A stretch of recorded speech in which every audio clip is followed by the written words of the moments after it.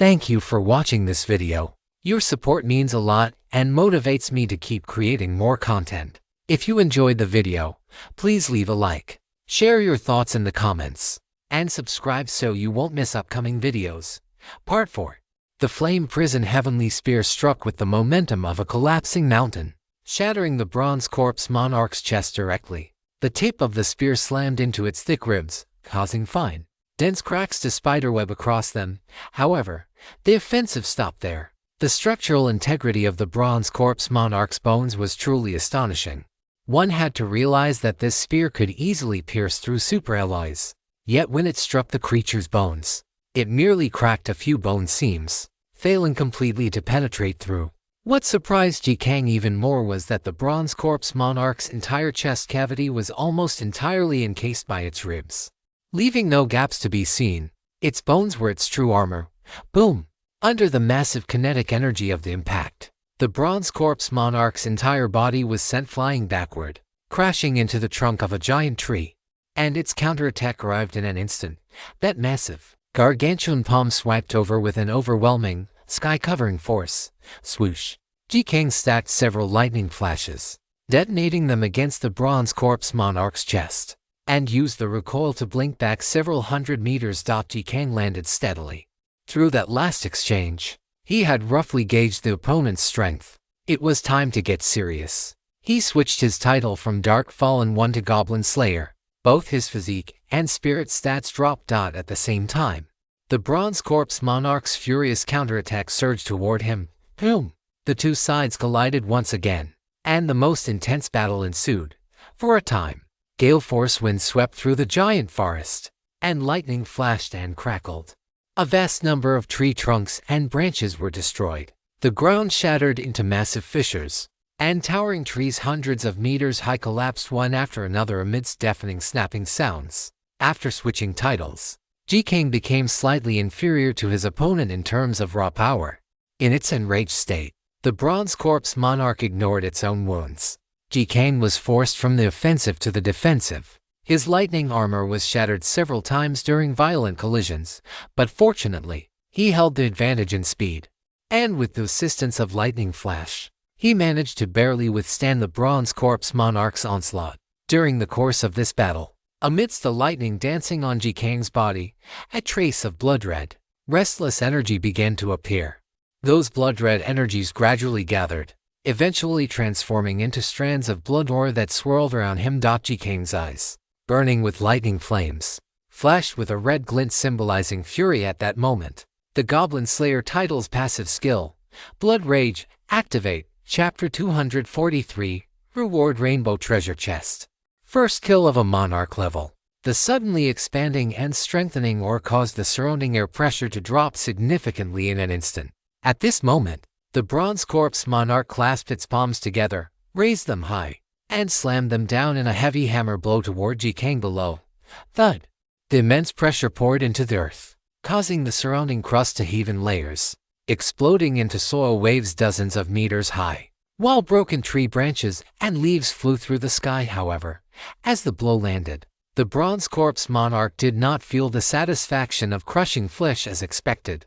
Its dark red pupils looked toward the large crater below. Whoosh! Whoosh! A strong wind blew past. That tiny human figure was still standing there. He held his long spear horizontally with one hand, having forcibly withstood this world-shattering blow. You had your fun just now, didn't you? Is it my turn now? A cold sneer hung on the corner of Ji Kang's mouth. His eyes filled with bloodlust. A dangerous glint flashed in the bronze corpse monarch's pupils, and it wanted to retreat immediately. But the next second, that lightning-clad figure had already flashed out in an instant. Swoosh! A sudden blade of light extended from the bronze corpse monarch's arm all the way to its neck. The light flashed and passed. Following that, a massive amount of blood exploded outward, tearing open a terrifyingly horrific wound. Roar! The bronze corpse monarch let out a roar of immense pain, its entire body tilting backward. But it did not simply wait for death. From its wide-open, giant maw, a scarlet, barbed tongue shot out, attempting to pierce through the human figure. But Ji Kang's speed now was on a completely different level than before. The darting lightning figure shifted rapidly, dodging the tongue attack while simultaneously slashing out another violent blade of light, severing the barbed tongue instantly. The second round of the battle had thus begun. Boom, boom, boom. On the earth, two terrifying domains collided incessantly, destroying all the giant trees in the vicinity. The dust and smoke kicked up rose into the sky, as if an earthquake or landslide were occurring. Compared to the suppressed state from earlier, now, Ji-Kang was completely crushing the Bronze Corpse Monarch in reverse. Under the augmentation of double physique and heavenly lightning, the Flame Prison Heavenly Spear transformed into an invincible divine weapon. Every strike easily broke through the Bronze Corpse Monarch's defenses, shaking unhealable cracks into the bone armor within its body. Roar! The Bronze Corpse Monarch had fallen into an unprecedented state of fury. After Ji-Kang entered the Blood Rage state, none of its attacks could touch even a fraction of his body. It could only passively endure the opponent's attacks the entire time. Wound after wound burst open, and large amounts of flesh and skin were shaved away, revealing cracked, ghastly white bones. Its body was too durable, even with the super regeneration ability of a high-tier dark race. It was difficult to complete healing in a short time, and the injuries could only continue to worsen. As the battle reached this point, the outcome was already clear. Even though the Bronze Corpse Monarch was enraged to the extreme, it had not lost the rationality to survive. Roar! It let out an earth-shattering roar, its internal aura erupting completely, forcibly knocking Ji-Kang back. Afterward, it turned and charged into the depths of the giant forest, attempting to flee. But how could Ji-Kang let it go? Still want to run? Ji-Kang grinned. This was his first monarch-level prey. There was no way he would let this thing escape. His figure hovered in midair as he slowly exhaled. The thunderous momentum within his body rapidly converged and settled at this moment. A massive amount of terrifying lightning arcs, resembling shining, coiled dragons, surged out from around him. They poured directly into the Flame Prison Heaven Spear held in his hand. Rumble, rumble, rumble. The mighty sound of thunder rolled and echoed. Within a mere 2 seconds, the Flame Prison Heaven Spear had completely transformed into an extremely condensed, pure white color. It was the effect of countless lightning energies gathering upon it, a white so brilliant it reached the extreme, like the most intense light in the world, illuminating the surrounding battlefield into a world of white radiance. The strongest heaven thunder strike in history had finished condensing. Ji-Kang had been holding back during the fight precisely to save his stamina for this ultimate blow. With several lightning flashes stacked beneath his feet, Ji-Kang leaped, flying directly into the high sky. A massive lightning magnetic field expanded, shrouding the entire giant forest ahead and completely locking onto the Bronze Corpse Monarch's figure as it crashed and rampaged through the woods in its flight.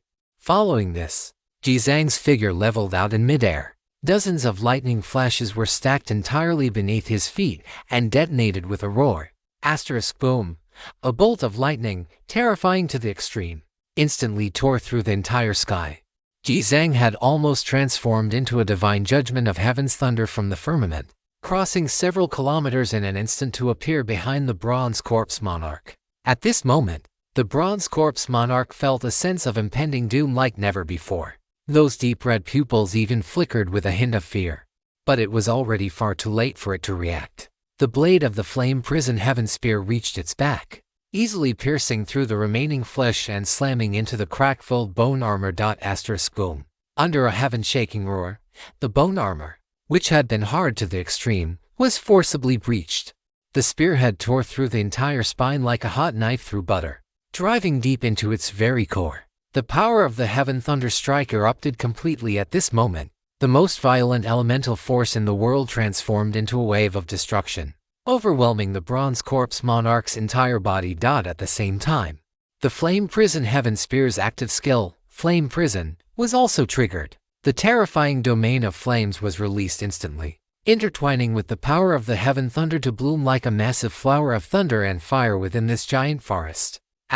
Rumble. The world trembled, and the heavens lost their color.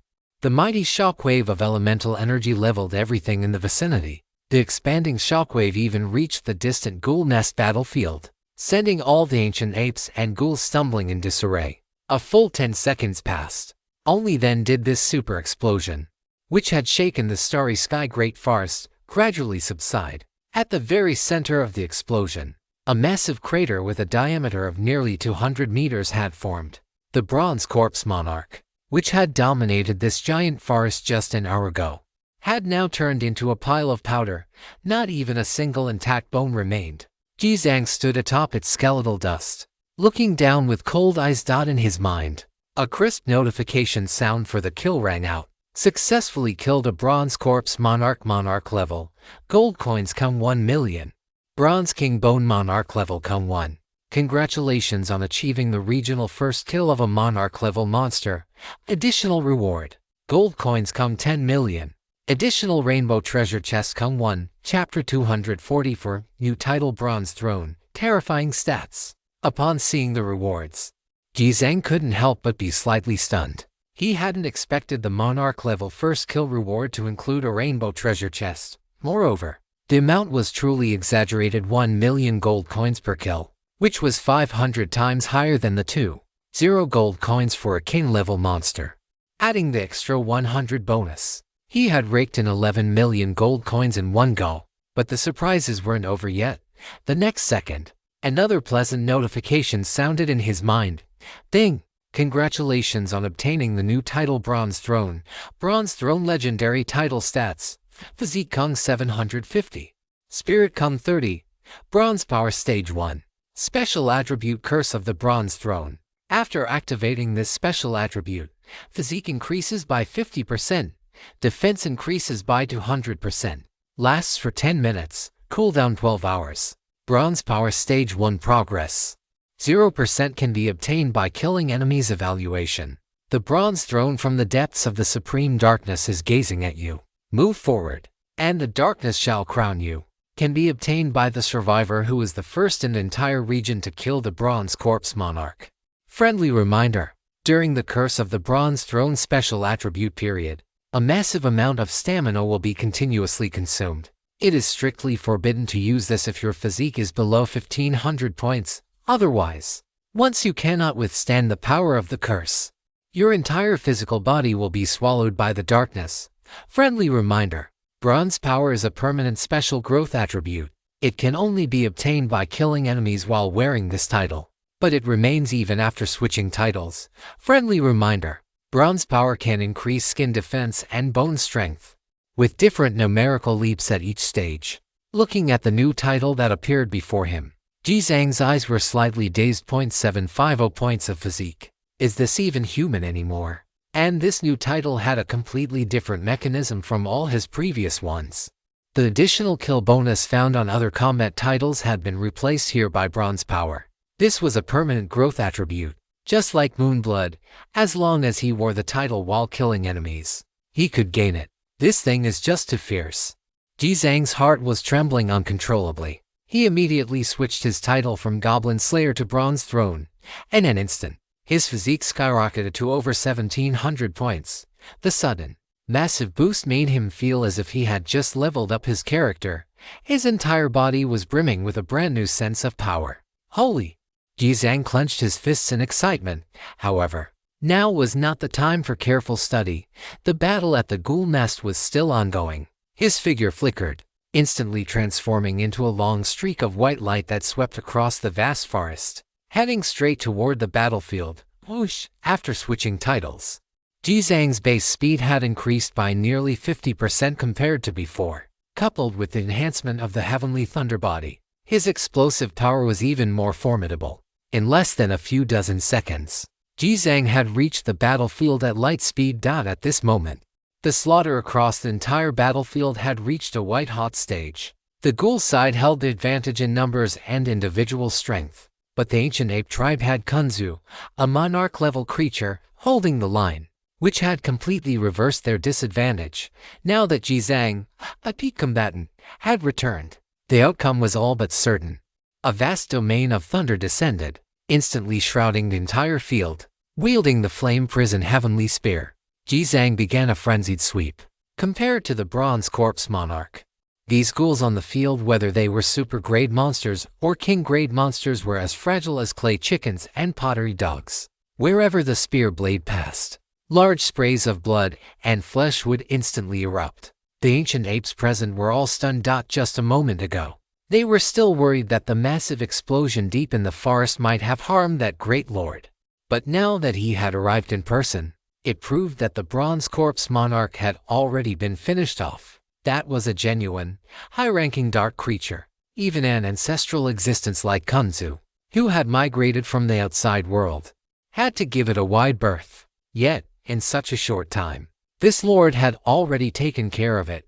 At this moment, the ancient apes scattered to avoid being caught in the crossfire. Jizang had now completely taken over the battlefield, his vast thunderous shadow sweeping through the ranks like a 1,000-man army, frantically reaping the ghouls on the field. Successfully killed a Ghoul King grade monster, gold coins Kung 2,000, Ghoul King Fangs Kung 1. Successfully absorbed a wisp of bronze power. Successfully killed an adult Ghoul super grade monster, gold coins Kung 50, Ghoul Fangs Kung 1.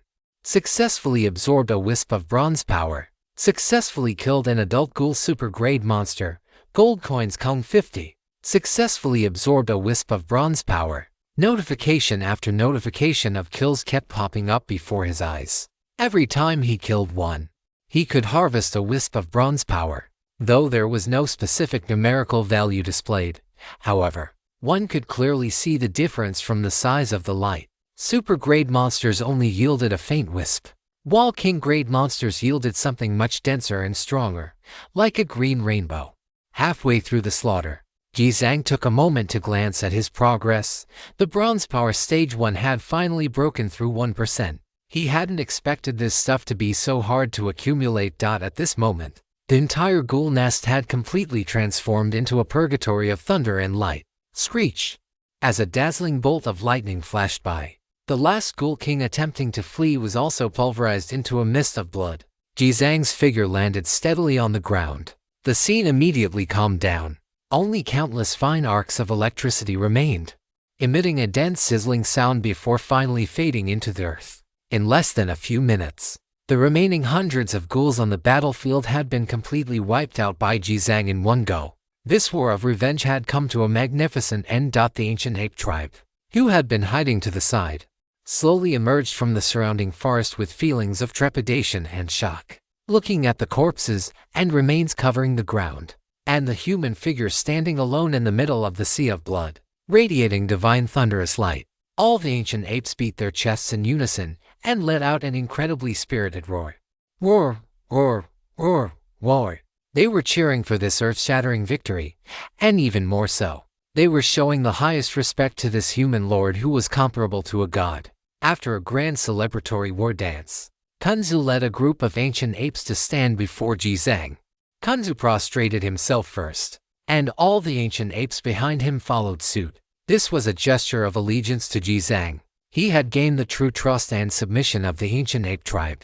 Kunzu spoke with sincere words. Lord, thank you for everything you have done for the ancient apes. From this day forward, the ancient ape tribe is willing to serve you as our master. Jizang exited his heavenly thunder body state, waved his hand, and said, small matter. Everyone get up.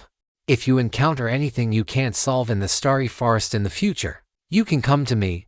I've got your back. Chapter 245, A Super Harvest. The crazy unboxing begins. Many thanks, Lord. Kunzu's eyes were filled with gratitude as he led his tribesmen to rise. The great battle had ended smoothly. The war apes had urgently wanted to head straight home, but under Jizang's command, they began to clean up the battlefield. The bones, teeth, and sharp claws of the ghouls were as hard as iron. After being polished, they could be used to craft various weapons. Their barbed tongues were extremely resilient, and after being dried and polished, they also had many uses. And fortunately, the war apes were not a human civilization, and their awareness of tool utilization was extremely limited. Jizang thought about having people sent over from Twilight Canyon later to give them some guidance. While the apes were clearing away the ghoul corpses, Jizang began searching for the purple glazed treasure chest mentioned in the intelligence. This was the main event of the day. According to the description in the intelligence, the treasure chest was located in a cesspit. This was the first time he had encountered such an outrageous hiding spot. Damn it, ghouls even have a cesspit. They're surprisingly hygienic. Jizang deployed his thunder magnetic field and carefully scanned the nest. Not long after, he discovered the location of the chest in a foul-smelling, withered leaf swamp in the corner. The chest was buried more than 10 meters deep under the sewage, completely covered by sludge. Damn, it's buried pretty deep. Ji Zhang spat. For him to go down there and fish it out himself was simply out of the question. Furthermore, the ancient ape tribe couldn't help either.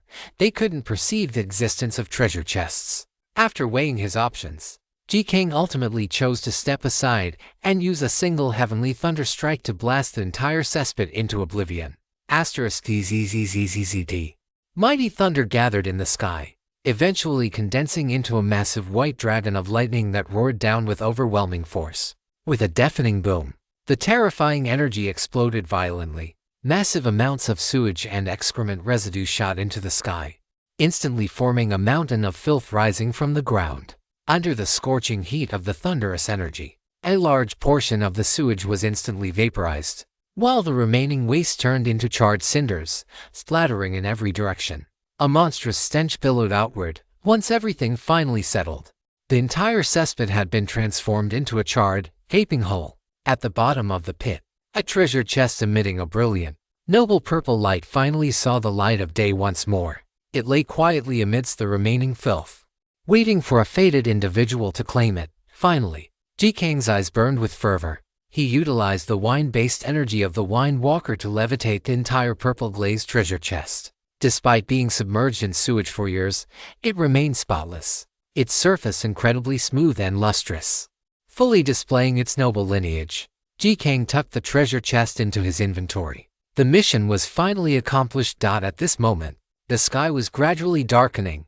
The vast, devastated forest was filled with the busy figures of the ancient apes. There was nothing else to do for now. Ji Kang found a large rock to sit on and rested for a while. The intensity of this battle had been quite high, and even with his new title equipped, physical exhaustion was unavoidable. He leaned back against the large rock, closed his eyes, and allowed his body to relax completely. Once the ancient apes had finished their work, Ji Kang followed them as they began their journey back. The previous territory of the ancient apes had been destroyed by the ghouls, so it was time to find a new habitat. Fortunately, the ancient ape tribe could now be considered a hegemon in the depths of the great forest. If they took a liking to a piece of prime land, they could simply occupy it. Soon, the ancient ape tribe found a valley with beautiful mountains and clear waters to serve as their future home. To express their gratitude for Ji Kang's great kindness, Kunzu did not hold back on the rewards. He presented all the monkey wine the tribe had accumulated over the years, along with a large quantity of rare fruits, to Ji Kang. Ji Kang wanted to accept them, but since this was essentially the tribe's life savings, he felt embarrassed to take it all. After some polite refusal, he reluctantly accepted half of the gifts. Of course, he had carefully inspected the fruits. He didn't need the ones that had daily or weekly consumption limits. Many of them overlapped with the fruits produced by Chen Xiaonuan.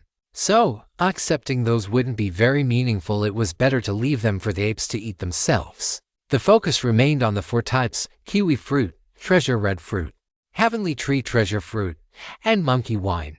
Even though it was only half, the quantity was still astonishing. Kiwi fruit, 312 units. Consumption increases constitution by 0.5 and spirit by 0. Treasure red fruit, 28 units. Consumption increases constitution by 5 and spirit by 0. Heavenly tree treasure fruit, 3 units. Consumption increases constitution by 30 and rapidly restores stamina and spirit. Monkey wine, 5 Jin 2. 5 kilograms. Consuming 1 liang 50 grams increases spirit by 3 and grants affinity with all elemental types. The most potent items among these were undoubtedly the heavenly tree treasure fruit and the monkey wine. The heavenly tree treasure fruit was equivalent to the energy replenishment fruit he had obtained from the luminous treasure box earlier. It was an extremely rare fruit capable of restoring stamina, especially for someone like him who relied on physical combat. It was a bug-tier item. He had been worried about running out of energy replenishing fruits without any subsequent supplies. And now, they had been delivered right to his doorstep. Moreover, this wasn't a one-time transaction. If he ran out in the future, he could just ask the ancient ape tribe for more. They were all buddies now. Then there was the 5 Jin of monkey wine. 1 liang increased spirit by 3. So 5 Jin meant an increase of 150 points in spirit. It was absolutely heaven-defying. However, this stuff was quite potent, so it had to be savored slowly. He couldn't drink it all at once. By now, the whole affair had come to a complete end. Jikane left a communication device here and taught Kunzo how to use it. Just like the Golden Goblin in the super main city, if they had any issues in the future, they could reach him directly. Afterward, Jikane bid farewell to the ancient ape tribe. He carried a massive sack filled to the brim with fruits. He traveled through the starlight and moonlight, returning to the outskirts of the great forest. Under the night sky, the war platform was parked outside the forest, standing like a silent beast of the earth, keeping watch. Jikane returned to the vehicle, took a refreshing hot shower, and completely washed away the stench of the forest. After changing into clean, comfortable clothes and eating a steaming, hearty dinner, he finally stepped out onto the balcony deck. The drone fleet he had dispatched today had all returned fully loaded. Last night, he had been frustrated by the wooden treasure chests, so today he hadn't bothered collecting that trash and had only picked up the high-quality goods. The great forest was rich in resources and filled with treasure chests. This trip could be described as a bountiful harvest. Combined with the chests he hadn't opened yesterday, he now had a collection of every type. They were neatly arranged before him: black iron treasure chests, bronze treasure chests, silver treasure chests, gold treasure chests. Jikane rubbed his hands together, then took the purple glazed treasure chest and rainbow treasure chest from his inventory and placed them on the deck. A brilliant, dazzling light filled his vision, blindingly bright. Things are about to get crazy. Jikane's heart was filled with immense excitement. Chapter 246, Upgradable Firearm, Neurotoxin Pulse Gun. First, the Black Iron Tier Appetizers. Jizang was now almost immune to these low-tier treasure chests, so he didn't bother taking his time. He equipped the Lucky Gambler title and went straight for a 29 chest opening spree. Clang, clang, clang, clang, clang. Under the flick of his palms, the iron-grade treasure chests opened with a rhythmic cadence, much like falling dominoes. The light within the chests flared up one after another, revealing various resources and materials wrapped in brilliant glows. Once all the chests were opened, Jizang didn't bother inspecting them one by one. He gathered all the gold coins, resources, materials, equipment, and fragments. A long list of acquisition notifications immediately appeared before his eyes. Obtained gold coins by 722, leather x 552, parts x 865, steel plates by 3211, dwarf fine wood by 309, universal bullets by 7200. Obtained Trinsrath bracelet rare artifact grade x1, mystic crossbow rare grade x1, pale blade rare grade x1. Obtained snakeskin soft armor rare grade x1, alloy armor rare grade x1, crystal goggles fine grade x1. Obtained AWP sniper rifle x1, Gatling heavy machine gun x1, AK-47 x1. Obtained firearm modification, infinite durability x1. Obtained melee weapon modification, super sharpening x1. Obtained B grade talent fragment by 7. Obtained C grade talent fragment x42. The results of this consecutive opening were fairly standard, no major surprises. But nothing too disappointing either, given his current scale. These meager amounts of materials and resources were basically negligible. The focus remained on the various pieces of equipment and items. He inspected them one by one and eventually found only 2 items of interest. Trinsrath bracelet jewelry grade, rare artifact grade E exclusive skill death entanglement. When activated in forest or grassland areas, the user can manipulate wood attribute energy in the vicinity based on their spirit stat, transforming it into powerful vines and true roots to bind and strangle enemies. Cooldown: 30-minute. Test description: as the weakest branch of the elf race, Trents are often forgotten throughout ancient history, but their mastery and attainments in wood attribute energy are incomparably powerful. It's actually a skill that scales with a percentage of the spirit attribute. It seems you can still find treasures in the rare artifact grade after all. Jizang clicked his tongue in appreciation and immediately equipped the bracelet. Aside from the Trinsrath bracelet, there was another item, the Universal Upgrade Voucher. Universal Upgrade Voucher category: one-time consumable descript. Can be used to upgrade any equipment or item that is upgradable but not growth type. This was highly valuable. Equipment or items that meet both the upgradable and non-growth type criteria are extremely rare. His own super body armor fell into this category. As long as he used this voucher, he could promote the super body armor directly to the highest legendary grade without the help of a top-tier talent mechanic. However, Ji Zhang didn't plan to use it right away. The super body armor was sufficient for now. He would wait to see if any other equipment or items turned up later. Beyond these two items, the most important things were the talent fragments. He wouldn't rush to synthesize them just yet.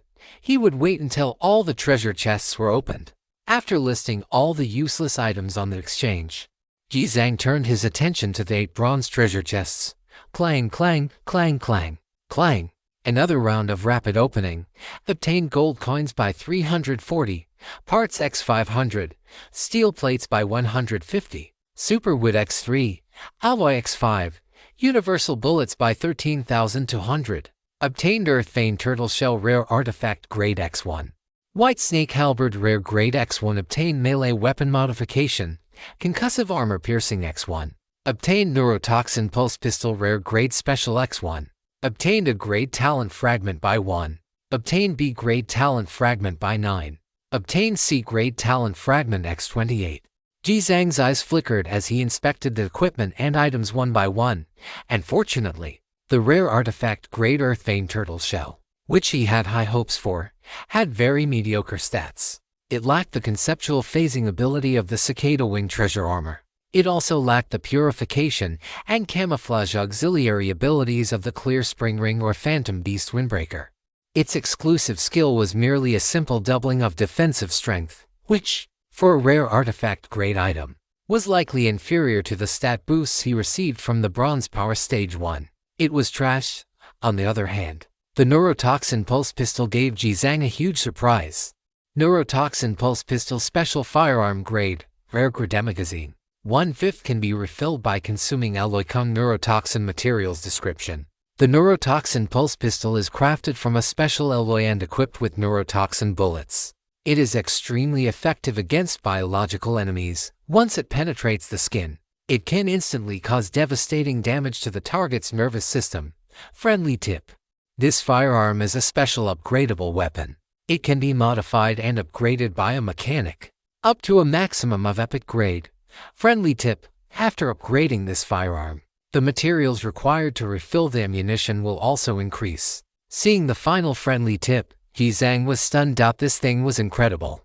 He had originally thought it would be like the body covering intelligent armor, hitting its limit after just 1 or 2 upgrades. He never expected it could be upgraded all the way to epic grade. With his current resources, how was this any different from just handing himself an epic grade weapon? And it was a firearm type. Functional weapon, exactly what he needed most. Taking off, Ji Zhang took out the neurotoxin pulse pistol and toyed with it in his hand. This was an oversized caliber pistol with a dark gold finish. Its appearance resembled a desert eagle, and it felt cold, heavy, and exceptionally well crafted in his grip. As for the ammunition, given its current rare grade status, filling 1 round required 1 unit of alloy and 1 unit of neurotoxin. On the exchange, 1 unit of neurotoxin cost roughly 300 gold coins. In the past, he certainly would have been reluctant to fire a single shot, but now, this level of consumption was basically negligible. Ji Zhang put it away with great satisfaction. Continue opening chests. The main event was still to come.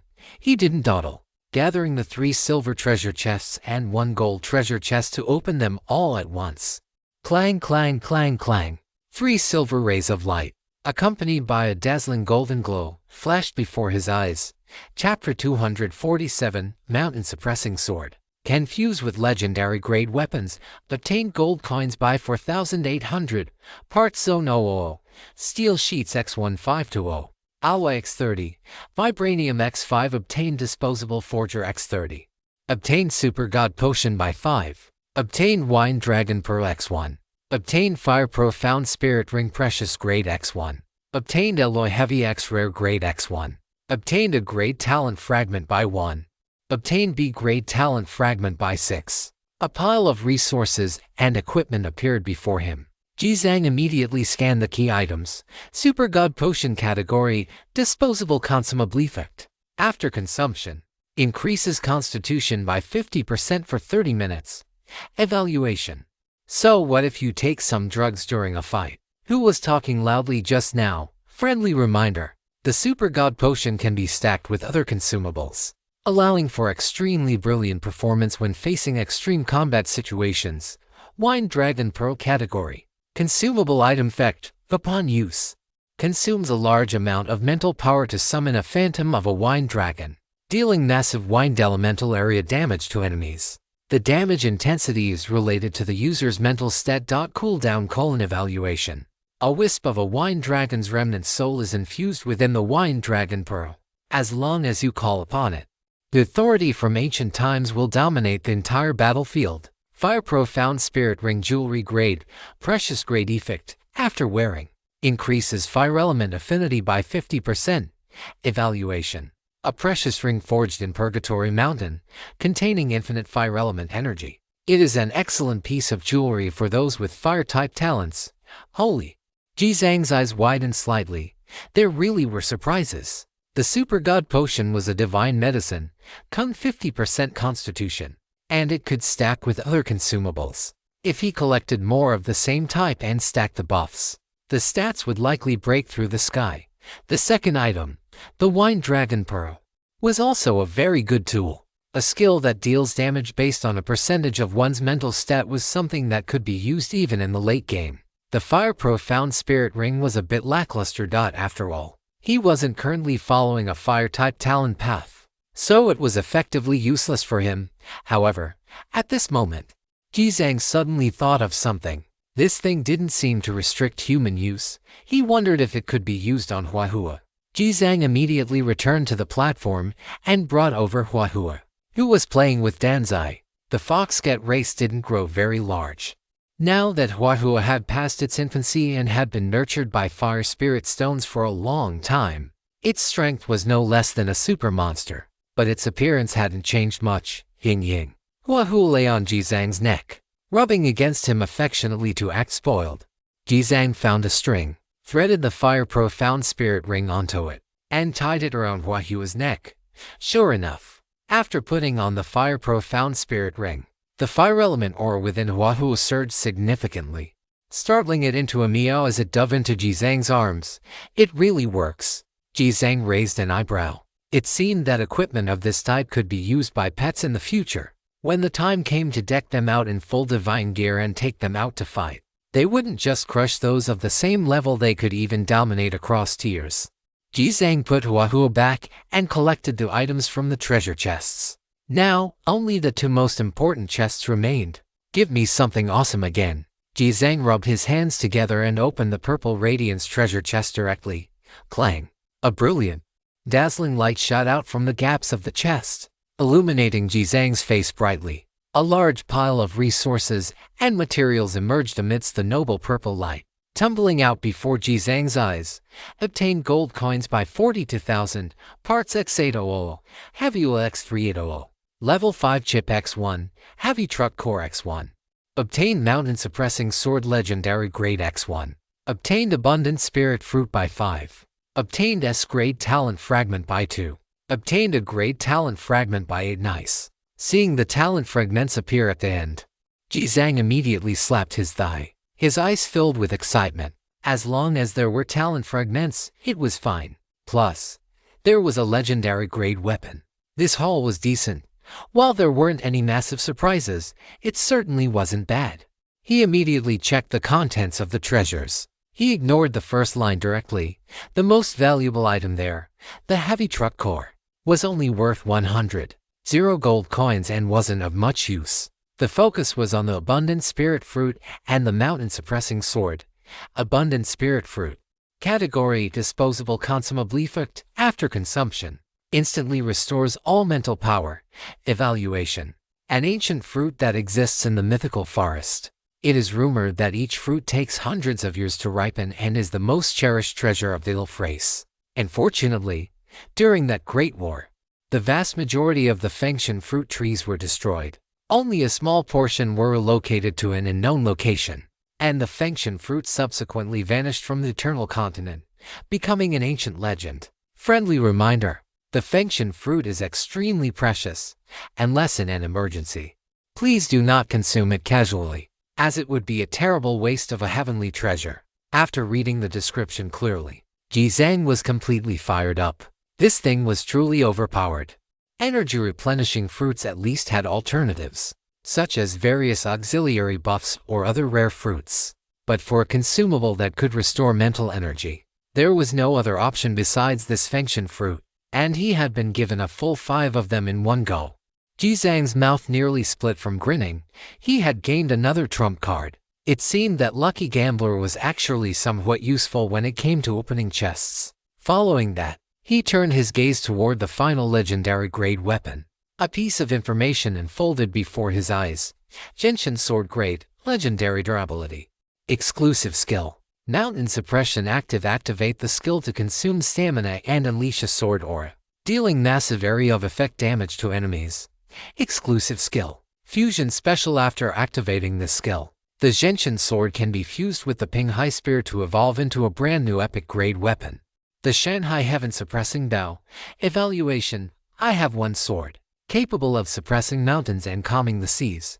Friendly reminder: the Genshin sword and Ping Hai Spear possess mutually attracting attributes. After obtaining the first weapon, the drop rate for the second weapon will increase. A fusion-capable weapon. Ji Zhang's eyes widened slightly. He had originally thought this sword was just an ordinary legendary grade item like the Yanyu Heaven Spear, but he hadn't expected it to be capable of fusion. Damn, could it be that my first epic grade weapon is about to arrive? Ji Zhang's heart was incredibly excited. Moreover, after the fusion, it would transform from a sword and spear into a long-range bow. By then, once his moon blood evolved to the epic grade as well, it would be equivalent to possessing both long-range and close-quarters epic grade weapons. He would be invincible. Chapter 248, Epic Grade Dimensional Pendant. Second inventory. Ji Zhang took out the Genshin sword. The moment it touched his hand, his palm sank slightly. The weight was at least 2,000 jin, actually a bit heavier than the Yanyu Heaven Spear. He examined it closely. It was a sword that was entirely gray, lacking the sharp edge and keenness of ordinary precious swords. The blade was incredibly coarse, possessing a mountain-like majesty and heaviness. He swung the sword casually. Boom! The moment the blade moved, it carved out a white vacuum of air, as if tearing through space itself, and a terrifying sonic boom exploded. This ordinary sword aura spread outward, and with ***, it instantly leveled a patch of tree branches and leaves not far away. Not bad. Ji Zhang was quite satisfied with the feel and power. In the future, he could use it in conjunction with the Moonblood Blade, and he would be unstoppable. Afterward, he processed and stored the items from this haul before finally looking at the last rainbow chest. The last one. Ji Zhang rubbed his hands together, his heart filled with excitement. He remembered that the last rainbow chest had offered 3 options: the Prison Marsh's Grade Dungeon Mission Scroll, a legendary grade weapon, and a mysterious pet egg. He wondered what kind of top-tier items would appear this time. Ji Zhang reached out and slowly opened the rainbow chest, which was swirling with 7-colored light. Endless iridescent radiance surged out from the gaps in the chest, competing to be seen.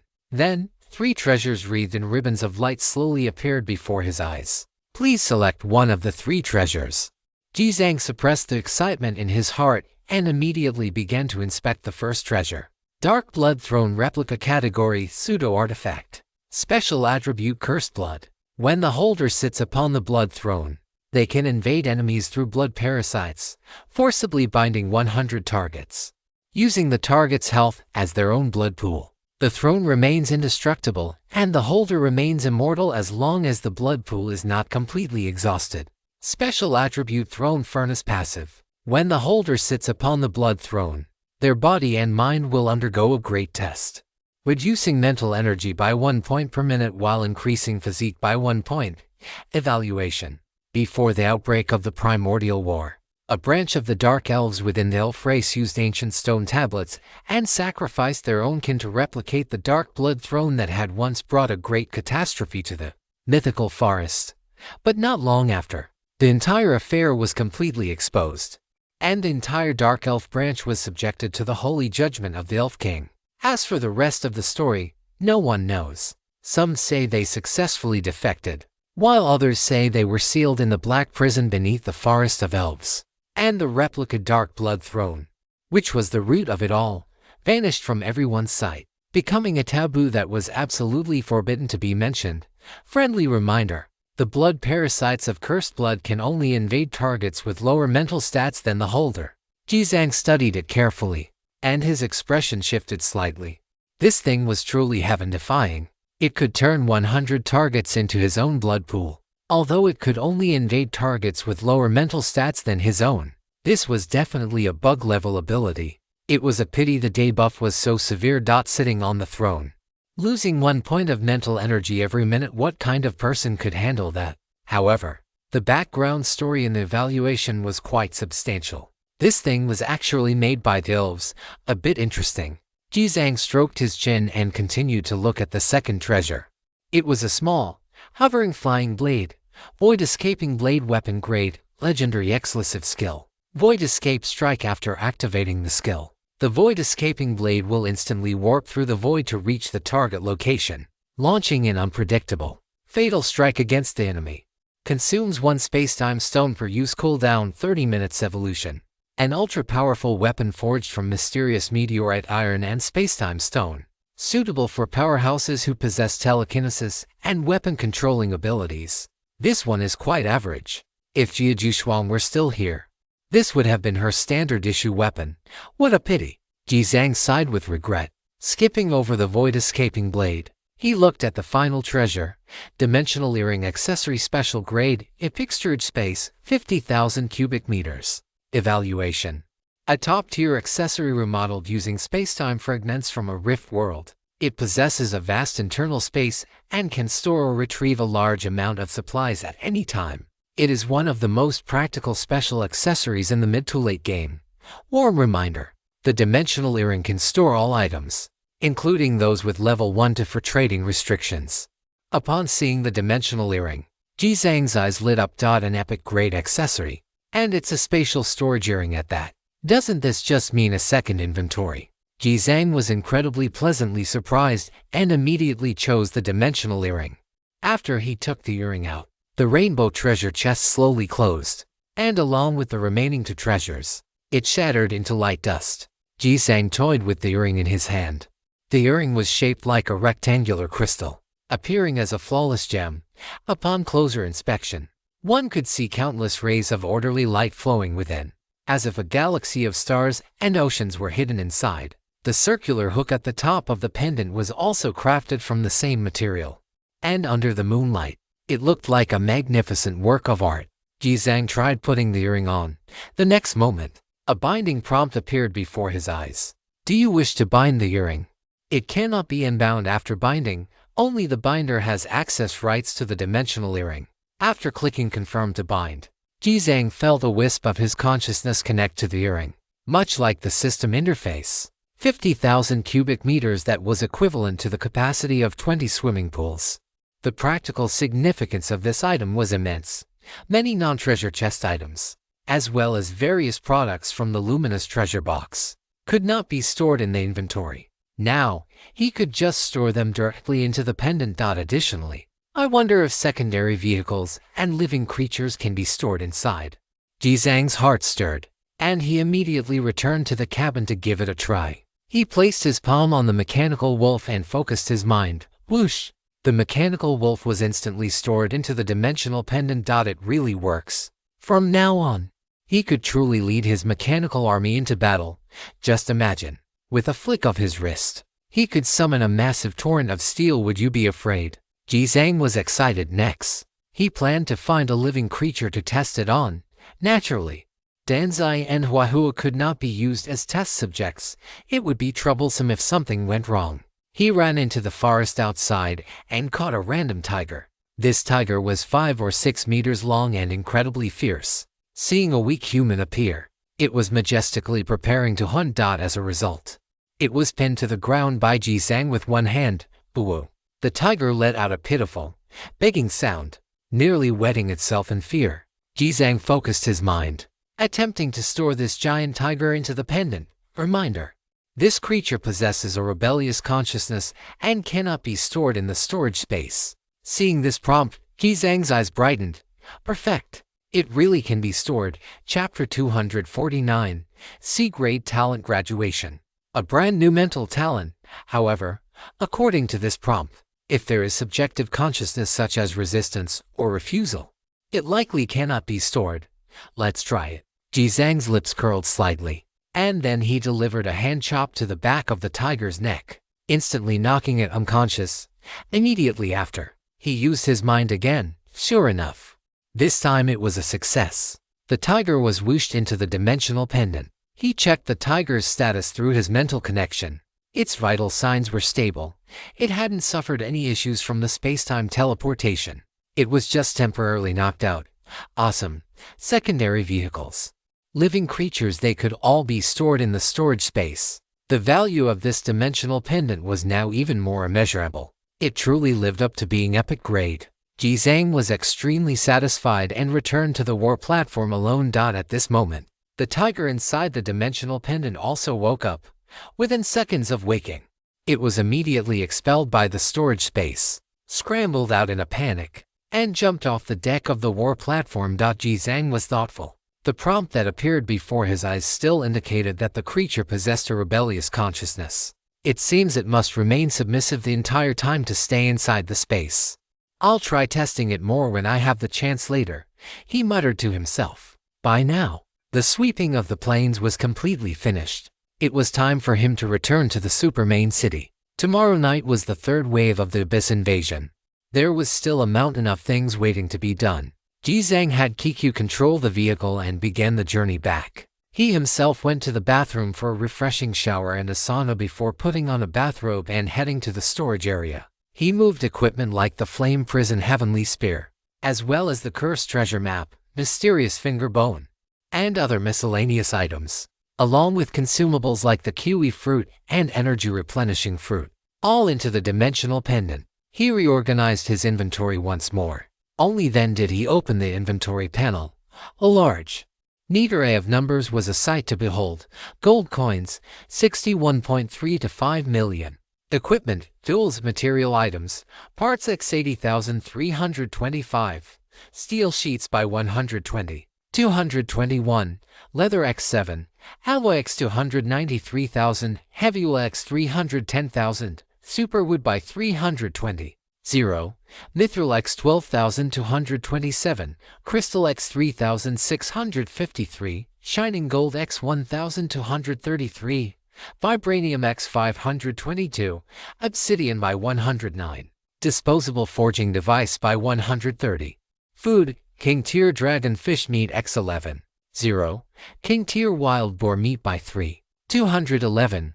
Rare Food Gift Pack X 84, Top Tier Bread by 582, High-End Instant Food by 200. Functional Beverage X 420, Energy Bar X 100. Talent Shards, C Tier Shard by 89, B Tier Shard by 33, A Tier Shard by 9, S Tier Shard by 5. Damn, that's awesome. Looking at the numbers above, Jizang clicked his tongue in admiration. It had been nearly 50 hours since the last major synthesis of the resource fiefdom, adding in the first kill reward for the Monarch tier boss. His gold coins alone had surged past 60 million. When counting the production value of other resources, his net worth had easily surpassed 100 million. Just ask, who else could compare? Jizang stood up and leisurely walked to the balcony, enjoying the cool air while sipping a drink. He contacted the Twilight Canyon side, instructing them to send people to coordinate with the ancient ape tribe and help them improve their armament technology and theory for the upcoming third wave. With the collaborative defense of the ancient ape tribe, the defensive line of District 5631 would surely be even more solid. There shouldn't be any major issues. Next up is the talent. Jizang looked at the last column of his inventory. His current C-tier talents were Eli over Limit Kung Basic Movement Technique. Basic Movement Technique was no longer of much use to him now. He needed to find something new to replace it. He rubbed his hands together, switched his title to Lucky Gambler, and clicked on C-Tier Talent Synthesis. C-Tier Talent Synthesis complete. Congratulations on obtaining the talent Item Repair C tier. Do you wish to replace the talent Basic Movement Technique? Jizang squinted and examined it. Item Repair can repair some damaged, relatively basic items and props, allows one to act as a junior repairman.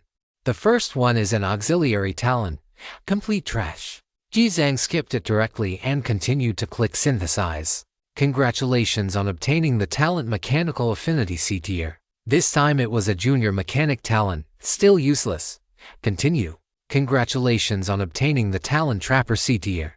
Congratulations on obtaining the talent Damage Reflection C tier. Congratulations on obtaining the talent Psychokinesis C tier. Jizang clicked Synthesize one after another, but unfortunately, the talents from the first 5 attempts were all somewhat unsatisfactory. Actually, there were good categories like Psychokinesis among them. But the problem was that they were C-tier talents, and the upper limit was simply too low. Fortunately, the next 3 syntheses gave Jizang a huge surprise. Congratulations on obtaining the talent Morale Boost C tier. Congratulations on obtaining the talent Basic Movement Technique C tier. Congratulations on a great success in talent synthesis. Obtain talent Mental Reflux C tier Refined. During the final talent synthesis, a golden light effect flashed before Jizang's eyes, and he felt a sudden jolt. It popped. He immediately opened the talent details, and a panel appeared before him. Talent Mental Reflux Refined Level C tier Function. In combat state, recovers 1% of mental energy per minute. Evaluation. The Mental Reflux talent is an extremely rare mental type combat talent. The stronger the strength, the higher the upper limit. Friendly reminder. Survivors can possess at most 2 talents of the same level. When obtaining excess talents, you can perform a replacement, and you can decompose unwanted talents into shards to exchange for higher tier shards at a ratio of 5. Mental percentage recovery. Awesome. Jizang's heart burned with excitement. What are we waiting for? Time to graduate. He immediately unequipped Basic Movement Technique and replaced it with Mental Reflux. Then, he took out a C-tier talent Overlimit Awakening gem and used it directly on the new talent. Talent Mental Reflux Overlimit Awakening successful. This talent is permanently fixed to the talent tree. Following the mechanical prompt sound, a brand new talent panel appeared before him. Talent Mental Reflux Refined Level C-tier Overlimit Awakening. Function. In combat state, recovers 2% of mental energy per minute. Evaluation. The Mental Reflux talent is an extremely rare mental type combat talent. The stronger the strength, the higher the upper limit. Nice. The Overlimit Awakening directly doubled it. Recovering 2% mental energy per minute in combat state means he could fully recover his mental energy after 50 minutes of continuous combat. This thing is truly ruthless. Jizang was extremely satisfied. His C-tier talents could now be considered fully graduated. Chapter 250, Another Gold Pop. Origin Tier Singularity Domination. Although Eagle Eye wasn't the strongest, it was also a percentage-based vision type talent, which suited him very well. Next, it was time to deal with the B tier. Jizang clicked on Basic Movement Technique and chose to decompose the talent. Talent decomposition successful. Obtained C-tier talent shard by 6. This was his first time decomposing a talent, and he didn't expect it to return 6 shards. The ratio was quite good. He continued to decompose the other 7 C-tier talents, with an average return of between 3 to 7 shards each. After decomposing all of them, the number of C-tier talent shards reached 52. Jizang exchanged all these shards for B-tier talent shards at a 1:5 ratio. The number of B-tier talent shards also reached 43. Now let's see if these 4 attempts can yield something good. Jizang took a deep breath, feeling a bit nervous. A B-rank talent has already exceeded the limits of a Windwalker. The remaining slot, even if not the best of all talents, must at least reach the top tier before it can be fixed with a limit break gem. Otherwise, he would surely regret it later. On the surface, there are 4 opportunities. After decomposing and resynthesizing, I can get to more. For a total of 6. Jizang's expression tightened slightly. It has to be gold. He took a few deep breaths, found his rhythm, and clicked Synthesize directly. B-rank talent synthesis complete. Congratulations on obtaining the talent Skill Imprint B-rank. Jizang raised an eyebrow and immediately checked it. Skill Imprint. After using this talent, You can simultaneously replicate a skill when casting any talent, equipment, or item skill, dealing 50% damage. Cooldown: 1 day. This talent is quite interesting, and its potential is actually quite high. It's equivalent to increasing the damage of an ultimate move by half, but unfortunately, it can only be used once a day, which significantly weakens its practicality. G-Kang clicked to synthesize a talent for the second time. B-rank talent synthesis complete. Congratulations on obtaining the talent Constitution Boost. B-rank, Constitution Boost. Permanently increases Constitution by 50 points. After using a talent skill, you can gain an additional 50 points of Constitution for 30 minutes. Looking at the description of the second talent, G-Kang was truly disappointed. This kind of thing is a god-tier skill in the early game, but pure trash in the mid to late game. G-Kang didn't even give it a second look and continued to synthesize the third talent. But just as he clicked synthesize, a black light effect suddenly began to glow slowly before his eyes. Another special effect. It hit gold. G-Kang stood up with a start, his eyes fixed intently on the glowing effect before him. Soon, that pitch black light condensed to the extreme, and after fully converging at the center point, it burst forth. Congratulations on a great success in talent synthesis. Obtain talent Singularity Dominion. B-rank origin. Talent Singularity Dominion rank. B-rank origin exclusive skill. Gravity. After using the skill, consume a portion of stamina to exert immense gravity on a single target. The intensity of the gravity is directly proportional to the Constitution value. Exclusive skill. Repulsion. After using the skill, consume a portion of mental energy to exert immense repulsion on a single target. The intensity of the repulsion is directly proportional to the spirit value. Evaluation. One of the fundamental forces of the world. One of the highest laws of order. Possessing this power means you control the divine power of creation and destruction. Holy crap! The moment he saw the talent description, G-Kang almost jumped for joy. The power of origin. This is truly the pinnacle. G-Kang didn't hesitate for a second.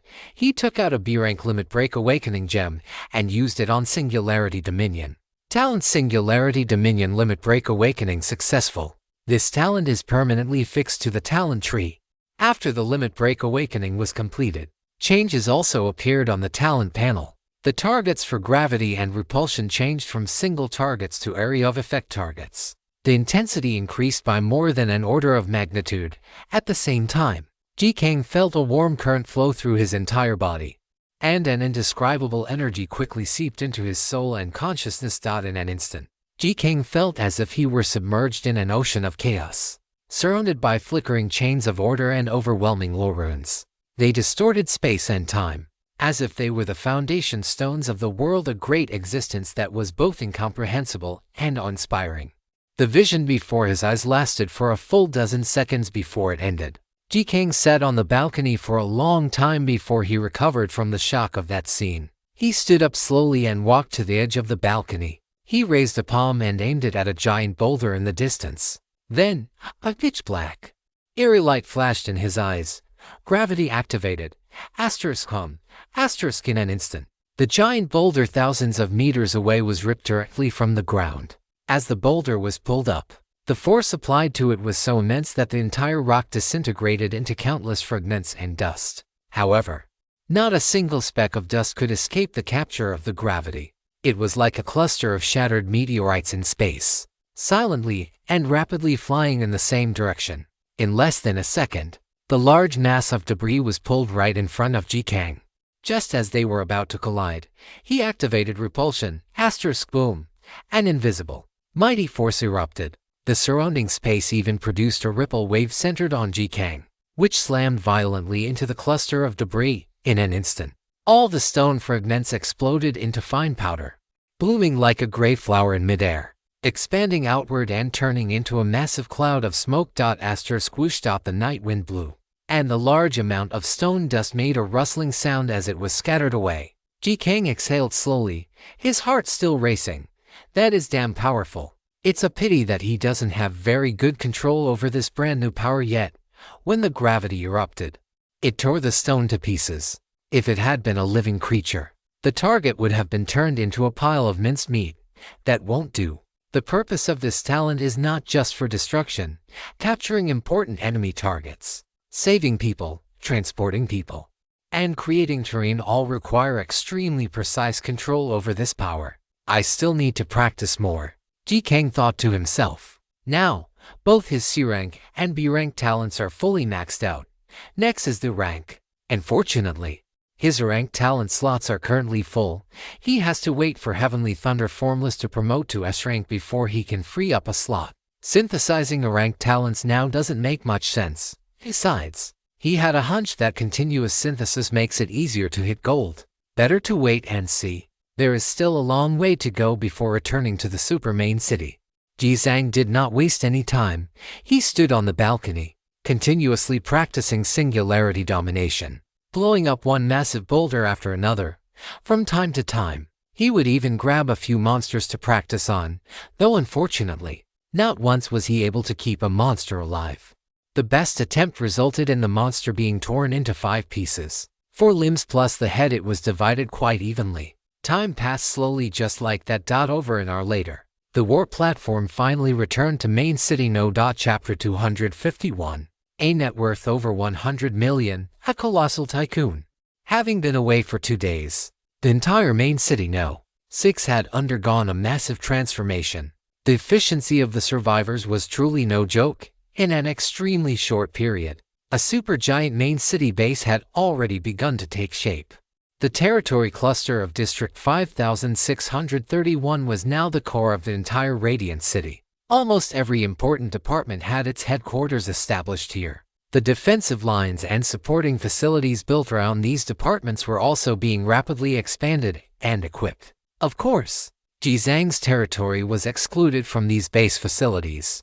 His territory was too large, and since he would remain in the super main city whenever a monster wave occurred, it was better to keep it separate from the base area to avoid collateral damage. Returning to his territory, he looked out to see a scene of busy figures.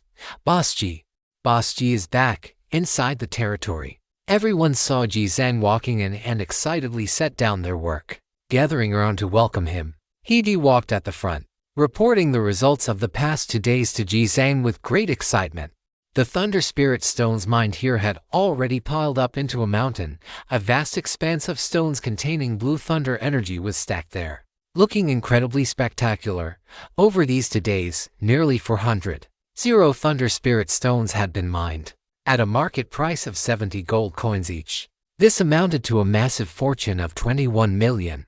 Quite a few members of the logistics department were currently moving the Thunder Spirit stones. Following Ji Zhang's instructions, a portion was kept within the territory, while the rest was sent out to be sold.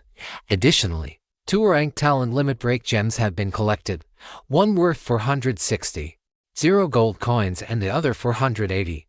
Beyond that, there was a large pile of various other items, for instance, medicines and props capable of slightly restoring stamina, mental energy, and injuries, as well as fruits that provided unlimited increases to stamina and mental energy. In total, there were hundreds of items, costing a total of 370,000 gold coins.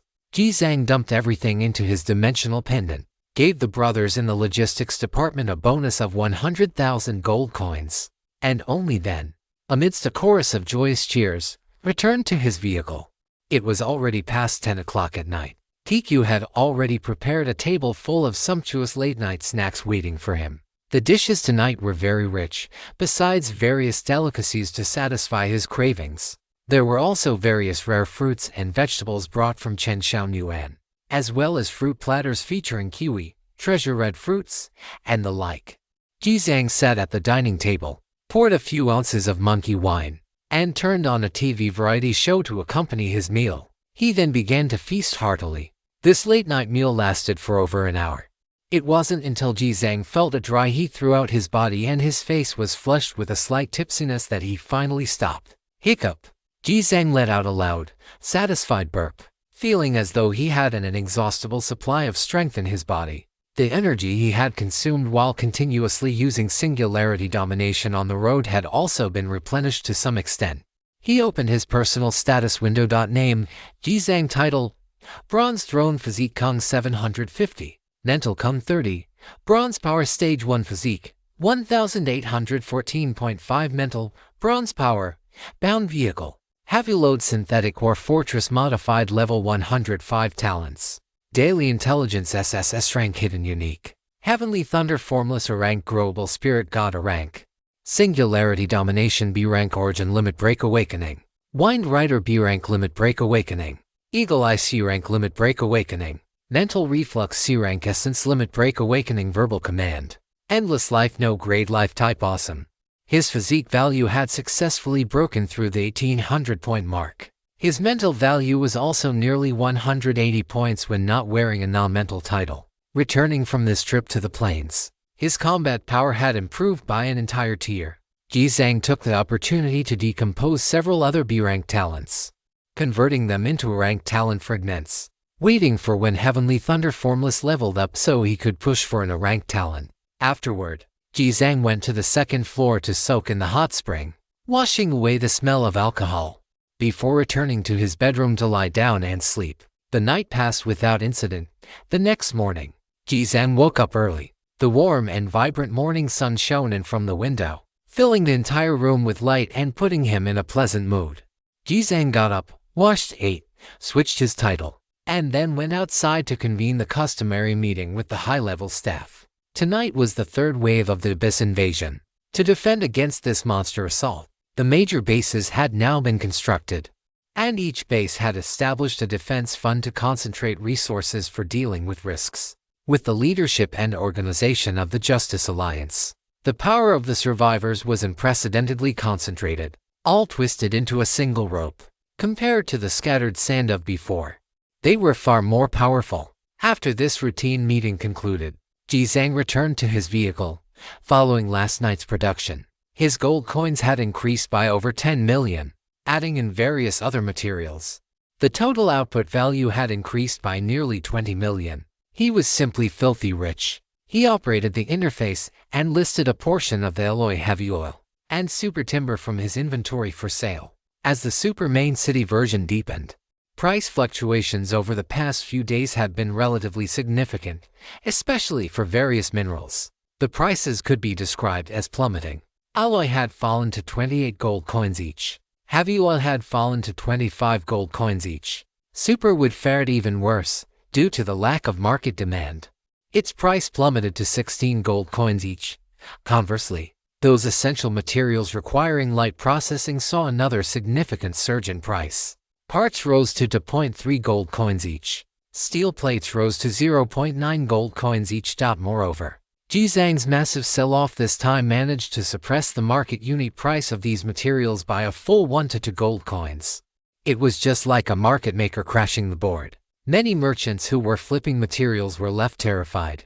After selling off these materials, Jizang made a large purchase of parts and steel plates. He went on a wild buying spree, snapping up 10 million of each, a staggering quantity. In total, it cost just over 30 million gold coins. After selling and buying, he actually had more gold coins on hand than before, with about 80 million remaining.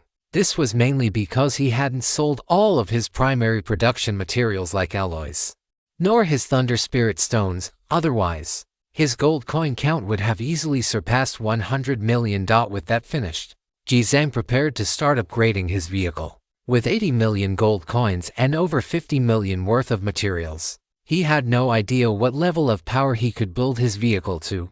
However, to avoid causing a stir, Jizang drove the war platform into a remote mountain forest. The terrain here was open, with mountains, water, and trees, making it convenient for him to test the power of his armed turrets. After parking the vehicle, Jizang rubbed his chin and began to study his upgrade strategy. Chapter 252. Crazy Upgrade of Vehicle Armaments. Vulcan Cannon. First on the agenda, naturally, had to be the armed turrets. The turrets on the war platform had been stagnant at the previous version for a long time, compared to other components. Some were even lagging behind by a full 2 levels. Furthermore, there were the 3 turret slots unlocked after promoting to a Tier 5 vehicle, as well as the 1 slot left over from the tier for promotion that he had intended to reserve for the high-voltage electric grid. He hadn't even had the chance to upgrade those yet. Time to go all out. Ji Zhang arrived at the third-floor combat zone and immediately snapped up for sets of machine gun-based modification kits from the exchange, applying them all to the new slots. In an instant, the vehicle level increased by 8. For brand new machine gun-based turrets appeared in the combat zone, however, compared to the other massive and fierce-looking turrets nearby. These infinite ammo-heavy machine guns looked like toys, appearing somewhat cute. Ji Zhang opened the interface for one of the machine gun bases. Ever since promoting to Tier 5, he had forgotten to check the newly unlocked turret upgrade paths. Upgrade path. Close-in weapon system upgrade requirements: 500 gold coins, 100 parts, 1,500 steel plates.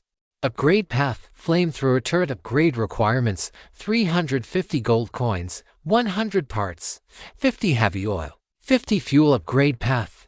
Anti-aircraft gun upgrade requirements: 1,500 gold coins, 1,000 parts, 50 alloys. Upgrade path. Laser cannon upgrade requirements: 3,000 gold coins, 2,000 parts, 200 alloys, 1 laser core. Upgrade path. High voltage electric grid upgrade requirements: 50,000 gold coins, 5,000 parts, 1,000 alloys, 10 super energy stones.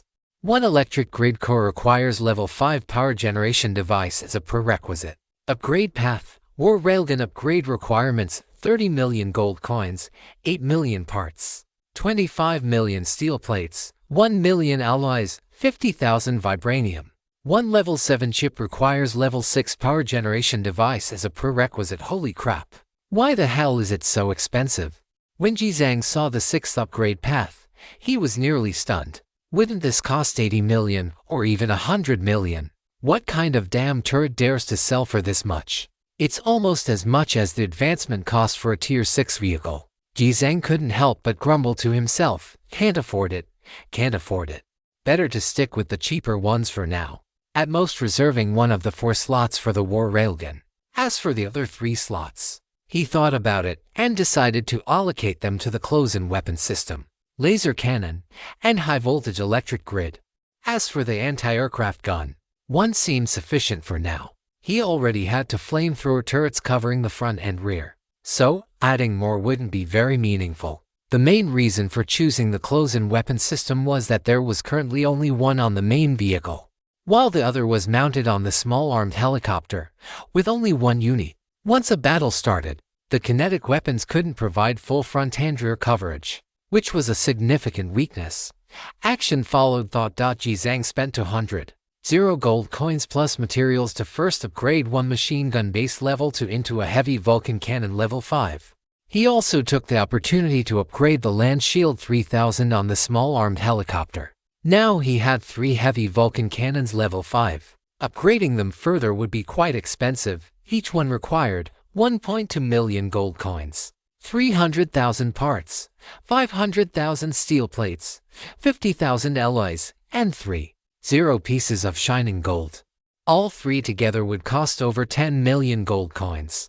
Ji Zhang hesitated for a moment, but finally gritted his teeth and decided to go for it. Max it out. He gathered the necessary shining gold materials and clicked upgrade. In an instant, all 3 heavy Vulcan cannons erupted with a dazzling white light.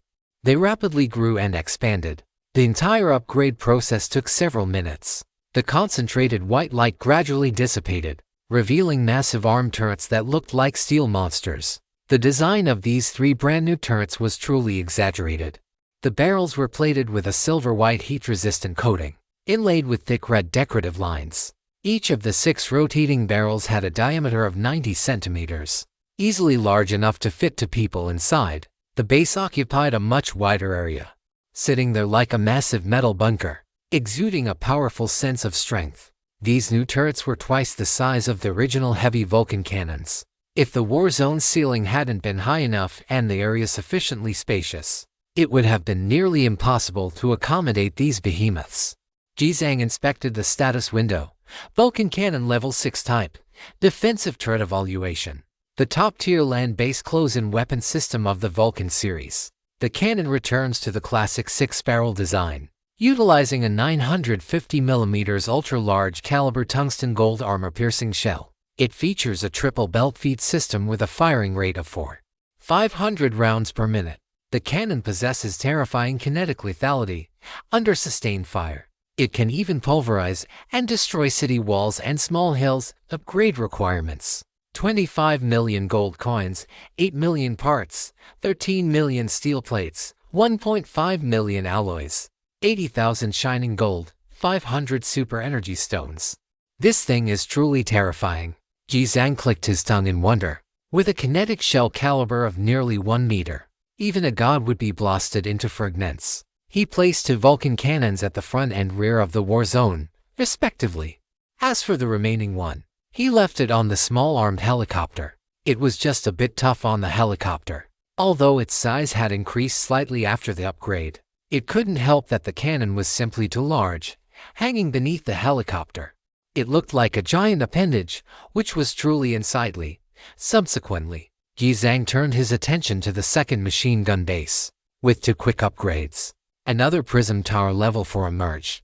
Upgrading to a level 5 high-energy weapon required nearly 2 million gold coins and resources. 2 of them together total 4 million. Ji Zhang didn't even blink. He immediately replenished the materials and clicked upgrade. 2 more beams of light lit up. This upgrade process was very slow, taking nearly 10 minutes. The height of the 2 prism towers also decreased significantly, becoming wider, more robust structures. Once the light completely dissipated, 2 pagoda-shaped, brand-new high-energy weapons appeared before Ji Zhang's eyes. Their footprint wasn't much different from the original prism towers, but their appearance had changed drastically. They were mysterious entities composed of countless suspended prism lenses. Those suspended lenses pulse like breathing, rippling like ocean waves. Within the gaps, one could see faint energy glows flowing leisurely. At the same time, a brand new status window appeared before Ji Zhang. Chapter 253. Laser Pyramid Kung Extra High Voltage Coil. Laser Pyramid Level 5 Category. High Energy Turret. Attack Mode: Automatic Single Target Attack. Group Attack. Super Focused Attack. Current power available: 3,000 shots. Evaluation: a super laser tower composed of 1,000 special prisms. Compared to the previous level's prism tower, the laser pyramid's capabilities are more comprehensive. It can launch attacks at 1-0 targets simultaneously or emit a super-focused laser to cause devastating damage to a single target. The laser prisms possess a photovoltaic superconducting recharging function. They can unfold in non-combat states to absorb and store large amounts of solar energy. Upgrade requirements: 20 million gold coins, 12 million parts, 1.3 million alloys, 100 superconducting cores. 1 laser heart-friendly reminder: the photovoltaic power generation capacity of a single laser pyramid is 20% of the main vehicle's power generation device, and its energy storage capacity is 20% of the main vehicle's. Ji Zhang glanced at the laser pyramid window, and his eyes lit up. Over 1,000 prisms capable of attacking over 1,000 targets simultaneously. This combat capability was truly formidable, and most importantly, it could also serve as a power generation device. 2 turrets combined could increase the main vehicle's power generation by 40% and its energy storage by 40%. That was incredibly impressive, and fortunately, the upgrades were still very expensive. A single upgrade required over 50 million in gold coins and materials. It wasn't something he could afford at his current level. Ji Zhang moved both laser pyramids from the 3rd floor war zone to the roof of the 4th floor, one in the front and one in the back, with the surface-to-air missile nest sandwiched in between. Next is the high-voltage power grid. Ji Zhang turned his gaze to the last machine gun base. After replenishing over 100 in gold coins and materials, he clicked to upgrade the high-voltage power grid. The next moment, the outer armor modules of the entire war platform glowed as they began to upgrade. Ji Zhang specifically walked out onto the balcony. Before long, the entire upgrade process was complete, and all the light shattered. Above all the outer armor of the entire war platform, a nanoscale invisible high-voltage grid, like a transparent veil, adhered to the surface. With a thought from Ji Zhang, the entire high-voltage grid activated instantly, and a massive amount of electric arcs flickered across the billions of nano-filaments. Zzz. The terrifying energy instantly transformed into a shimmering ocean of thunder, spreading outward with a crackling sound. The entire external discharge field reached a radius of 50 meters. And combined with the already massive size of the war platform, the entire scene was quite terrifying, truly fierce. Ji Zhang clicked his tongue in wonder and retracted the external discharge of the high-voltage grid. But this was just the beginning. He glanced at the status window of the high-voltage grid. High-voltage power grid level 3. Under the modification of super energy stones, the heavy machine gun has transformed into an invisible extra high-voltage grid covering the entire vehicle. It can instantly release 700 kilovolts of electricity, easily killing super-grade creatures and below. In the external discharge state, it can form a high-voltage electric field with a radius of 50 meters, creating effective sustained lethality. Upgrade requirements: 5 million gold coins, 1.5 million parts, 150,000 alloys, 100 super energy stones, 10 power grid cores, 1 magnetic coil core. Requires prerequisite level 6 power generation device. Friendly reminder: the high voltage power grid requires massive electrical support. Unless you have an extreme grade vehicle and a top tier power generation device for the current stage, do not use it lightly, or you risk depleting the entire vehicle's power supply. He searched the exchange and found that the materials for the next level of upgrades would cost nearly 20 million gold coins in total. This wasn't much of a problem. The key was that the power generation device had to be upgraded first. Fortunately, the cost for a level 6 power generation device wasn't too high, totaling around 8 million. Ji Kang gathered the necessary materials and decisively clicked to upgrade. The level 6 power generation device was incredibly powerful, utilizing a combined power generation unit that integrated nuclear, wind, kinetic, and solar energy. Its power output and storage capacity were more than 10 times that of the level 5 device. With this as a prerequisite, he no longer had to worry about using the high-voltage power grid or the laser pyramid. Following this, Ji Kang gathered the remaining upgrade materials for the high-voltage power grid and clicked upgrade. A vast expanse of white light, like an ocean, instantly enveloped the entire war platform. When all the light dissipated, the war platform's 8 massive mechanical legs, the first, second, and third levels, as well as the outer armor on the roof, each featured a ring of white metal casing. They looked like giant donuts, giving the entire war platform a more imposing and sci-fi appearance. A brand new component panel appeared before his eyes. Extra high voltage coil level 4 through special modification. The high voltage power grid has transformed from nanofilaments into super high voltage coils embedded within the vehicle's outer armor. Upon activation, it can release a 10,000 kilovolt super voltage field, capable of inflicting devastating electrical damage on any powerful creature attempting to approach. In external discharge mode, it can form a super high voltage electric field with a radius of 200 meters. Creating effective continuous damage. Upgrade requirements: 80 million gold coins, 30 million parts, 1 million alloys, 3,000 super energy stones, 1 city ring super core. Requires prerequisite level 7 power generation device. Friendly reminder: the extra high voltage coil requires massive electrical support. Unless you have an extreme grade vehicle and a top tier power generation device for the current stage, do not use it lightly, or you risk depleting the entire vehicle's power supply. Holy crap! Ji Kang's eyes widened slightly. This thing was a bit too strong. 10,000 kilovolts. A 200-meter electromagnetic discharge field. However, the upgrade cost for the next level was also terrifying. Just the gold coins and materials alone were nearly 200 million. As for the city ring super core material listed afterward, he couldn't even find it on the exchange, so he had no idea what its true value was. Let's test it. Ji Kang took a deep breath and activated the extra high voltage coil.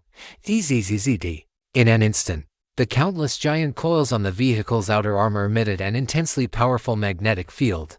A massive amount of fine electric arcs generated from the coils, rapidly drifting and expanding into the air. After a brief 2-second warm-up, the entire magnetic field had expanded to a 200-meter radius around him. Then, it suddenly exploded. Boom! A vast web of voltage instantly swept across the 200-meter radius, the 10 million volt radiance, like a supernova igniting on the ground, annihilated everything within range in the terrifying high-voltage electricity. Ji Kang was stunned by the sight. He felt as if he were inside a giant electric ball. With nothing but brilliant and manic electric light filling his vision, he turned off the extra high voltage coil. All the electric light vanished in an instant. On the ground within 200 meters, all the forests and rocks had disappeared. Only large patches of charred earth and wisps of smoke remained. That's insane, Ji Kang exclaimed softly. With this extra high voltage coil stacked with the Super Majesty field device, he could practically walk sideways across the battlefield. Anything that touched it would die in droves. Ji Kang clapped his hands and turned his attention to the other defensive turrets. Now, the only remaining low-tier turrets were the Purgatory Fire Pump and the Surface-to-Air Missile Nest. These two were still at the peak of the third tier and were quite cheap. The two Purgatory Fire Pumps cost 400,000 Kung 400, 0 in gold coins and materials, and were directly upgraded to Hellfire Dragon Level 5. This was a behemoth with a larger footprint than the heavy Vulcan cannon. It featured a dual-barrel design, colored in deep black and red. On its dull metal surface, thin, long oil pipes were embedded, winding and coiling like blood vessels. Compared to its previous design, the current Hellfire Dragon lacked the exaggerated look of exposed oil pipes, but it possessed a more dangerous aura. Hellfire Dragon Level 5 category, Fire-type turret. Attack mode, automatic single-point attack, area of effect attack evaluation. The Hellfire Dragon uses super composite fire oil as fuel and employs ultra-high-pressure concentration technology. In single-point attack mode, it can spray a concentrated fire oil column with a maximum range of 30 meters. In area of effect attack mode, it can spray fire oil in a fan shape with a range of 800 meters, covering an area of 500 meters at the tip. All fire oil is in a stable state when fired. Upon touching a target, it instantly triggers a combustion explosion, with a core temperature reaching 1500 C. Upgrade requirements: 38 million gold coins, 10 million parts, 3 million heavy oil, 3 million fuel, 1 abyss purgatory heart. Not bad, not bad. Ji Kang looked at these two brand new heavy flamethrower turrets and was very satisfied. However, since this was fire attribute, he wouldn't test it here, lest he set the forest on fire and burn the whole area down. Afterward, Ji Kang spent about 700 in gold coins and materials to upgrade the Surface-to-Air Missile Nest Level 4 on the roof. The 32 vertical launch cells originally on the roof of the vehicle have been reduced to 16, with each one being several times larger in area than before. Hypersonic Missile Nest Level 5 category, Trinity Vertical Launch Unit Evaluation. Upgrades the Surface-to-Air Missile Nest into 16 sets of hypersonic missiles. Equipped with an inertial navigation system, it has a precision range of 100 kilometers, a maximum range of 1,000 kilometers, and a maximum flight speed exceeding Mach 5. The warhead of each missile features deep penetration devices, possessing extremely strong armor-piercing, bunker-busting, and penetration capabilities.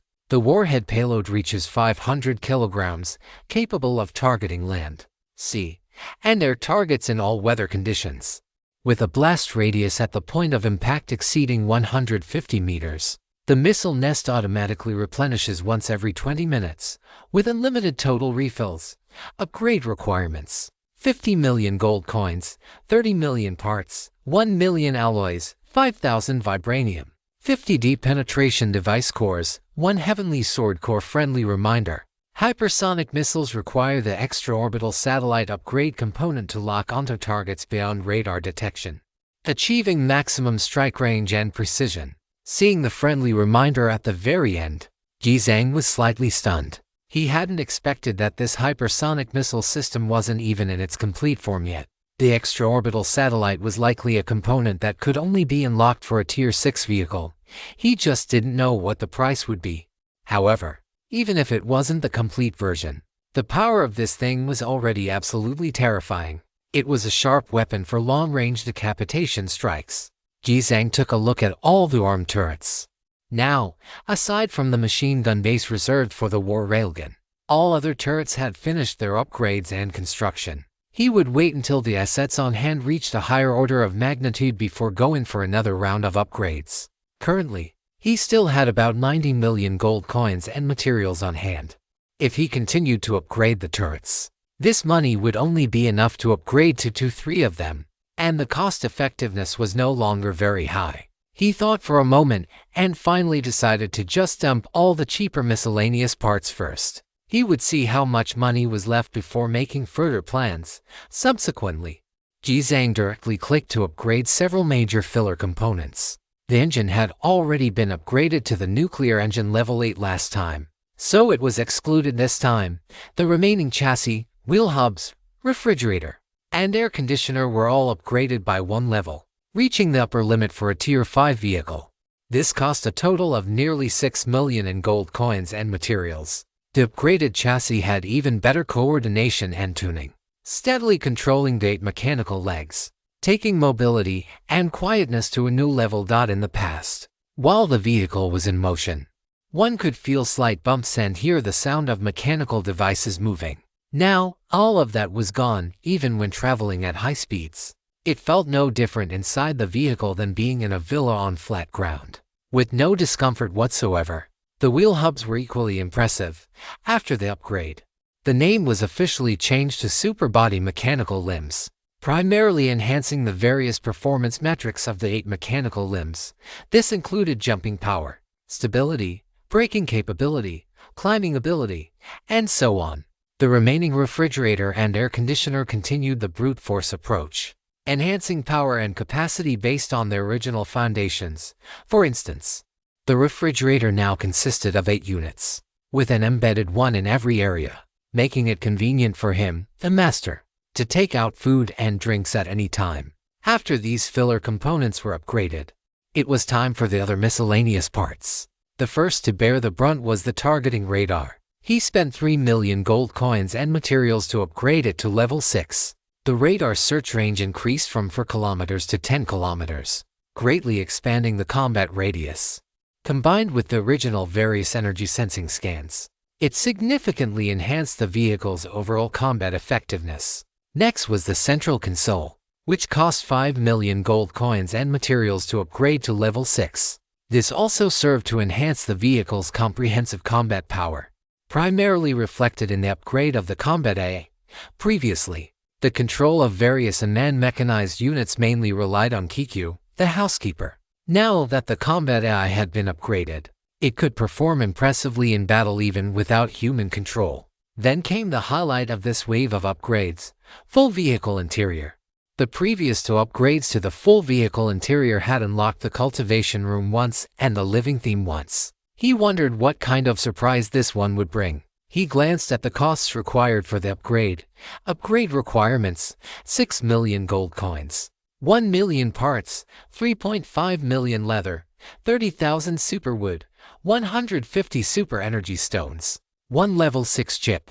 Adding these gold coins and materials together, the total value reached about 15 million, which was quite terrifying, especially the level 6 chip at the very end, which cost 1.8 million for just one. There was only one such chip for sale on the entire exchange. It seems that the high-level materials needed for future upgrades will become increasingly difficult to gather. Jizang thought to himself. Chapter 254, Massage Room. Heavenly Being Therapy Kung Supreme Physiotherapy. The previous chapter has been filled out into a 4,000-word-long chapter. Brothers, feel free to go back and take a look, especially the key upgrade materials for various parts, which almost only had a chance to drop from high-level treasure chests. Their availability was truly too low. It was estimated that they would only get more expensive later on. Jizang made a list of the high-level materials he would need in the future and sent it to Hidi, telling him to specifically assign a few people to watch the exchange 24 hours a day and notify him immediately if they saw any of these materials. Afterward, he purchased all the upgrade materials required for the full vehicle interior and clicked to upgrade. A vast ocean of white luster filled every corner of the vehicle. The entire upgrade process lasted for nearly 10 minutes. When all the light dissipated, everything around him had taken on a brand new look. The previous Forest Kingdom theme had been reset, and everything that was once lush and green had immediately reverted to a modern style. Jizang immediately took a stroll around. Beyond the fact that the materials and durability of all the interior furnishings had been taken to a higher level, this upgrade, as expected, brought with it a brand new device, Massage Therapy Room. The therapy chair is crafted with high-tech engineering, utilizing liquid metal and high-energy pulses as a medium. It is capable of providing deep relaxation and cellular activation for human bodies with high physical constitutions. The therapy chair features hundreds of adjustable modes, capable of simulating human massage as well as the tactile sensations of various materials such as water, sand, hot springs, fur, and jelly, providing an incredibly rich experience. Whether it is preparing your state before battle or relaxing and recuperating after, it is your unparalleled choice. When Ji Kang arrived at this massage therapy room, his eyes couldn't help but light up. Good heavens, finally, something that can provide genuine relaxation has arrived. To be honest, just taking baths, soaking in hot springs, and using the sauna simply couldn't satisfy the relaxation requirements of this body of his. He had previously bought massage chairs on the exchange or had Kiku help him massage, but the effects were rather underwhelming. Now, the ultimate massage machine is here. This money was well spent. Ji Kang immediately took off his clothes and stepped in front of the therapy pod. Its exterior resembled a capsule space pod, while the interior was filled with various liquid metals. The hatch was a folding design, and once opened, it would enter a fully sealed state. Ji Kang lay inside and felt his entire body instantly enveloped by an extremely soothing fluid, allowing him to experience true zero gravity. As the hatch sealed, the screen in front of him lit up. This screen was also a piece of black technology, utilizing neural transmission to adjust various massage states at any time. It could also play top-tier panoramic surround sound, allow for VR real-person gaming, and enable the viewing of 360 immersive blockbuster movies, among other things. This was an all-encompassing, maxed-out luxury configuration. Ji Kang activated the 1-hour Celestial Being Therapy automatic massage program, picked a random fantasy blockbuster movie, and began to enjoy this wonderful time. 1 hour passed in the blink of an eye. Ji Kang decisively extended the time, choosing the second mode, Supreme Physiotherapy. When the second hour passed, although Ji Kang still felt like he hadn't had enough, he reluctantly climbed out of the therapy pod. The moment he stepped back onto the ground, he felt an unprecedented sense of relaxation throughout his entire body. As light as a feather, it felt absolutely incredible, truly awesome. Ji Kang put on his clothes, feeling refreshed, and clicked his tongue in praise. This therapy pod was definitely worth more than its price. It was simply an artifact for resetting one's physical state. No matter how exhausted or tired he was, he could achieve complete physical and mental relaxation here. And the entire massage process was incredibly comfortable. Moreover, before a major battle with enemies, he could also use it to activate his body's cells and quickly enter the optimal combat-ready state. Ji Kang left the therapy room feeling completely satisfied. It was a pity that time was precious, otherwise, he would have really liked to lie in there for a whole day and night. Now that all the ordinary parts had been upgraded, the only things left were the major components.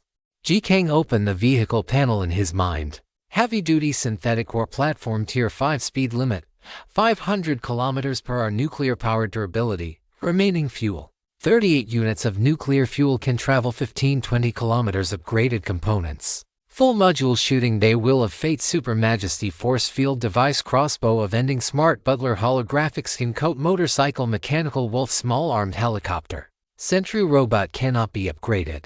Tires, seats, bed, sofa, headlights replaceable. Nuclear engine level 8, super mechanical limbs level 8, chassis level 8, air conditioning level 8, refrigerator level 8, power generation device level 6, center console level 6, full interior trim level 6, targeting radar level 6, fortress war form module level 2, armor turrets, alloy war barrier level 5, Vulcan cannon level 6, heavy Vulcan cannon level 5, Hellfire Dragon level 5, supersonic missile nest level 5, laser pyramid level 5, ultra high voltage coil level for machine gun base level to total level. Vehicle advancement requirements: 30 million gold coins, 12 million parts, 50 million steel sheets, 300,000 alloy, 500,000 heavy oil, 3,000 shining gold, 10,000 vibranium, 500 super energy stones, 100 obsidian, 50 spacetime stones, 50 war fortress machine souls, 10 heavy-duty synthetic platform machine souls, 1 super body bionic core, Advancement can be unlocked when upgraded parts reach level 150 or above. Evaluation and Ultimate. Extreme armed platform covering sea, land, and air combat ecosystems. Its deterrence and strike range are extremely vast. Its defensive power is at the pinnacle, and it is the well-deserved emperor of the battlefield. The total level of the vehicle had now reached 134. It was still 16 levels away from meeting the advancement conditions. To think it's still missing so much. G-King suddenly felt a headache coming on. The basic parts were already maxed out. The remaining levels could only be squeezed out from the defensive turrets and the few remaining major components. Calculating it this way, he feared that even 1 billion wouldn't be enough to reach the max level. G-King felt a slight sense of powerlessness. This extreme outfitted vehicle was just too much of a money pit in the later stages. What kind of wealthy tycoon could afford to build like this? He sighed. He cast his gaze toward the 2 secondary units unlocked after the Tier 5 vehicle advancement: magnetic levitation airship and mecha. These were the only 2 things left to unlock. And they weren't too expensive. The magnetic levitation airship cost 1 million gold coins cum materials. The mecha cost 3 million gold coins cum materials. G-King prioritized unlocking and upgrading the magnetic levitation airship. The moment the unlock was completed, a small airship immediately appeared in the secondary vehicle bay. Chapter 255. Super Magnetic Airship. An existence that can break through the atmosphere. This airship had a rounded exterior with extremely smooth and sleek lines, resembling a delta-wing aircraft. It was only about 3 meters long, capable of accommodating only 1 person. The moment Ji Zhang saw the airship's shape, he knew he had hit the jackpot. Sure enough, after opening the status window, he immediately saw the level 1 suffix. This was an upgradable secondary vehicle. The 150 level goal was within reach. Small magnetic levitation airship level 1 category, secondary unit current power, 100% range, 5,000 kilometers. Evaluation. A magnetic levitation aircraft crafted from superalloys, featuring a built-in anti-gravity magnetic field in its hull. It can fly freely within the atmosphere with a maximum speed of 500 kilometers per hour. Upgrade requirements: 500,000 gold coins, 1,000 alloy, 1x level 3 chip. Holy crap. When Ji Zhang saw the last line, he couldn't help but feel wild joy in his heart. It was extremely rare to find an upgradable component this cheap. Why wait any longer? Ji Zhang gathered the materials immediately and clicked upgrade. Secondary unit upgrade successful. Small magnetic levitation airship level 1, medium magnetic levitation airship level 2. The next moment, the airship's dimensions increased by about 1 meter. Its shape became more streamlined and complete, and the paint finish emitted a dull metallic luster. The materials required for the level 3 upgrade had indeed increased significantly. However, it didn't jump up by an entire order of magnitude like the armed turret. The increase was still acceptable. Upgrade requirements: 1.3 million gold coins, 10,000 alloy, 1x level for chip. Ji Zhang spent over 10,000 gold coins to buy a level for chip and clicked upgrade again. Secondary unit upgrade successful. Medium magnetic levitation airship level 2, large magnetic levitation airship level 3.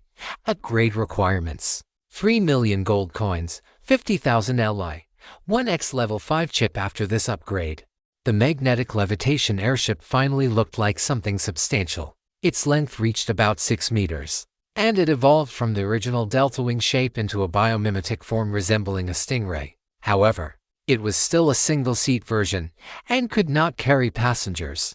He still had tens of millions in gold coins and materials left, so pushing it up another level wouldn't be a problem. Ji Zhang gathered the materials and clicked upgrade once more. Secondary unit upgrade successful. Large magnetic levitation airship level 3, super magnetic airship level 4. This time, the airship's size and shape didn't change much. Instead, it added a series of red ring-shaped devices to its existing frame, making it look even more sci-fi. Super magnetic airship level 4 category, secondary unit current power, 100% range, 100,000 kilometers. Evaluation. An aircraft crafted from high-density alloy with significantly improved defense compared to the previous level. The entire craft is equipped with a high-energy anti-gravity device. allowing for free navigation in any space with a maximum speed of 5,000 kilometers per hour. The supermagnetic airship possesses dual functions of radar stealth cum visual stealth. Low to mid-tier organisms cannot detect the existence of the supermagnetic airship with the naked eye or sensory perception. Upgrade requirements: 30 million gold coins, 300,000 alloy, 300x super energy stones, 1x level 6 chip. Looking at the numbers on the panel, Ji Zhang's eyes flickered. This performance was truly impressive. A speed of 5.0 kilometers per hour was already several times faster than many current fighter jets. One had to realize that most of the fighter jets owned by other top survivors at this stage didn't even reach the level of third-generation aircraft from his previous life. They weren't even supersonic. They were mostly subsonic jets. And it was considered good if they could break 1,000 kilometers per hour. It's a pity there's no combat module yet. Ji Zhang sighed to himself. Afterward, he opened the hatch of the supermagnetic airship and sat inside. The interior facilities were very simple, consisting only of a large smart cockpit, a control stick, and a wraparound holographic display screen. Ji Zhang opened the hatch above the secondary vehicle bay. He tried manipulating the control stick. The next second, all the red ring-shaped devices on the airship's surface lit up instantly. Whoosh! Like an extremely agile electric aircraft, the supermagnetic airship flew to the space above the war platform in an instant. Because he had used too much force, it bumped against the cabin walls like a pinball several times. Oh! Even Ji Zhang was startled. Fortunately, the supermagnetic airship had extremely high durability, and the cockpit's balance and stability were excellent, so there was no violent jolting from the high-speed impacts. But the response speed of this thing was just too fast. There was no warm-up at all, it just zipped out in a flash. Ji Zhang held his breath and pushed the control stick. Whoosh! The supermagnetic airship shot out instantly, creating a cone-shaped white vacuum cavity in its wake. Because the hatch was completely transparent, Ji Zhang only saw the surrounding scenery changing rapidly, sweeping from woodlands to mountains, and then from mountains to lakes. It was like watching a road movie played at high speed. His body was flying ahead, while his soul was struggling to catch up. However, because Ji Zhang possessed a lightning-type talent, he was already accustomed to this level of extreme speed, and his physical fitness was boundless. So he felt nothing from this acceleration. If it were an ordinary person with a constitution below 50 points, a sudden acceleration like that would probably knock them unconscious instantly. Ji Zhang drove the supermagnetic airship, flying wildly through the sky. One moment he would dive into the bottom of a lake, giving the creatures inside a small surprise. The next, he would pull up rapidly toward the sky, piercing through several cloud layers until he reached the stratosphere. Watching the sunlight cast a golden continent over the endless clouds, a scene incomparably magnificent and beautiful. After having his fill of fun, Ji Zhang finally landed the supermagnetic airship and returned to the war platform. With this thing, traveling would be much more comfortable from now on. Being able to store it away in the dimensional pendant at any time after use is simply incredibly convenient. Unfortunately, the 100-kilometer range is a bit low. I'll have to continue upgrading it later. Stepping out of the supermagnetic airship, Ji Zhang turned his gaze toward the final, unlocked upgrade option, Mecha. The airship is already this impressive, the Mecha better not disappoint me. Ji Zhang felt quite excited. After all, as a man, no matter how strong one's physical body is, there is still a dream of piloting a Mecha deep in one's heart. Who could resist a cool, domineering giant of steel? He rubbed his hands together and clicked to unlock the upgrade. The next second, a beam of white light descended from the sky, pouring into the secondary vehicle bay. The light effect, resembling the arrival of a deity, was dazzling to behold. Not long after, the white light shattered, and a figure exuding mechanical power emerged from the swirling dust of light. Shanghai Type Level 1 Category, Secondary Unit Current Power, Evaluation. A light land-based mecha crafted from super alloys, equipped with a heavy machine gun and an electromagnetic cannon, possessing quite outstanding combat capabilities.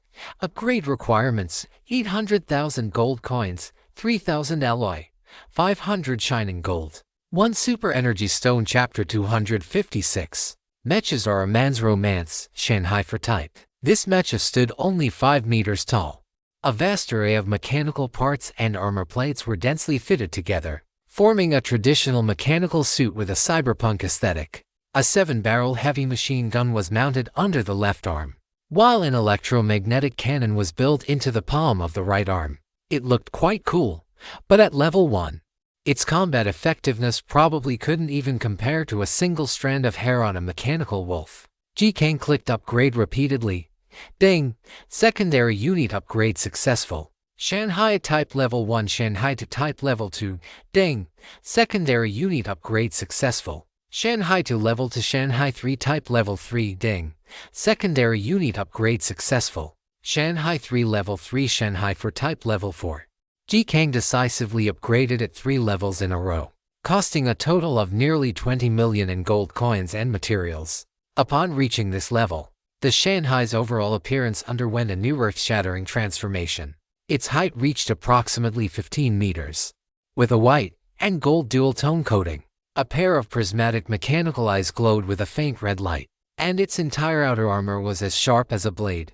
Just standing there, it exuded an overwhelming, ferocious sense of intimidation, along with that unique metallic romance exclusive to mechas like a prode. Solitary metallic soul waiting for its master's activation and call. A brand new status window appeared before G-Kang's eyes. Shanghai for type level for category. Secondary unit current power. 100% can sustain combat for 1.5 hours evaluation.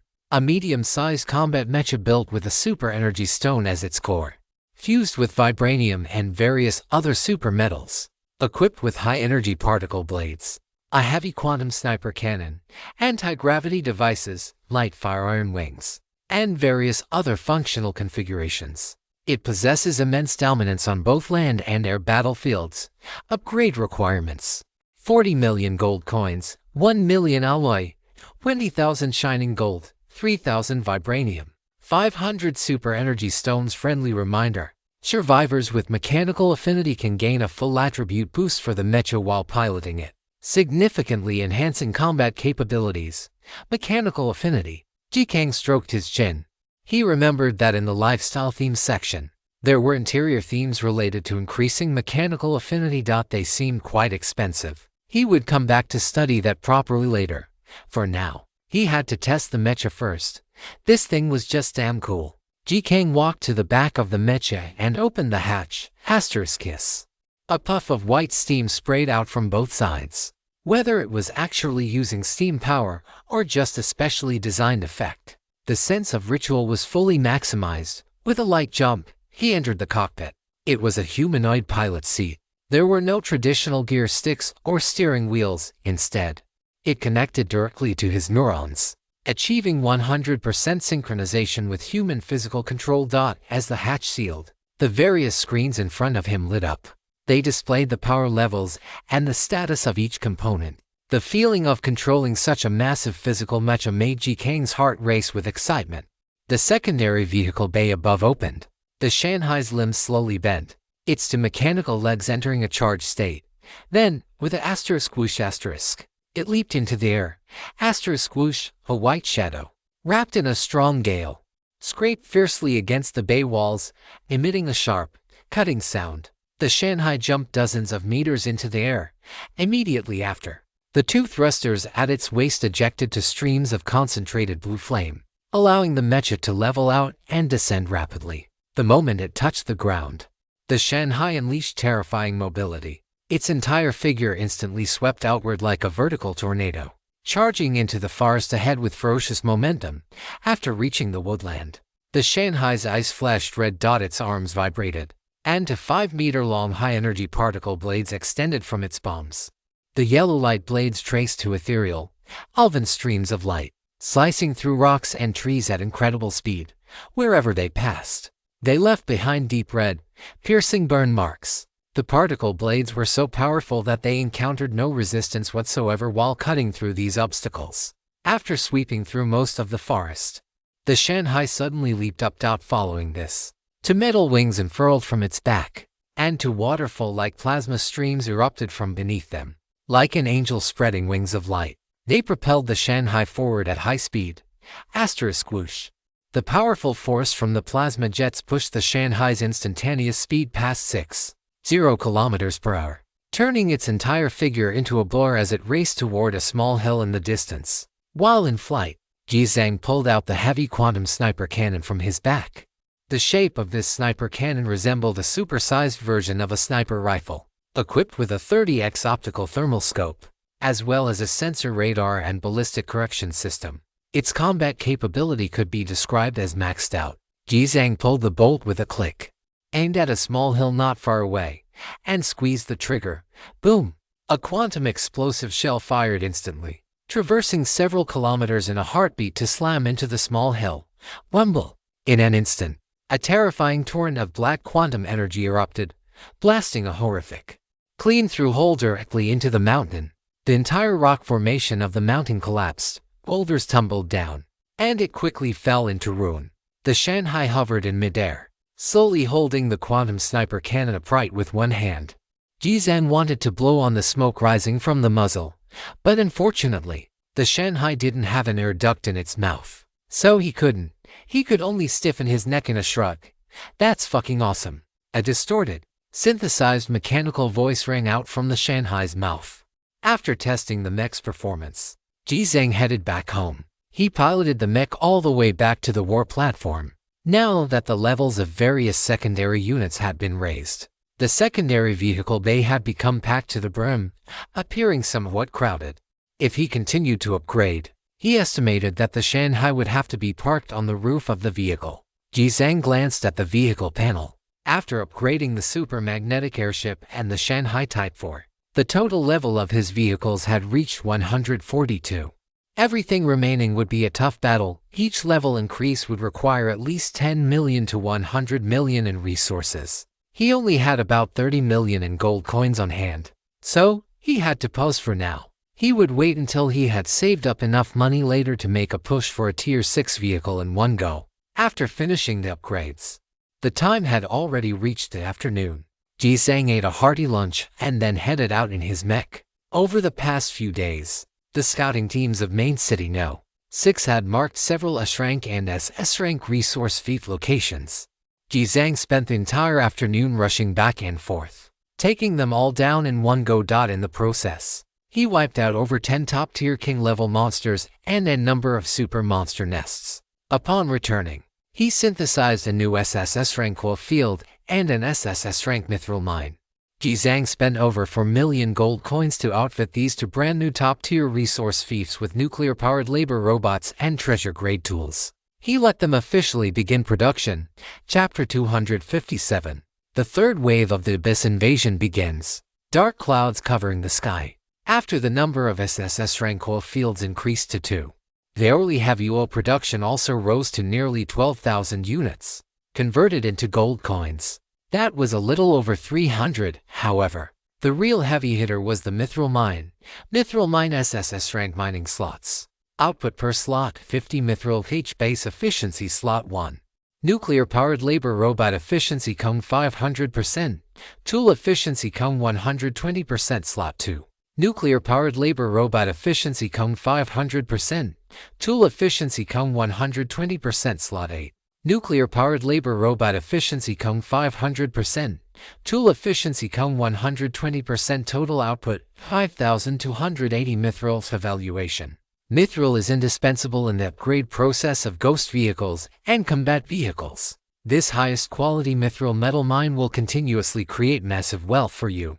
Over 5.0 mithril per hour, at a market price of 65 each, meant an income of over 300. That was equivalent to the output of both SSS rank oil fields combined. At this moment, less than an hour remained until the third wave of the Abyss invasion. A large number of survivor teams from Radiant City had long since begun their journey back to the plains. In all the major cities, except for a very few powerhouses, other areas had become silent, empty ghost towns. Jizang sat alone on the city wall, drinking, and looked up. The setting sun dyed half the sky red, the fire clouds layering and fading, like a gorgeous oil painting covering the heavens. Below lay the vast, rolling earth, deep and elegant. This world was truly too beautiful. The cool, slightly damp evening breeze blew over, and combined with the slight tipsiness, it gave one the feeling of being immersed in a dream world. Ji-sang looked back at the vast territory behind him. It had transformed from a bustling, lively marketplace into an empty expanse.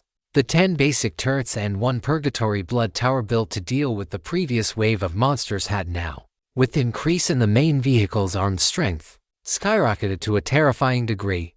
However, for the sake of safety, Ji-sang decided to upgrade them all by 1 more level. It wasn't that expensive anyway. Upgrading 5 level 5 arrow towers cost a total of 1.5 million gold coins. Upgrading 5 level 5 turrets cost 2.5 million gold coins.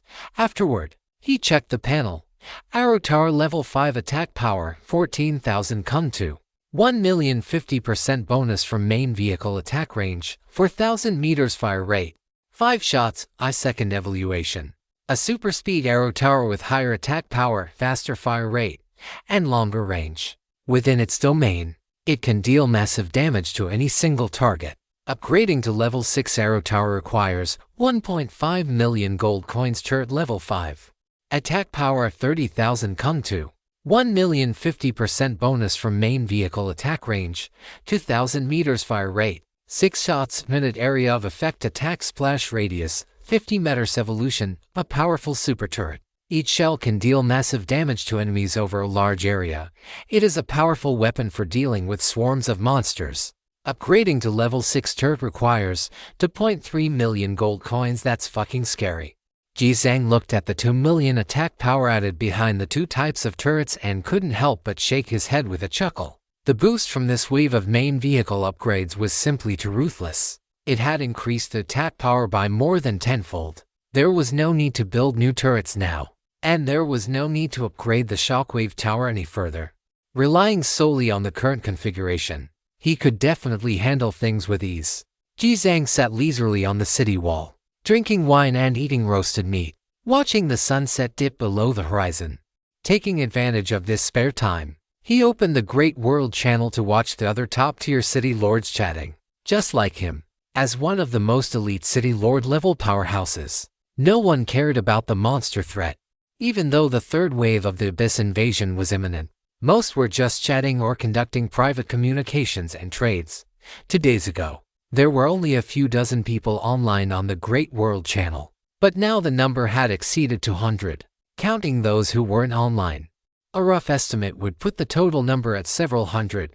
Nowadays, besides the Ascension Club, which was the organization with the most members, several other small groups had emerged, such as the Supreme Hall and the Chaos Envoys.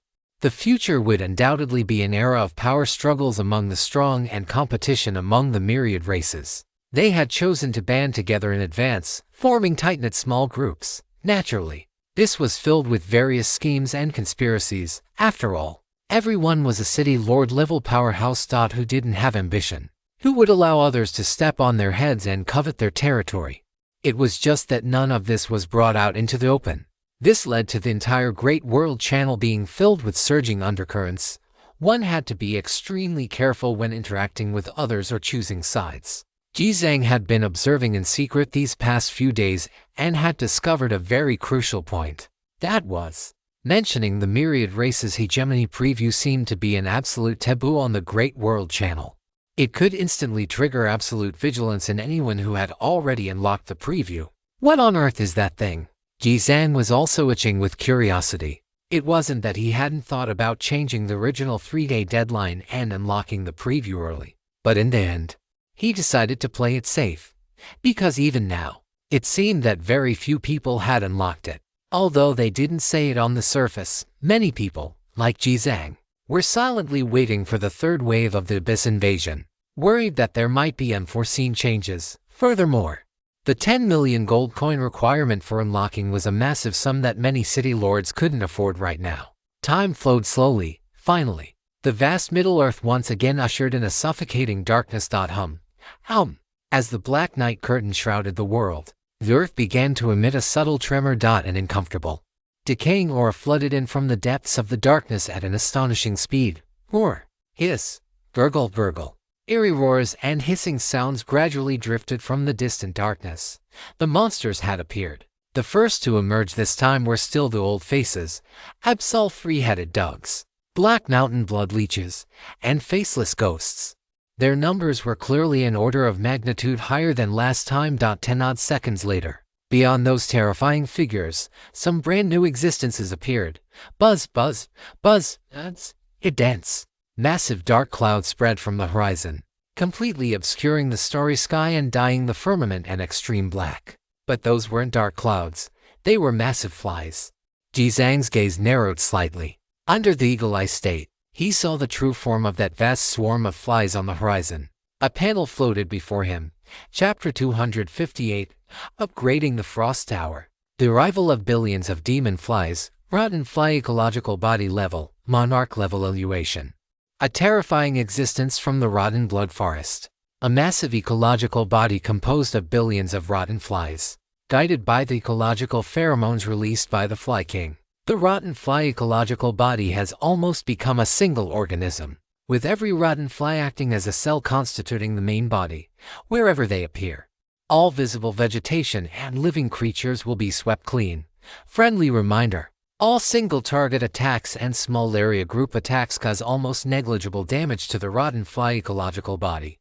Upon seeing this panel, Jizang's brows furrowed slightly. He hadn't expected tonight's boss to be a monarch-level creature composed of so many individuals. How many were there? 100 million, or several hundred million? The black, sky-covering mass was impossible to estimate with the naked eye. Each rotten fly within it was the size of a basketball. Their abdomens were round and bloated, covered in pitch-black fuzz, and their heads were covered in dense compound eyes. Just looking at them made one's back go cold.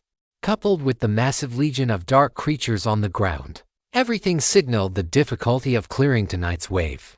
Jizang directly opened the territory stele panel and chose to build to frost towers. The next second, as two beams of white light poured down, two towers composed of snow-white crystals appeared atop the super-alloy city wall. The towers radiated wisps of frost, possessing an elegant beauty. Jizang spent several million gold coins to upgrade the two frost towers by 3 levels in succession. Only then did he open the panel. Frost tower level for attack power 38,000 cum 168.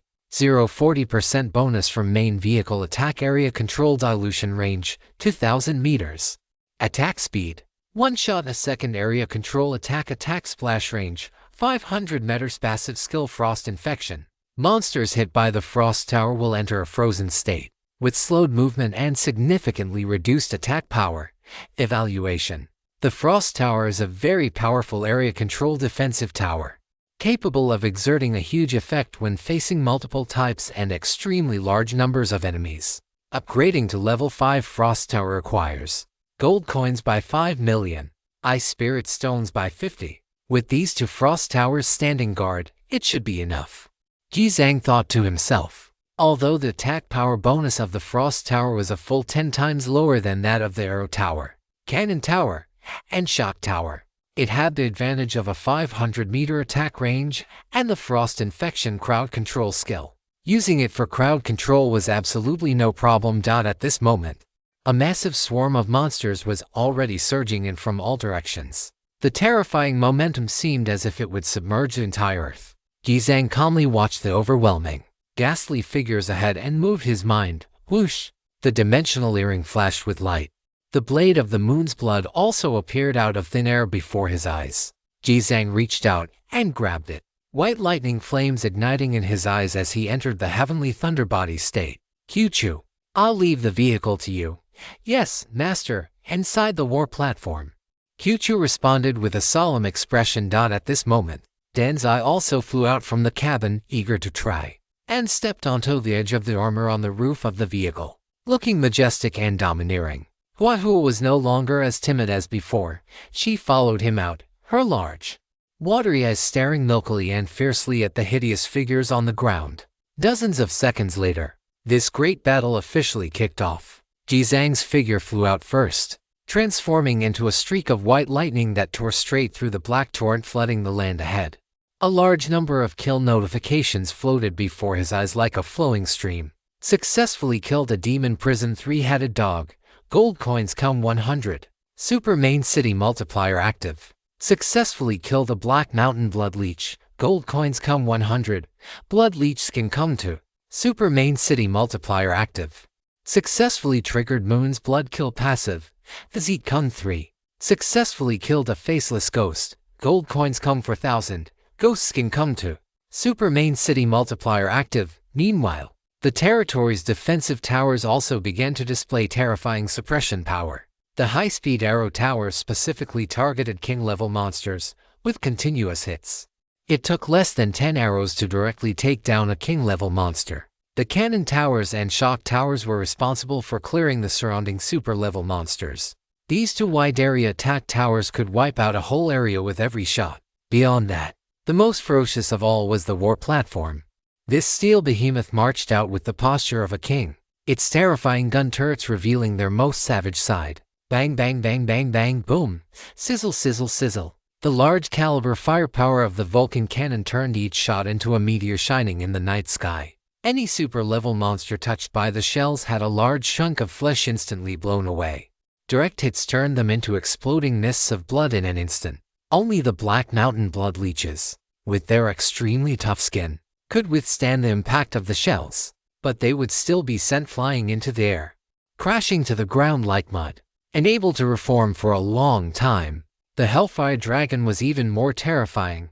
The efficiency of those concentrated fireoil blasts in clearing monsters was simply absurd. Every point of impact exploded into a massive patch of blinding fireoil lava, triggering high-temperature combustion that incinerated all darkness within the flames. Compared to the destructiveness displayed by the first two types of turrets, the Laser Pyramid was the entity that completely dominated the battlefield. Thousands of prisms rotated rapidly, condensing into beams of golden red energy that began high-speed precision firing. This was the armed turret with the most terrifying attack frequency to date. With two laser pyramids erupting in tandem, it was like two giant rotating disco balls, capable of firing hundreds of energy beams per second. Any monster struck by the beams had a hole instantly melted through its body. Their flesh had no resistance whatsoever. Without even activating the high-voltage electric grid, not a single monster in the entire ocean of creatures could get within half a step of the war platform. And after pushing the front line forward by more than half the distance, the massive, heavy-duty drone mechanical troops also began their official sortie. Dense swarms of robotic dogs, drones, and steel vipers poured out of the nest. Coupled with mechs, robotic wolves, helicopters, and other secondary units, they all charged out together.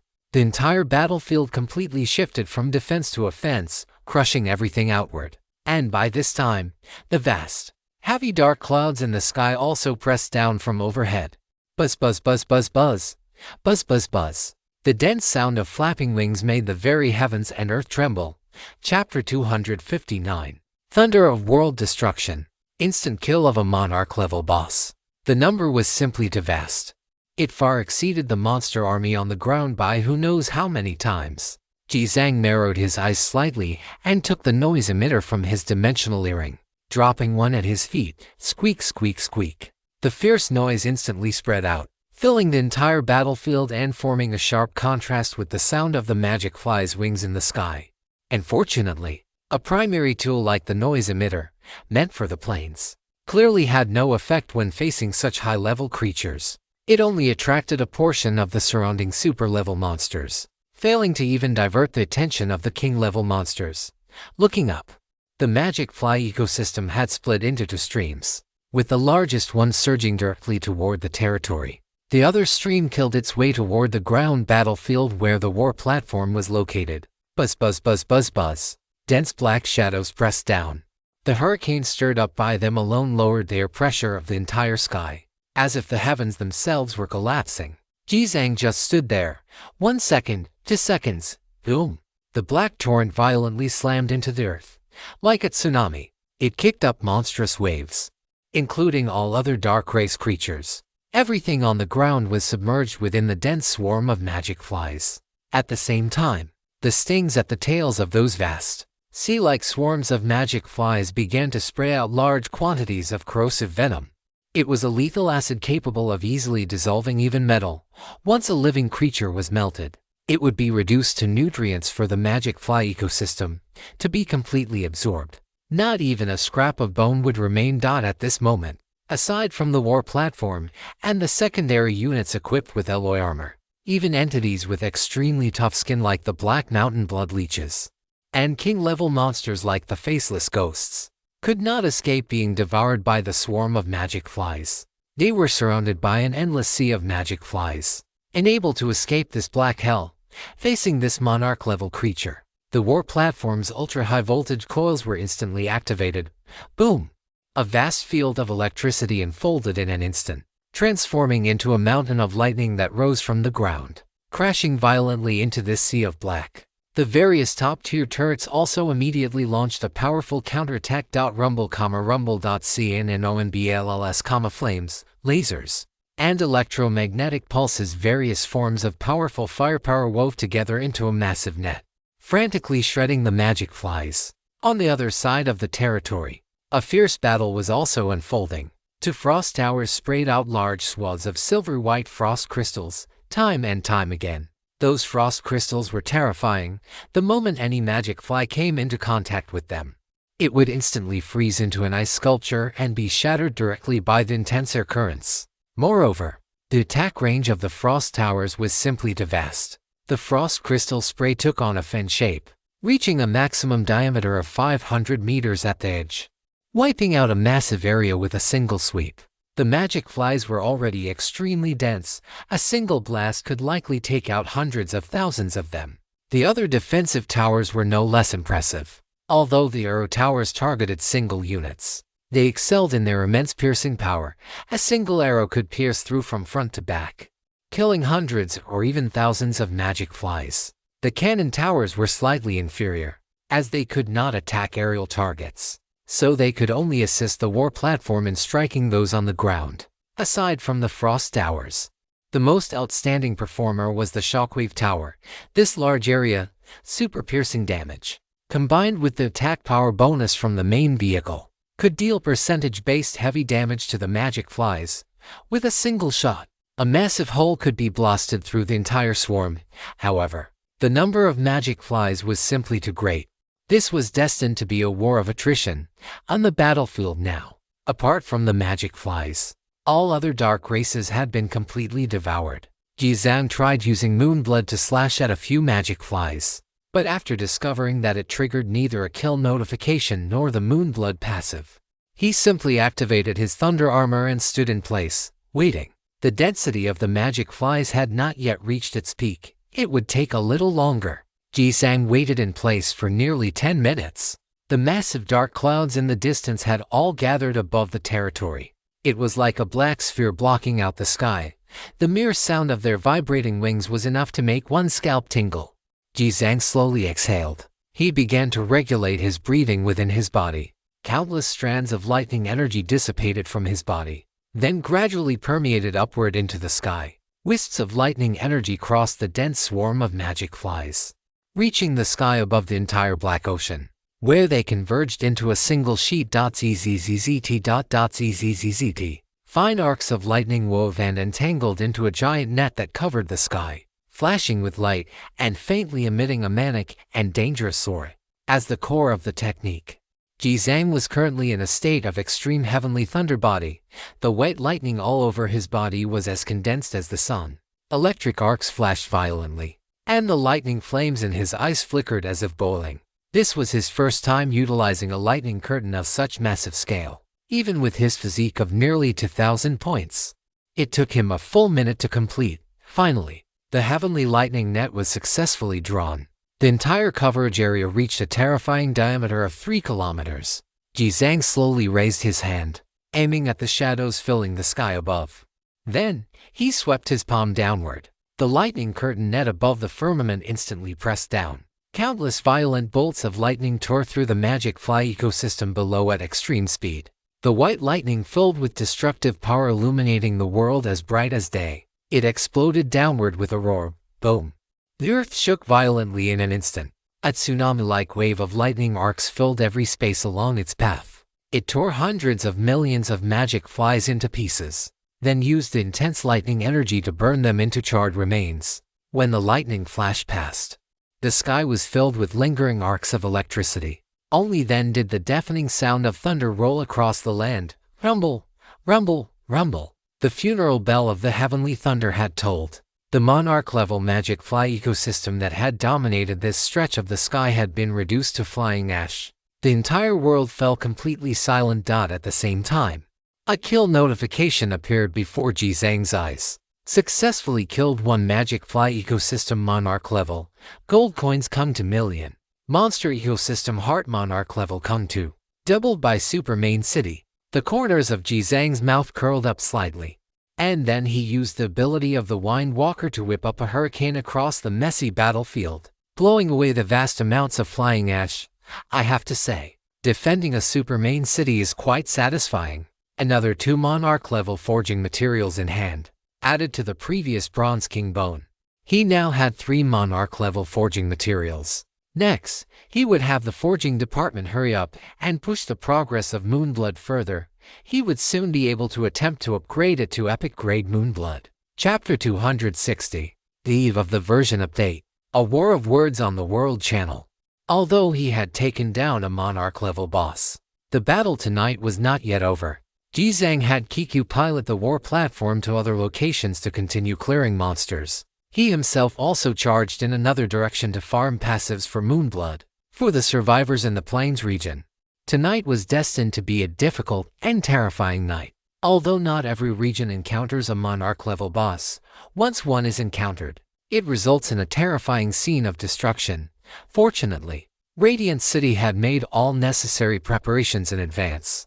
Against the backdrop of the grand regional merger, the massive collective, and the unified overall defense, almost all major regions successfully withstood the onslaught of the Abyss monsters. Although there were more or less certain losses and casualties, all bases successfully preserved their overall organizational structure. Midnight, the monster tide finally began to recede. On the World Channel, discussions filled with lingering fear were everywhere. Holy crap! Tonight was seriously terrifying. Our base encountered a swarm of demonic flies. We were nearly breached several times. It's a good thing there were enough high-level experts. Otherwise we would have been finished. Thank goodness for the regional merger. Otherwise, who could withstand a monster invasion of this scale? Aside from the top-tier powerhouses, it's finally over. Now comes the precious 3-day peace period. It's not a peace period for those strong ones. Hada! Lord Ji already said during the last meeting that once the 3rd wave of monsters passes, the preview for the myriad races hegemony will start immediately. Is it starting tonight or tomorrow morning? Can any big shot from the Justice Alliance weigh in? It should be tomorrow. Lord Ji is guarding the super main city all by himself tonight. Damn, I'm so nervous. Does that mean we'll all be able to enter that legendary ancient chaos domain? Awesome. Finally a chance to go in and fight for it. Fight for what? That's a place only for the big shots. For small fries like us. It's already good enough to save up to 1,000 gold coins to enter the super main city and mine for resources. That's not the right way to look at it.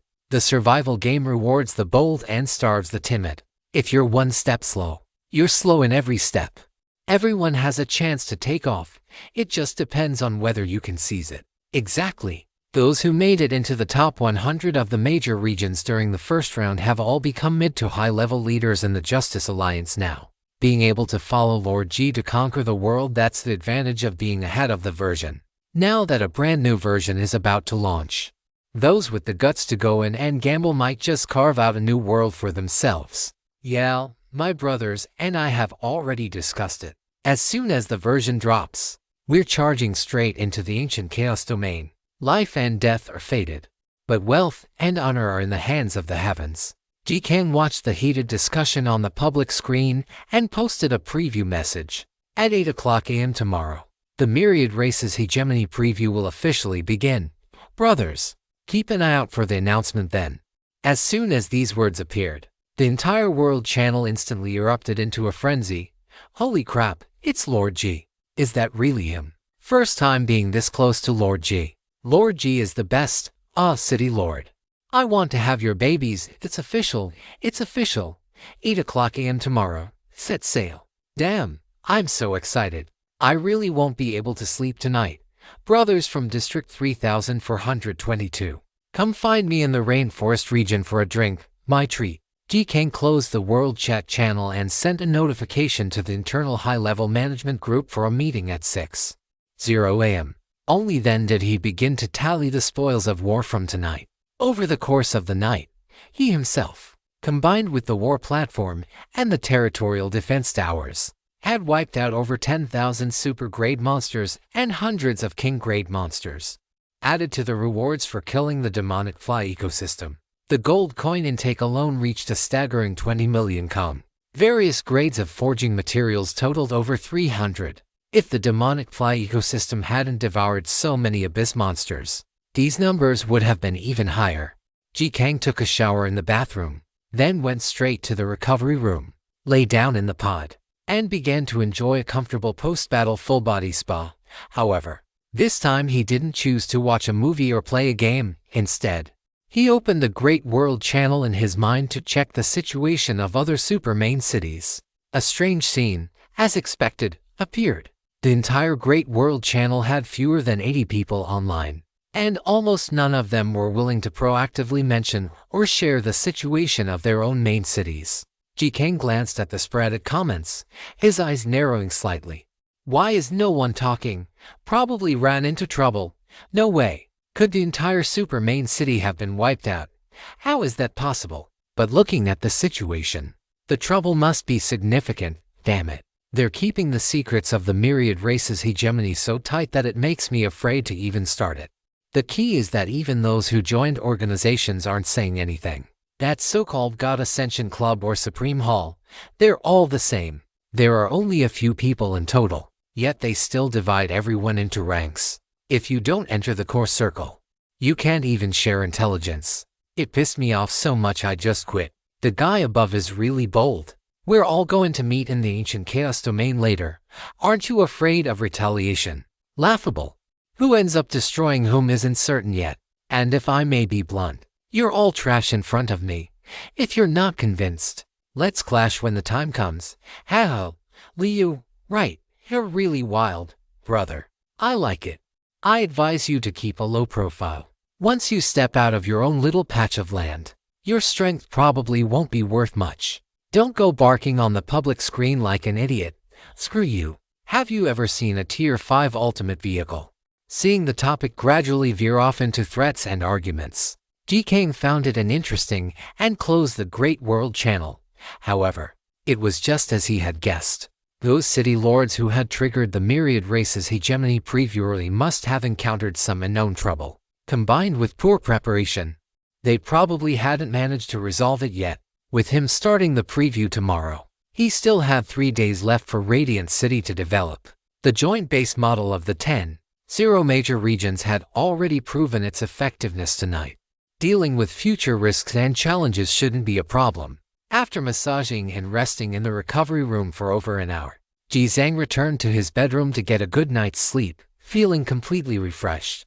The calm second half of the night passed by slowly. At 6 o'clock the next morning, Ji Zhang woke up early. He felt full of energy, in peak condition, and possessed an inexhaustible amount of strength throughout his body. In fact, given his current physique and mental stats, he no longer really needed sleep or rest unless he had exhausted a significant amount of his stamina or mental power. Sleeping was now more of an enjoyment and a habit. After washing up, eating, and switching his title, Ji Zhang arrived at the main city headquarters Li Jianwo, Yixingzhou, and a large group of small city lords and department heads were already gathered there, waiting for him. Chapter 261. Initiating 10,000 Races Hegemony. The age of great navigation arrives. Master Ji. Seeing Ji Zhang appear, everyone stood up to greet him, their expressions quite tense. In just over an hour, the legendary 10,000 Races Hegemony preview would be initiated. Most of the people here had been so excited that they hadn't slept a wink last night. They were all waiting for this very moment. Everyone, sit down. Ji Zhang took his seat at the head of the table and waved his hand at the group. The main content of this meeting was to summarize the battle situation from last night and to discuss how to improve the defenses of the various regional bases moving forward. Ji Zhang let everyone contribute freely to come up with the best plan. This item alone took over an hour. Next came the time for casual conversation. Master Ji, Are we not going to discuss anything regarding the 10,000 races hegemony in this meeting? Hidi asked with great curiosity, looking somewhat agitated. The others were also rubbing their hands together, waiting for Master Ji's next arrangements. Ji Zhang lit a cigarette and said calmly, "There's nothing to discuss. Before it actually begins, everything is unknown. The preparations that should have been made are already done. All we have to do now is wait." The group looked at each other. Master Ji was indeed right. Everything ahead was unknown. The only effective information they currently possessed were the keywords 10,000 races hegemony and ancient chaos domain. As for the specific situation, they would only know once it started. They could only wait slowly. Just like the high-level officials present, every survivor in all the main city districts under Radiant City was also nervously waiting for the arrival of 8 o'clock. Time ticked away slowly amidst the anxious waiting. Finally, the indicator jumped to exactly 8 o'clock. The solemn and nervous gazes of everyone were all fixed on Ji Zhang at the head of the table. The world channel was even more chaotic. "The time has come. Are we finally going to witness a historical moment? I'm nervous as hell. Damn it. A brand new version is coming. I hope it's not too intense. My small frame really can't handle big storms. I just hope there are mines to dig and food to eat. The arrival of a great era has nothing to do with us ordinary people. Just eat and drink. The sky won't fall." You're thinking too optimistically. If you want to live in peace and prosperity, the super main city needs to have a solid foundation. This world is very cruel. Even a super main city is like a boat sailing against the current. If you don't advance, you retreat. Let alone us. Even a supreme hero like Master Ji has to fight for it. Stop talking nonsense. It's about to start. Holy crap, it's here. Inside the conference room at the main city headquarters, under the intense gazes of everyone, Ji Zhang opened the 10,000 races hegemony preview panel in his mind. Do you wish to consume 10 million gold coins to initiate the 10,000 races hegemony preview? Friendly reminder. The 10,000 races hegemony is the most important future path after the super main city. The earlier it is initiated, the higher the degree of control over the future. But the risks that must be borne are also greater. Friendly reminder. After the 10,000 races hegemony preview is initiated, the barriers on the outskirts of the super main city will be completely lifted, ushering in unknown risks and opportunities. Ji Zhang took a deep breath. He clicked to confirm the initiation. Ding! Gold coins to 10 million. 10,000 races hegemony preview successfully initiated. At the same time, a notification sound rang out in the minds of all survivors in all districts under Radiant City simultaneously. Ding! Radiant City Lord Ji Zhang has successfully consumed 10 million gold coins to initiate the 10,000 races hegemony preview. 10,000 races hegemony version has been unlocked in advance. Main region ancient chaos domain has been unlocked in advance. All survivors can enter through the special portals outside the super main city. Attention! Attention! Attention! The ancient chaos domain contains endless mystery and unknown. Survivors with insufficient physique, spirit, talent, or vehicle strength, please proceed with caution. As the notifications faded, the rules of the entire survival game had unknowingly completed an unprecedented shift. The fate of everyone, under this major decision, had taken a giant step forward. It's open, brothers, charge, charge, charge, charge. Wealth is sought in danger. I'm going to become a big shot. Damn, it's another passage that only the super main city has. I can't even get into the super main city. If you can't even save up to 0 gold coins by now, you're trash. Don't even think about going to the ancient chaos domain. I bet any random small monster could swallow you whole. Ha! Everyone was in a heated, excited discussion. And in the headquarters of main city No. 6, all the high-level officials were also excited to the extreme. A new era had arrived. Under the gazes of everyone, Ji Zhang slowly stood up, his calm voice ringing out department heads and above. Let's move out. Yes. Everyone responded immediately, feeling incredibly invigorated. After issuing this order, Ji Zhang was the first to head out. He pushed open the heavy doors of the command tent, and a powerful gust of wind rushed to meet him, causing his black trench coat to billow and snap in the gale. In the distance, the war platform, resembling a mountain of steel, had already been activated and was advancing toward the headquarters camp. Ji Zhang leaped from where he stood, his figure transforming into a streak of lightning as he vaulted onto the outer balcony of the war platform. "Master, new coordinates have appeared on the map." Kiku came trotting down the corridor to greet him. "Head straight there," Jizang commanded. "Yes, Master." Kiku acknowledged the order and turned to run back toward the cockpit. Jizang opened the war platform's vehicle map. He could clearly see that the previously blank areas outside the 10 main cities were now marked as unexplored regions shrouded in blackness. The barrier had been unlocked. The future of the super main cities would not only involve dealing with the Abyss invasion, but also facing the incursions of other unknown entities. The ancient Chaos Domain portal that had appeared this time was located 0 kilometers south of the 10 main cities. That area was deep within the unexplored territory. No one knew what existed there.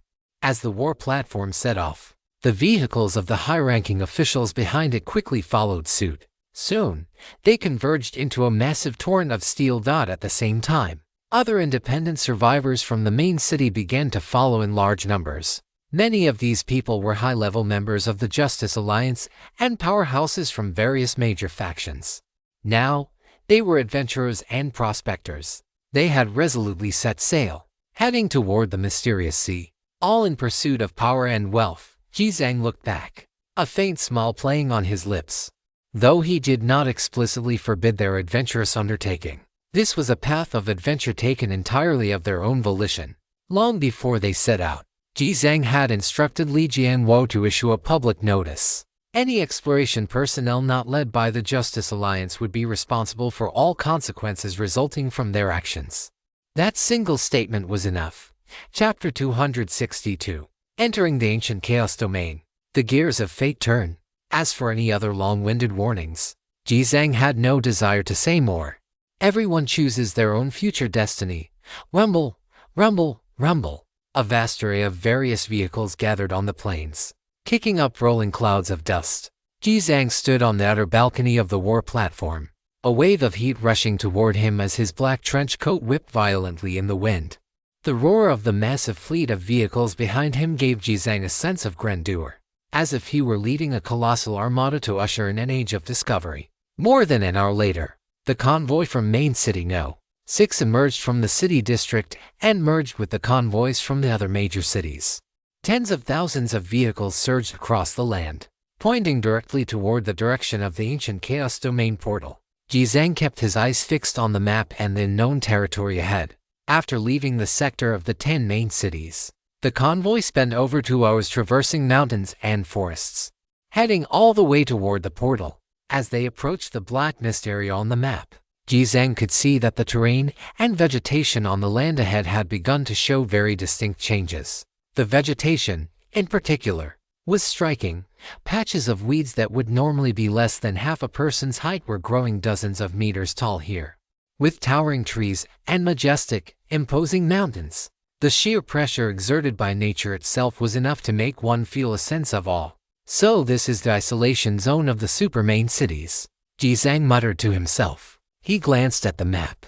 The large black area that had been there previously now showed an arc-shaped section of explored territory following their path. It seemed that the map updated based on his line of sight. Once the view was cleared, the map followed suit. However, after entering the area beyond the isolation zone, Jizang's expression shifted slightly. He could clearly feel that the vitality and spiritual qi here were more than twice as dense as in the plains or the super main city regions. It was no wonder the vegetation was so lush. It was truly exaggerated. Correspondingly, the creatures nurtured in such a place would inevitably be even more ferocious and terrifying. Everyone, pay attention. Be prepared for combat at any moment, Jizang announced to the convoy behind him via the vehicle's communication system. The massive, sprawling convoy behind him immediately heightened its vigilance. Over the course of the journey that followed, the convoy encountered over 100 attacks of varying sizes. The scale of the Radiant City's force was simply too large. Along the way, they had unknowingly intruded upon the territories of countless monster tribes. Violent retaliation and attacks were inevitable. Fortunately, they were still near the isolation zone, where the number of monster tribes was not yet overwhelming. With the powerhouses from the Justice Alliance's leadership holding the line, They successfully suppressed and killed the wild monsters after paying only a small price. But this served as a wake-up call for everyone. It proved that the area outside the super main cities was extremely dangerous. If those prospectors and adventurers hadn't followed the main force of the Justice Alliance, relying solely on their own strength to cross this region and reach the portal would have been an incredibly perilous journey. The army of vehicles continued its advance. Finally, an hour later, they successfully arrived at the coordinates where the portal was located. Looking up, a black portal so massive it seemed to touch the heavens stood upon the earth. Endless black light dust swirled within the gate, resembling a vertical sea with black waves churning. If one stared at the portal for too long, they would have the illusion that it was a giant black eye. It felt as if, should one look for just a few seconds longer, their entire being, along with their soul, would be sucked inside. It gazed deeply and calmly at the land ahead, and at the humans who appeared infinitely small before it. At this moment, everyone unconsciously swallowed hard. The excitement and thrill they had felt earlier vanished, replaced entirely by tension and awe. Ji Zhang ordered the convoy to halt in place, then spoke into the radio microphone. "I will emphasize this one last time. Those who wish to retreat can turn back now. This is your final chance. Once you step into that portal, I fear there will be no turning back." The convoy came to a complete halt here, the area descending into a chaotic uproar. In the end, as many as 1/3 of the crowd chose to shrink back at the last moment, not daring to continue the charge. The oppressive sensation emanating from this portal was simply too intense.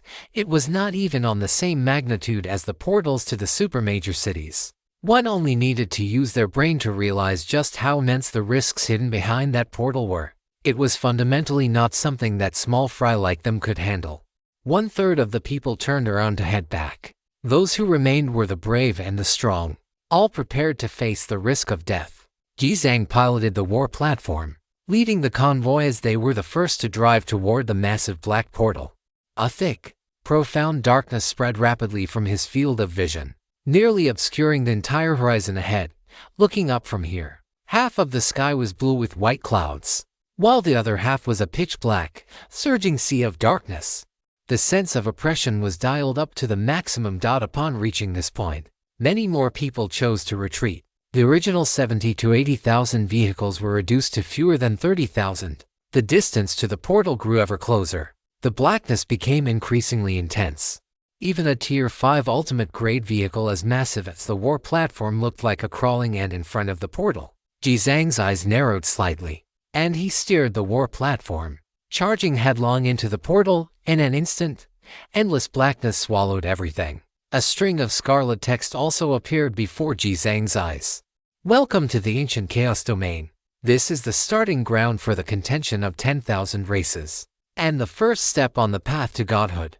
The moment you stepped into the darkness, the gears of fate began to turn." Helpful tip. During the night of any wave of the Abyss invasion, if the survivor is currently within the ancient Chaos Domain, monsters will automatically attack the supermajor city territory. Please upgrade your territory defenses in advance. Helpful tip. Each time you enter the ancient Chaos Domain, survivors will be teleported to a random location. Only by using vehicle linking items or the vehicle linking function can multiple survivors be teleported to the same location. Helpful tip. All actions within the ancient Chaos Domain carry a high weight in influencing your God Ascension ladder points. Please handle your actions within the ancient Chaos Domain with caution. Helpful tip. City Lord level powerhouses will trigger the Dark Choice Gate upon entering the ancient Chaos Domain. Please choose carefully, as this will concern the future fate of the City Lord themselves and all survivors in the districts under their supermajor city. Ji Zhang quickly scanned the large block of information that had appeared before him, extracting and analyzing the important intelligence within. When he saw the mention of God Ascension ladder points, he suddenly recalled, wasn't this the ladder points that were frequently mentioned on the World Channel earlier? It must have been activated just now when the 10,000 Races Hegemony preview was announced. He had almost forgotten to check it. Chapter 263, The Dark Choice Gate. The moment to decide fate. Ji Zhang immediately opened his backend, found the personal information panel, and clicked on it. ID, Ji Zhang level. City Lord level private supermajor city, Radiant City private region, Southern Wasteland. God Ascension Ladder Points. 629 points. Mid-tier being Private War Record, none private.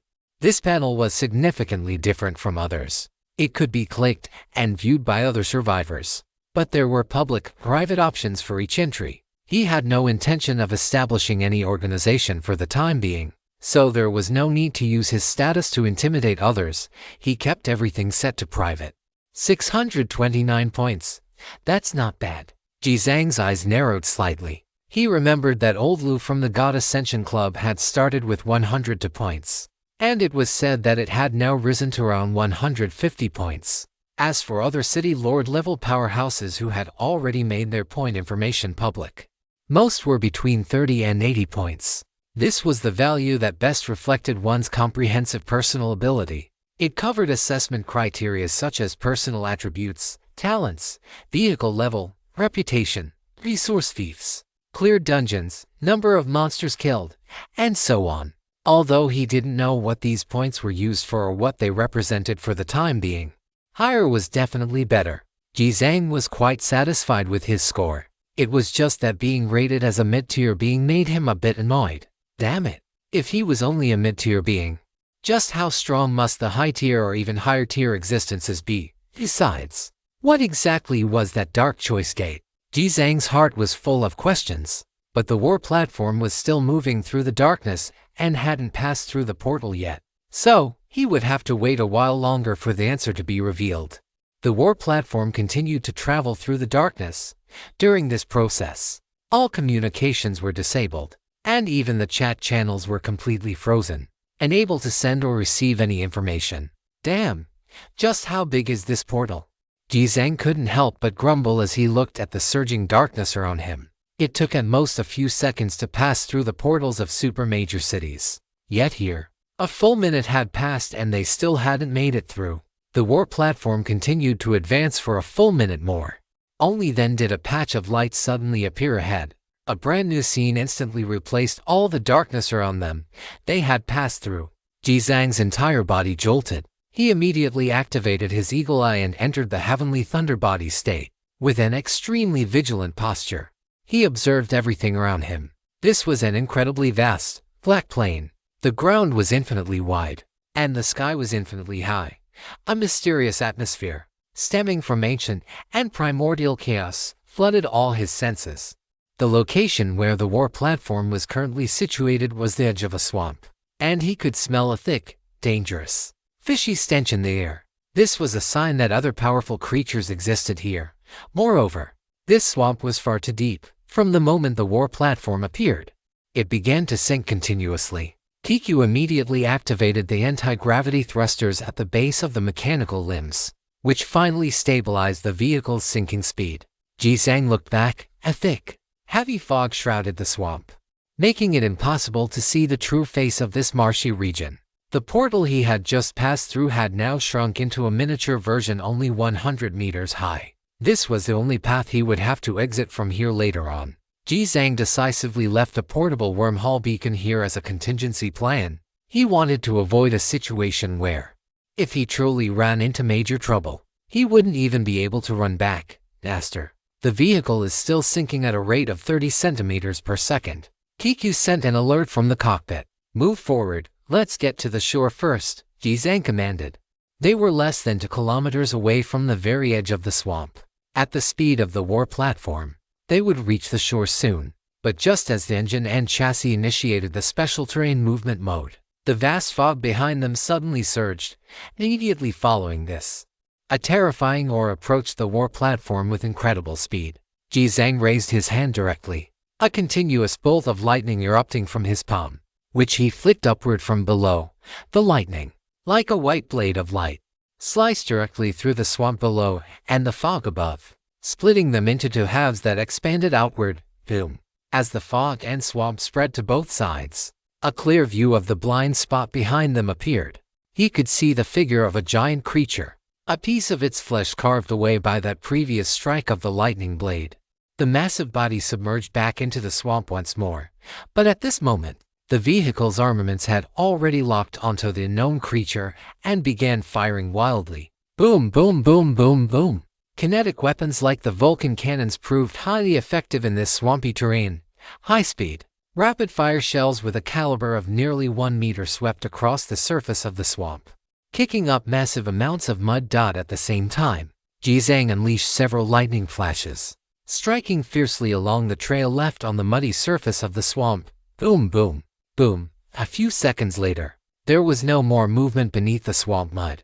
Only large bubbles gurgling to the surface. A massive, fish-like figure slowly floated up from below, resembling a small hill. Successfully killed a Hell Loach King-level monster. Gold coins come for 1,000, Loach teeth come too. Doubled due to the chaotic ancient domain. The King-level monster. Jizang withdrew from his combat state and rubbed his chin. Judging by the creature's combat aura, this King-level monster already possessed a level of strength approaching that of a Monarch-level creature. He didn't know if he had just happened to encounter the absolute peak of King-level monsters, or if the King-level monsters here were generally much stronger than those in the plains or the Super City regions. It seemed he would really need to be more careful from now on. Having resolved this sudden trouble, the war platform began moving toward the shore. Soon, they successfully landed. And the moment the mechanical limbs of the war platform first stepped onto the land of the chaotic ancient domain, a mysterious light screen wreathed in black light streaks appeared before Jizang's eyes. Dark Selection Gate. Respected Human City Lord, please choose your faction. Human race, Spirit race, Beast race, Dark race, God Ascender. Important note: click on a faction to view its specific details. Once a faction choice is made, it cannot be revoked or changed. Please decide carefully. Important note: this faction choice will determine the path of hegemony that you and your subordinate super cities will take in the future. Whether you choose to shatter the ancient curse with a human body or abandon everything to become a believer of darkness, light, chaos, holy spirits, it all rests on your decision. Chapter 264. The pros and cons of each faction. Ancient secrets. Upon seeing this information, Jizang was momentarily stunned. Faction selection. He clicked on the God Ascender option, and a piece of information immediately unfolded before his eyes. God Ascender. Those who can abandon everything and forget everything, solely for the pursuit of the ultimate path of madness. Choosing to become a God Ascender means you must embark on a lonely, one-way path to the heavens. All the kin and alien races are on you. Even your most beloved siblings, friends, family, and lovers will only become obstacles to your ascent to the divine path. What you must do is clear away these obstacles and eliminate every existence other than yourself. You firmly believe that there is only one supreme God throne in this world, and it belongs to you alone. Ascension difficulty 1. You will gain the assistance of the Mad Demon Fate. God Ascension ladder points come 50. God Ascension ladder point bonus come 20%. 2. You will face encirclement and suppression from all other factions. 3. If your soul is not firm enough, you will face the risk of losing control of your consciousness under the Mad Demon Fate, becoming paranoid, insane, unscrupulous, and bloodthirsty. Evaluation. The lowest difficulty God Ascension faction choice. Your madness is your sharpest weapon. Move forward. Move forward madly. Please confirm whether to choose to join the God Ascender faction. Yes, no. Looking at the lines of text above, Jizang's pupils constricted slightly. He had never expected that the faction selection of the Dark Selection Gate would have such a massive impact on City Lord level survivors. This really could determine his future destiny in the blink of an eye. The hegemony of 10,000 races, the God Ascension ladder. The cruelty he would have to face in the future would likely far exceed his imagination. However, this God Ascender choice was a bit too heaven-defying. It was the quintessential path of the demonic extremist, proving the Tao through slaughter. And once he couldn't bear the Mad Demon Fate, he would probably go insane instantly. Based on his current judgment, this was likely the path with the highest risk, but the one with the most straightforward rewards. Jizang closed the God Ascender panel, shifted his gaze upward, and clicked on the Dark Race entry. Dark Race. The Dark Race originates from the abyss beyond the realm. They possess supreme dark authority and are immortal and indestructible. During the Primordial War, they once crushed various major races single-handedly and challenged the order established by all the old gods. Although the old gods exhausted all their power before falling to force the entire Dark Race back into the Abyss world, The black haze from the abyss has begun to stir once again as time has passed, attempting to sweep across the eternal world once more. By choosing to join the dark race, you will shed your weak flesh and blood to become a creature of a brand new rank. God Ascension Difficulty 1. You will receive the assistance of the immortal and indestructible destiny. God Ascension Ladder Points come 200. God Ascension Ladder Point Bonus come 30%. 2. You will face encirclement and suppression from multiple hostile factions. 3. You will lose a portion of your true self over the long passage of time and be assimilated by the darkness. The higher the degree of assimilation, the stronger the power you will obtain. Evaluation. To embrace the darkness is to embrace eternity. Please confirm whether you wish to join the dark race. Yes, no as expected. The same old routine. Jizang carefully read through the light screen before him and couldn't help but sneer. The previous Dark Fallen title, as well as the black giant eyeball he encountered later in the super main city, were all using the same methods to seduce him into falling into darkness. It was just that this one seemed to offer higher rewards, obtaining an immortal destiny, a flat increase of 200 points for the heavenly ladder, and an additional 30% bonus. It was much more aggressive than God Ascender. Jizang continued to look upward. Beast Race. Bloodline is truth. Power forges the divine altar. A myriad of races formed by countless beast-like creatures of the eternal continent through the awakening of wisdom and the tempering of bloodlines. They believe in the most primitive law of the jungle, and their internal hierarchy is strict. During the primordial war, many beast gods and holy spirits of the beast race fell, leading to the severance of high-level bloodline inheritances. Today, they yearn to awaken the ancient power sleeping within their bloodlines through devouring and combat. By choosing to join the beast race, your physical bloodline will be thoroughly awakened, granting you unparalleled and formidable strength. God Ascension Difficulty 1. You will receive the assistance of the beast god's blessing destiny. God Ascension Ladder Points come 100. God Ascension Ladder Point Bonus come 15%. 2. You will face fewer hostile factions. 3. You will gain the true recognition of the vast number of intelligent beast race groups on the Eternal Continent, and by utilizing their unique bloodline growth methods, you will continuously strengthen your physical body. Evaluation. Although the beast race has lost its top-tier lineages led by ancient holy spirits such as the dragon race, they remain the most widely distributed race with the greatest variety of species. Please confirm whether you wish to join the beast race. Yes, no beast race. Jizang's eyes narrowed slightly. As it currently stood, this beast race was quite standard in every aspect and was indeed a good choice. If he let Danzai or Wahua choose, they would definitely pick this one. Jizang continued to examine the profile panel for the spirit race that followed. Spirit race. The supreme innate race led by the elves, the original inhabitants of the mythical forest, the embodiment of natural will, and the darlings of the eternal world. After the primordial war, the vast majority of the spirit race remained in a semi-secluded state, yet their influence over the entire world remains unimaginably powerful. By choosing to join the spirit race, you will receive the favor of natural laws and transcend directly into a high-ranking creature. God Ascension Difficulty 1. You will receive the assistance of the Child of Nature destiny. God Ascension Ladder Points come 500. God Ascension Ladder Point Bonus come 0%. 2. You will face fewer hostile factions. 3. You will gain the true recognition of all spirit races on the Eternal Continent, possess an extremely strong growth state in natural environments, and have super strong elemental affinity. Evaluation. The spirit race is the race closest to the gods, possessing infinite wisdom and natural affinity. However, with the invasion of darkness and the chaos of natural order, their path to God Ascension has become increasingly difficult. Please confirm whether you wish to join the spirit race. Yes, no Gilf race. Jizang narrowed his eyes. To him, the elves were definitely the most mysterious race. Their presence was very strong, yet up until now, Jizang had never encountered one. The only spirit race members he had ever met were the tree spirits occasionally found in the starry forest. Although the God Ascension difficulty was significantly higher than the previous ones, this was clearly also a good choice. Now, only the final option remained. Jizang cast his gaze toward the two large characters at the very top of the entire section: human race. A piece of information appeared before his eyes.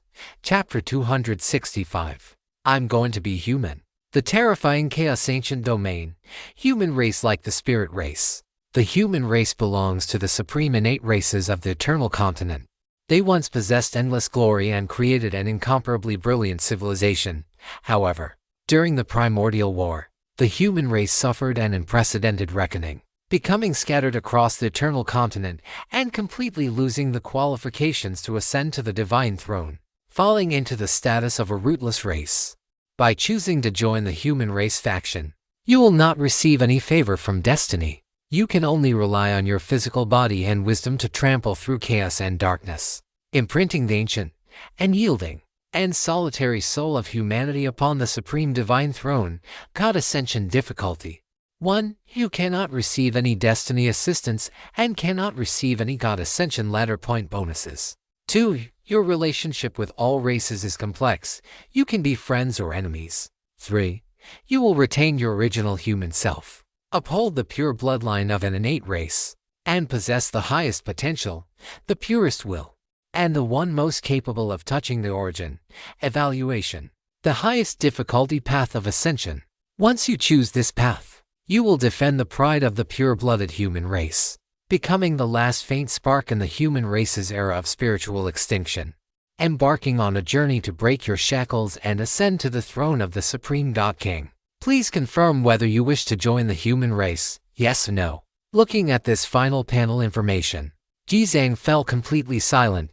Damn it, the slogan is shouted so loudly, yet not a single buff or benefit is given. No wonder the difficulty of ascending to godhood is this high. Damn, what a waste of anticipation. Jizang couldn't help but grumble to himself. He sorted and summarized the pros, cons, and information of each faction. Human race, difficulty 21 stars, no bonuses.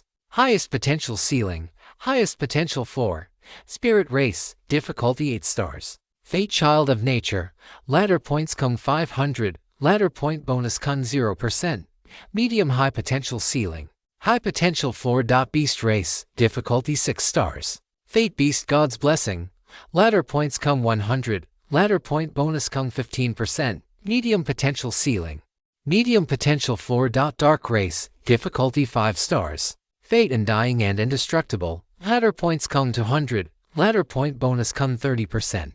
Unpredictable potential ceiling and floor. God Ascender, difficulty 3 stars. Fate mad demon, ladder points Kung 50, ladder point bonus Kung 20%.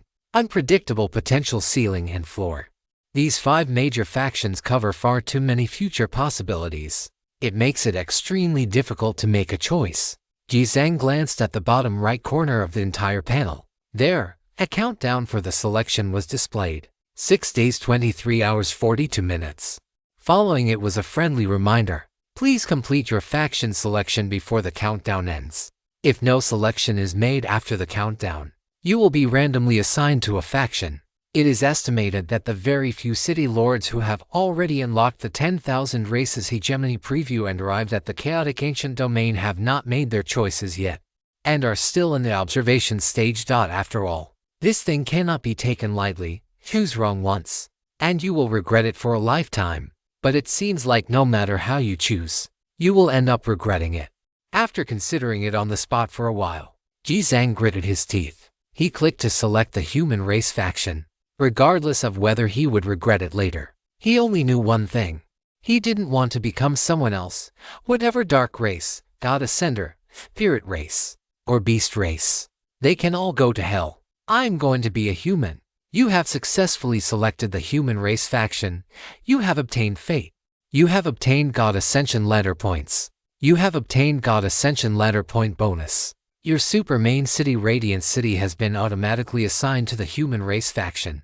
Would you like to make this public? Do not make it public. Why the hell would I make it public? To play with my cards face up and let others come over to mess with me. This world is too dangerous. He currently lacks the foundation and resources to dominate. It is better to lay low and survive for now. After finishing all this, Jizang let out a long, slow breath. He opened his personal information panel once again. ID, Jizang level. City Lord level hidden super main city, Radiant City hidden faction. Human race hidden location, Southern Wilderness dissension ladder points. 629 points mid-tier lifeform hidden war record, none hidden. There was just one more option for the human race, otherwise, there wasn't much difference. However, just as he was checking the back end, he discovered that his private messages had exploded, with the inbox showing a bright red 99 com. He hurriedly opened it to take a look. The dense messages inside were all from other high-level officials. Some were reporting the situation, while others were urgently calling for help. It seems that after passing through the portal, everyone's communication had been restored.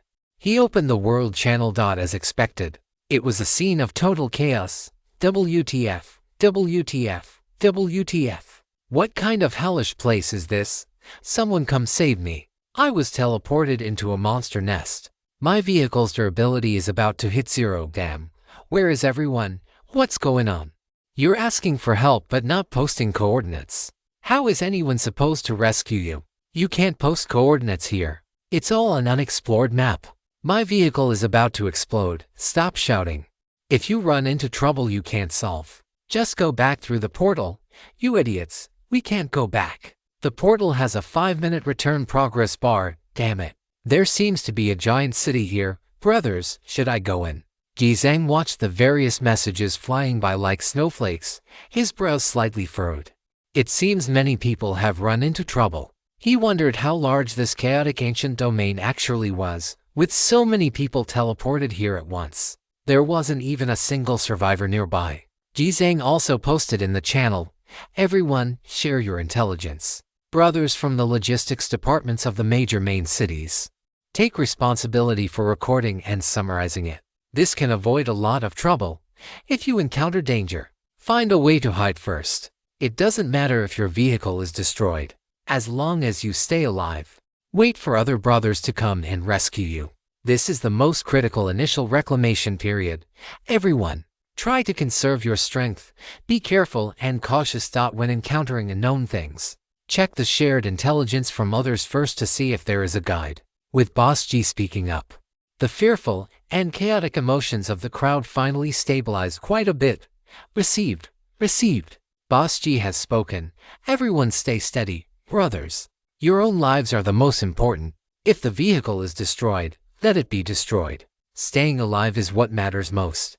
Jizang closed the world channel and replied to a few private messages before casting his gaze toward the boundless mountains and rivers ahead. However, he did not immediately drive his war platform forward recklessly. Instead, he first activated the vehicle's skin camouflage mode, shrinking the massive frame of the war platform down to the size of an off-road vehicle before beginning to move forward at a steady speed. The reclamation phase of the chaotic ancient domain had officially begun. Chapter 266. The Power of Intelligence, a Land of Disorder. Buzz. After the vehicle's exterior shrunk, the roar of the engine and the ground-shaking vibrations caused by the mechanical limbs walking were also specially processed by the holographic skin cloak device. All sound wave fluctuations were nullified, and air vibration waves were dissipated at the source. One could not help but marvel at the power of such black technology. If only the true size could be shrunk as well, Ji Kang thought to himself as he watched the scenery outside. The war platform sped across the land at a speed of 300 kilometers per hour. Because it was near a swamp, the area was somewhat desolate. Along the way, other than the occasional footprint or tire track, there was nothing else to be seen. Ji Kang specifically used his radar to scan the marks on the ground nearby. Clear traces were outlined on the radar display. The paths overlapped, all heading in the same direction. These marks had been left at different times, but it was clear that creatures of various races frequently passed through here. Southeast direction. Ji Kang narrowed his eyes. And fortunately, the weather today was not very good, and the visibility here was truly too low. Even with his eagle eye state activated, the view beyond 5 kilometers became a gray, hazy blur. I'll go take a look. Ji Kang drove the war platform, following these tracks as he headed southeast. For the next hour, Ji Kang maintained a steady speed, not driving too fast. However, despite having the holographic skin cloak activated, he was still attacked several times, twice by super monster swarms and once by a single king-level monster. Just as he had expected, The strength of the monsters here, at the same level, was more than double that of those in the plains or near the super major cities. During his journey, Ji-Kang also went through the intelligence shared by other brothers on the World Channel. He gained a rough understanding of what the chaotic ancient domain was. In short, this was an incredibly vast, chaotic region where no rules or order existed. It was filled with exiles, traitors, blasphemers, war profiteers, and madmen who had committed unforgivable crimes in their homelands from all major races. Some were expelled by their clans for having impure bloodlines due to interbreeding with other races. Others were wanted by their own kind for violating taboos, or had fled in a panic after failing in internal clan struggles. This was the final gathering place for all things intolerable to the world, like a massive, festering sore on the world. However, chaos did not mean barrenness. On the contrary, precisely because there were no rules to bind it, this place had become a paradise for sin and a fertile ground for black gold. Furthermore, there was one most important point. A very small number of survivors had found treasure chests here. Ji-Kang clicked on the treasure chest introduction forwarded by the logistics department. Chaotic treasure chest common grade evaluation. You only need to pay the price of 10 points of mental value to open it. Try it bravely. Who knows? You might actually open it to find some treasure. Seeing the information, Ji-Kang couldn't help but raise an eyebrow. Consume mental power to open a chest. There's actually such a thing. Besides this, there were many other strange and peculiar things in the shared intelligence. But as of now, the difficulty of obtaining them and their rarity were both quite high. The appearance of this information ignited a fire in everyone's hearts to strike it rich during the reclamation period. In the plains, treasure chests were the most important channel for improvement, but high-level chests were basically guarded by monsters, making them extremely difficult to clear. The resource fiefs of the super major cities were the same, without strength. One was only fit to mine and work for others. But in the chaotic ancient domain, it was truly possible to reach the top in one leap. Having gathered this important intelligence, Ji-Kang became even more attentive to his surroundings. He even specifically had Kikyu release thousands of drones to spread out into the surrounding airspace for high-altitude searching. Unfortunately, the place was truly too barren. Aside from the bones visible everywhere, there were only some useless scrap materials. However, that was only for a top-tier survivor like him. For an ordinary survivor, coming here to scavenge for trash and earning several thousand gold coins a day was quite a sweet deal. After continuing for another 20 minutes, an accident occurred. Dozens of drones intruded upon a beast race campfire camp and were directly destroyed by them. From the final images transmitted back by the drones, one could see a group of fierce minotaurs, each with a robust build and a powerful aura. There were 13 of them. Their sizes were not as exaggerated as those in the plains or super major cities, but just looking at the way they easily destroyed the drones with a war cry, their strength was definitely not to be underestimated. After having their dinner interrupted, this group of minotaurs fell into a state of rage. They became fully alert, holding large axes in their hands, and began sniffing the air through their thick, round nostrils. Very quickly, they caught the source of the disturbance in the air. Following that, they let out angry roars and charged in the direction of Ji-Kang's vehicle. However, Ji-Kang had already been standing on the roof of the vehicle, using the invisible magnetic field of the heavenly thunder to capture their auras and presence. What surprised him greatly was that this group of minotaurs was all exuding the aura of king-level monsters. The scarred minotaur leading them, who wore a heart-protecting mirror, had even reached the astonishing monarch level. Damn it. To run into a boss group of this level just by wandering in the wild, and it looked like they were sentient beings capable of entering the hierarchy of living creatures. Ji-Kang lit a cigarette and took a few slow, deliberate puffs. When the enemy's aura drew near, he flicked the cigarette butt away, tapped his toes, and his figure flashed out instantly, transforming into a long rainbow of lightning as he charged toward the direction from which the minotaurs were attacking. Boom! A thunderous roar swept across the area, instantly drowning out the battle cries of the minotaurs. No. The leading monarch-level minotaur instantly halted its charge, raising a hand to signal its kin to stop. Its solemn expression was tinged with a hint of shock. That was the aura of elemental energy, and it was the most fierce and violent elemental force of all lightning. Furthermore, The opponent's aura was simply too terrifying. 1 second, 2 seconds. All the Minotaurs looked up, only to see a terrifying bolt of lightning tear through the sky, crashing directly toward their leader. Moo! The Minotaur leader let out a thunderous roar, bent its knees to leap, and swung its battle axe, attempting to meet the enemy head dash on in the entire field. It was the only one a leader who had just stepped into the monarch level who managed to react. The other Minotaurs hadn't even processed what was happening yet. Boom! A heaven-shaking explosion rang out. A massive expanse of white lightning erupted violently. The instantly released shockwaves sent all the surrounding Minotaurs flying. As for the Minotaur leader at the center of the impact, it had been blasted hundreds of meters away by that lightning-clad figure, slamming heavily into the earth. Waves of soil erupted in circles, rising dozens of meters high.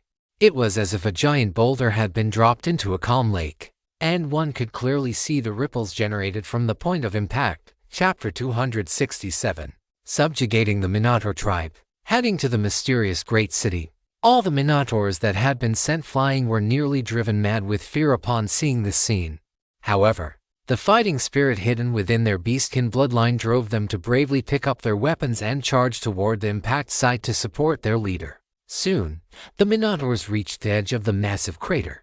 The moment they caught sight of Jizang's figure, their pupils nearly trembled in shock. A human. It was actually a human. In the chaotic ancient domain, the human race was arguably the rarest among all the myriad races. Moreover, the humans who fled to this region were generally not very powerful. Yet, this human before them had subdued their leader in a single exchange. Not only did he possess exaggerated physical prowess, but he had also mastered such proficient and powerful elemental energy. Wasn't it said that humans were a rootless race? What kind of monster was this?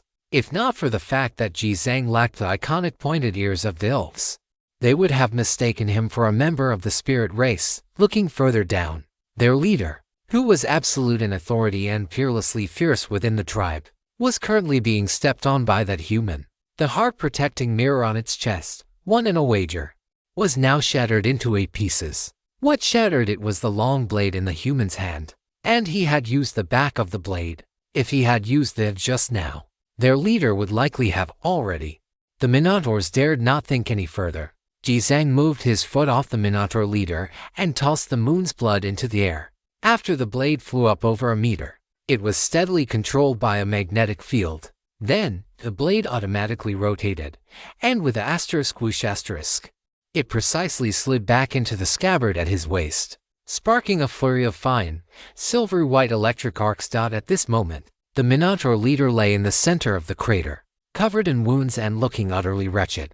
As a battle-hardened race with boiling beast blood, its eyes, which should have been filled with rage, were now somewhat clear. The Beastkin were a race that worshipped strength above all else. Although Minotaurs were ranked among the lower tiers of the Beastkin, they shared the same attributes. In an evenly matched fight, an opponent could greatly stir their fighting spirit.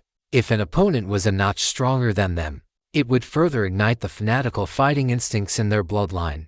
But if the opponent was ridiculously strong, their fire would simply go out. They couldn't win. They simply couldn't win. Moo! The Minotaur leader let out a low moan. Struggling to climb up from the ground, it bowed slightly toward Jizang, expressing its respect and gratitude to this powerful human. In the chaotic ancient domain, slaughter was the most common occurrence, but this human had spared its life, which was a massive favor. Besides, there was no real enmity between them. It had just been a misunderstanding. Seeing their leader's posture, the Minotaurs outside the crater exchanged glances and likewise bowed slightly to Jizang. Jizang glanced at them, thinking that these Minotaurs were quite in line with the human stereotype. They were quite stubborn, both reckless and straightforward. His plan had worked out correctly, by displaying overwhelming strength from the start, and then easing up afterward. He could control them without losing his composure or creating a blood feud. Honestly, the strength of this Minotaur leader was definitely not weak.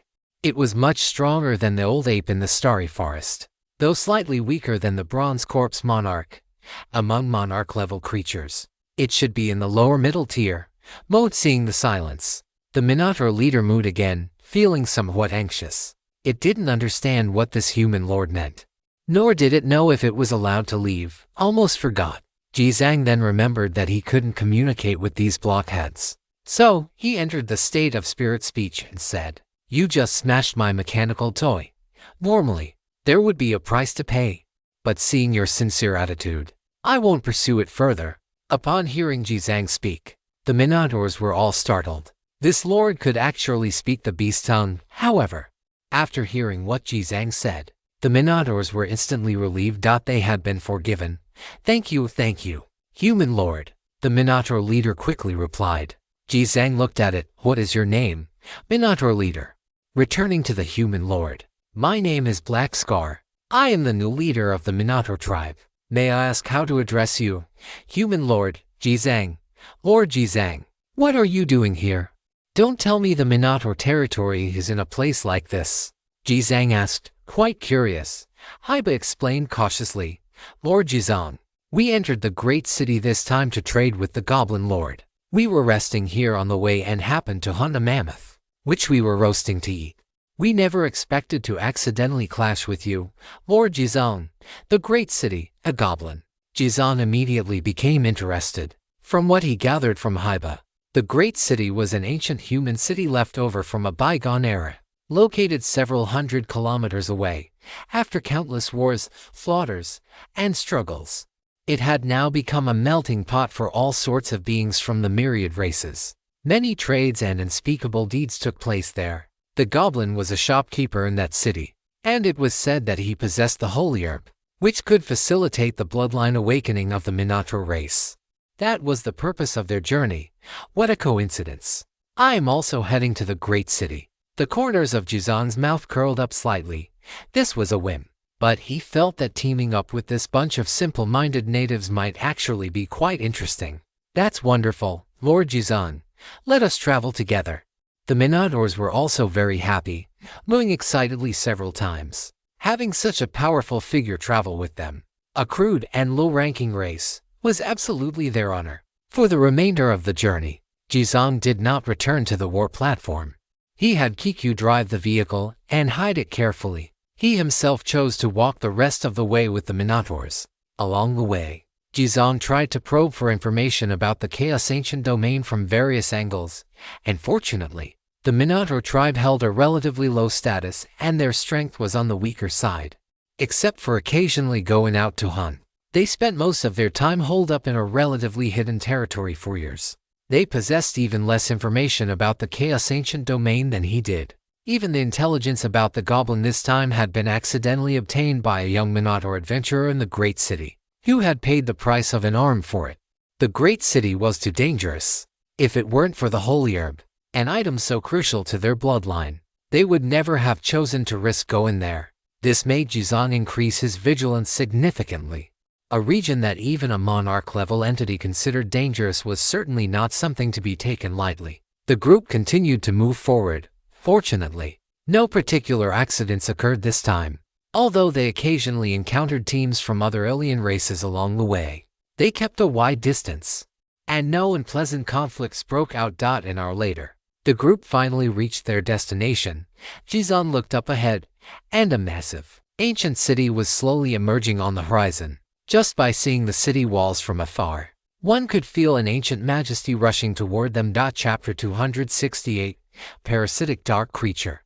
The Gatekeeper. That entire expanse of the city-state occupied almost the entire horizon, stretching to the limits of his vision in both the east and west. "Lord Jizang, we have arrived at the great city." Haiba's expression was also slightly excited. Upon arriving here, the figures of various races from all directions became much more numerous. There were trolls reaching several dozen meters in height, rat men capable of walking upright, and members of the spirit race driving giant beasts as beasts of burden, parading through the streets with a retinue. When the Minotaurs saw the giant beasts being driven and tamed by the nobles of the spirit race, their expressions turned slightly angry. "The scum of the beast races. They have brought shame upon all beast races." Only Haiba's expression remained normal as he said, "Those are unintelligent beast races. This is quite normal. Once we are in the great city, no one is allowed to speak recklessly, so as not to invite unnecessary trouble." As they drew closer to the city gate, The Minotaurs became somewhat nervous. Only Jizong remained calm, his gaze curiously examining everything around him. The stone road beneath their feet was mostly black, but it wasn't a natural color. It was the result of years of blood soaking and accumulation. The faint smell of blood in the air, along with the foul stench of various races, aggressively drilled into his nostrils, serving as a constant reminder of the danger level here. How many lives must have been lost to stain the floor and city walls like this? Jizong pondered to himself. Looking up, the city wall, nearly 1,000 meters high, rose from the ground like a giant mountain standing upright. As the sun tilted in the sky, its massive shadow enveloped the ground, bringing a sense of overwhelming oppression. The enormous city gate, capable of accommodating giants, was covered in hideous, jagged bone spurs. Patches of writhing flesh tissue clung to it like moss, eventually coalescing and growing on the top of the gate into a giant, fleshy skull. The two eyeballs in the eye sockets were the size of houses, rolling around and using their pupils to watch the races coming and going below. What on earth is that? Jizong squinted as he examined the creature, and a prompt appeared before his eyes. Do you wish to consume a small amount of mental energy to view the target's status window? Friendly reminder. In the Chaos Ancient domain, viewing the status window of any target will be felt by the target as an external mental intrusion, which may trigger a violent reaction. Looking at the prompt, Jizong fell silent. This was the difference between the Chaos Ancient domain and the plains or super main cities. In the previous two dungeon areas, most of the time was spent fighting monsters and treasure hunting, and the monsters basically only had attack instincts. But coming here, the entire tone was completely different. This was the myriad races hegemony version. Haiba noticed that Jizong was observing the giant biological head on the city gate and leaned in closer, saying, Lord Jizong, that is the gatekeeper, a mid-tier dark creature. Jizong asked, what's the meaning of it growing like that? Haiba explained, this city gate has been occupied by dark creatures for hundreds of years. The gatekeeper was placed here by them to collect tolls from the various races passing through. Jizong raised an eyebrow. A toll? Haiba, yes. They will feed on the mental energy of every passerby, but it's not much each time. The prerequisite is that you cannot resist. Once you resist, you are very likely to be drained dry by the gatekeeper. Do you see that pile of white bones over there? Those are the remains of travelers who attempted to resist. The city gate drained their spirits and souls, leaving behind nothing but empty husks. The butchers will slaughter these soulless creatures on the spot. The bones are tossed here, while the flesh and blood are sent to the mid to high-ranking dark monarchs within the city to be consumed. Jizang, does everyone have to give it up? Black Scar nodded. That's right. Unless you are a high-ranking entity or have the guts to challenge the authority of the dark monarchs in the city, any resistance will lead to the same fate as that pile of bones. High-ranking entity. I wonder how many ladder points are required for a high-ranking rating.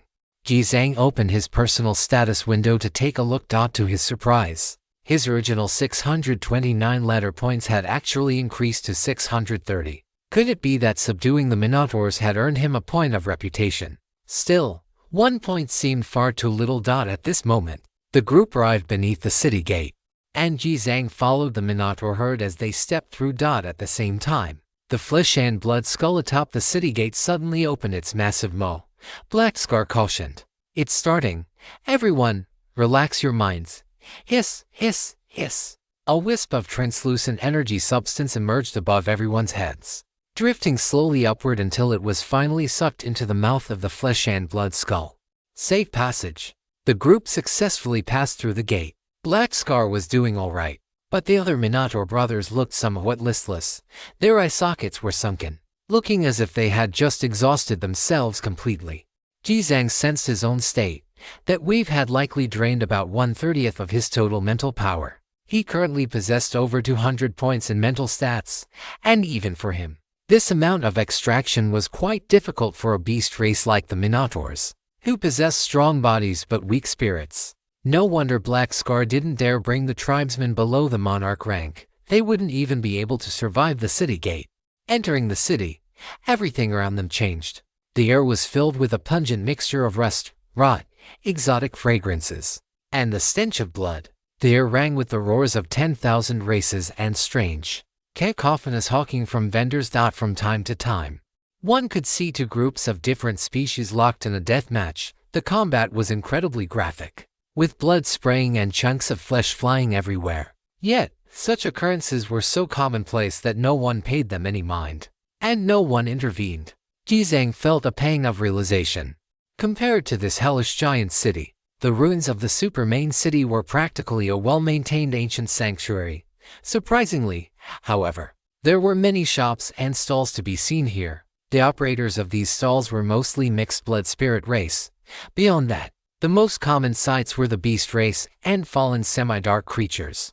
Pure-blooded humans like Jizang were extremely rare here, coupled with the fact that he was walking alongside the Minotaurs. Their group drew the attention of many races. Even a low-class race like the Minotaurs can take a pure-blooded human as a slave. Hey, Minotaur, is that human slave for sale? He looks decent. I'll take him as a pet to play with. Look at those blockheads, pretending they can't hear us. Mockery and laughter from other races echoed around them from time to time, making the Minotaurs flush with rage. But Black Scar suppressed them, telling them not to stir up trouble. Chapter 269, The Miracle Appears. The Submissive Minotaurs. Jizang didn't care at all. He was still carefully observing the ecology of the place. According to Black Scar's previous description, in a giant city as chaotic as this, there was a very clear hierarchy of contempt. Pure-blooded dark race and pure-blooded spirit race. These two giants sat at the very top of the hierarchy. Generally speaking, if a giant city was dominated by the spirit race and held by top-tier powerhouses, the spirit race held higher status. Conversely, if the dark race held the majority and was backed by top-tier powerhouses, the dark race held higher status. Following them were the mixed-blood spirit race, and then the mixed-blood dark race. The hierarchy here was strict, because the mixed-blood spirit race came into existence through reproduction. Their bloodline purity was relatively high, and naturally, their strength was greater. As for the dark race, the existence of the corruption mechanism made the path to becoming a mixed-blood dark race extremely easy. So there was no talk of bloodline strength there. When the beast race fell, they became mixed-blood dark race. When the spirit race fell, they also became mixed-blood dark race. There were also races that were already mixed blood. After falling and mixing their blood again, they became servants of three masters, and their combat effectiveness was even more pathetic. Finally, even more pathetic than the mixed-blood dark race were the pure-blooded beast race and the lowest-tier mixed-blood beast race, beast mixed with beast. The number of species within the beast race was simply too vast, and since the vast majority possessed low innate talent, they became the absolute bottom feeders. Beyond the hierarchy between races, there were also strict classes within each race. But that was a matter for the outside world. In the ancient chaos domain, strength was supreme. As long as you were strong enough, even a mixed blood killing a pure blood was nothing new. The group walked through the giant city. Not long after, they arrived at a ruined palace within the ruins, where they met their contact for this trip, the young Minotaur warrior who had provided the intelligence to Black Scar. This young Minotaur had actually reached the monarch level, only slightly inferior to Black Scar. This was definitely a rising star of the Minotaur race, but now, it looked in a miserable state. One arm was completely gone, and the wound had not yet healed, stained with a black, wriggling substance that could not be removed, constantly eroding its young flesh. Leader, Ali, Black Scar and the other Minotaurs rushed over to examine its injuries, but Ali's reaction was extremely intense. Why is there a human here, Ali? Don't be impatient. This human lord. Make him get lost immediately, otherwise, I'll kill him right now. Ali was completely triggered, shouting with bloodshot eyes, his aura ready to explode at any moment. Slap. A palm the size of a fan struck his face hard, leaving Ali stunned. He stood there with his large nose twitching, staring blankly at his own leader. Lord Ji Kang is an honored guest and friend of our Minotaur tribe. Do not be insolent, Haba roared. Afterward, the other Minotaurs nearby hurriedly tried to soothe Ali's emotions, explaining what had happened on the road with Ji Kang earlier.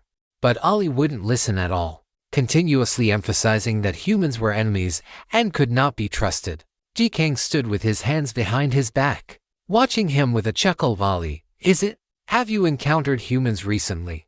Hyba asked him with a grave expression. Ollie, what exactly is going on with you? Ollie's gaze was cold and grim. He gestured to his severed arm, gritting his teeth as he spoke word by word, "This arm of mine. It was all thanks to a human." What? At this, all the Minotaurs were struck with horror. Ollie's wound was clearly caused by a corrosive curse that only dark races could inflict. How could it possibly have anything to do with a human?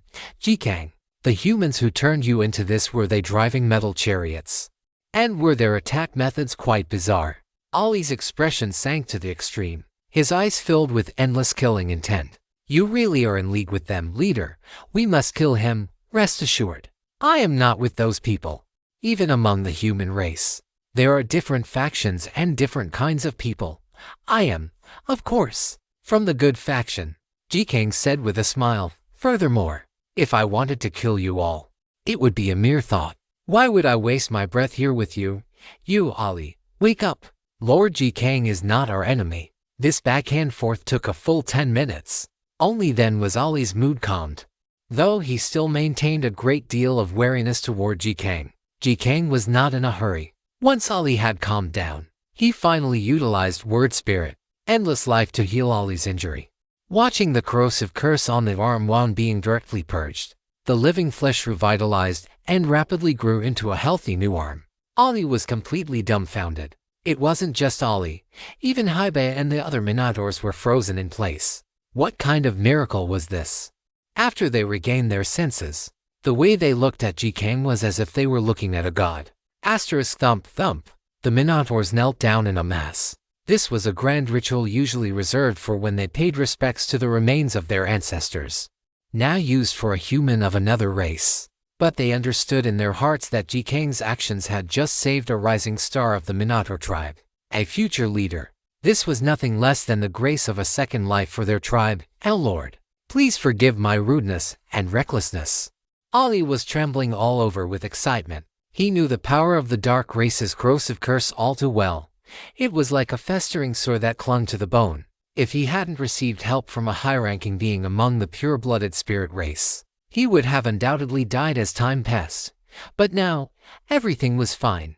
Even his severed arm had grown back completely.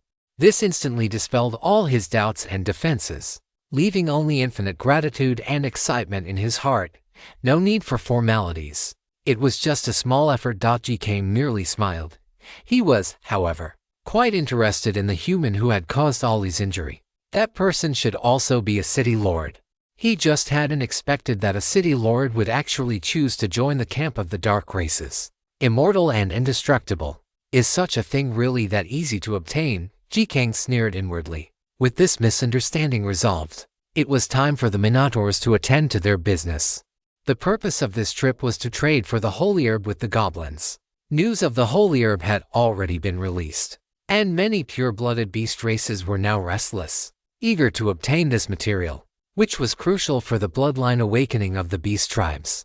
Only by arriving first could one seize the advantage. Jikang asked, "What is the price for that holy herb?" Ollie shook his head and said, "We do not know yet. The goblins' trading method is very unique. The price is always set by them." Jikang, then what are we waiting for?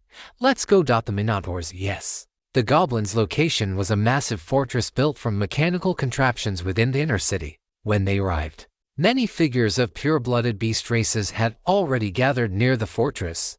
Chapter 270. Goblin technology, truly shocking. Magic lizards, thunderhorn beasts, black panthers, demon wolves. These fierce and powerful pure-blooded beast races were all here. Seeing this scene, Hyba's expression sank immediately.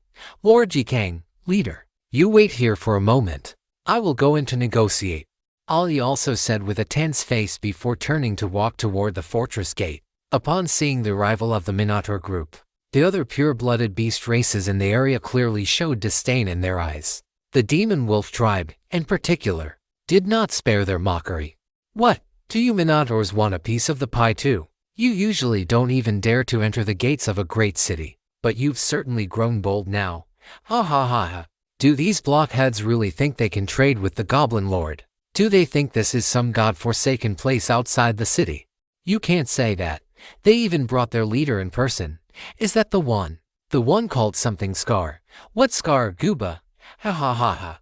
But they actually brought a human pet along. Strange. It's been so long since I've seen a human in the great city. The last time was in the treehouse of a half-elf. Hey, you human. Do you want to come over to me? You can just scrub my back every day. A female werewolf, standing fully 3 meters tall, laughed boisterously, her metal mace resting on her shoulder as it bobbed with every movement. Come with me. My demon lizard master is still short of someone to polish his weapons, and I'll make sure you get your fill of raw meat. Following that bunch of Minotaur idiots is completely useless. Human. Do you know why the Minotaur tribe has the most pure bloods? Because no other beastkin is willing to breed with such trash. Ha ha ha ha. Listening to the series of piercing, mocking remarks, Black Scar, Ollie, and the rest of the Minotaurs were nearly bursting with rage. But causing a conflict here would be the most unwise decision. If they were to provoke the goblins' displeasure, they wouldn't even have a sliver of a chance left. This entire trip would be for nothing. The sacred herb was the Minotaur tribe's golden opportunity to turn their fortunes around. They absolutely could not afford any mishaps here. Lord Jikong, I beg you to please try to endure it for now. Black Scar whispered pleadingly. Fine, no problem. Jikong squinted his eyes with a chuckle, his gaze sweeping across the group of pureblood beastkin opposite them, judging solely by the aura emanating from the other side. The strength of these beastkin was indeed significantly higher than that of the Minotaurs. In particular, the leaders of the werewolf and demon lizard tribes possessed such profound internal energy that it actually rivaled that bronze corpse monarch from the Starry Forest. Among the monarch-level entities in the ancient Chaos domain, this was already approaching mid-tier strength. Moreover, this was likely only a portion of the elites dispatched from their tribes, unlike the Minotaurs, who had brought the entire tribe's top-tier strength along. It was no wonder the Minotaurs were in such a difficult position. The gap between them and the other tribes was simply too vast. Soon, Ali returned from his negotiations. The message he received was, wait until all the beastkin from behind had arrived before proceeding. For the Minotaurs, this was undoubtedly terrible news. The longer they waited, the greater the competition would be. Regardless of what conditions the goblin might set later, the Minotaur tribe's chances of obtaining the sacred herb would certainly be greatly diminished. However, fortunately, with the powerful human Lord Jikong presiding over them, Black Scar felt a bit more confident. GCNG asked curiously, what is that goblin's status in this giant city? Black Scar replied in a low voice, Lord Jikong, the goblin's prestige here is very high. Many big shots use it to get things done. You can think of it as a long-renowned middleman in this region. Jikong raised an eyebrow slightly. What kind of things does it usually sell? Black Scar, the goblin has been operating here for several hundred years and has a very extensive network of connections. Whatever you want, as long as you can pay the price, it can find it for you. That's what is said, at least. But we haven't had any contact with it yet, so we don't know if it's true. Interesting, Jikong said with a chuckle, his gaze shifting to the fortress before him. The structure was complex, but the materials were simple. It used only wooden planks and rivets. However, looking at the material of the planks, the strength would definitely be no worse than super alloy. This had been built at a great cost. The dome cover on top of the fortress was separated in layers, creating a hollow, unobstructed design. Rather than a fortress, it was more like an arena. Jikong also felt that this place was quite interesting, so he wasn't in a hurry to explore and simply waited there quietly. 1 hour passed. 2 hours passed. More and more pureblood beastkin arrived at the location, until the entrance was packed so tightly that not even water could pass through. During this time, 2 other groups of races broke out into conflict due to the crowding, fighting fiercely on the spot and killing several people right then and there. It was at this moment that a massive tree stump suddenly protruded from above the fortress gate. The lid on top of the stump opened with a loud asterisk bang asterisk. A massive amount of colorful confetti sprayed out from within, dancing across the sky. Following that, the 2 large gates of the fortress opened, and 2 mechanical wooden puppets walked out with a clanking sound, each holding a pair of cymbals, striking them together with asterisk clang clang clang asterisk. Immediately after, a crude wooden flying machine darted out from within the fortress. trailing a large plume of white steam behind it. Asterisk whoosh. The flying machine soared over the heads of the rough beastkin, as if it were the opening ceremony of a festival. 8 large characters blared from the flying machine's built-in loudspeaker goblin technology, shaking the hearts of men.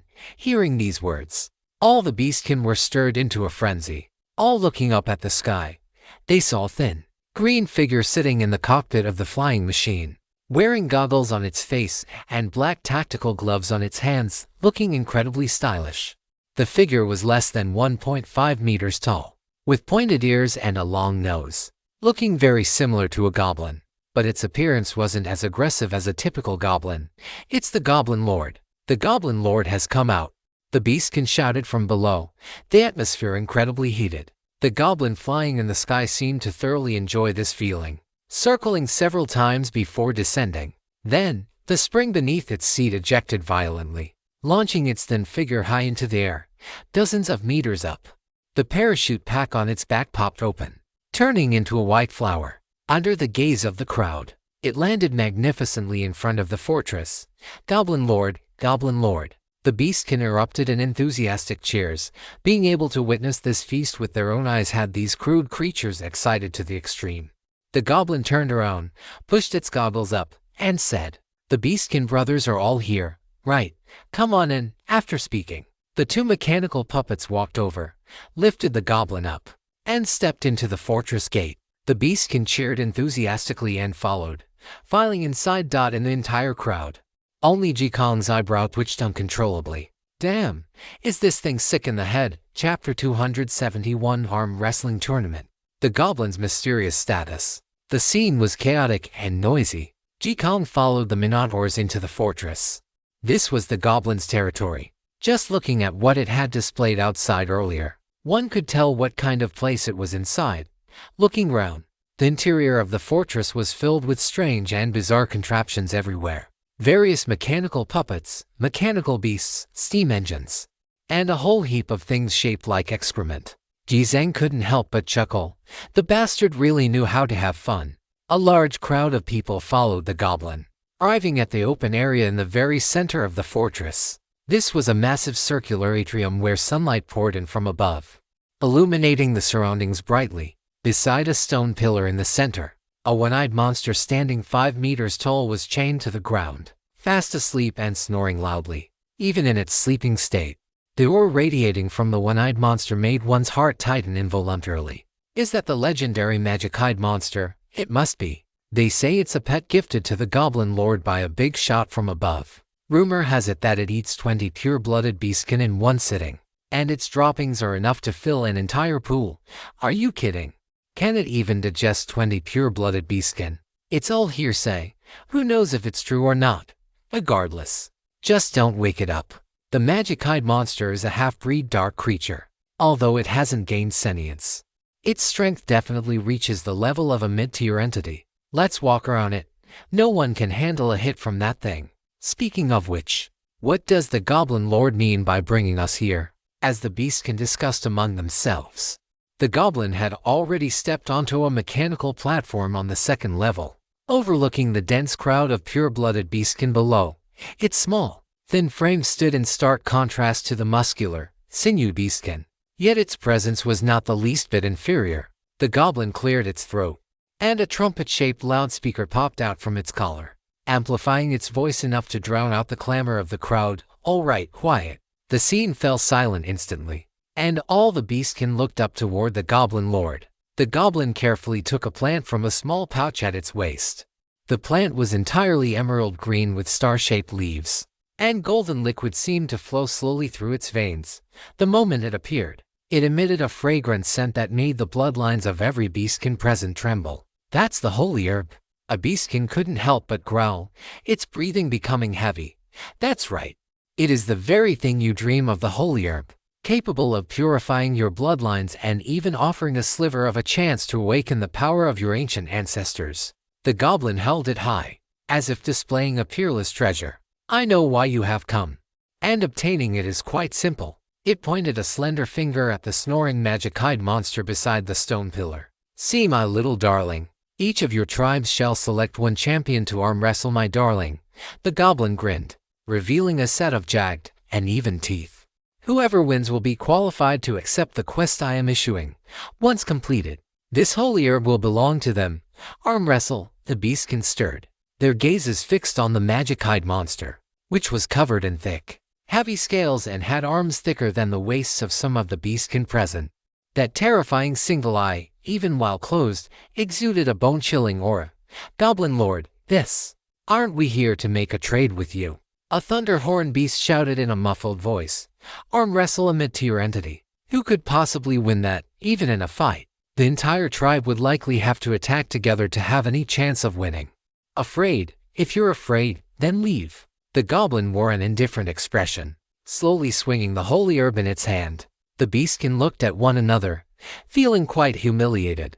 Rumors in the great city said that the Goblin Lord loved watching shows and spectacles, but they hadn't expected that they would be the ones performing in today's show. I'll give you the time it takes for an hourglass to run out. If no one dares to step up by then, we'll just call it a day. The goblin snapped its fingers, and a mechanical puppet immediately walked up carrying an hourglass. Turning it over on the table, asterisk hiss, hiss, hiss. The fine sand trickled down, piling up into a small mound at the bottom of the glass. The silence in the arena stirred the fighting spirit within the beastkin. No one who could survive in the chaotic ancient domain was a true coward. I'll do it. A burly demon wolf lord pushed through the crowd and walked up to the magic-eyed monster. It stood over 3 meters tall, its muscles bulging, and its wolf claws dug deep into the ground. That's more like it. Begin. The goblin suddenly became energized. A mechanical puppet behind it picked up a small bell and gave it a light shake. Asterisk clang. The crisp sound of the bell rang out. The magic-eyed monster's massive single eye snapped open, its scarlet pupil filled with the violence and chaos of being awakened. It let out a low growl, and its foul-smelling breath formed a hot gust of wind that blew the demon wolf lords far backward. No further instructions were needed. The magic-eyed monster seemed to understand what to do. Dragging its long iron chains, it walked to a giant stone platform nearby, lifted its thick, battering ram-like forelimb, and slammed it heavily onto the stone surface, opening its claw to reveal its palm. The demon wolf lord took a deep breath and placed its massive wolf paw onto it. The moment they made contact, the difference in size became even more apparent. The magic-eyed monster's palm almost completely covered the wolf's paw. Begin, the goblin shouted. The demon wolf lord roared wildly, its entire body's muscles tensing instantly as it unleashed its strength, attempting to force the magic-eyed monster's arm down. However, the magic-eyed monster's thick arm didn't budge, and its single eye even revealed a hint of foolish, happy amusement. The next second, the magic-eyed monster's arm sank slightly before suddenly exerting force. Asterisk crack. A teeth-grinding sound of bone fracturing echoed. The demon wolf lord let out a shrill, miserable howl as its entire arm bent at a grotesque angle, and its massive body was swung directly into the nearby wall with a heavy thud. By the time it slid down, blood was already flowing from its nose and mouth, and it had passed out cold. The entire arena was in an uproar. Lord, the demon wolf pack gathered around in terror. Hurry, next one, the goblin urged, looking somewhat excited. The scene fell into a deathly silence once again. No beastkin dared to step forward rashly anymore. Even the demon wolf lord had been dealt with so brutally. Wouldn't going up there just be seeking death? In a moment, their arms would be ripped off by that monster to be eaten as a snack. Master Goblin, we came here to do business with you.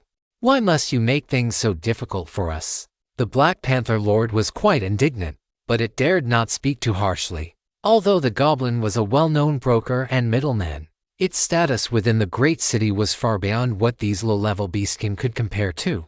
It was truly capable of reaching those heaven-defying big shots. Crushing a low-level beastkin tribe to death was as simple as crushing an ant. Chapter 272. Letting a human take the fall. Uproarious laughter. Why have you stopped coming up? We've barely even started. The goblin watched the beastkin lose their nerve and began to grow anxious. Enough. I'm not asking you to win anymore. I just want to see which beastkin brother performs the most valiantly. The commission slot for this time will belong to it. With these words, the beastkin in the arena finally regained a shred of courage to risk their lives. Now, it was a contest of who could be more fierce. The beastkin exhaled scorching hot air from their nostrils, each of them beginning to flex their muscles and prepare, even if it meant losing an arm or a leg. They were determined to obtain this sacred herb. Master Goblin, I'll go. The demon lizard lord stepped forward first. Its strength and resilience were famous among the beastkin. Using its thick tail to support its body, it placed a claw covered in heavy scales onto the hand of the demon-eyed monster. As powerful as the demon lizard lord was, it only lasted less than 2 seconds before its entire arm was viciously slammed into the stone floor by the demon-eyed monster. Asterisk splat. The bones and flesh of the demon lizard lord's arm shattered, and the terrifying force transmitted to its torso, tearing a massive gash between its arm and upper body. Its entire body looked as if it had been ripped in two, blood spraying everywhere. Hiss! The demon lizard lord let out a shrill, agonizing hiss as it was tossed away like trash by the demon-eyed monster. Its entire shoulder, along with a large portion of flesh and bone, had been ripped off, and the demon-eyed monster tossed it into its mouth to eat as a snack. Lord! Its tribesmen rushed up, pressing down on the lord's upper body, which had been nearly torn off, to help stop the bleeding. The injury was too horrific. It was almost as if its heart were about to be exposed. The scene was in total chaos. Only the goblin watched with extreme excitement, clapping its hands continuously and praising the demon lizard lord's bravery. Now, everyone finally understood. This was nothing more than a cruel gladiator show.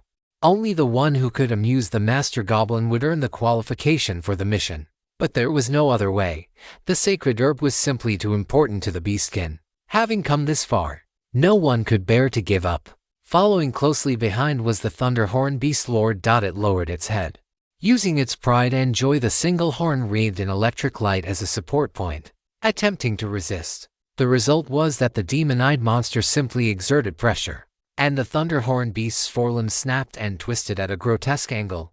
Its entire body, unable to withstand the heavy pressure of the demon-eyed monster's domain, crashed to its knees. PFFT. It spat out a mouthful of blood, which even contained fragments of shattered internal organs. The scene was utterly terrifying. The Thunderhorn Beast's tribesmen rushed forward in a panic, pulling their leader out of the demon-eyed monster's grasp. Any slower, and it would have been eaten by the opponent. Next, one by one, pure-blooded beastkin who were usually notorious for their ferocity gathered their courage to try. Without exception, they suffered miserable defeats. The lucky ones suffered broken bones and ruptured organs. The unlucky ones were torn apart on the spot, treated like building blocks by the demon-eyed monster, dismantled into a pile of parts and tossed around for fun. The demon-eyed monster's strength was completely overwhelming. It was also fortunate that it had already eaten the arms of several beastkin lords, filling its appetite somewhat. Otherwise, the weaker ones who went up later would likely have been devoured alive. Round after round of spectacular scenes delighted the goblin, who would occasionally slap its thighs, shout, and cheer them on. And fortunately, so far, not a single one had managed to last more than 3 seconds. Black Scar took several deep breaths, already prepared. Leader, let me go. Ali volunteered. No, I'll go first. You all line up behind me. Black Scar exhaled two streams of white smoke from its nostrils, its expression grave. It had already realized that the goblin just wanted to watch a show. Strength was secondary. The main thing was that the scene had to be exciting and cruel enough. Although the Minotaur tribe was a bit weak, as long as they were brave and tragic enough to catch the goblin's eye, they might just secure the mission qualification. The commotion among the Minotaurs immediately attracted quite a bit of attention, but it was met with undisguised mockery. Look, that bunch of block-headed Minotaurs wants to go up to hilarious double quotes HMPH. Those losers. They'll be quiet once they get torn apart by the demon-eyed monster. If you want to go, hurry up. Don't waste Master Goblin's time. The Demon Wolf tribe joined in the jeering. Although they had failed themselves, it didn't stop them from looking down on the even weaker Minotaurs. Black Scar's face turned livid, and the younger Minotaurs like Ali were so angry that white steam puffed from their nostrils, their hooves constantly scraping the ground. At this moment, Jikang, standing amidst the beast herd, was also watching with interest. However, since the Minotaurs were preparing to go up, he naturally couldn't continue to stand by idly. With the Minotaur's strength, if they went up to engage in a war of attrition with the demon-eyed monster, at least half of them would die. Ji-Kang quite liked this bunch of blockheads. Moreover, as the first group of underlings he had collected since arriving at the great city, he should protect them if he could. Black Scar, you guys just watch. I'll go. Ji-Kang stepped out and tapped the back of his hand against Black Scar's thigh. Master Ji-Kang, Master Ji-Kang. Black Scar and the other Minotaurs were stunned, watching helplessly as Ji-Kang's figure walked out. The moment Ji-Kang stepped out, every gaze in the arena focused on him.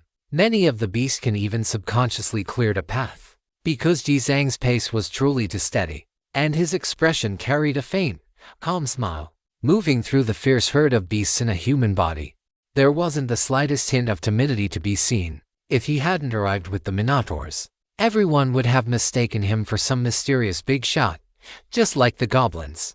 I'll represent the Minotaur tribe and give it a try. That's fine, right?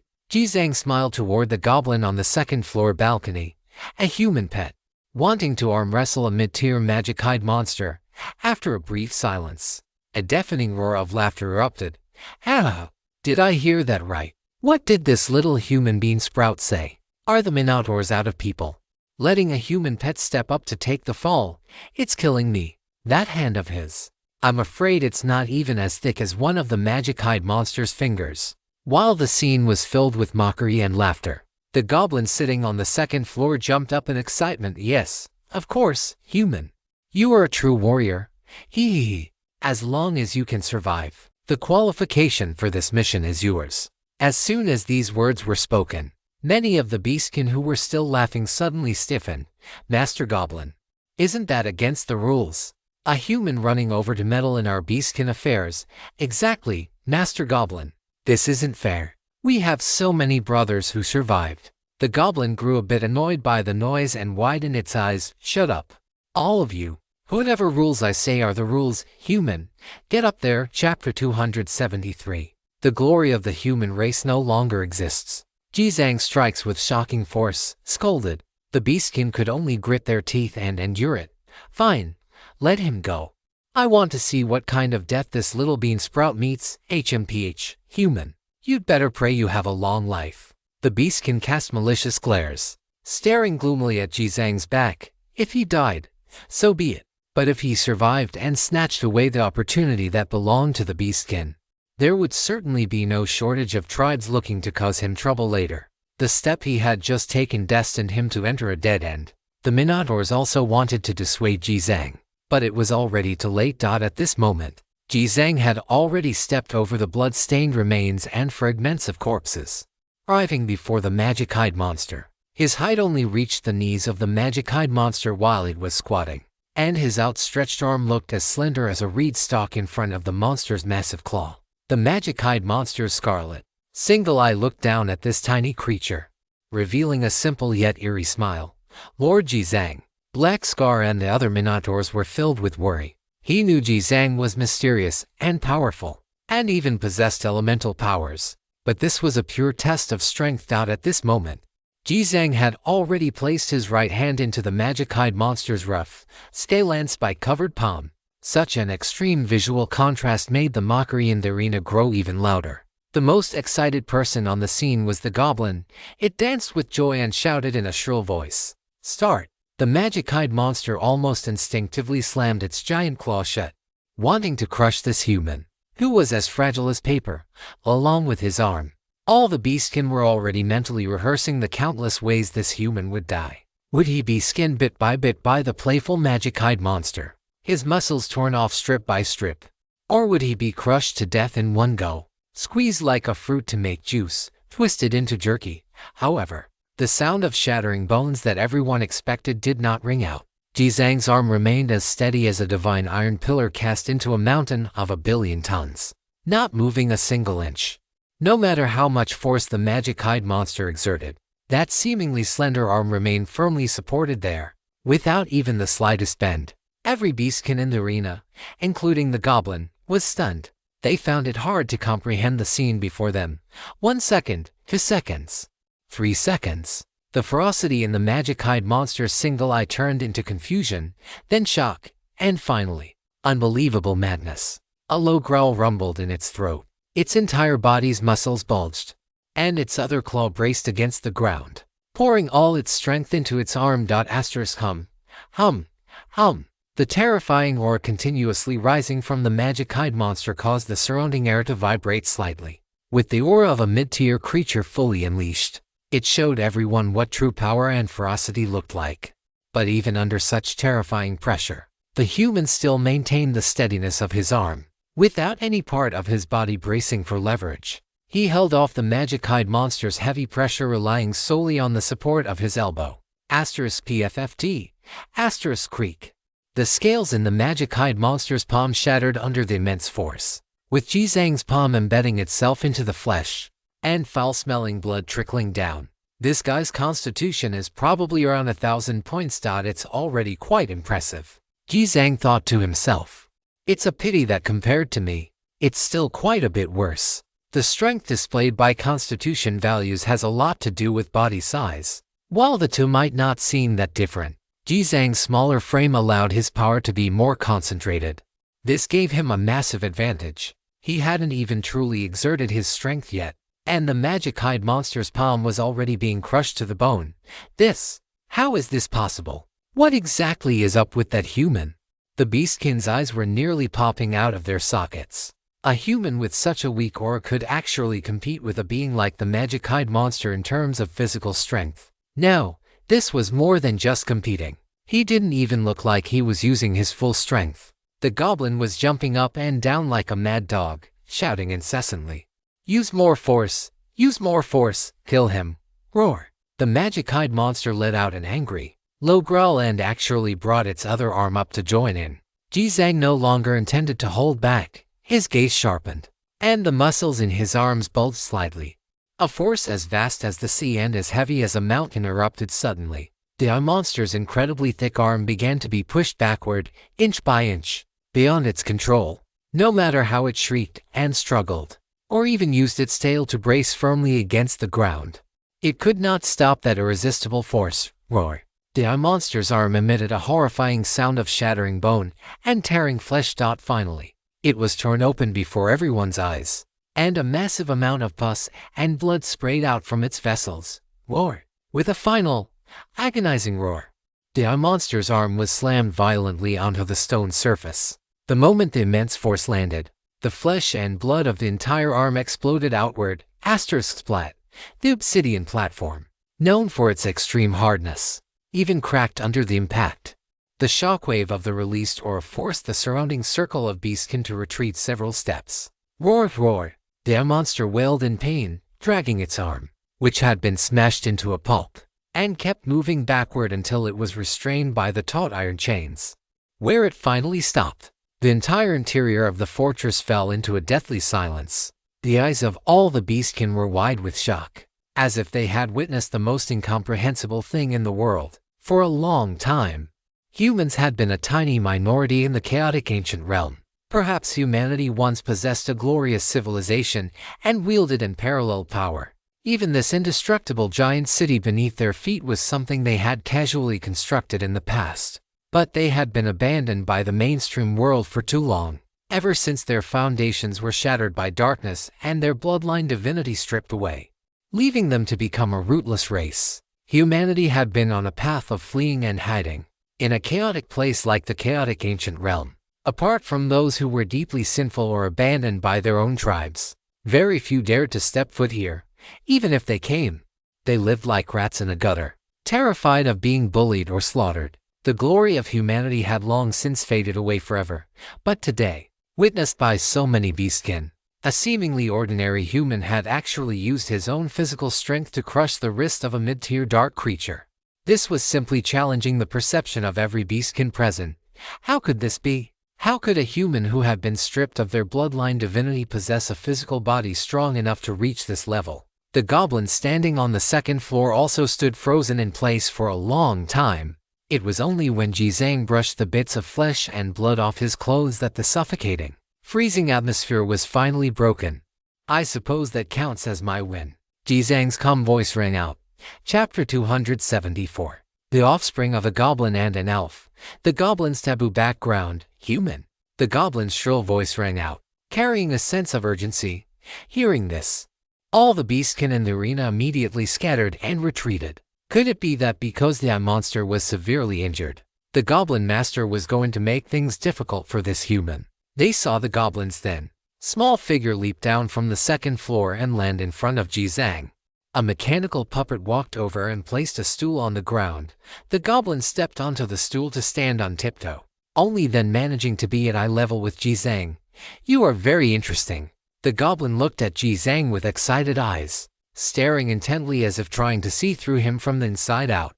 After staring like this for a dozen seconds, the goblin suddenly reached out and, with lightning speed, pulled an unknown black object from behind the puppet. It jerked the pull ring toward the sky. Bang! A massive cloud of confetti exploded from the party popper, filling the air with festive petals. Following this, mechanical puppets emerged from every corridor and windowsill of the fortress, beginning to bang drums and strike gongs, playing a joyful, celebratory melody. The goblin picked up a megaphone and shouted in a shrill, excited voice, "I announce, today's winner is this human." A low murmur rippled through the arena. Except for the Minotaurs, who were excited to the point of madness. The other beastkin felt worse than if they had eaten excrement, but they dared not show any dissatisfaction. That human was clearly a ruthless character playing the pig to eat the tiger. Who knew how those block-headed Minotaurs had managed to get involved with such an expert? The beastkin were filled with jealousy and regret, but there was nothing they could do now. They could not afford to offend the Goblin Master, and they could not afford to offend that human either. Especially those beastkin who had spoken rudely to Jizang and the Minotaur tribe before the competition began. They were the most terrified now. If they had only offended the Minotaurs, it would be one thing, but now that they were linked to such a mysterious and unfathomable human, if the other party held a grudge, they feared they would be wiped out the moment they stepped outside. Now that the result was set in stone, many of the guilty-hearted beastkin in the arena began to curry favor with Jizang and the Minotaurs, both openly and covertly. Even the demon wolves, a so-called noble race that was usually arrogant among the beastkin, lowered their posture to some extent, coming over to congratulate Jizang and the Minotaurs, while thanking the Goblin Master for giving them such a wonderful trial opportunity. The superficial pleasantries were performed perfectly, and fortunately, this fence-sitting behavior was held in extreme contempt by the Minotaurs. If you had stayed tough from beginning to end, they might have respected you as men. But now that you were changing with the wind, it was already too late. Haiba and Ali directly scoffed, and the other tribesmen rolled their eyes. If they hadn't wanted to cause unexpected trouble for Lord Jizang, they probably would have started cursing.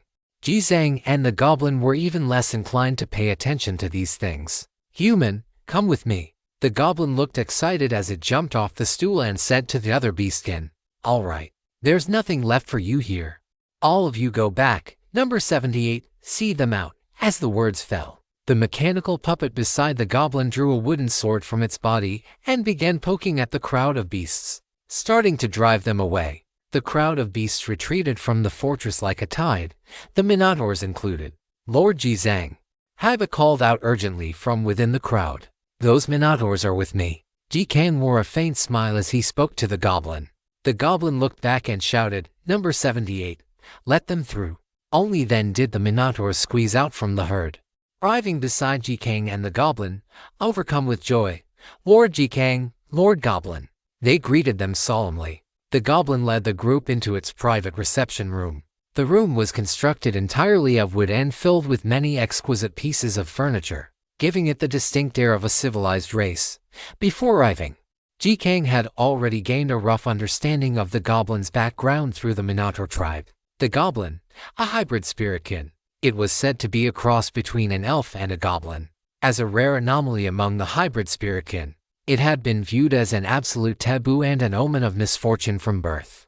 Cast out by its own kind, it had been forced to rely on its own strength to wander the eternal continent. Fortunately, the goblin had inherited the wisdom and talent of the elven race, allowing it to process and refine many rare materials, bringing out their true utility. Combined with its exceptional negotiation skills and talent for business, it had thrived everywhere it went, earning a widespread reputation.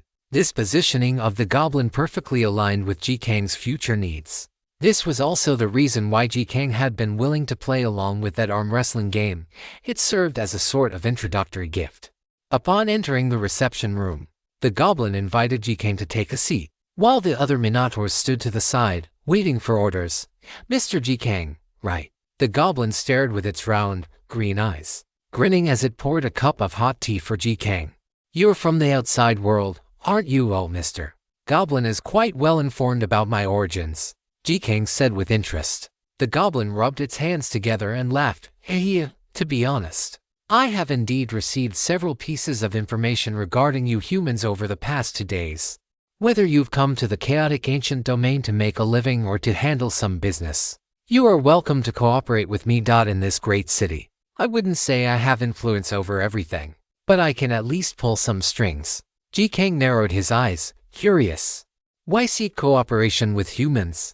The goblin's expression became unexpectedly serious. It's not about cooperating with humans, it's about cooperating with you. I like making friends with the strong, especially the intelligent ones. You are different from the submissive humans of the past. In you, I see the dignity and pride of the ancient pure-blooded human race, along with such elegance and a sense of civilization. You are simply not on the same level as those clumsy beasts outside. The goblin grew more enthusiastic as it spoke, showering him with praise. Ji Kang interrupted it. Mr. Goblin, let's talk about the mission commission first. Of course. The goblin chuckled, rubbing its hands together before reverting to the demeanor of a shrewd merchant. This mission is very simple, but also very dangerous. In the sewers beneath the Blood Knight auction house in the East District of the great city, there is a spirit spring. It is a secret asset belonging to a high-ranking figure among the spiritkin, but it was forcibly occupied by a group of night trolls some time ago. What you need to do is take this bottle, extract all the spirit liquid from the spring, and while you're at it, wipe out those night trolls. The strength of those night trolls is not high. Dealing with them should be an easy task for you. Once the job is done, this sacred herb will belong to you. The goblin picked up the rare medicinal herb that emitted an alluring luster once more, shaking it in its hand, which caused the Minotaur's eyes to widen in a daze. If it's so easy, why doesn't Mr. Goblin use its own people to handle it? Ji Kang asked this crucial question again. Chapter 275, offering an exorbitant price. The goblin breaks down. That's a different price. Mr. Ji Kang is indeed clever. You saw the crux of the matter at a glance. The goblin clapped its hands in delight, then leaned in, acting mysterious. This matter cannot be handled by my own people, and it is not convenient for the spiritkin to intervene. So it must be left to outsiders like you. I don't think I need to elaborate on the reasons. With Ji Kang's wisdom, you must surely be able to perceive the relationships and interests behind it. In short, it is best to keep this operation low-key. Even if you fail, get killed, or get captured, it has nothing to do with me, and nothing to do with the spirit-king. Do you understand? Ji Kang smiled. Understood. Accepted. The Minotaurs were also incredibly excited. Their faces were taut, as if they were about to carry out a top-secret assassination mission. But that sacred herb is their reward. My reward will be different. Ji Kang added. The room suddenly went quiet. What reward does Ji Kang want? The goblin said with a grin. It was not at all surprised by Ji Kang's request. To put it bluntly, the sacred herb indeed held a fatal attraction for low-level beastkin, but in the hands of someone like the goblin, it really didn't amount to much. The heart of purgatory. I wonder if Mr. Goblin has heard of it, Ji Kang said. This was an essential material for upgrading the Purgatory Blood Tower. It could not be traded on the exchange, and it could not be found in the super major cities either. Ji Kang could only hope to try his luck here. And it wasn't just the heart of purgatory. Later on, vehicle upgrades and territory defense upgrades would likely require these rare materials as well. If he didn't prepare in advance, he feared he would hit a bottleneck later. Upon hearing the name of this material, the goblin's pupils constricted, and it shrieked. What kind of job are you doing? Daring to ask for a heart of purgatory? No, you can't negotiate like that. The goblin refused outright. It doesn't have to be that. If you have core materials from mid-tier or high-tier creatures, that would also work, Ji Kang said with a chuckle. Fearing that the goblin thought the price was too high, he listed other conditions. such as inlaid gemstones or equipment. The goblin rolled its eyes at him. It almost told you came to get lost. What kind of conditions were these? Was this something a lowly goblin like him could possibly pull off? Even if he could, was this small task commission enough to trade for it?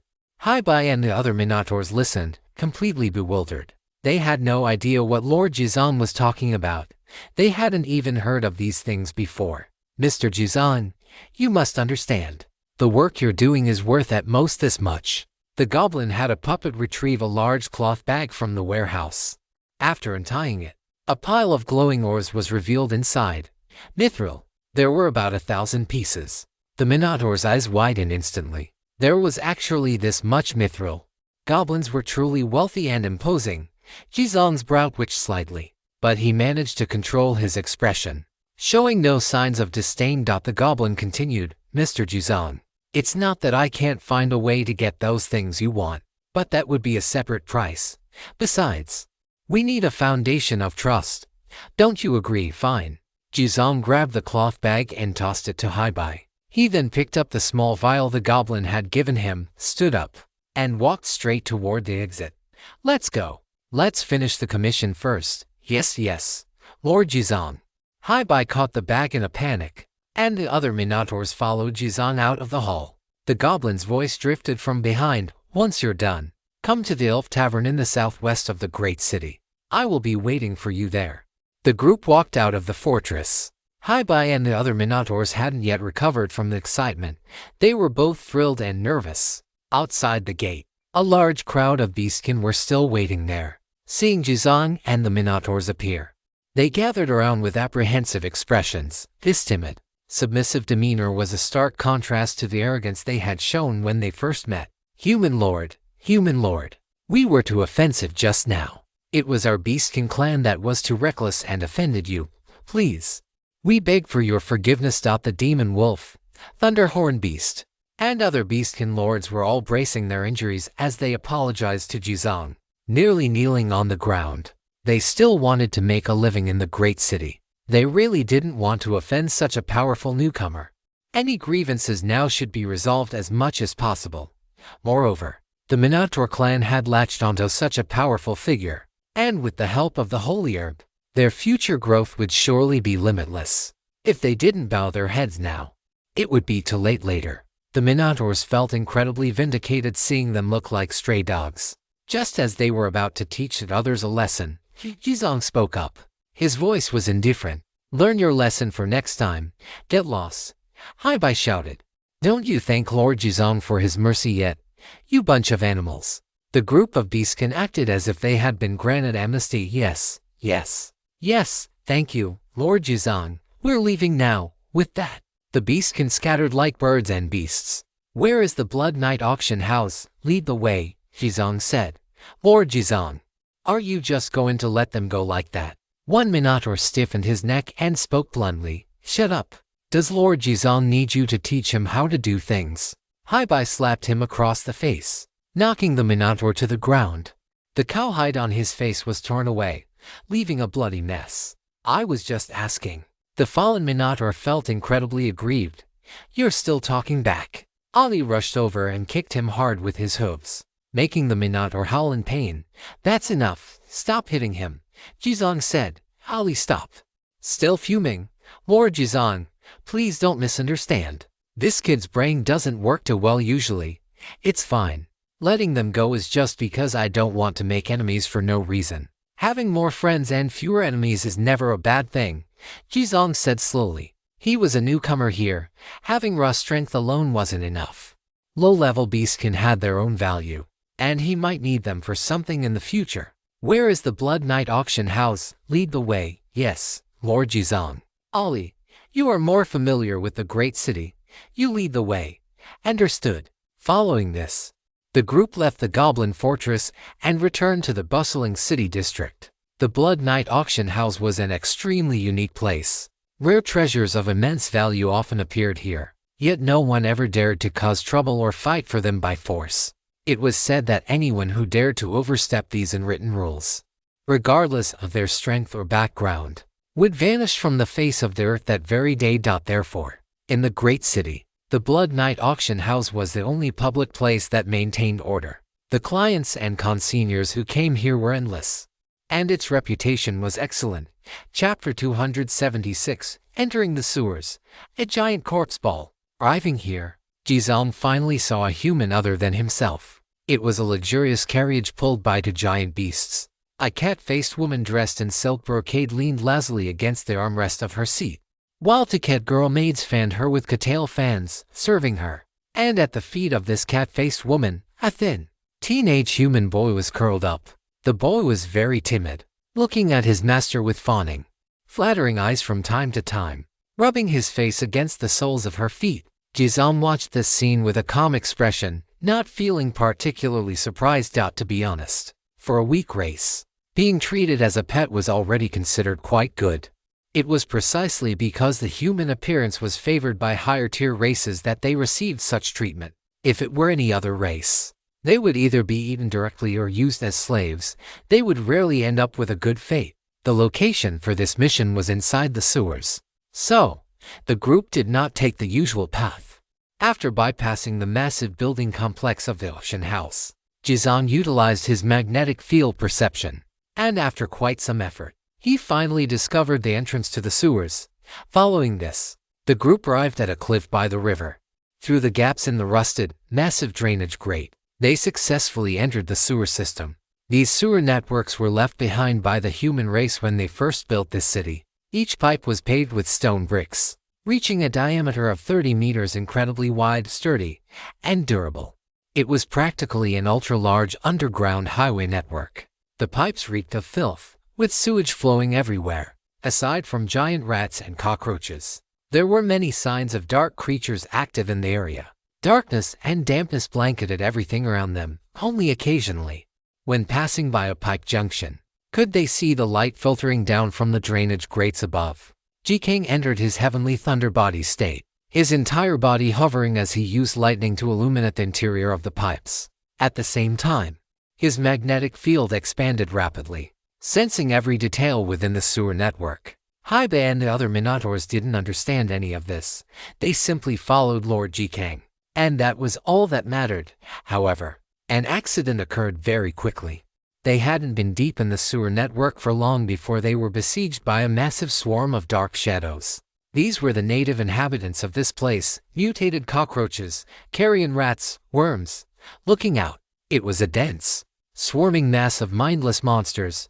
Among them, there was no shortage of dark auras belonging to king-level monsters.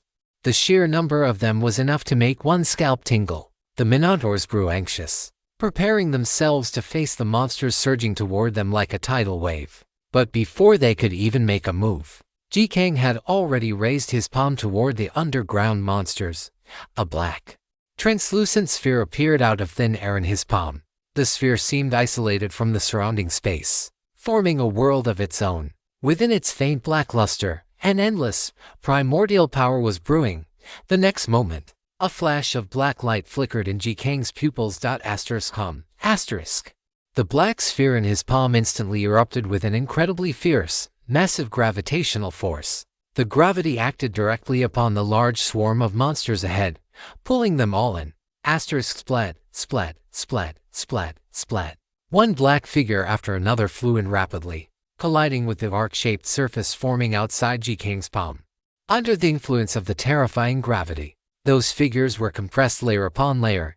Even their blood could not escape, and they were continuously compacted into a black ball of corpses. The mass of the corpse ball grew larger and larger, though its size only increased slowly. Jikang maintained the suction in his palm while walking forward without obstruction. Asterisk. Splat, splat, splat, splat, splat, splat. Before long, the gravitational arc in his palm had already kneaded together a super-compressed corpse ball 20 meters in height. Seeing that it was about to block the entire pipe, he tossed the corpse ball behind him and continued with his other hand, clearing away the massive numbers of dark monsters. The Minotaurs behind him watched this scene as if witnessing a miracle. They simply could not comprehend such godlike power with their own minds. This gravitational slaughter lasted for a full 10 minutes before the swarm of dark creatures in the sewer was almost completely wiped out. The group successfully traveled from the underground pipe network by the river to a position directly beneath the Blood Knight auction. Snort rattle snort dash rattle dot in the darkness ahead. A series of steady snores could be heard. The sewage beneath their feet was stained with blood, and one could see the corpses of many half-blood spirit race members abandoned on the ground, each with a miserable death. These were the guardians of the spirit spring, and now they had all been slaughtered. Casting his gaze toward the end of the pipe, one could vaguely see the faint light of a campfire around a distant corner, and the low chatter and snickering of dark creatures drifted faintly from that direction. Lord Jikang. That is the sound of night trolls, Haiba whispered. The other Minotaurs also tensed up, entering a stealthy assassination state. Jikang's voice was calm. No need to hide your presence. Just kill your way through. Hearing this, the Minotaurs were momentarily stunned. Lord Jikang, didn't the goblin say we should keep a low profile? This is... Jikang waved his hand dismissively. That is irrelevant. Just get the job done. The Minotaurs didn't understand, but he saw it clearly. The reason the goblins sought help from these low-level beastkin was to ensure that while completing the mission, the information would be inadvertently spread. The client for this mission did not want to directly tear off the mask of their opponent, yet they still needed to establish authority. This scale and method were the most appropriate. This was a small game of chess played in the shadows between the big shots of the great city. In this game, the goblin was the handler following orders, Jikang, the Minotaurs, and even those night trolls were merely pawns. Jikang actually found it quite interesting. It felt like running a quest for an NPC. As their group approached rapidly, the trolls who had been sleeping soundly or chatting by the campfire suddenly became alert. Roar, enemies, it's actually Minotaurs, those lowly beastkin. How dare they come here seeking death? The night trolls let out terrifying roars and immediately charged from the pipes. There were several dozen night trolls here, 3 of which had already reached the monarch level, making them even stronger than Haiba or Ali. Roar, roar. Battle cries rang out in succession. A great battle was on the verge of breaking out. Even though the sewer network structure of the great city was incredibly sturdy, the impact on the surface caused by such powerful forces clashing within the pipes was unavoidable. Jikang drew Moonblood, strolling through the ferocious giant shadows as if he were taking a leisurely walk. Chapter 277, Discovered Earth Spirit Liquid. This hall is huge, asterisk swish, asterisk swish. The blade light he slashed out casually split the bodies of one troll after another in 2. Blood splattered, and severed limbs flew everywhere. Compared to the Minotaur's desperate, bloody struggle, Jikang's presence was an anomaly on the battlefield. His state was calm, and his strikes were decisive. There was simply no troll capable of blocking his attacks. Precisely because of this, those few monarch-level trolls immediately locked their gazes onto Jikang, and fortunately, before they could exert their full strength to coordinate a strangulation attack against him, these monarch-level trolls suddenly felt a mysterious power descend upon them with an extremely overbearing posture. Unprecedented fear surfaced in the eyes of the 3 monarch-level trolls. The next moment, their bodies flew toward that human completely beyond their own control. The speed was so fast that they themselves could not have achieved it. Jikang held the blade of Moon's blood horizontally, a sharp, hawk-like glint flashing in his eyes. Blood spirit state activated. Speed and damage range increased. Curse of the Bronze Throne special attribute activated. Physique increased by 50%. Defense increased by 200%. He had utilized 2 buffs in one breath, combined with the terrifying energy condensed onto the blade of Moon's blood by his heavenly thunder body. The lethality of this strike was already maxed out. Swish. Before those monarch-level trolls could even react, the blade light of Moon's blood and the brilliant white thunder had already passed through their necks without warning. Swish. Following that was a second blade light, and then the nth blade light. Swish, swish, swish, swish, swish. After a burst of flickering thunder, the bodies of the 3 Dark Knight Troll Kings monarch level had shattered into countless fragments, clattering to the ground, leaving the floor covered in foul-smelling blood and visceral remains. Before Jikang's eyes, a large stream of kill notifications appeared. Successfully kill the Dark Knight Troll King monarch level. Gold coins come to million. Troll Heart Fire monarch level come to. Doubled in the Chaos Ancient domain. Successfully absorbed a wisp of bronze power. Successfully triggered Moon's Blood Kill passive, gain physique Kung 4. Successfully kill the Dark Knight Troll King Monarch level, gold coins come to million. Doubled in the Chaos Ancient domain. Successfully absorbed a wisp of bronze power. Successfully kill the Dark Knight Troll King Monarch level, gold coins come to million. Doubled in the Chaos Ancient domain. Successfully absorbed a wisp of bronze power. As for the other trolls, it went without saying. Under the curse of the Bronze Throne state, with over 3,000 points of physique, Jizang wiped out all the remaining trolls with just a few flashes of blade light. A great battle thus came to an end. Jizang checked his status window. During the previous wave of the Abyss invasion, his bronze power stage 1 had risen from 1.5% when he was in the Starry Forest to 23.3% afterward. Now, having arrived in the Chaos Ancient domain and slaughtering dozens of king-level monsters and 3 monarch-level ones, the bronze power he harvested was actually more than that of an entire wave of Abyss invasion monsters. It had soared directly from 23.3% to 68%. It was truly a bit frightening. His ladder points had also increased from 630 to 659. The arm wrestling competition at the Goblin Fortress and the current sewer troll incident, the gains brought by these two key events were indeed quite good. The harvest was very substantial. It really has to be the Chaos Ancient domain. Jizang muttered with a sigh. And fortunately, he hadn't yet grasped the situation in the giant city, so it wasn't convenient for him to go on a killing spree. Otherwise, if he were to slaughter this entire city, he would have become a god right then and there. Jizang dispelled all the states on his body, took the small bottle the goblin had given him, and walked toward the chaotic lair of the trolls, campfires, excrement, and leftover food scraps. Other than that, there was nothing else. The spirit spring, where is it? There is nothing here at all. The Minotaurs searched everywhere, but still found nothing. In the end, it was Jizang who carefully scanned the surroundings with his magnetic field, only then discovering the clue. Bang! He kicked the massive campfire pile away. Then, he plunged Moon's blood into the ground, inserting it precisely into a hole in the stone slab below, and pried the entire slab up with force. Rumble. The stone slab shifted, revealing the mechanism underneath. It was a large water pump constructed from mechanical wood. Thick water pipes were drawing gurgling, pale yellow spring water from pump lines connected to the underground spirit spring. Then, through a highly precise refining device, those pale yellow underground spirit springs were filtered into truly pure spirit liquid. At this moment, at the end of the entire device, the small glass bottle placed there was already half filled. As Jizang fixed his gaze on that bottle, a piece of information appeared before his eyes. Spirit liquid bottle category, special apparatus. Current internal storage, Earth spirit liquid 13 drips. Current owner.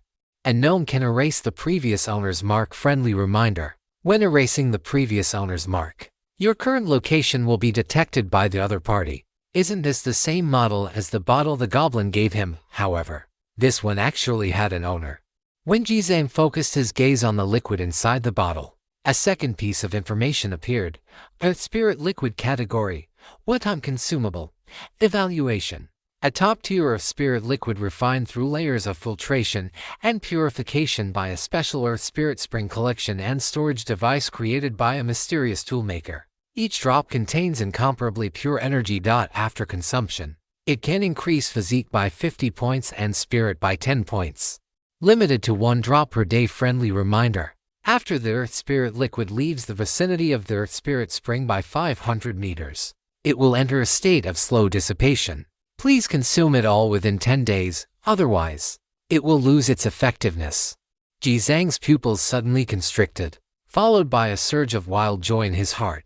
Damn, this is a massive profit. Each drop is worth 50 points of constitution, and 10 points of spirit. Without the slightest hesitation, he grabbed the bottle containing the 13 drops of Earth Spirit liquid and stashed it directly into his dimensional earring. I don't care whose it is, if I saw it, it's mine. As for fulfilling the goblin's request, screw that. Just getting it some of the Earth Spirit Spring water from below will suffice. Jizang felt gleeful inside. He studied the operating mechanism of the device and finally inverted the bottle the goblin had given him over one of the main pipes. He pressed the trigger on the bottle. Gurgle, gurgle. A burst of suction erupted from the bottle. The earth spirit spring water from deep underground began to bubble up, continuously being drawn into the small bottle.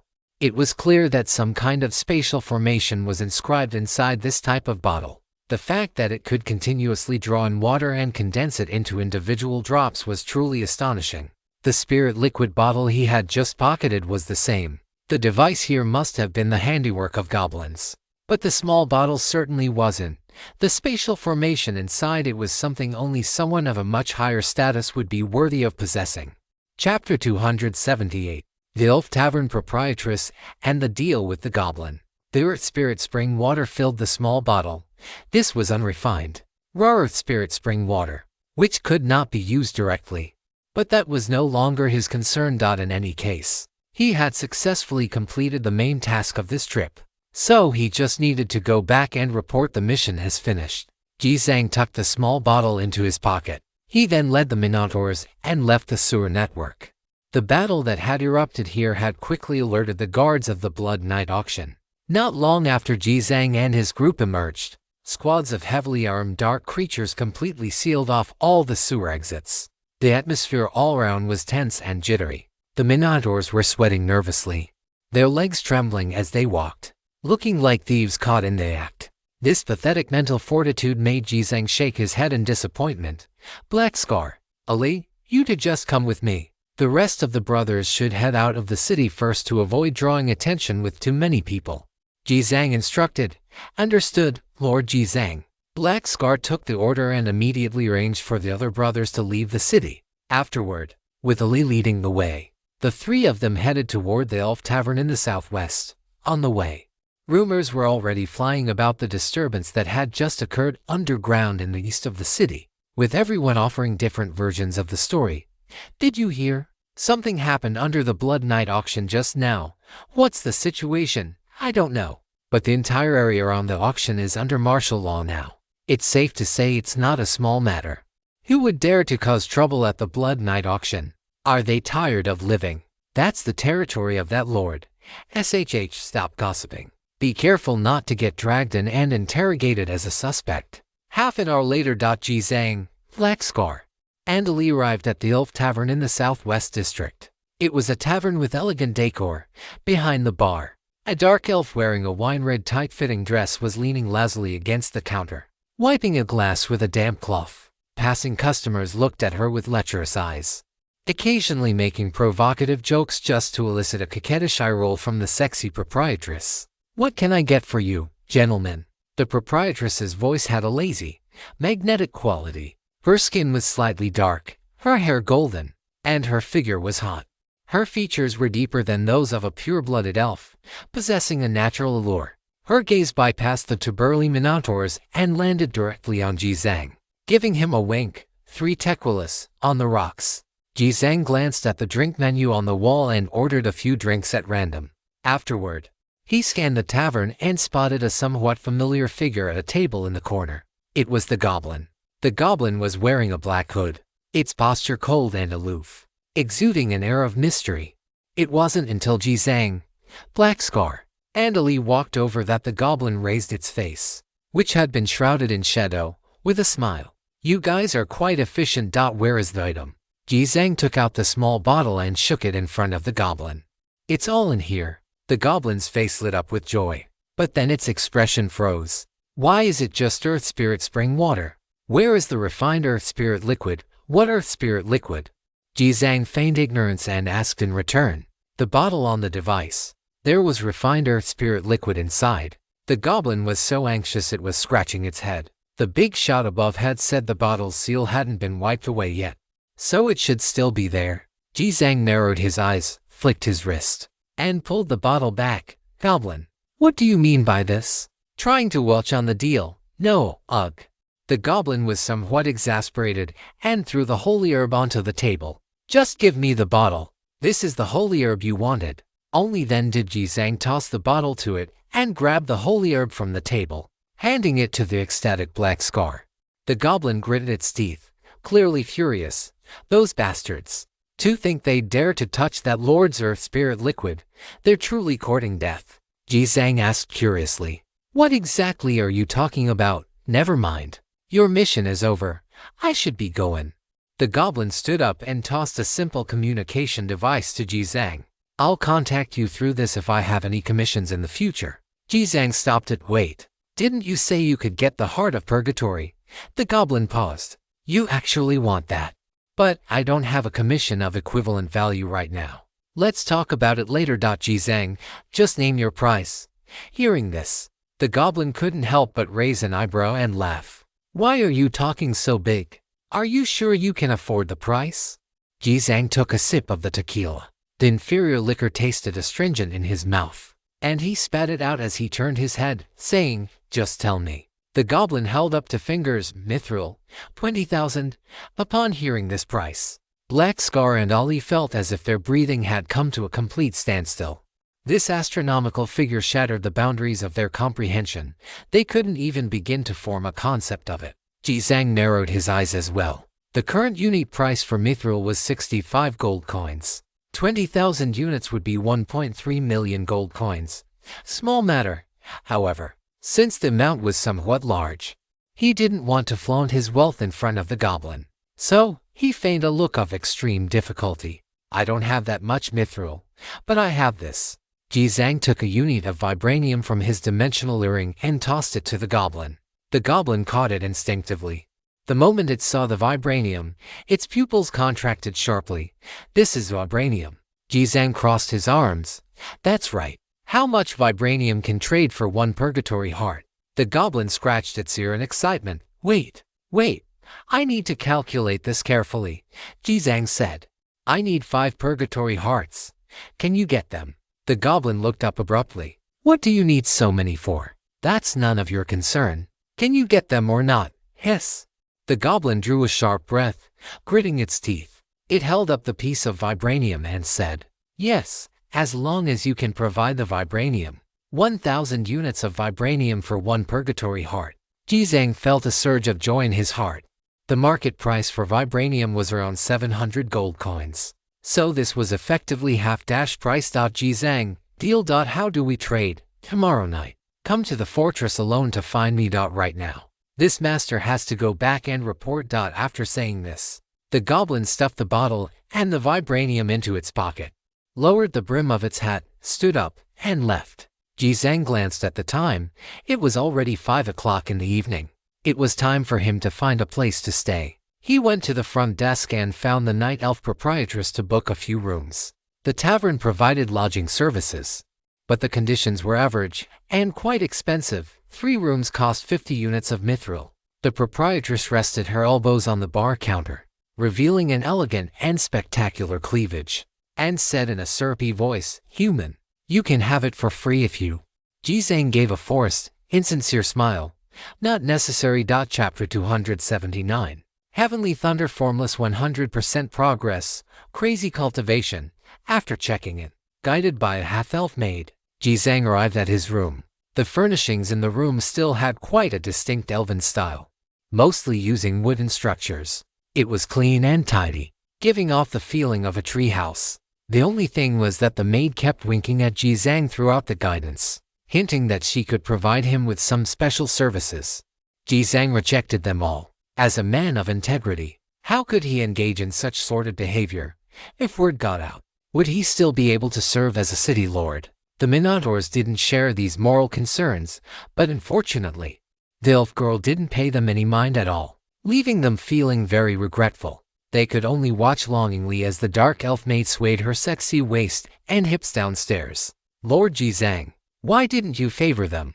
Black Scar scratched his head and said with a chuckle, "These half-blood night elves aren't as particular as pure-blooded elves. They are very open." Ollie added, looking quite envious. "Aside from elves, humans are the race that best fits their aesthetic. Forget it. I'm not interested. Get some rest." Jizang waved his hand. Black Scar and Ollie returned to their respective rooms. Jizang finally exited the spirit speech state and let out a long sigh of relief. Maintaining the spirit speech state for a long period was inevitably taxing, even with his spirit stat exceeding 200 points.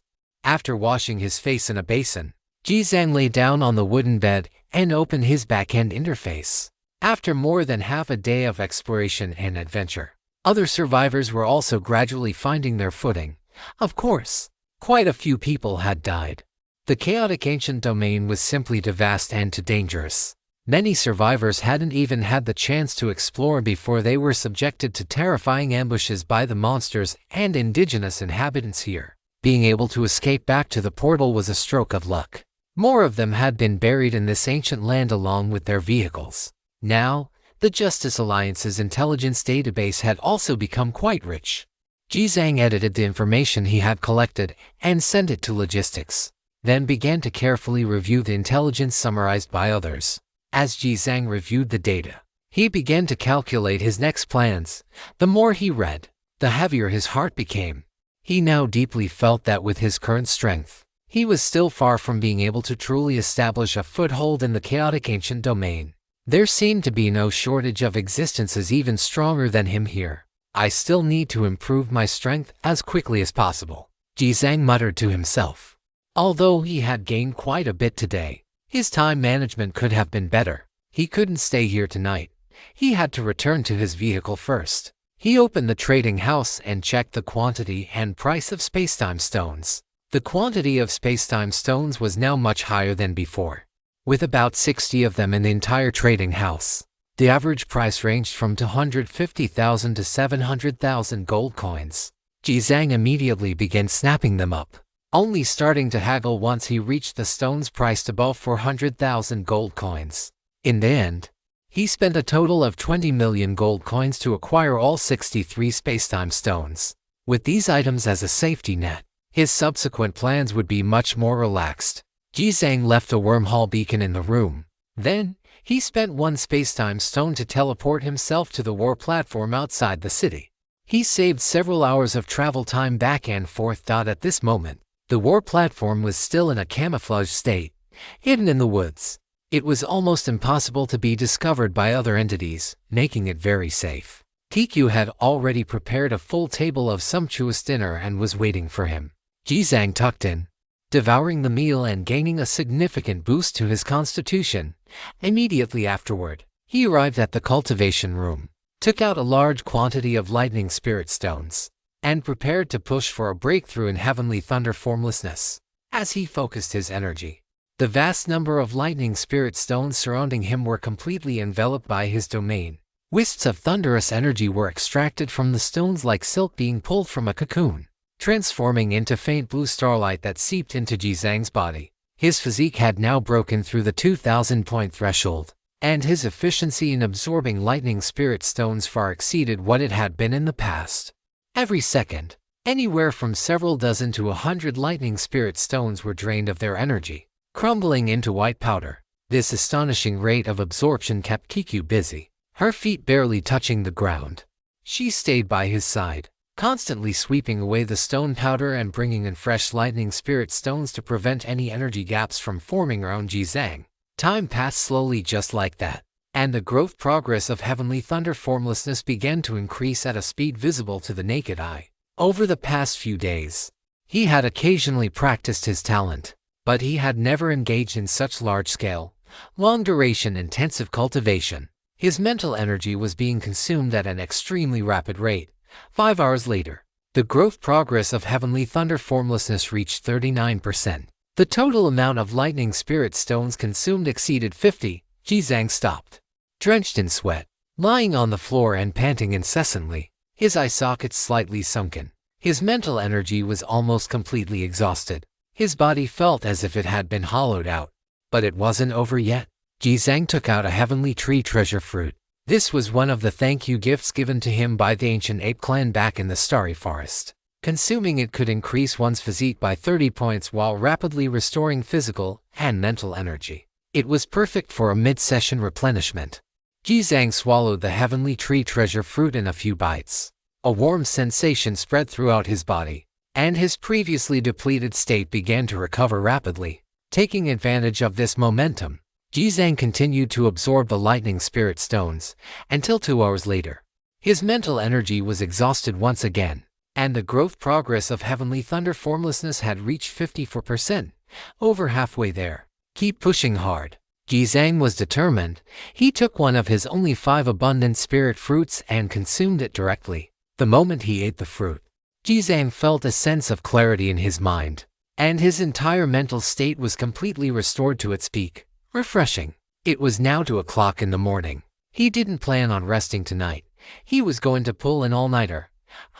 As Jizang activated his lightning field domain once more, the space in the cultivation room rippled slightly. The massive amount of lightning spirit stones all around were stirred up, exuding countless pale blue light particles that converged into shimmering galaxies, flowing toward Jizang's body. Time ticked by second by second. The growth progress of heavenly thunder formlessness rose rapidly in tandem, 63% to 72% to 79%. 6 o'clock a.m. His mental energy was exhausted once again, and the growth progress of heavenly thunder formlessness stalled at 82%. Damn it. Still so far to go. Jizang's face looked like a dried corpse. The prolonged, high-intensity consumption was truly pushing him to his limit. But to be this close to the finish line and give up now, he was truly unwilling. Screw it, keep pushing. Jizang took out another abundant spirit fruit and fiercely swallowed it. His mental energy was restored to its peak state once again. Although his mental energy had recovered, his overall state was still poor due to the excessive exhaustion. Fortunately, there would be no problem successfully pushing through to the talent promotion. Jizang continued to absorb the lightning spirit stones frantically. Finally, at 10:00 a.m., he successfully pushed the growth progress of heavenly thunder formlessness to 100%. Chapter 280, S-Rank Tribulation Thunder Beginningless. Unlocking a brand new fate. The next second, a notification sound rang out in his mind. Ding! Heavenly Thunder Formlessness growth progress at 100%. Growth talent upgrade achieved. Heavenly Thunder Formlessness Rank Tribulation Thunder Beginningless S-Rank. At the very moment the talent upgrade was completed, a vast, majestic lightning glow, black on the inside and white on the outside, flashed from Jizang's eyes. Countless fine black and white lightning arcs crackled around his body, and an endless aura of thunder instantly filled the entire cultivation room. The violent lightning elements condensed to the extreme within the black and white luster, forming a destructive vortex that tore the space into countless chaotic pixels of noise. This was a tribulation thunder, far more powerful than ordinary heavenly thunder. Its speed, lethality, and domain influence were all several times stronger than before. The entire lightning field reached the critical threshold of what the cultivation room could withstand the second it erupted. The alarm lights overhead flashed wildly, the load nearing its limit. Jizang immediately retracted his domain, pulling all the stray lightning energy back into his body. Whew! The turbulent space finally calmed down. Only the residual black and white electric arcs on the floor and walls continued to emit a sizzling sound. Master, Kikyu, hiding outside the room, was stunned by the scene. It's all right, Kikyu. Go and prepare some food for me, quickly. Jizang took several deep breaths on the spot, gradually allowing his internal state to settle. This talent advancement had squeezed out almost all of his body's potential. His internal state was completely depleted, and he urgently needed to replenish a large amount of nutrients. Jizang took out some energy-restoring food and ate a few bites to pad his stomach. Afterward, he dragged his exhausted body out of the cultivation room, went to the adjacent recovery room, and hurriedly lay down inside a recovery pod.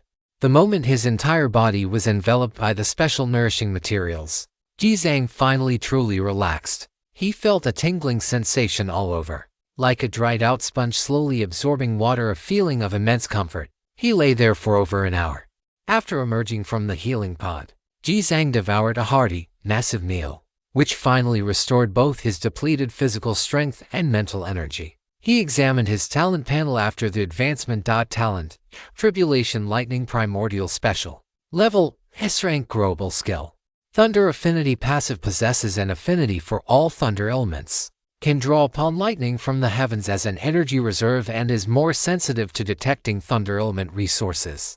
Skill, Tribulation Lightning Descent converts and releases the thunder energy within the body, evolving into 3 skills. Tribulation Lightning Purgatory Heavy Attack, Tribulation Lightning Body All Attribute Boost, and Myriad Lightning Manifestation attacks in any lightning form. Skill, Thunder God Destiny unlocks the destiny, embarking on the path of the elemental god. Growth progress. 0% can grow through resources like Thunder Spirit Stones. Thunder Power Stage 1. 0% can be obtained by killing enemies. Evaluation. The Thunder Element talent is the most mysterious and powerful existence among all elemental talents, and one of the most terrifying forces of destruction in the world. By mastering it, you are effectively mastering the Grim Reaper. Friendly reminder: Thunder Power is a permanent special growth attribute. Killing enemies with Thunder Power allows you to absorb the enemy's life soul to nourish your own Thunder Power. Friendly reminder: Thunder Power can enhance physical speed, Thunder conversion efficiency, and Thunder intensity, with different numerical leaps at each stage. Seeing this brand new talent panel, Ji-Zhang's eyes lit up completely. The surprise brought by this talent advancement was truly immense. First, skill received a significant boost while maintaining their original settings. This was within his expectations. What shocked him to the core was skill Thunder God Destiny. It directly unlocked Thunder Power for him, and it was a passive destiny that could increase in power by killing enemies. Now, in addition to the Thunder Power from Tribulation Lightning Primordial, he also had the Bronze Power from the Bronze Throne title, as well as the Physical Constitution increase passive from Blood of the Moon upon killing enemies. With these three kill-based passives stacked together, his combat growth potential was maxed out. Awesome! Ji-Zhang clicked his tongue in admiration. The key was that there was a way to stack them together. Equip the Bronze Throne title, then imbue the Thunder energy from Tribulation Lightning Primordial onto the Blood of the Moon, and with one slash, he could kill 3 birds with 1 stone. That felt good. After closing the panel, Ji-Zhang walked onto the balcony, under the skin camouflage state. The war platform's entire external structure had its light refraction blocked. Standing on the balcony now, he couldn't even see himself, and those outside couldn't see him either. He raised a hand, and countless condensed strands of thunder energy gathered in his palm. The black and white luster, like the intersection of yin and yang, merged together in absolute stillness. It transformed into a small black sphere wrapped in white light. It looked exactly like a translucent, thin-skinned glutinous rice ball. The next moment, the small sphere turned into a bolt of lightning and shot out. Asterisk swoosh. The black and white lightning bolt instantly crossed a distance of 5 kilometers, precisely hitting a mountain in the distance, where the lightning passed. It even sliced through the space, creating linear ripples, as if the entire canvas of the world had been carved with a clear scratch.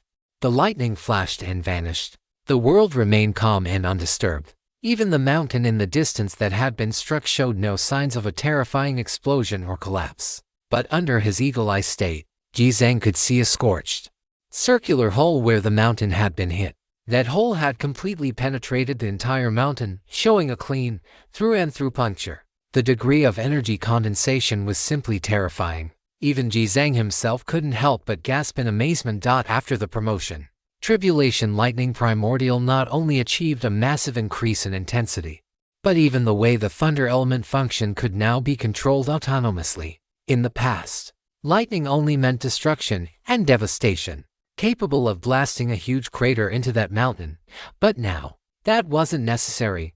By simply changing the way the elemental energy was gathered, he could unleash this incredibly condensed, super strong piercing lethality. This raised his overall combat power by more than just one level. It was just plain awesome. Returning to the vehicle, Ji-Zhang went to his room to catch some sleep. When he woke up again, it was already past 3 in the afternoon. His entire body had finally returned to a peak state.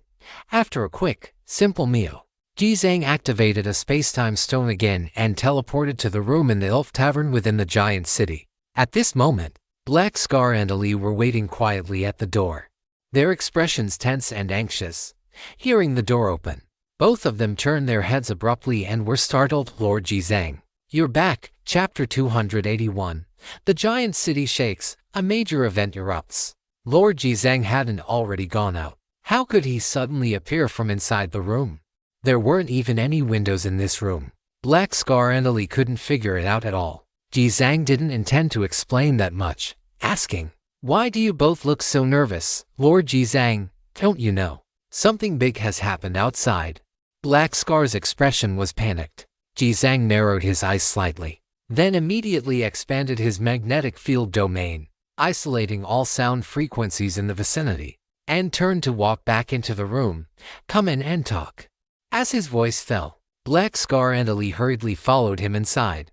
After closing the door, they finally recounted everything that had happened today in full detail. In truth, ever since the incident last night, the entire giant city had been experiencing undercurrents.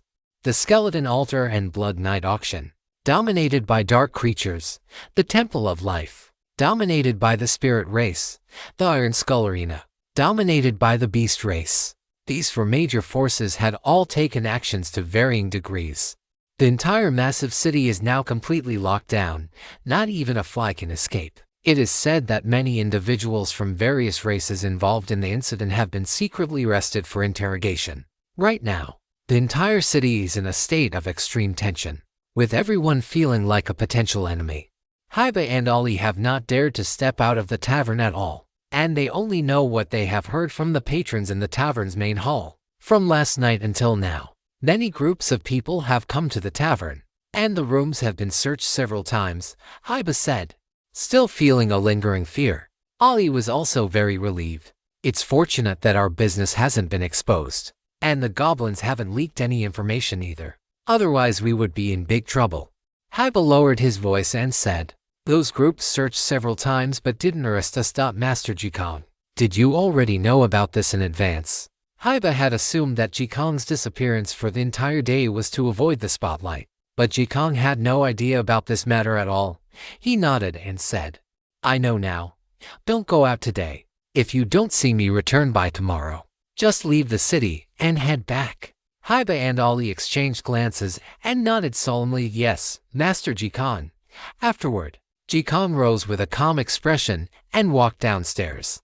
He did not believe that the changes occurring in the massive city were related to his mission from yesterday. Something unknown must have happened in the interim. Descending from the second floor, the tavern proprietress was still wearing a sultry dress, leaning against the cashier counter, holding a silver goblet with her slender fingers and gently swirling the wine. Seeing Jikong come downstairs, the proprietress was somewhat surprised, but she still cast a charming glance at him. Jikong arrived at the counter, placed another 50 mithril coins down to extend the rental of the 3 rooms for another day, and spent another 60 mithril coins to order 2 glasses of the most expensive star glitter flower wine. "Guest, you are alone. Are you sure you want to order 2?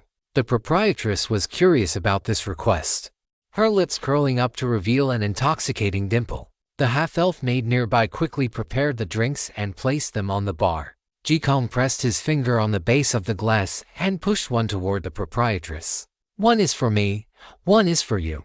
The proprietress leaned her entire supple body over the bar, and a scent like orchids and musk drifted over. Her blue eyes seemed to flow with honey, as if she wanted to melt the man before her into a gentle, seductive trap. "You were so cold yesterday, and today you want to flirt with me, HMPH men." The proprietress gave a coquettish huff, then leaned into Jikong's ear, her breath as fragrant as an orchid. "My name is Nia. Nice to meet you." Miss Niye.GCNG smiled slightly. It almost made Nia swoon. Every day in the tavern, she only saw burly beastkin or filthy, foul-smelling dark creatures. How could she ever see such a handsome and refined human? And he was so charming, too, with such a big incident happening outside. "Aren't you worried, Miss Nia?" Jikong glanced outside the tavern and asked curiously. "Not worried at all. That has nothing to do with the elf tavern. Or is it that the matter outside has something to do with you, human?" Nia extended a finger and traced circles on the fabric of Jikong's chest. Jikong laughed. "Do you think I have that kind of weight?" Nia leaned in closer, her voice sticky and sweet.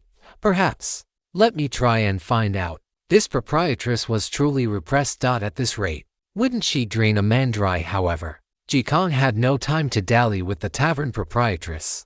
He tried to probe for information, continuing to ask about the major event happening outside, and fortunately, whether Nia was truly ignorant or just too cautious, she did not reveal any useful information. "I'm leaving. Your wine is very good." Jikong downed the glass of star glitter flower wine, gave a mock toast to Nia, placed the glass on the bar, and turned to head out. "Guest, it's best not to wander around today, or you might not make it back." Seeing his retreating back, Nia felt a sense of regret. but she kindly offered him a warning. After leaving the tavern, there were significantly fewer pedestrians on the street than yesterday, and no one was setting up stalls to hawk their wares. Everyone was in a hurry, fearing they might be caught in the crossfire. The only ones able to roam the streets freely were the squads of heavily armed guards from the major factions. Those squads were fierce, their torch-like gazes sweeping over everything on the street. When Jikong came out, he had already put on his phantom beast cloak, entering a state of ecological assimilation and camouflage, completely avoiding the eyes of the patrol squads. What on earth happened to cause such a massive mobilization? Could it really be because of the earth spirit liquid he had secretly monopolized? Jikong pondered inwardly. He opened the world channel, but other survivors had not shared any intelligence regarding this matter either. Everything remained in an unknown state. I should go find the goblin and see. I might as well finish yesterday's transaction while I'm at it. Jikong turned east and headed straight for the goblin's fortress. Along the way, the search and capture efforts by the various major factions were still ongoing. The dark races, the spirit race, and the beastkin, these three factions were searching while simultaneously guarding against one another, maintaining a very delicate balance. When he arrived at the goblin fortress, it was already guarded by many armed personnel, surrounded so tightly that not even water could leak through. So the goblin's background really is the pure-blooded spirit race.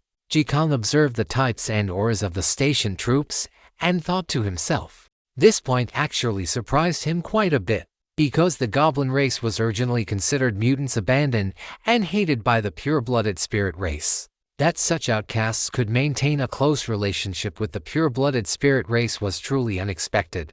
While infiltrating the fortress, Jikong tried his best to retract his aura into his body.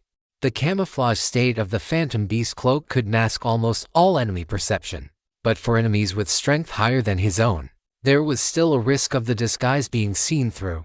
The interior of the fortress was very quiet. The goblin was not engaged in any meeting with big shots as he had imagined.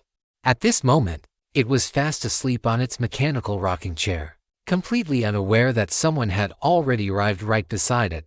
Chapter 282. Opening the Chaos Treasure Chest. A bounty of consumable rewards. Jikang was in no hurry to wake it up. He turned and began to explore the interior of the fortress. The structure of the entire fortress was incredibly complex and chaotic, with various hidden traps and devices set up in certain corners. If it weren't for his magnetic field perception, he would have triggered them by accident. Before long, Jikang discovered a treasure vault that the goblin had hidden in the basement. The vault was naturally locked with layers of security, and only the goblin itself could open it. However, this was a trivial matter for Jikang. He immediately equipped the cicada wing treasure armor, activated its ethereal state, and passed directly through the layers of protective walls to enter the vault. The pile of glittering treasure before his eyes was almost enough to blind him. Gold coins, ores, rare materials, equipment, and utensils. There were hundreds of different items. A dazzling sight to behold for an ordinary person. These things would represent a massive fortune, but for a top-tier survivor like Jikang, who possessed the foundation of a city lord, they were somewhat underwhelming. A rough estimate put the total at only 5 million gold coins. He didn't need to bother stealing such peanuts. It was a pity he hadn't found anything particularly interesting. Jikang exited the vault and continued to patrol other areas of the fortress. Just as he passed a corner on the second floor, he suddenly saw a primitive, dark gray treasure chest lying on the corridor floor.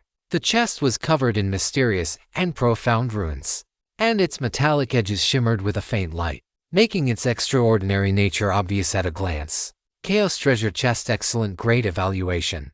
As long as you pay the price of 50 points of constitution, you can open it. Be brave and give it a try. Who knows? You might actually get some real treasure out of it. A Chaos Treasure Chest. And it was an excellent grade 1 at that.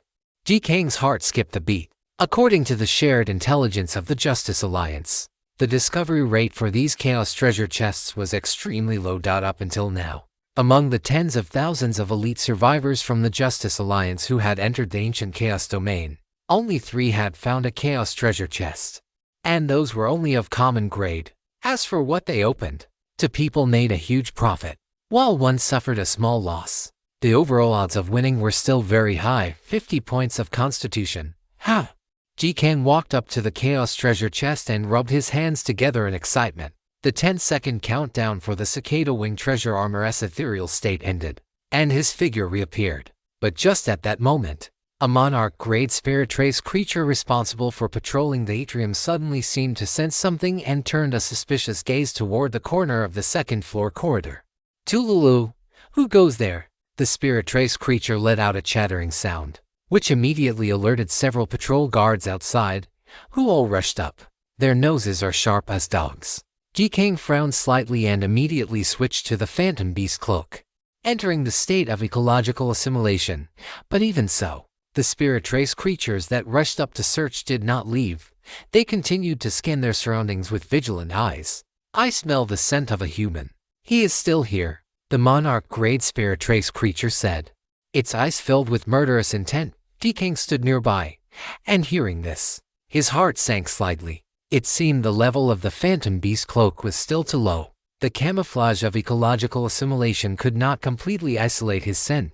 Creatures like this, which possess special sniffing abilities, could still perceive his existence. Moreover, the Cicada Wing treasure armor, which was also a stealth-type item, had a clear drawback. It would reveal his form every 10 seconds, making it impossible to remain completely hidden. He had to find a way. Jikang simply opened the high-level management group chat of the Justice Alliance and asked if there were any relevant items. Soon, Hidi, who was most familiar with all kinds of items and materials, gave him a perfect solution. It was a very special and rare consumable, the breath-cleansing candy. Following this name, Jikang immediately searched the exchange and, sure enough, found this consumable. The production was extremely scarce, and the price was also very expensive. A single candy cost 150,000 gold coins. Breath-cleansing candy category. What-time consummation. A peerless treasure crafted by the hands of an elven master, refined using the tears of a 10,000-year-old snapping turtle.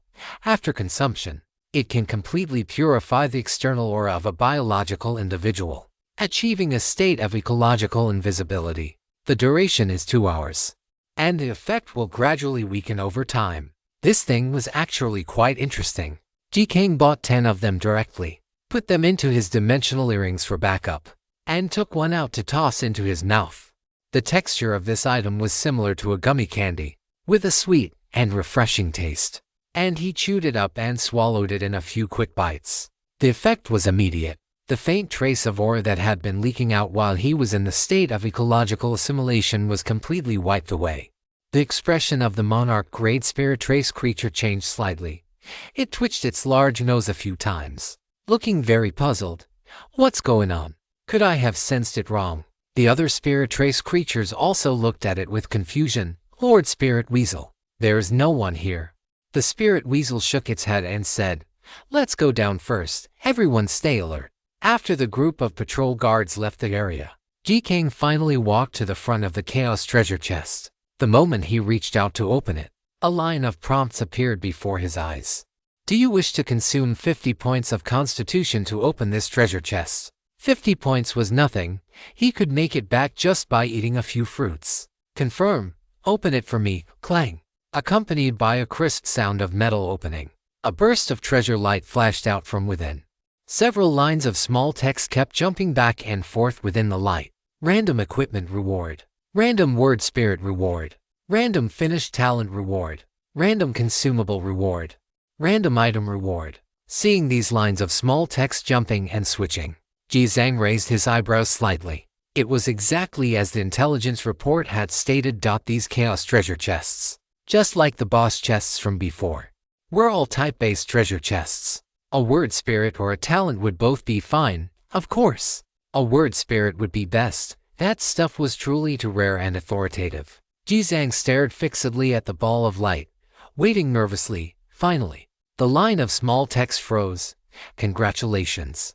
You have obtained a random consumable reward." Damn it. Jizang almost slapped his thigh in anger. How did he get the worst one? However, the next second, as the contents of the reward appeared, his angry expression immediately vanished. Obtained Super God Potion by 10. Obtained Energy Replenishment Fruit by 5. Obtained Abundant Spirit Fruit by 5. Obtained Battle Frenzy Potion by 5. As these 4 lines of information emerged, Jizang almost couldn't help but let out a shout of joy. It was all high-quality goods. Chapter 283, The Elf Princess Appears, The Goblin's Intelligence. Especially the last consumable, which was a variety that had appeared for the first time. He immediately opened the information panel to take a look. Battle Frenzy Potion category. What time consumabulation? A super potion crafted by a master alchemist of the spirit race, using energy essence extracted from the indestructible bones of ancient wild beasts. After consumption, it permanently increases constitution by 30 points and enhances all attributes by 50% for 60 minutes. The potion's effect gradually decays over time and with physical exertion. Friendly reminder: the Battle Frenzy Potion can be used in conjunction with other potions. In extreme combat situations, it can exert a powerful effect sufficient to turn the tide. Awesome! Just relying on this last Battle Frenzy Potion, he could permanently increase his constitution by 150 points, plus the additional buff status. This wave was pure profit. Jizang felt a surge of satisfaction and immediately stored all the consumables into his dimensional pendant. As expected, there was still some good stuff in this goblin's territory. Next, Jizang circled inside and outside of the fortress again, but unfortunately, he couldn't find any more treasure chests. He returned to the hall where the goblin was sleeping. He deactivated the Phantom Beast cloak. However, the effect of the breath-cleansing fruit was still active. So the goblin still didn't notice that a human was quietly observing it nearby. Perfect. He would use this guy to test the information verification. Do you wish to consume a small portion of mental power to view this target's panel? Friendly reminder: in the ancient chaos domain, viewing any target's panel will cause the target to sense external mental intrusion, which may trigger a violent reaction from the target. Jizang chose yes. The next moment, the mental power he emitted instantly invaded the goblin's mind. An information panel emerged. Goblin. Level: Monarch Greatest Status, Mid-Tier Lifeform Evolution. Since childhood, goblins have been regarded as outsiders and omens of misfortune, hated and driven away by the spirit race tribes. Since then, it left the paradise and began to wander the eternal continent, relying on the bloodline inherited from a top-tier spirit race. It made a name for itself in the outside world over the hundreds of years of wandering. It eventually arrived in the ancient chaos domain and began working for a branch of the spirit race, successfully finding its own sense of belonging. Friendly reminder: the goblin race is cunning and slick. Dealing with them requires caution. Sometimes they can help you overcome difficulties, and other times they will trick you into a bottomless abyss. Jizang rubbed his chin, carefully reviewing the information. It didn't deviate much from what he had learned from the Minotaur earlier. However, it was surprising that this guy was actually a mid-tier life form. According to his estimation, the strength rating of a mid-tier life form should be between the high level and the peak of the Monarch grade. If the Monarch grade strength level was divided into 1 to 100 points, then only those above 60 points could become mid-tier life forms. Squeak! At this moment, because it had been subjected to the mental intrusion, the goblin suddenly woke up from its rocking chair and instantly entered a state of alert. But when it saw Jizang in front of it, the shock in its eyes instantly turned into terror. "How is it you?" The goblin couldn't help but shriek. If it weren't for the fact that Jizang had released a magnetic field in advance to isolate the surrounding sound, this shout would have instantly attracted all the patrolling soldiers outside. "Didn't we agree yesterday that I would come to you for the trade?" Jizang smiled. He raised his hand, and a large pile of shimmering metal minerals poured out from his palm, gradually forming a small hill on the ground. It was exactly the 5,000 pieces of vibranium he had promised. You really got them." The goblin's bristling mood was interrupted by this massive pile of wealth, especially when it heard the clattering sound of the vibranium hitting the floor. It became extremely anxious. Keep it down, keep it down." After all the vibranium had fallen out, the goblin hurriedly controlled several mechanical puppets to move all the vibranium away, sneaking it into its own small treasury. "You are truly insane. Do you know what the situation is right now?" The goblin was still frantic, lowering its voice and gritting its teeth. "If those patrols outside knew that a human had snuck over to give me such a huge sum of money, I would be dragged off for interrogation. Jizang crossed his arms and looked at it. Stop with the nonsense. Where is the heart of purgatory we agreed on? What are you rushing for? Do you think I, your grandfather, would scam you? The goblin said indignantly. It also reached out a hand, and a flash of light emitted from the ancient bracelet on its wrist. Several black-red, heart-shaped mysterious rocks immediately appeared on the table. Good heavens! This guy actually had a spatial storage tool as well. Jizang couldn't help but raise his eyebrows, then focused his gaze on the Heart of Purgatory to inspect the goods. Heart of Purgatory category. Special material description. A rare mineral mined from the depths of the Purgatory volcano. It possesses a heart-like shape and contains countless mysterious and profound energies. It is the core material required for upgrading the Purgatory Blood Tower. Perfect. Jizang's lips curled up slightly as he tucked the 5 hearts of Purgatory directly into his dimensional pendant. Transaction successful, I have to say. This goblin is quite straightforward. He keeps his word. And even if he has his own schemes, he doesn't play games during a trade. He is truly a good partner for long-term cooperation. All right. Take your things and get out of here. It'll be trouble if you get discovered. The goblin urged him nervously. What's the rush? It's not like I'm going to harm you. Jizang acted indifferent, walking over to a chair nearby and sitting down on his own. The goblin glared. Are you crazy? Do you even know what's happening outside, Jizang? I don't. Which is why I'm here to ask you. The goblin was so angry he laughed. If you don't want to die, leave immediately. This isn't something a human with no background like you can get involved in. Even I have to avoid suspicion. Jizang, are you refusing to say? Or are you afraid to say? Goblin, why should I tell you? Do we have a relationship? Jizang, name your price. The goblin was momentarily choked up. Jizang, 1,000 vibranium. The goblin's expression flickered. He was clearly tempted. Jizang held up 2 fingers. 2,000 vibranium. That's my highest offer. If you don't tell me, I'll go ask someone else. Besides, if I get caught outside because I was kept in the dark, I'll definitely sell you out. You can go explain it yourself then. The goblin scratched his head in frustration. Deal. Deal. But let me warn you first, I don't know much. So don't you dare go back on your word. Also, if you dare leak even a single word of this, don't talk about the big factions outside not letting you off. I'll kill you myself. That's more like it. Jizang smiled slightly and immediately took out another 2,000 units of vibranium, piling them on the ground. Speak. The more detailed, the better. I like listening to stories. The goblin had his mechanical puppet move all the vibranium inside, then ran out to sneak a few looks, confirming that the patrols outside weren't paying attention to this area. Only then did he walk to Jizang's side and say mysteriously, the elf princess has secretly escaped from the paradise. Right now, she is very likely hiding within the great city. Chapter 284 From the Paradise. A heavyweight figure who influences the world's landscape. The elf princess. On hearing these words, Jizang's pupils constricted. There really was a bombshell here. Although he didn't know exactly what the status of elf princess implied, the mere fact that it was a title without any regional, racial prefix, or suffix subdivisions was enough to prove the weight of this identity, and to be able to cause such a sensation among the major factions of the great city. It was definitely a King Bomb level event. However, after saying this, the goblin pulled his body back. Hurry up, give me the details. Jizang urged. The goblin spread his hands. That's it. That's all I know. Jizang glared. Are you bluffing me? 2,000 vibranium for just that one sentence. Hurry up.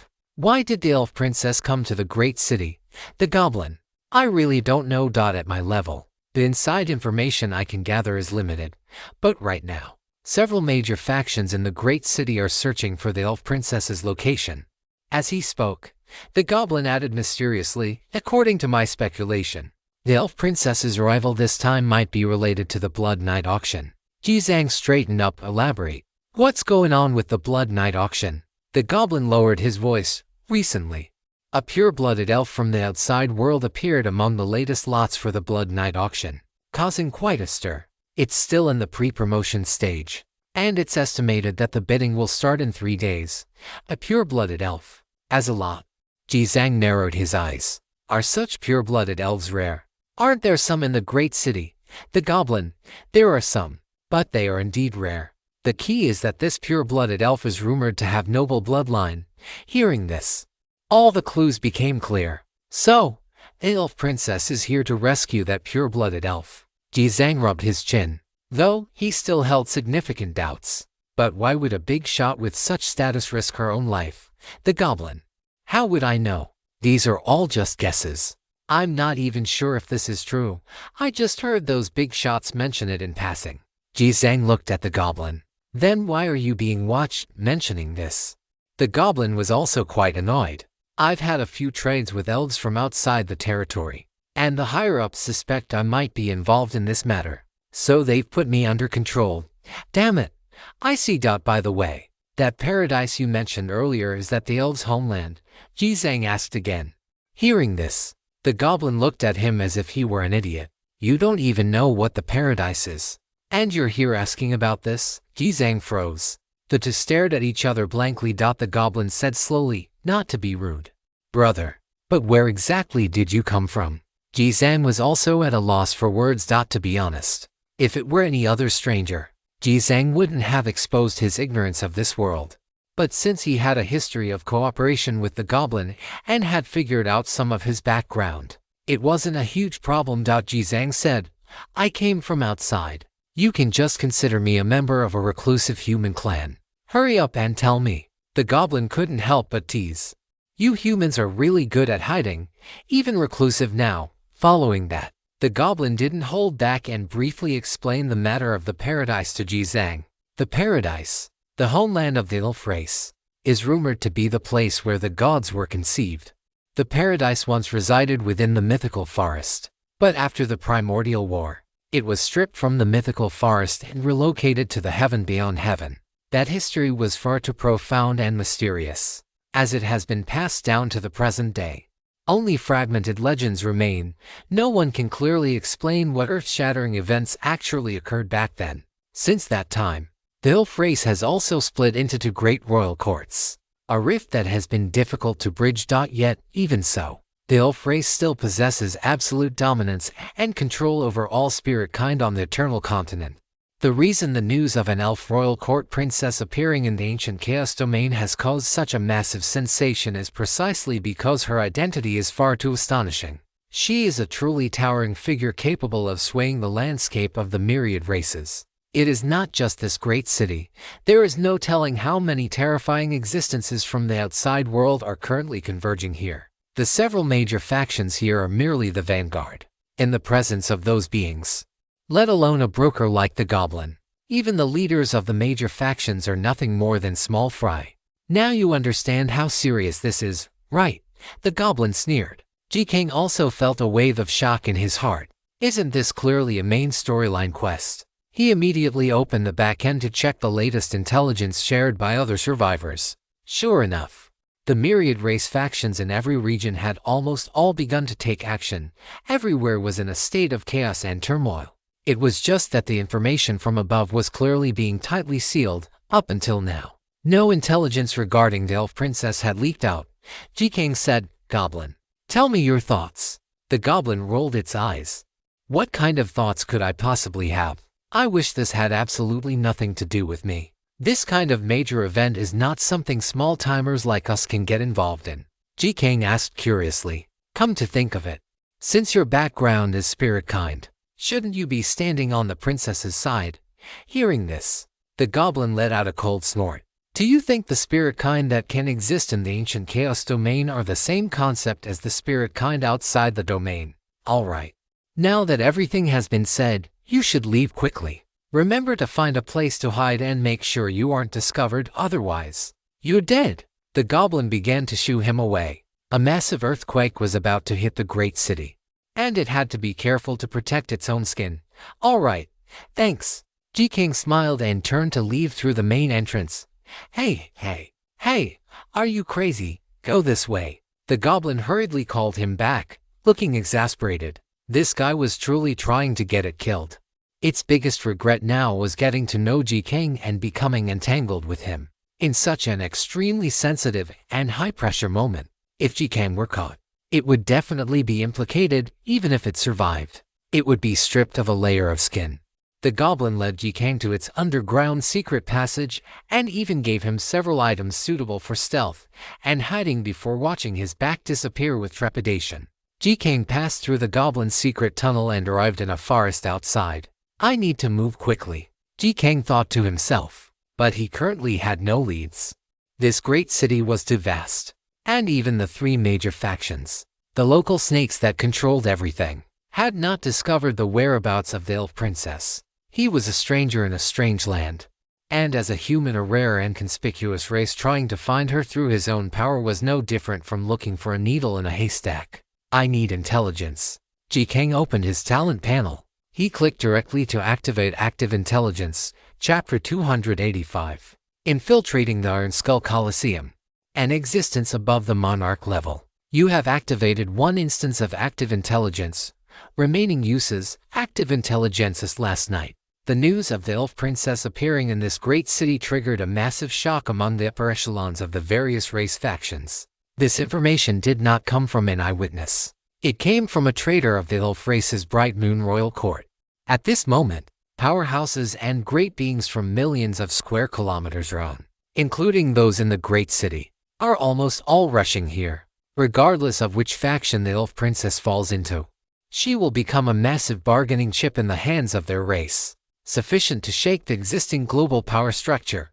Currently, the elf princess and her attendants are hiding within the Iron Skull Coliseum. If you intend to find her, remember not to expose even the slightest trace of your movements or intentions, otherwise, you will bring about an unimaginable and terrifying catastrophe. The intelligence actually provided relevant information this time. Jikang's expression turned slightly solemn. He carefully studied the content of the intelligence and combined it with the information he had obtained from the goblin, sorting it out in his mind. This matter was indeed not easy to touch, although he had already reached the peak among the survivors at this stage. But what he had to face now was the world of the myriad races. This ancient and profound land had no telling how many terrifying existences it had nurtured over the long, drawn-out years of the past. For an event of this king bomb level, his own somewhat shallow strength was clearly insufficient to challenge everything. He could only use trickery. Jikang sat on a rock and began to think seriously. Regardless, this was an opportunity he absolutely could not let go of. His faction was the human race, and as things stood, the human race was destined to occupy the lowest and weakest ecological niche in the upcoming struggle for supremacy among the myriad races. If he could gain the friendship and trust of the elf royal court during this event, it would be a massive boost for his future. There was no time to lose. He had to set off immediately. He would adapt to whatever situation he encountered when he got there. He had to get things done before the outside powerhouses arrived. Jikang immediately entered the ecological camouflage state of his phantom beast cloak and set off at once for the Iron Skull Coliseum. Fortunately, the goblin had given him a rough map of the great city before he left.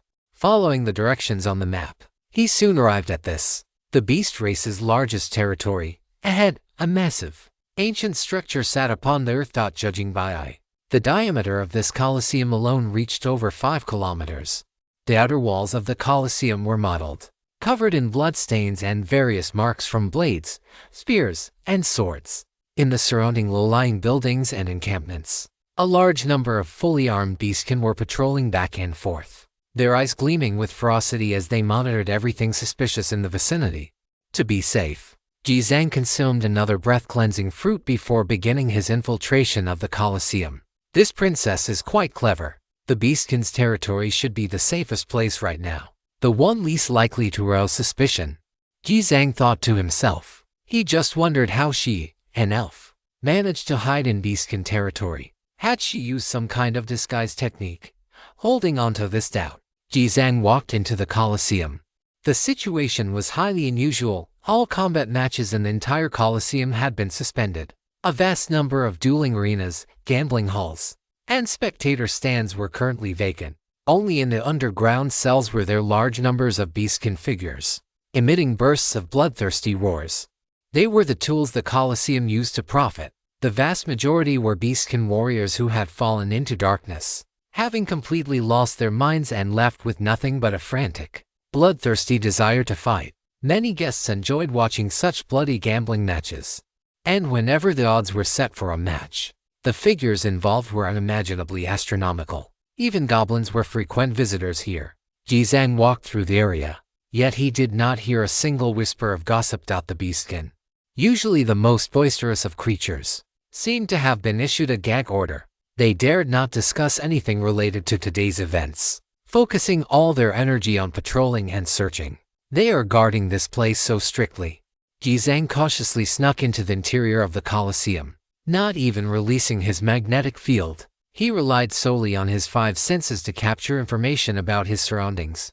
Before long, he sensed several extremely powerful auras located on the top floor of the Colosseum. Jizang immediately began to climb up the stairs. In truth, the primary way to ascend here was via a lift driven by iron chain pulleys. Otherwise, climbing the 1,000-meter height of the entire Colosseum would take half a day. And fortunately, being in enemy territory, Jizang dared not be too conspicuous. He could not use his super body armor. Large-scale leaps would create too much movement. Etherealization required switching gear, which was easy to expose. Using the power of thunder to fly up was even more out of the question. He had no choice but to climb the stairs himself. 10+ minutes later, Jizang finally reached the top floor of the Colosseum at his fastest speed. The level of security here was so tight that not even a fly could get through. Jizang silently bypassed the blockade of the Imperial Guards and the steel gates, arriving at the entrance of a large conference hall where those powerful auras were located. Upon arriving, Jizang clearly felt the oppressive force of the powerful blood energy emanating from those beings inside. Above the monarch level, these were high-ranking life forms. Jizang felt somewhat nervous. These things were truly not to be trifled with. With his current strength, dealing with one would likely be no problem. But there were 3 of them inside. The doors and windows of the conference hall were tightly shut. He could only hear the faint sound of conversation from inside through the door panels. Jizang pressed his ear against the door, and the subtle sounds from within were amplified significantly in his ears. "Have you still not found any traces, Lord Tyloo? Please calm your anger. Your subordinate has already followed your instructions and mobilized all beastkin tribes to go out and search. How do you bunch of good-for-nothings do your jobs? Our Colosseum obtained this intelligence first, such a great head start. And you've just wasted it. Useless trash." As the words fell, the submissive subordinate was immediately sent flying by a massive, overwhelming force, slamming violently into the door and giving Jizang, who was eavesdropping on the other side, a fright. Following that, the door opened. A disheveled figure covered in blood crawled out from inside. "Give you another half a day. If you still can't find any clues, I will twist your head off and use it as a urinal." Under the booming, fierce scolding, the disheveled beastkin figure kowtowed in apology while dragging his body away. Only then did Jizang see the full view of the room. At a massive stone round table sat 3 beastkin figures with powerful auras. The 2 on the left and right wore heavy battle armor. One was a bull demon monster with a golden nose ring, and the other was a bizarre snake-like creature with thick limbs, a long neck, and a long tail. In the main seat sat a humanoid tiger monster wearing a steel skull helmet. Surrounding them stood over a dozen beastkin personal guards and generals of these 3 giants, each possessing the aura of a peak monarch level. Chapter 286. The Gaze of the Beastkin Ancestral Land. The eve of the coming storm. Watching this scene before him, Jizang's gaze was thoughtful. It seemed that for beings who had attained intelligence, strength was not directly proportional to size as it was on the plains. Most were not very large, 4 to 5 meters, or 5 to 6 meters at most, and most were in humanoid form. The smaller the size, the higher the density and strength of the physical body. After the door opened, Jizang's figure also quietly slipped into the conference hall. Bang. As the door closed again, the atmosphere in the room became suffocatingly oppressive. "Big brother, when will the Marquis arrive?" "Right now. The dark creatures and the spirit race are all going crazy. Many incredible figures are approaching the great city." The bull demon's voice was deep, his expression grave. "That's right, big brother. Our beastkin strength is insufficient. Even if we find the target first, we likely won't be able to control it." The snake monster on the other side also spoke in a shrill, thin voice. The target this time was too important. In the time to come, a world-shaking battle could erupt in this great city at any moment. What are you panicking for? Just wait. The Iron Skull Tiger monster in the main seat swept his blood-red eyes, filled with fierce, malevolent intent, across his left and right lieutenants. Lord Marquis said that this matter concerns the landscape of the future path to godhood.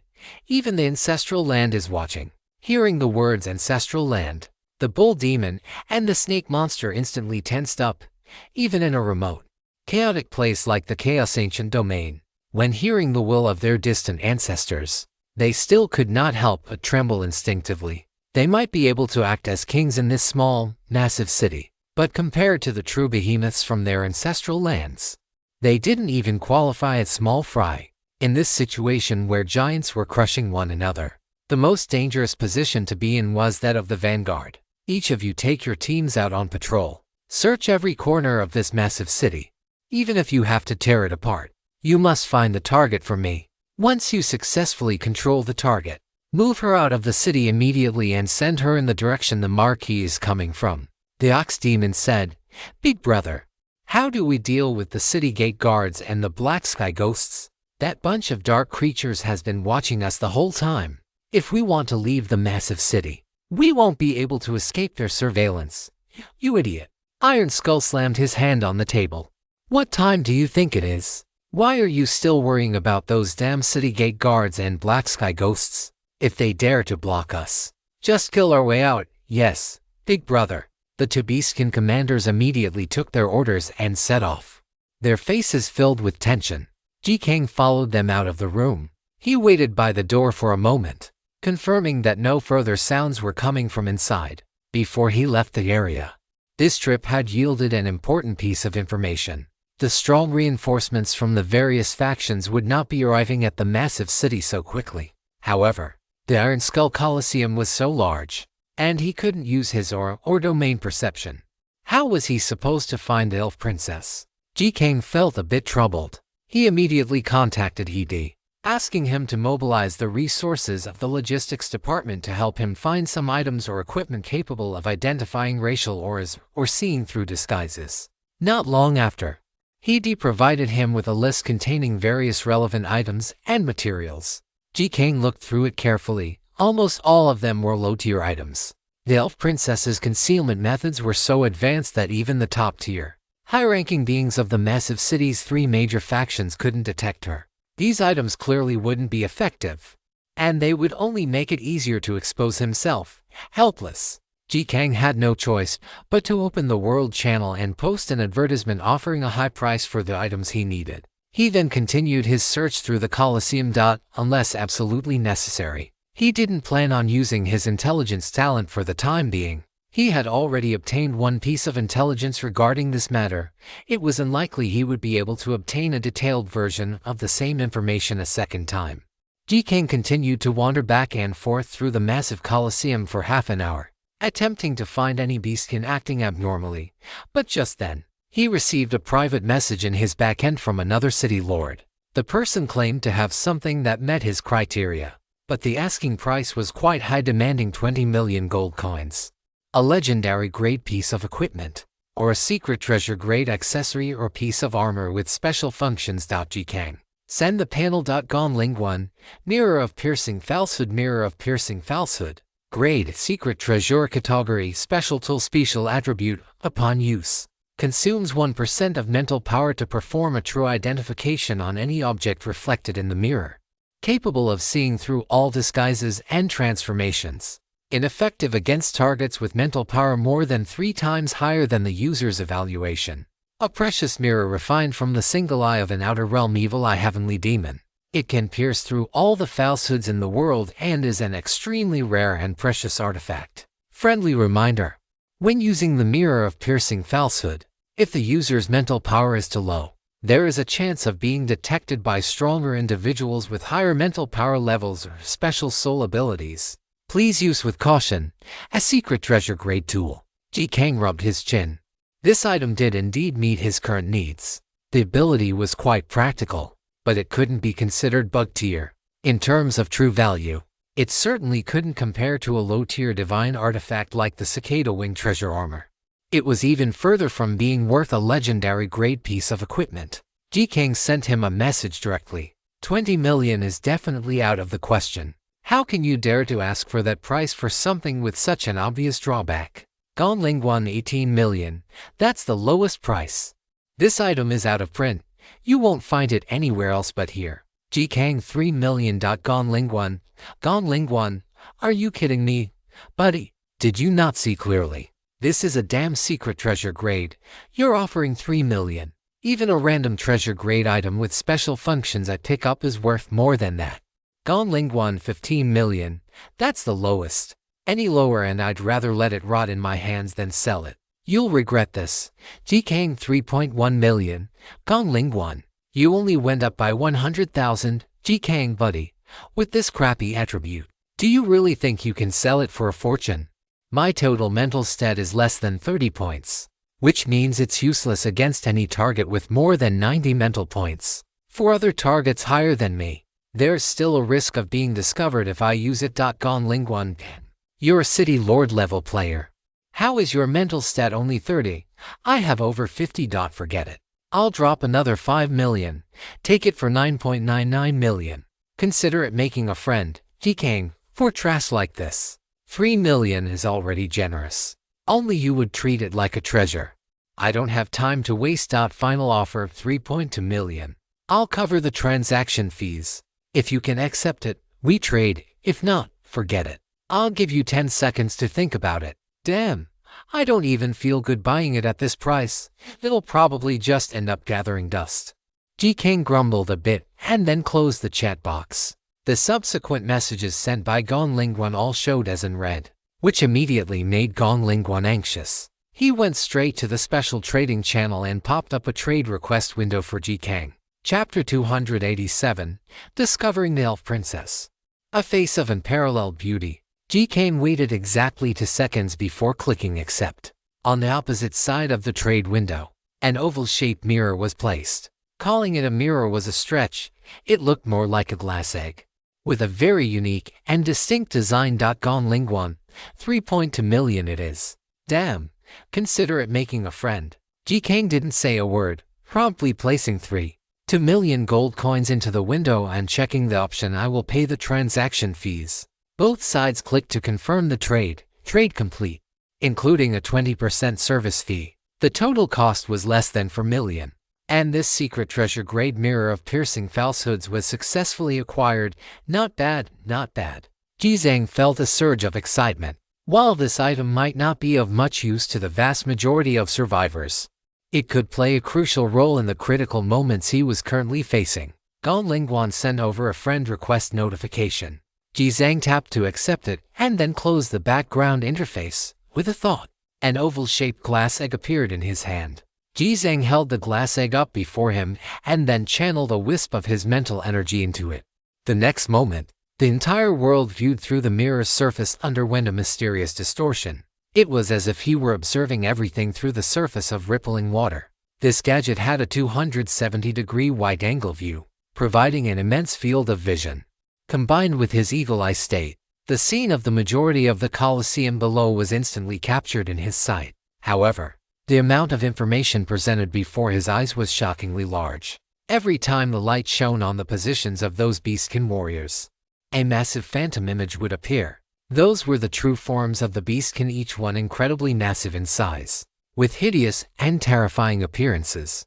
Layer upon layer of these phantoms overlapped, causing the entire image to become severely blurred and distorted. Ji Kang narrowed his eyes slightly. If his mental strength weren't currently so formidable, the sheer volume of information and the mental impact of this scene alone would have been enough to make him faint on the spot. He carefully scrutinized the area, but he could not find any trace of the spiritkin among the vast crowd of soldiers below. At the same time, the mental energy used to activate the mirror of piercing falsehoods was exhausted. It seemed to be related to the amount of information. The more information processed, the faster the energy was consumed. Ji Kang scanned the entire Colosseum. Aside from the top floor, the other levels were basically empty, with only a small number of squads patrolling. The rest of the main forces were mostly on the ground floor or outside. Ji Kang quickly descended from the top floor, reached the ground, and began a new round of searching. His mental stat had now reached over 200 points. There was simply no target with a mental stat 3 times higher than his. Any beastkin's external true form had nowhere to hide before him. Jizang combed through every key location, including the dungeons of the Iron Skull Coliseum, the feeding troughs, the gambling pits, and even the outer camps. Yet, he still found no trace of the spirit Dashkin. At one point, he almost ran into the 2 major leaders who were leading a patrol, and Jizang quickly pulled the mirror away, fearing that they might have some special ability to perceive it. Where exactly were they hiding?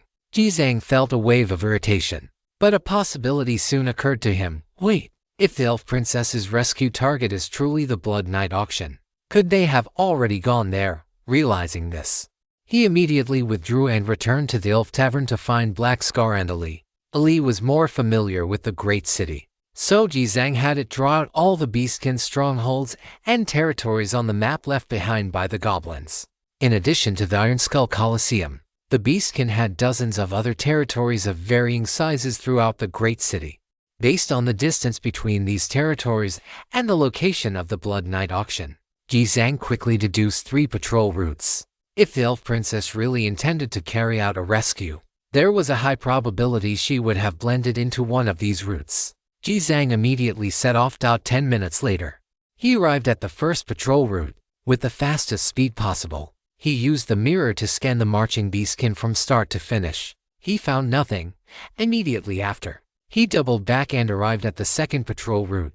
This place was bustling, because the leader of this squad was a very aggressive mid-tier creature general. The entire route was undergoing frantic searches. Almost all half-blood elves were being subjected to harsh interrogations. Those who showed any abnormal behavior were dragged away violently without any room for negotiation. Even having a background with the spiritkin was of no use. The entire scene was chaotic and disorderly, with battles and conflicts erupting at every moment.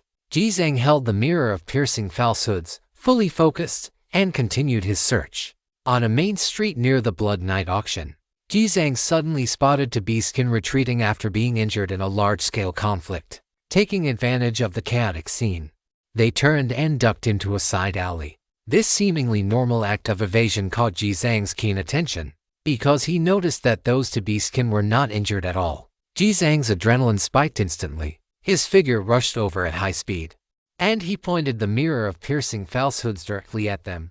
In an instant, the mirror projected 2 incredibly powerful golden energy phantoms.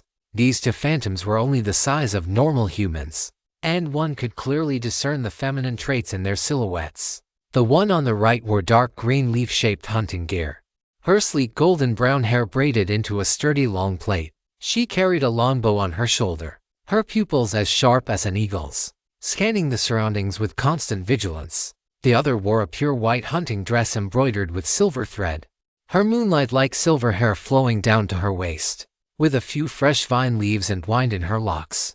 On her exquisitely beautiful profile, a pair of amber eyes were like lakes, containing wisdom and calmness that belied her age. That noble, ethereal temperament was almost impossible to describe in words. Her entire body seemed to radiate a dreamlike light. Just one look was enough to make one nearly intoxicated. The elf princess. He had actually found her, but the next second, these 2 true pure-blooded noble elves stopped in their tracks and looked back toward the alley entrance with immense vigilance. It was empty. Only the sounds of the beastkin's slaughter and war cries could be heard. An illusion. A flicker of doubt crossed the elf princess's beautiful eyes. But she had clearly sensed an unusual aura just a moment ago. Why had it suddenly vanished? The female attendant beside her looked grave. Your Highness, we must hurry. The princess nodded, and the 2 immediately continued forward and departed. At this moment, Jikang leaned his back against the wall at the alley entrance, feeling a wave of relief. That was close. I was almost discovered, as expected of a high-ranking creature with noble bloodline. A look of excitement curled the corners of his mouth. But at least I managed to catch them. Let's see where you can hide now. Jikang immediately put away the mirror of piercing illusions and followed silently from behind. Chapter 288. The terrifying black sky ghost, shrouded in dark clouds. Jikang secretly followed the 2, passing through the narrow alleyway. According to the markings on the map, Once they crossed this area, they would reach the territory controlled by the dark creatures. Ji-Kang was also curious about how the other party would handle what came next. He saw the elf princess and her handmaiden stop at the corner of the alley. Then, the mark on the back of the handmaiden's hand flashed, and two streams of ghostly green light flew out. They were two small, transparent butterflies made of light dust, dancing gracefully in midair and flying rapidly toward the area had occupied by the dark creatures. Gina, I keep feeling like someone is watching us. The elf princess's gaze was slightly solemn. Your Highness, that must just be an illusion. Please don't overthink it. No one can see through the disguise art of the ancestral blood elves. The handmaiden Gina said, beginning to carefully manipulate the two little green butterflies. Soon, the little butterflies quietly submerged into the back of the necks of two patrolling dark creatures. Their originally bloodthirsty and manic pupils suddenly became hollow, as if their consciousness had been secretly taken over by an external force. Afterward, the two dark creatures walked into a suspicious building by the street to conduct a search, navigated through it, and finally emerged from the back door. Without being noticed by any other dark creatures, they arrived in front of the elf princess and her companion. Gina turned to look at the princess. Your Highness. The princess nodded, and her eyes immediately shone with two divine rays, reflecting onto the two dark creatures in front of her. Then, Ji-Kang witnessed an astonishing scene. He saw the beast-like forms of the elf princess and her handmaiden gradually changing bit by bit. Their appearance, fur, aura, everything slowly transformed into the likeness of these two dark creatures. By the time the process was complete, their appearance was indistinguishable from the two dark creatures. It was almost an exact match. Ji-Kang was not using the mirror of piercing illusions now, and relying solely on his naked eye and five senses. He could not tell them apart from the other dark creatures at all. That's an impressive trick. Ji-Kang's heart trembled slightly. Although they didn't have the complete invisibility provided by his phantom beast wine cloak and breath-cleansing fruit, it was already a flawless divine skill for infiltration. After completing the disguise, Gina acted decisively, releasing an incredibly condensed and manic burst of energy. It silently enveloped the two dark creatures. Hum. The space twisted and fluctuated, and the two massive dark creatures were annihilated bit by bit, until their bodies completely vanished, leaving not even a speck of residue behind. Those were two monarch-level creatures. Although they were only at the lowest tier of the monarch level, they were still monarch level nonetheless. If placed on the plains, they would undoubtedly be giant monster overlords. Yet, when faced with the methods of this royal bloodline elf, they were bewitched and refined in an instant without a sound. Ji-Kang narrowed his eyes. It seems that when dealing with big shots of this level, he must be extremely cautious. Otherwise, one careless move and he would be done for. After finishing the cleanup, the elf princess and her handmaiden had now completely replaced the two dark creatures, walking out of the alleyway while grumbling, with no sense of incongruity. Hurry up! What are you two dawdling for? In the distance, a general-level dark creature shouted loudly. The elf princess and her handmaiden exchanged a glance, then hurriedly followed the squad. Ji-Kang continued to follow from behind. At the same time, he began to calculate his next move. His goal was to establish a relationship with the elf royal court, so his method of contact had to be as peaceful as possible. Otherwise, it would be easy to backfire and turn friends into enemies. After some thought, a basic plan formed in Ji-Kang's mind. He went directly to the side of the elf princess and left a wormhole beacon on the giant axe she was carrying. This thing was the best marker. Only he could perceive the location of the beacon, and he could also perform physical teleportation. So, he wouldn't have to worry about losing them. Having left this insurance, Ji-Kang turned and headed toward the Blood Knight auction. At this moment, the Blood Knight auction's defenses were comparable to a forbidden palace. Looking round, the inner and outer layers were all filled with the hideous figures of dark creatures, and every single one of them was an elite at the monarch level or above. Among them, almost every patrol squad was equipped with a general-level creature of mid-tier status. There were also several high-tier creatures personally present to oversee the scene. Even more terrifying was that thing in the sky. It was a terrifying black monster hundreds of meters in size, like a mass of surging, thick dark clouds, slowly patrolling overhead. Its head occupied more than half of its body. Its two eyeballs were deathly pale. Its nose was a skull-like depression, and a row of huge vertical teeth lined its lipless mouth, resembling a creepy smile on a humanoid creature. And in the area below where it drifted, all creatures would involuntarily freeze in place, as if their very souls were being pulled out and thoroughly scrutinized. Is that the black sky ghost the beastkin spoke of? Ji Kang's heart sank slightly. This thing was like a radar. His phantom beast wine cloak definitely wouldn't be able to guard against it. He moved rapidly across the ground, avoiding the gaze of the black sky ghost. After passing through several corners, he finally successfully entered the Blood Night auction. It had completely ceased operations here, however. Compared to the tight security outside, the defenses inside the auction were much looser. Only a few scattered squads of dark creatures were patrolling. It appeared that the majority of their forces had been dispatched, but in reality, the dark biological species within the auction house were far superior to the teams outside in terms of strength and ability. These were the elite of the elite. They had set the bait and were waiting to catch the turtles in the jar. Ji Zhang thought to himself, silently and stealthily exploring the interior of the auction house. This time, he did not use the mirror of piercing illusions.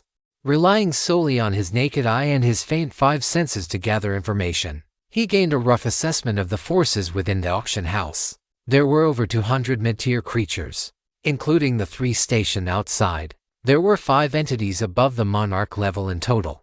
Compared to the strategies of the beast race and the spirit race, the dark creatures had adopted an overall defensive strategy, focusing solely on guarding the bait. After circling the area, Ji Zhang returned to the dungeon where the live auction items were held.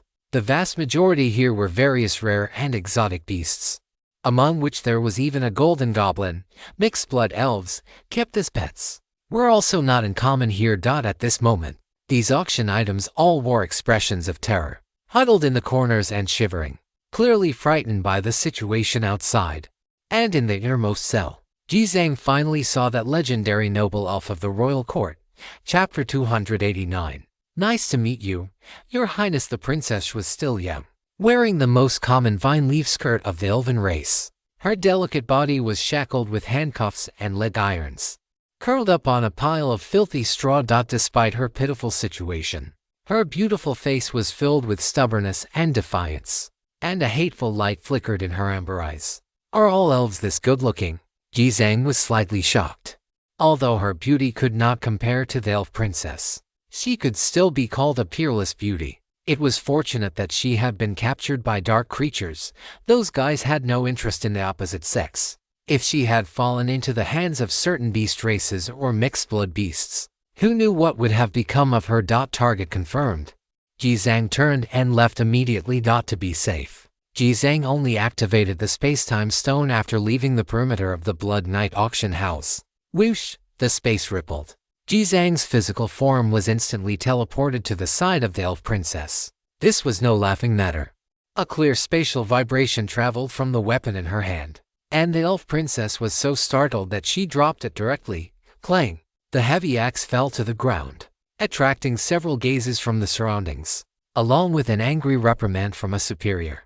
The attendant Gaina was also taken aback. She hurriedly went over to pick up the giant axe and returned it to the elf princess. This small episode did not attract much attention. The great city was too chaotic now, even within the territory of the Blood Night auction house. Many alien races had crossed the red line, attempting to trespass and search. One chaotic battle after another had already begun. The patrol team to which the elf princess belonged was also dispatched to suppress the unrest. They used the same old trick, deliberately charging into the enemy's formation, then feigning injury during the battle to retreat, running into a ruin on the side. Your Highness, what just happened to you? Only after arriving at this deserted place did Gaina dare to ask. Gaina, I just felt a trace of spatial fluctuation from this weapon. Cold sweat beaded on the elf princess's forehead. In that instant just now, she had almost thought she was exposed. What? Gaina's pupils dilated in shock. What was going on? Could it be that they were being watched? But if they had been discovered, why did those dark races outside show no reaction? The elf princess shook her head. Forget it. There is no time to worry about this, Gaina. Set up the teleportation ray here. I am going to rescue little Phylon. No, Your Highness. It is too risky for you to go alone. We don't even know where Princess Phylon is right now. Wait until I finish setting it up. And I will go with you, Gaina. Follow orders. We don't have time. Many powerhouses from the outside are rushing over. The elf princess looked solemn. She walked to the window and used her peripheral vision to secretly observe the black sky ghost in the sky outside. Gaina gritted her teeth and quickly took out a large amount of rare materials, beginning to set up an ultra-long-distance teleportation array. The building was in a state of pin-drop silence, but just then, the light chuckle of a young man rang out in the room without warning. Those guys are waiting for you to walk right into their trap.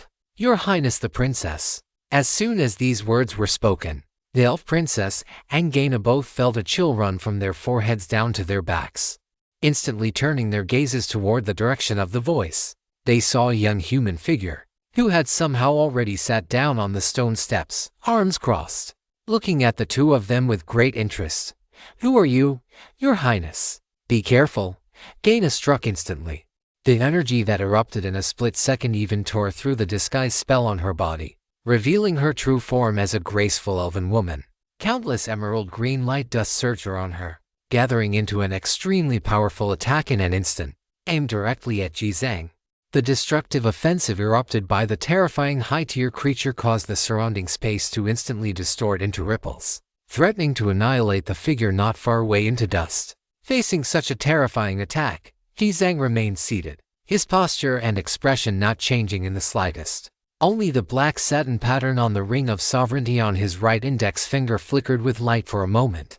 The next second, a supreme domain of authority was instantly imposed upon Gaina. Disarm, nullify magic, physical imprisonment. All the surging energy within Gaina's body was completely sealed by the king's authority domain. The massive energy instantly dissociated and dissipated into the surrounding air.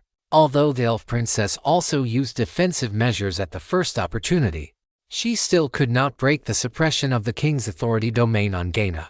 Ugh! Gaina knelt on one knee, her eyes splitting with rage. It was only because of her formidable strength that she remained conscious. Had it been any other mid-tier creature, enduring the authority of the king bolstered by over 200 points of mental power would have likely left them unable to even twitch an eyeball. Who exactly are you? The elf princess, however, maintained immense restraint throughout this sudden crisis. She merely employed her methods to shield Gaina tightly, ensuring her safety while simultaneously sealing off the energy aura from just a moment ago, preventing it from dissipating and completely exposing their presence. As a direct descendant of the royal bloodline, her innate ability to perceive the consciousness and intentions of others far exceeded that of an ordinary person. She could sense that this human before her did not seem to harbor any malice. Of course, there was another possibility, that the opponent was already so powerful that she could not even touch the core of his consciousness. And when faced with an existence that surpassed her by more than one order of magnitude, resistance was entirely meaningless. Rest assured, I have no other intentions. I am here to help you. Ji King smiled, stood up from the stone steps, and his ring flashed once more. The king's authority domain imposed upon Gaina was instantly revoked. How? Gaina gasped for air, being helped up by the elf princess. Your Highness, I am fine, but be careful of this human. Gaina's eyes were filled with unprecedented vigilance. The situation just now had been extremely dangerous. If she had been fighting alone, the opponent could have killed her outright. What are you glaring at? If you hadn't reacted so defensively, I wouldn't have moved against you. Ji Kang glanced at Gaina. So, the gaze in the alleyway earlier, and the spatial fluctuations that suddenly appeared on the weapon, that was all you're doing? The elf princess spoke slowly, her voice soft yet possessing a magnetic quality that seemed to carry its own reverb. With such top-tier ASMR-like vocal conditions, a whisper in one's ear would likely reach straight to the crown of one's head. Of course, it would be better if it weren't for her dark creature appearance. Seeing this hulking black figure using such a goddess-like voice was truly a bit hard to reconcile. That was indeed me. Ji Kang walked over with a chuckle and extended his hand toward the elf princess. Mid-tier human, Ji Kang. It is a pleasure to meet you, Your Highness. Before the princess could react, Gaina stepped forward first, separating the two, and stared at Ji Kang with a guarded gaze. What is your true objective, Gaina? It's fine. The elf princess pulled Gaina back and turned to look at Jikang. You said. You are a mid-tier creature. Chapter 290, Your Highness. You wouldn't want. Jikang said straightforwardly, to be honest. It's better than you mistakenly taking me for some mysterious powerhouse with heaven-defying strength. On this point, Jikang was indeed not lying. In terms of pure physical strength, he should still be at the peak of the monarch level. But when calculating his overall strength, it was several tiers higher. The elf princess looked hesitant. Since you are a mid-tier creature, why can I not sense any aura from you? And those methods of yours? Jikang shrugged. That is my secret. The elf princess gazed quietly at the young man before her. This was the most critical and dangerous moment. Encountering an unexpected variable like Jikang, she had to remain absolutely cautious. The opponent's methods were simply too mysterious. Even setting other factors aside, for the human race, a rootless tribe that had been abandoned by the main world for 10,000 years, to produce such a young mid-tier creature was a truly astonishing thing. After a long silence, the elf princess finally spoke slowly. Can you really help us? Getting to the point, the corners of Jikang's mouth curled up slightly. Of course. I know where the elf you are looking for is being held. I know the combat deployment of the Blood Knight auction and the other major factions. And I also know approximately when the external threat will arrive. Hearing this, the eyes of both the elf princess and Gaina brightened slightly, but they quickly returned to a state of vigilance. Why do you want to help us? Do you know what the consequences of doing this will be? First of all, I have a grudge against dark creatures, and I don't want to see them gain power. On the other hand, a hint of greed appeared in Jikang's eyes. Your elf royal court is very wealthy, right? Treasures, resources, and the word spirits. I don't want much, and you can certainly afford it. Talking about benefits directly was always easier to trust and more grounded than building connections or talking about sentiment. Sure enough, the moment Jikang displayed human greed, the wariness in the eyes of the elf princess and Gaina lessened significantly. They exchanged a glance. The elf princess then said with great solemnity, I can give you 2 treasures of the elf royal court, with a value exceeding the total worth of all industries in this city. I don't carry many resources on me, but if you want them, you can come to the royal city to find me later. I will swear to the goddess of the bright moon to ensure that you receive the rewards you are due, as well as the respect and friendship of the spirit race. You can make any of these conditions, but not the word spirits. Leaking word spirits to an outsider is a taboo of the elf royal court. Hearing this, Jikang became even more interested. What if I insist on the word spirits? Then I am sorry, but we will act on our own. As for how you choose to conduct yourself, whether you leave in silence or leak our whereabouts and plans to the dark creatures, please do as you wish. But I assure you, if you do such a thing, you will be marked as a mortal enemy of the Bright Moon Royal Court. You will be hunted by the elf race's holy judgment for all eternity, and even your soul will not be able to escape. The elf princess's voice was slightly chilling, piercing straight to the heart. Jikang's smile remained unchanged, though he was somewhat surprised internally. This princess actually possessed quite a bit of negotiating wisdom. She had anticipated that he might threaten them, blocked the path ahead of time, and yet did not lose the dignity of an elf princess. I want the resources and treasures, and I also want the word spirits. These are my conditions, and I will not back down. Jikang crossed his arms, drawing his line in the sand regarding his interests. But your highness, don't be in such a hurry to refuse. The help I can provide you goes far beyond just knowing the way. As long as you agree to my conditions, I can guarantee that within 1 hour, we will complete this rescue mission, escape safely, and reach the outside world. If you rely solely on yourselves, let alone rescuing anyone and escaping, even if you manage to infiltrate the auction, the dark creatures would have already laid out a net of inescapable traps waiting for you. Once the battle breaks out, you will be facing the frantic siege of every faction and powerhouse within this great city. Yes, a great city has no teleportation array, and it will take some time for those powerful beings from the outside to arrive. But with your strength alone, how long can you hold the teleportation array? It takes at least 10 minutes for you to activate the teleportation array. Once it is destroyed, I don't think I need to tell you what your fate will be, right? A single word spirit can trade for the success of your plan and a safe escape. For the Bright Moon Royal Court, paying the price of one word spirit is enough to prevent their princess from falling into enemy hands and becoming a handle or a shackle that threatens the safety of the entire royal court. This deal, isn't it worth it? Ji Kang spoke with reason and evidence, laying out his points one by one, causing the elf princess's expression to shift repeatedly. Only Gina felt anxious, immediately rejecting this devilishly persuasive proposal. "Don't you dare, Your Highness. You absolutely cannot agree to him.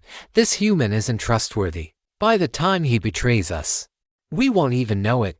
Your name is Gina, right? An attendant should act like an attendant. I'm giving Your Highness face. Which doesn't mean you can keep yapping endlessly. If you say one more word." Ji Kang looked at her with a smile. "A slap to that big mouth of yours will make you behave." "You." Gina glared at him with fury. The elf princess raised a hand to stop Gina, her expression uncertain. Ji Kang glanced out the window. "Time is running out. The dark sky ghost will scan this area in a dozen minutes or so. I'll give you at most 10 minutes to consider.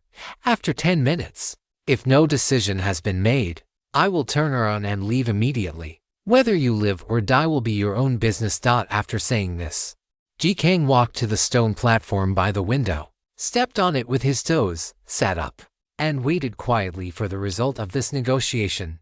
"Your Highness." Gina was still trying to persuade her, but the next second, the princess gave a resolute and definitive answer. "I agree to your terms, Gina, Your Highness." Ji Kang clapped his hands and jumped down from the stone platform. "Now that's more like it." The elf princess clenched her hands, her gaze fixed on the young human opposite her. "Tell me, what should we do?" "Ji Kang first. I need to confirm that your promise is valid." "Right, elf princess. Very well. Hold out your hand." "Gina, Your Highness." "You can't." "Elf princess." "Gina, no need to persuade me. We have no way out. We can only trust him." Ji Kang was also quite curious, extending his hand toward this strange, ugly dark creature before him. The elf princess covered Ji Kang's palm with her own thick, rough hand. The moment they made contact, Ji Kang instantly felt a vast, ancient power of bloodline, gentle, cool, and mysterious. It was the natural will that nourished mountains, rivers, and seas, and the primal life force of all living things. The ferocious and ugly dark creature before his eyes slowly shattered like a reflection in a mirror or a flower in the water, as if darkness were breaking out of a cocoon. Countless brilliant and pure rays of light bloomed from within, gradually revealing that stunning, world-toppling body of a goddess. Chapter 291, concluding the vow.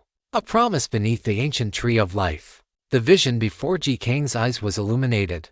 Brilliant light, like a sheer veil, flowed quietly over the elf princess, coating her in a layer of clear radiance.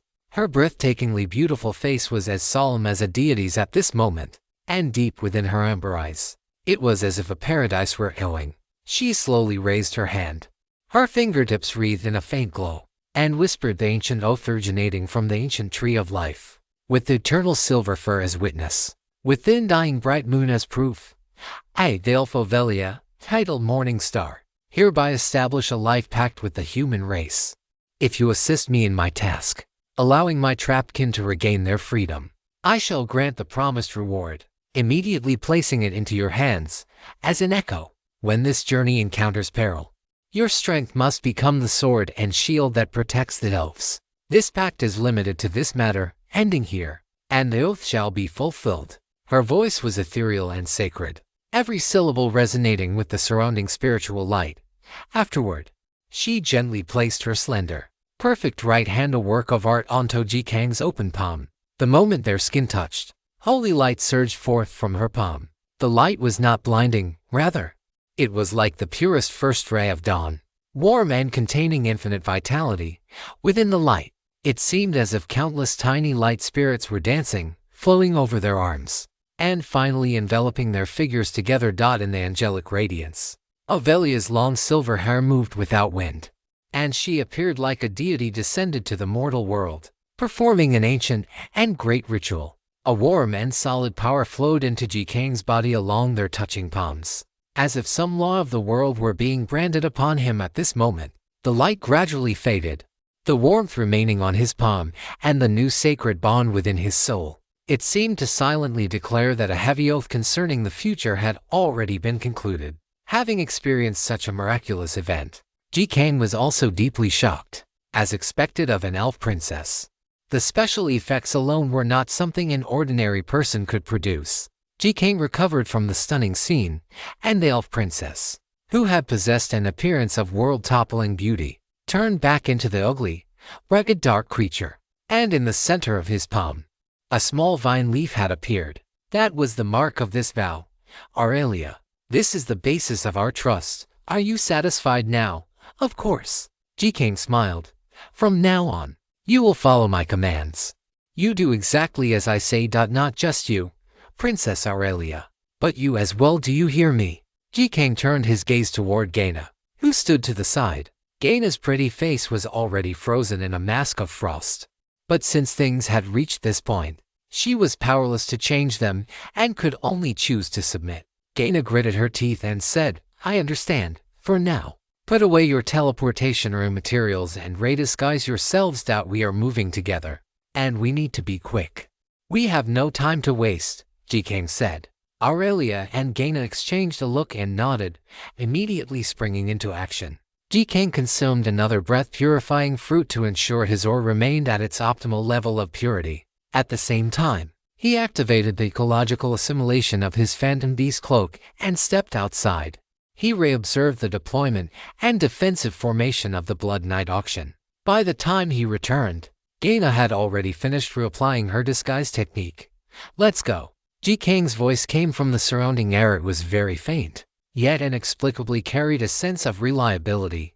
From this moment on, a secret rescue mission that would influence the landscape of the world had begun its prologue. Following Ji-Kang's guidance and instructions, Aurelia and Gaina quickly managed to blend into an inner circle patrol squad amidst the chaotic scene. This was the only squad with a chance to approach the entrance of the auction. But this was merely the beginning. The patrols and sentries of the Blood Knight auction were set up with extreme rigor. Every position was accounted for, and above them, the Black Sky Ghosts were constantly monitoring and scanning the area.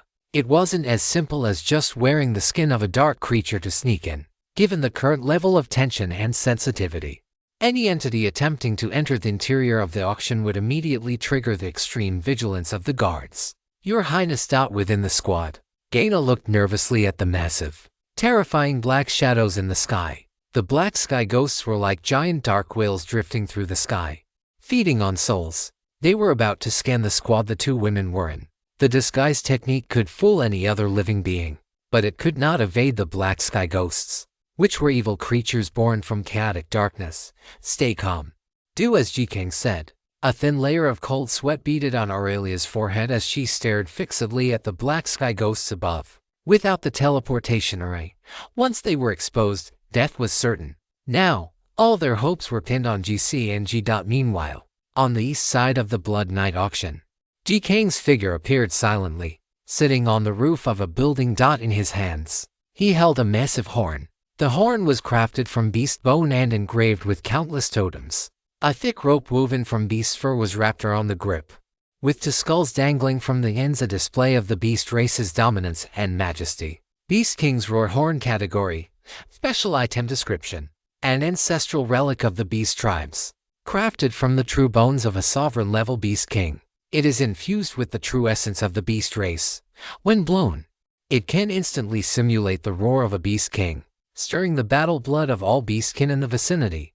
Friendly reminder: every time the Beast King's Roar Horn is used, it must be refilled with the true essence of the beast race before it can be used again. Friendly reminder: do not use this lightly if you are not of the beast race faction. Otherwise, if detected and locked onto by the beast race, it will invite an endless, terrifying pursuit. This horn was something Ji-Kang had swiped from the Iron Skull Coliseum earlier. It was coming in handy right now.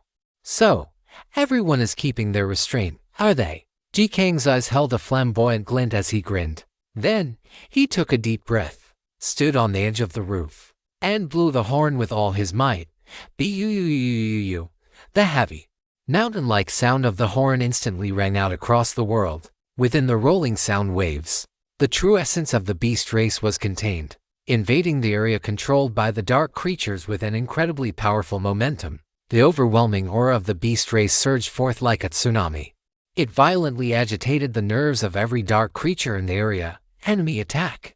Every sentry post of the Blood Knight auction issued an alarm almost simultaneously. A massive chorus of roars from dark creatures erupted one after another. Filled with endless fury, all units, fall back to defend. Those beastkin bastards are invading. Chapter 292. The melee begins. Hostages successfully transferred. Chaos erupted. The previously tight order collapsed in an instant. All the dark creatures, including the Black Sky Ghosts and various high-ranking entities in the area, turned their gazes toward the direction from which the horn's sound originated. That aura of beastkin essence and the deafening sound of the horn were unmistakable. The several dark creature titans of the Blood Knight auction felt a towering rage rise in their hearts. In this current situation, the beast race actually dared to openly invade the territory of the Blood Knight auction. Were they trying to snatch the noble elf hostage? Roar, roar, roar, hiss. A massive wave of roars erupted. Countless dark creatures that had been patrolling or standing guard, acting under the orders of their superiors, charged directly toward the direction of the horn. And the situation didn't stop there. The beast race territory, located several streets away, was also completely boiling over. The heavy melody of the Beast King's horn had directly ignited the battle blood within them, causing them to charge toward the source of the sound regardless of the consequences. Roar! Long live the beast god! Eat those filthy things alive! The battle has begun. The great city had long been divided among three factions, and friction had always been constant. Today's major event had pushed the nerves of all parties to the absolute limit. Now that the horn of battle had sounded, the Beastkin had almost entirely lost their reason. Following the call of the Beast King's horn, they charged forward in a frenzy. The surge of countless Beastkin figures further confirmed the reality of the Beastkin invasion. The dark creatures fully revealed their bloodthirsty edge, as if they intended to tear those crude and clumsy beasts into shreds. The baleful aura of the beastkin and the deathly aura of the dark creatures. These two terrifying, extreme domain auras collided violently within the city, grinding against one another. Rumble. Countless monarch-level creatures collided, tearing and slaughtering each other at this moment, causing both the earth and the sky to tremble. Only the supreme powerhouses on both sides had yet to join the fray. Once the supreme leaders entered the battle, it was feared that the entire city would be reduced to a complete slaughterhouse. They dared not do so, as that would be no different from handing an opportunity to the spirit race. The Black Sky Ghost of the Dark Race flew over, wanting to uncover the true cause of this sudden incident. Meanwhile, the bull demon responsible for this area slammed the giant axe in his hand against the ground with a thunderous thud. Who blew the Beast King's horn? When he heard the sound of the horn, his entire body trembled. It was not out of fear. It was out of nervousness and fury. The Beast King's horn was the most important war beacon of the Beastkin tribes. Each one was crafted from the true bones of their ancestors, and only high-ranking Beastkin generals were equipped with one. This massive city only possessed four in total: the Iron Skull Tiger monster, the Bull Demon, and the Snake monster each held one, while the fourth was sealed away in the Colosseum as a backup, unless there was a unanimous consensus. The Beast King's horn was absolutely forbidden from being blown casually. Now that the sound of the Beast King's horn had appeared in an area controlled by the dark creatures, there was only one possibility. The horn had been stolen. All of you stop! The Bull Demon roared with a thunderous voice. However, those Beastkin further away had not received orders from their superiors. The sound of the horn had ignited the fighting instincts within them. A heaven-shaking battle had already been ferociously set in motion.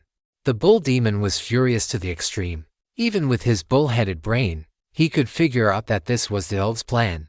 But both sides were already blinded by bloodlust. Was he supposed to go and explain the ins and outs to the dark creatures?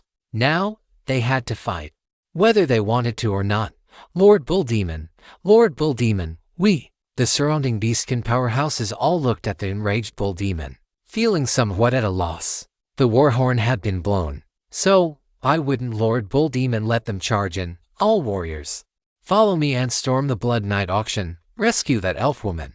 White smoke puffed from the Bull Demon's nostrils. His golden nose ring rattled, and a crazed fighting spirit boiled in his eyes. As his words fell, A massive roar erupted from the surrounding beastkin. Roar, roar, roar, roar.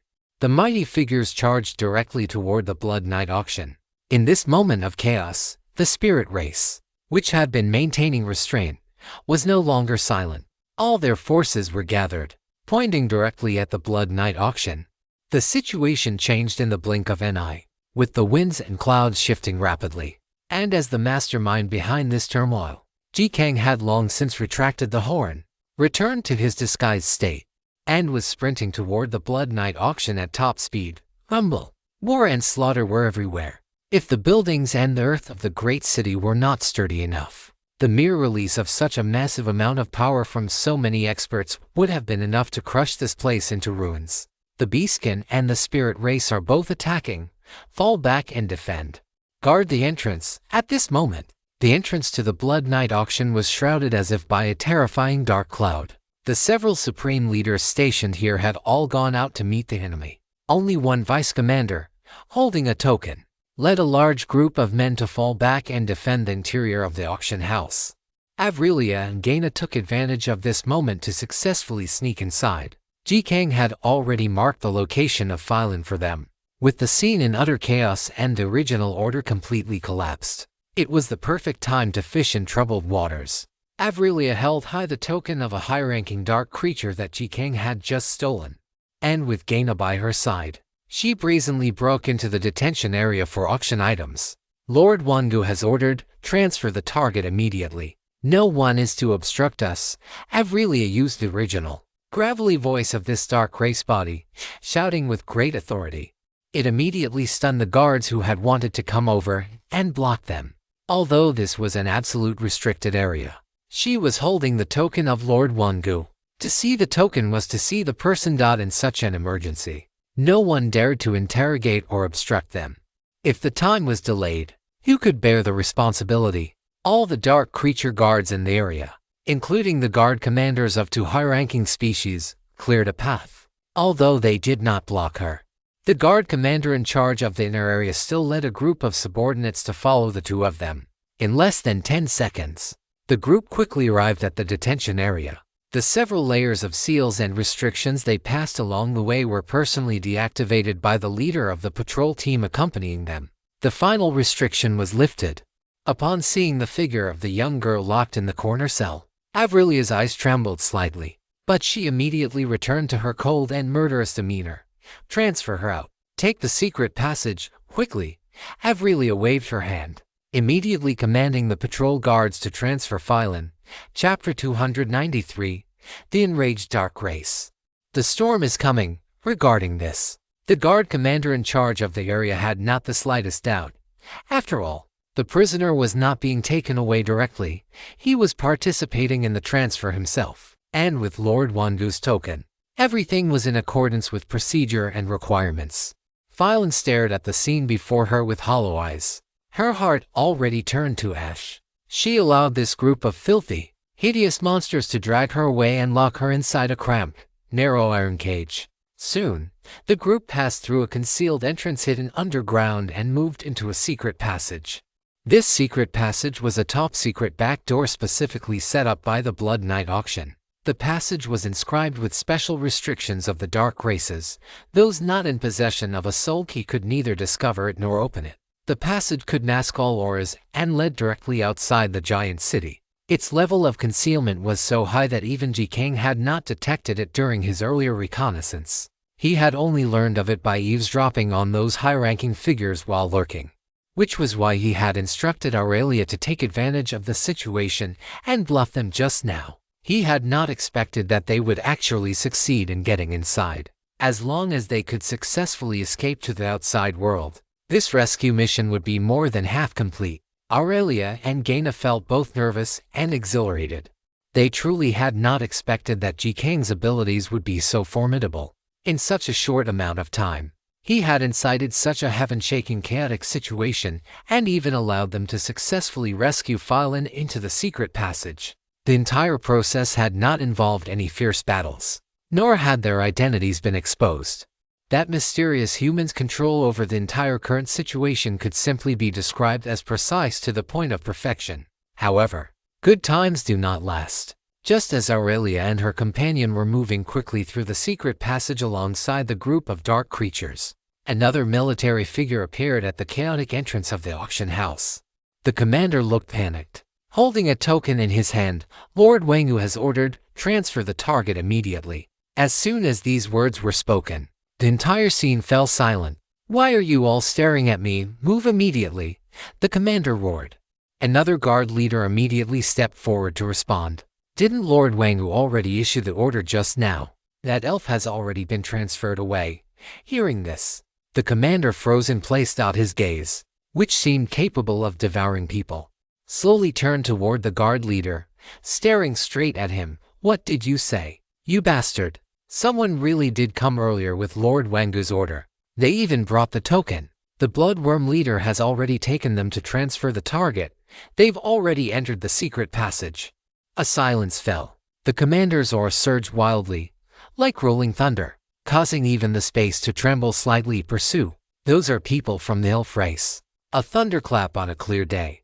All the dark creatures at the Blood Night auction were stunned. In other words, the ones who had just passed before them were very likely the elf princess. At this moment, the atmosphere became oppressive to the extreme. The major giants among the dark creatures were the first to receive the intelligence. Beyond their earth-shattering rage, they immediately issued a blockade order to the entire army, the Black Sky Ghosts, the city gate guards, and all dark creatures inside and outside the city were mobilized to head to the exit of the secret passage to set up a blockade. The speed within the secret passage was too fast. It was impossible to catch up by chasing from inside, so they could only intercept from the outside. Boom! High above the city, two powerful figures collided, then each retreated. One of them, a skeletal figure as dark as a nightmare, was wreathed in rolling death energy. Like an evil spirit crawled out of hell. Its aura suppressed everything in the surroundings, even firmly overpowering the high-ranking beastkin creature opposite it. Wangu, as the head of the Blood Night auction and a powerhouse among the high-ranking dark creatures, it no longer had any heart for battle and turned to rush toward the exit connecting to the outside world. Its chest was filled with a rage capable of burning this entire sky to ash. It never expected the elf race to be so well prepared that even it had been tricked. If it really let the other party escape, how would it answer to the dark headquarters? It would likely be thrown directly into the underworld river to serve as fertilizer. Roar! Wangu let out an earth-shattering howl. The incredibly chaotic battlefield also fell into a brief moment of bewilderment at this instant, watching the dark creatures retreat like a torrent, no longer even guarding their original territories. The other races also realized the severity of the situation. The rescue of the elf princess had very likely already succeeded. Follow them. The big shots of the beast race and the spirit race made this decision in unison, while simultaneously reporting the situation here to their own clans outside. Compared to the truly decisive forces currently rushing in from the outside world, these disturbances and battles within the giant city were merely a light drizzle. A storm in the true sense was already approaching, and at this moment, Jikang, he had just arrived at the core battlefield where powerhouses like Wangu and Iron Skull were present. Seeing the sudden shift in the focus of these myriad forces, he narrowed his eyes slightly and crushed a space-time stone in his hand. Swish! The space rippled with rhythm. The next moment, he teleported directly into the secret passage where the elf princess and the others were located. The current escort team was still maintaining their tense march. Aurelia and Gainel were on the left. The dark creature guard commander was on the right, protecting the cage in the middle where the elf Phylon was imprisoned, marching at the fastest speed. They did not yet know what had happened outside, but the moment the spatial rhythm appeared, all the dark creatures felt their hair stand on end and instantly entered combat mode. Enemy attack! Jikang's figure appeared. This time, he no longer concealed any aura, directly entering the tribulation lightning body state. Lightning flames ignited in his eyes, and a flame robe flickering with black and white ghostly light unfurled from his shoulders. Countless mighty thunderbolts, like claws tearing through space, filled the entire area the moment he appeared. Myriad lightning phenomena. Lightning flashed in Jikang's eyes, and the lightning power spreading to the surroundings instantly transformed into clusters of thunderclouds. Under the shocked gazes of the dark creatures, he slammed into their bodies with ferocious force. obliterating their physical forms instantly within the black and white lightning asterisk sizzle. The scene unfolded too quickly. The suppression and killing were completed almost the moment he teleported, with the entire sequence taking less than 0.5 seconds. Before Aurelia and Gaina could even react to what was happening, the surrounding dark creatures had turned into dust and powder, dissipating into the dark passage. Jizang, this is... Aurelia felt a tightening in her chest. They have already sensed us. We must pick up the pace, Jizang said immediately. Aurelia and Gaina both darkened their expressions. The enemy was indeed vigilant. However, being able to gain this much ground was already enough. Jizang, thank you. Aurelia expressed her gratitude sincerely. There was no longer any need for disguise. She and Gaina both shed their transformation spells, revealing their true forms. Chapter 294. Return to the vehicle. Launching 100 million gold gamble again. Two lithe and graceful figures shed the ugly shells of the dark creatures, no longer concealing any of their aura. The noble bloodline from the Elven royal court was fully revealed, completely purifying the filthy, lingering blood stench in the surroundings. At this moment, the most incredulous person was none other than Phylon, the elf in the cage. Her beautiful, gem-like eyes stared blankly at the scene before her. It felt as if, after her death, her soul had returned to the embrace of the mother tree of life, and she was seeing her dearest sister Aurelia by her side, accompanying her. Asterisk click. The iron cage holding her, along with the shackles on her wrists and ankles, were completely shattered. In this hazy, dreamlike state, she once again felt the sensation of returning to freedom, no longer suppressed by darkness. Phylon, don't be afraid. We are here to save you. Aurelia held her with immense heartache, bringing her warmth. Sister Aurelia, Sister Gaina, is this really not a dream? Phylon's tears could not be controlled, falling asterisk pitter-patter asterisk onto the ground. Little Phylon, this is not a dream. We are here to take you back to the promised land. Gaina's eyes were filled with killing intent as she gritted her teeth and said, we will definitely purify those filthy creatures that bullied you, leaving not a single one behind. At this moment, Jizang's expression was also slightly grave. The situation had been exposed too early. The encirclement and interception they would face next would likely be unimaginably terrifying. He had to be prepared for everything. However, this also made him feel a surge of excitement. Since becoming stronger, it had been a long time since he had felt a moment that required him to go all out. His blood was beginning to boil. Time to get to work. You must reach the end of the dark passage at top speed, then flee toward the east. I will come to cover your retreat later, Jizang commanded. Aurelia turned to look at him, hesitating slightly. Jizang, should we set up a teleportation array once we get out? Our teleportation array can cover 10,000 miles. They won't be able to catch up. No, the pursuers from the great city are faster than we imagined. Staying in one place to set up a teleportation array is suicide. Listen to me. Once you get out, flee toward the east at maximum speed. Aurelia nodded heavily. Understood. Asterisk whoosh. Jizang's figure vanished once again, his aura disappearing along with him. Witnessing this miraculous scene with their own eyes, the few royal court elves present could not help but feel shocked.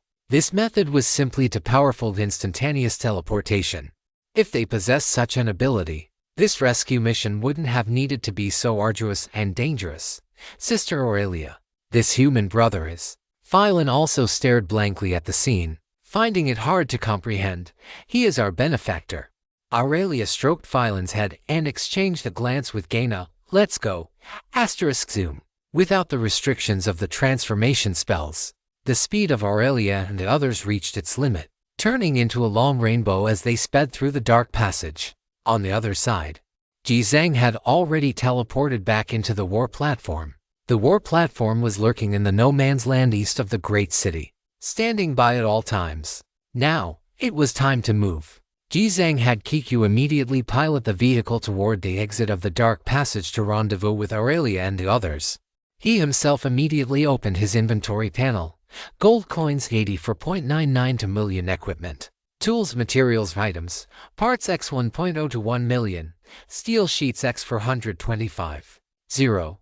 Leather X 72, alloy by 462. 0. Heavy oil X 623. 0.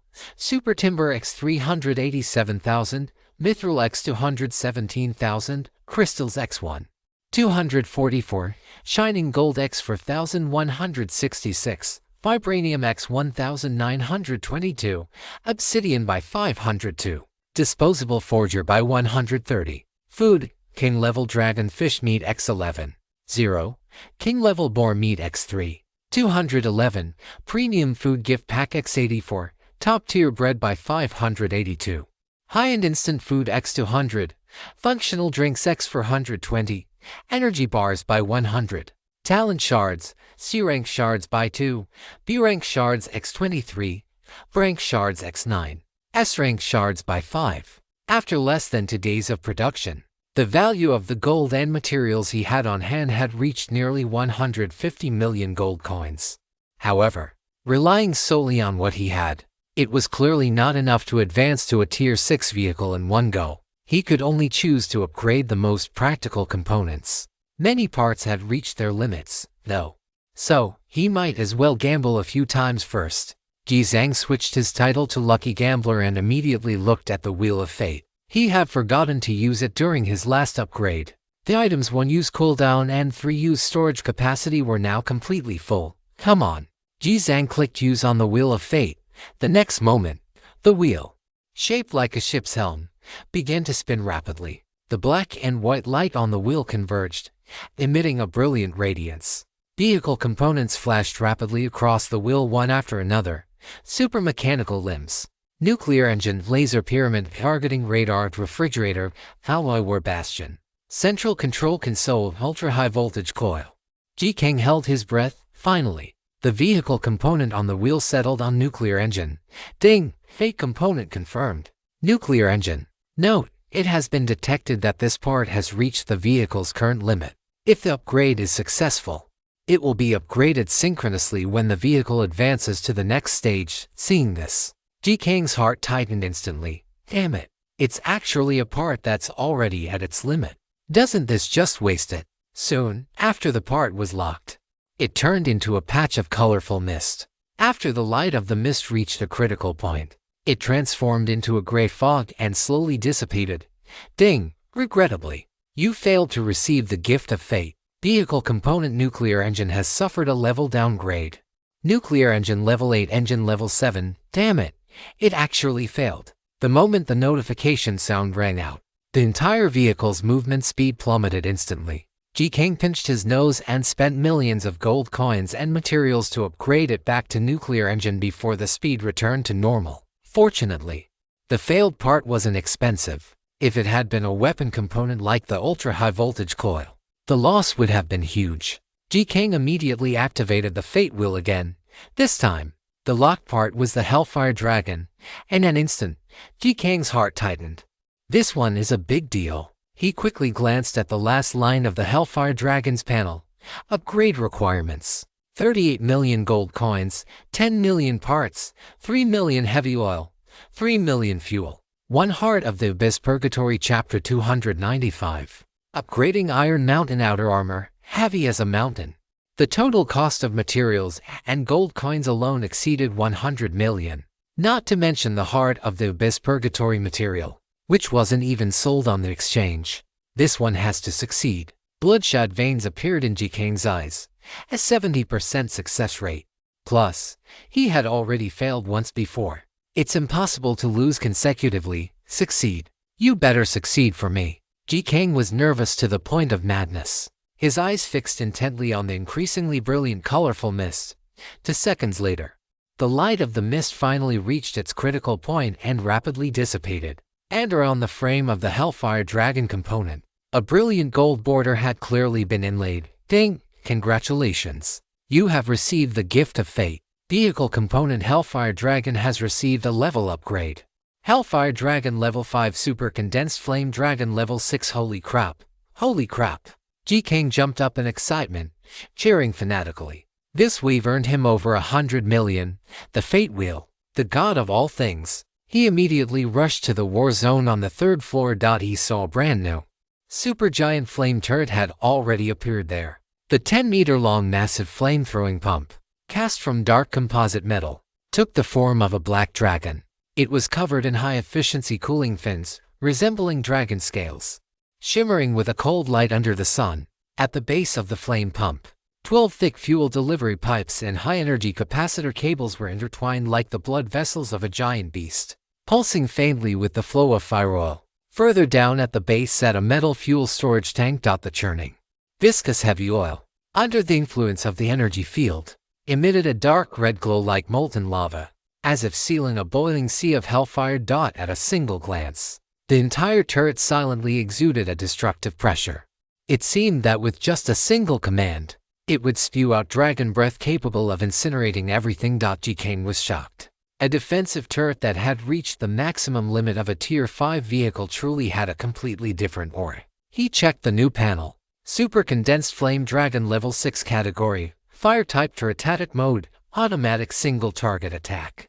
Area of Effect Attack Evaluation. The Flame Dragon uses Abyss Purgatory fire oil as fuel and employs super condensed pumping technology, which can improve fire oil compression, increase range, increase combustion damage, and increase the area of combustion. In single target attack mode, it can spray a super condensed fire oil column with a maximum range of 5.0 meters. In area of effect attack mode, it can spray a fan-shaped fire oil attack with a range of 1,500 meters and a coverage area of 1.0 meters at the end. All fire oil is in a stable state when launched. Upon contact with a target, it instantly triggers a combustion explosion, with a core temperature reaching 2300 C. The fire oil carries the incinerating bone erosion status. Any flesh contaminated by the fire oil will continue to be burned until the fire oil energy is exhausted, unless it is immediately excised or stripped away. Upgrade requirements: 120 million gold coins, 50 million parts, 8 million heavy oil, 8 million fuel. 1 Heart of the Abyss Purgatory. Friendly reminder: this part has reached the upgrade limit for the vehicle's current stage. These stats were truly explosive. This kind of Aokung fire attribute turret might struggle slightly against high-tier beings, but against mid-tier beings and below, it could be said that no matter how many came, they would be wiped out. After all, this was a single series of turrets. G-Kang didn't expect it to be omnipotent. As long as it could fulfill its intended role, time was tight. G-Kang immediately used the Fate Wheel again. The part selected this time was the power generation device. The pleasant sound appeared luckily once again. Ding! Congratulations! You have received the gift of fate. Vehicle component power generation device has received a level upgrade. Power generation device level 6, power generation device level 7, vehicle level cap reached. Note: it has been detected that this component has reached the current vehicle cap. It will be upgraded synchronously when the vehicle advances to the next tier. Success again. The upgrade cost for a level 7 power generation device is roughly 80 million gold coins. Another massive profit. It's a pity that it has hit the component level cap. I'll have to wait until the vehicle advances to unlock it further. There is still one last use of the Fate Roulette remaining. Ji-Zhang hesitated for a moment, but ultimately decided to hold onto it for now. The later it is used, the higher the value of this item becomes, especially since his earnings in the super main city have already reached a bottleneck period. There won't be explosive growth like before, and he will need to accumulate resources slowly. Under these conditions, the Fate Roulette appears even more crucial. He turned his gaze toward the outer armor module, and a piece of information immediately appeared. Alloy War Barrier level 5 can be upgraded to Iron Mountain Outer Armor level 6. Iron Mountain Outer Armor level 6 evaluation. After upgrading, all War Armor modules will be upgraded to Iron Mountain Outer Armor. The Iron Mountain Outer Shell uses energy-gathering metal as its primary material, reaching a thickness of 3 meters. It possesses super wave absorption and super rebound capabilities, capable of absorbing and rebounding almost all types of attacks. This includes, but is not limited to, kinetic attacks, energy attacks, elemental attacks, wave attacks, and domain attacks. For low-tier attacks, the absorption cum rebound capability of the Iron Mountain Outer Armor can reach up to 100%, gradually decreasing with the intensity of the attack, down to a minimum of 10%, compared to the Alloy War Barrier. The Iron Mountain Outer Armor has 1,500% higher defense, 500% higher toughness, and 800% higher durability per block. Upgrade requirements: 35 million gold coins, 8 million parts, 10 million steel plates, 800,000 alloy, 1 alloy heart. Friendly reminder: after upgrading, this component reaches its cap. You must advance to a Tier 6 vehicle to continue unlocking the level cap. This is the real highlight of a Tier 5 vehicle, however, because the enemies he had to deal with previously were relatively weak. Jizang had kept this component unupgraded. Now, the moment has finally come for it to be put to use. Jizang immediately replenished all 3 major parts, steel plates, and alloy. He also spent a hefty sum of 2 million gold coins to instantly purchase an alloy heart on the exchange. He clicked upgrade immediately. The next moment, the entire outer armor of the war platform was completely enveloped in dazzling white light. It began to grow and evolve rapidly. Soon, all the white light shattered. A vast expanse of metal shell, filled with the aura of a king, appeared before his eyes. It was a heavy metal fused with gray and black, resembling an ancient city wall, radiating a silent, firm, and archaic luster. Between each metal module, there were huge, neat gaps, like a giant beast clad in plate armor, showing a slow, rhythmic rise and fall as the vehicle moved. It was not flashy, yet it possessed a heaviness and power that one could not ignore. This is the Iron Mountain Outer Armor. Chapter 296, Super Heavy Mortar. Kinetic energy that destroys everything. Jizang stood on the balcony, looking at the scene before him, and couldn't help but feel shocked. The outer armor upgraded this time had undergone a qualitative leap in both function and performance. Damn, this is fierce. After upgrading the outer armor, Jizang only had about 70 million gold coins left in his resources. Except for the Vulcan cannon, he didn't have enough money to upgrade the other vehicle armaments. There was no other choice. Jizang checked the upgrade requirements for the Vulcan cannon. Upgrade requirements: 25 million gold coins, 8 million parts, 13 million steel plates, 500,000 alloy, 80,000 shining gold, 500 super energy stones. The first 3 items alone added up to 60 million. Although the price of alloy had dropped to 25 gold coins, the astronomical figure of 500 units still required 12.5 million. Shining gold was 200 gold coins per unit, totaling 16 million. Super energy stones were 15 gold coins per unit, totaling 7.5 million. The total added up to nearly 100 million. It was truly difficult to handle. In the end, Jizang chose to sell some other temporarily useless materials. He also sold a purgatory heart through the trading area of the Great World Channel for 10 million gold coins. Only then did he manage to scrape together enough money. Afterward, he clicked upgrade directly. White light enveloped the Vulcan cannon before him. Beginning this upgrade and evolution, dozens of seconds later, all the white light completely shattered into light dust, and the previous ferocious form of the Vulcan cannon had been replaced by a deeper creation of destruction. This newly appeared behemoth stood solemnly in place.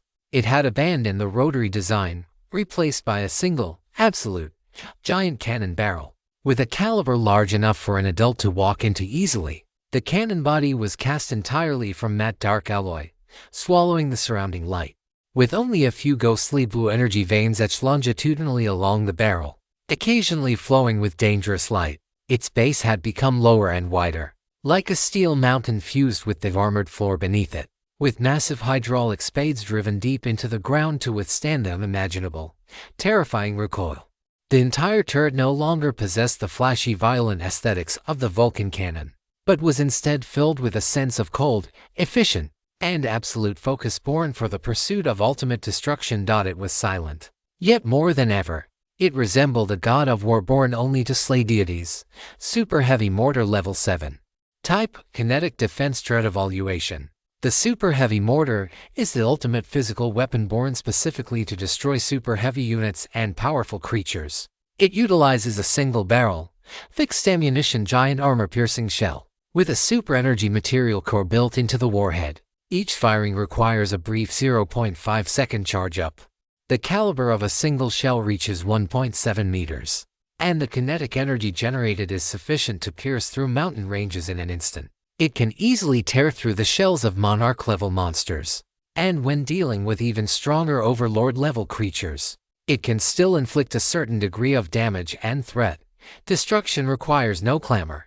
Upgrade requirements: 65 million gold coins, 15 million parts, 30 million steel plates, 3 million alloys, 300,000 shining gold, 1,500 super energy stones. One mark of the sun. Looking at this brand new panel, Jizang felt a surge of heat in his heart. It's truly formidable. However, through the details on the panel, he finally learned the corresponding levels for those high-ranking creatures, Overlord level, and above the Overlord level. It should be the Dominator level described in the Horn of the Beast King's Roar. Jizang narrowed his eyes slightly. I wonder if I will be able to encounter one this time. After finishing the upgrade, it was time to go back and support Aurelia and the others. The specific location of the secret passage exit was still unknown.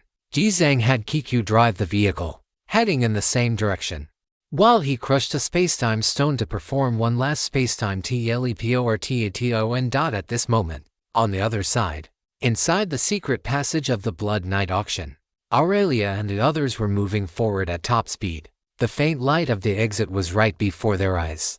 From the moment that glimmer of light appeared, it had been expanding rapidly. However, a darkness as thick as ink, already wrapped in bone-chilling cold, had completely blocked the end of the light in advance. Within the blooming light, shadows flickered. Countless scarlet pupils were waiting there for them to walk right into the trap. Those were the dark creatures that had received prior notification, lying in wait here to intercept them. Roar! Countless terrifying figures surged at the end of the passage. The moment they sensed their rivals, they launched their most ferocious attack. Terrifying dark energy surged in like a tidal wave among the group. Dana instantly drew her longbow engraved with runes, and an emerald green arrow was already knocked on the bowstring. Then she fired. Boom! Surging natural energy plated the entire arrow in a ghostly green hue. Carrying an invincible momentum, it roared through the air. The large number of hideous figures ahead didn't even have time to react defensively before they were instantly torn into blood mist and fragments by the terrifying energy erupting from that arrow. This is the strength of a high-ranking creature with pure royal court bloodline. For those dark races of mid-rank and below, it was an absolutely crushing power. Aurelia radiated brilliant light, bestowing her energy upon Gaina and Phylon, granting them the same speed and defensive capabilities as herself. The three turned into long rainbows and flew out of the secret passage exit. Swish! The surrounding world instantly brightened. This was a secret camp of the filthy dark races. The surroundings were filled with ruins ravaged by the arrow's energy, as well as splattered limbs and severed arms. There were still many dark creatures gathered all around, but Gaina's earth-shattering strike just now had completely shattered their meager courage. Now, they retreated in terror, not daring to step forward to stop them. The three ignored the cowardly dark creatures and ran directly toward the direction Jizang had indicated for them. A large number of powerful pursuers were closing in from behind. Every second counted now. There was no time to delay. Just a few minutes after they left the secret passage exit, the sky behind them had already been covered by a terrifying black curtain. Rumble! A sound like rolling thunder came from the sky. It was the terrifying noise of the dark creatures moving out in unison. Countless hideous and bloodthirsty figures had almost merged into a single entity, pursuing them at an unimaginable speed. That was the unique assimilation ability of dark creatures. Under the blessing of the Dark Will, they could rely on a powerful host creature to become part of its domain, marching at the fastest possible speed. You go first. I will cover the rear, Aurelia said in a deep voice. Chapter 297. Surrounded by three major forces, Jizang appears. Gaina and the other cried out, Your Highness, go quickly. Once you reach the rendezvous point provided by Jizang, set up the teleportation area as fast as you can. I will come to find you immediately, Aurelia ordered urgently. Before they could speak, she channeled a burst of spiritual breath, sending the two of them away. Afterward, she turned around. The most noble elf princess of the Bright Moon Royal Court stood alone in this world, facing the rolling black tide ahead. Her beautiful amber eyes narrowed slightly, and bright moonlight erupted from her body. She raised both hands toward the front, and what she spoke was no longer a mortal language. but true words containing the power of the world's laws. Word spirit, moonlight tide. A silver ripple, visible to the naked eye, suddenly expanded from her as the center, splash, the tide, shimmering with silver light dust, was like billions of moonlight spirits gathering together, dyeing the earth into a sea of light as it surged forward. The moment it approached the swarm of dark creatures, the moonlight tide rose like a tsunami, surging thousands of meters high, and collided directly with that nightmare-like darkness. Boom! The top-tier confrontation between high-ranking creatures caused the entire world to tremble violently. Countless low-ranking dark creatures were crushed into powder during this clash of domains. But soon, the 5 high-ranking dark creatures led by Wangu successfully tore a huge rift in the moonlight tide, forcefully invading Aurelia's word spirit domain. And the moment they tore through the domain, Aurelia's second word spirit had already been activated, Word of Power, Blessing of the Ancestral Wood. The moment the incantation fell, her entire body was enveloped in a vast, sacred green radiance. The brilliant light of life forged itself into a suit of battle armor and a long spear for her. Her entire aura climbed to its absolute peak. Asterisk whoosh, Aurelia's figure flashed out, carrying the unstoppable momentum of a bamboo-splitting force as she charged into the thousands of troops ahead. A peak-level melee had thus been violently set into motion.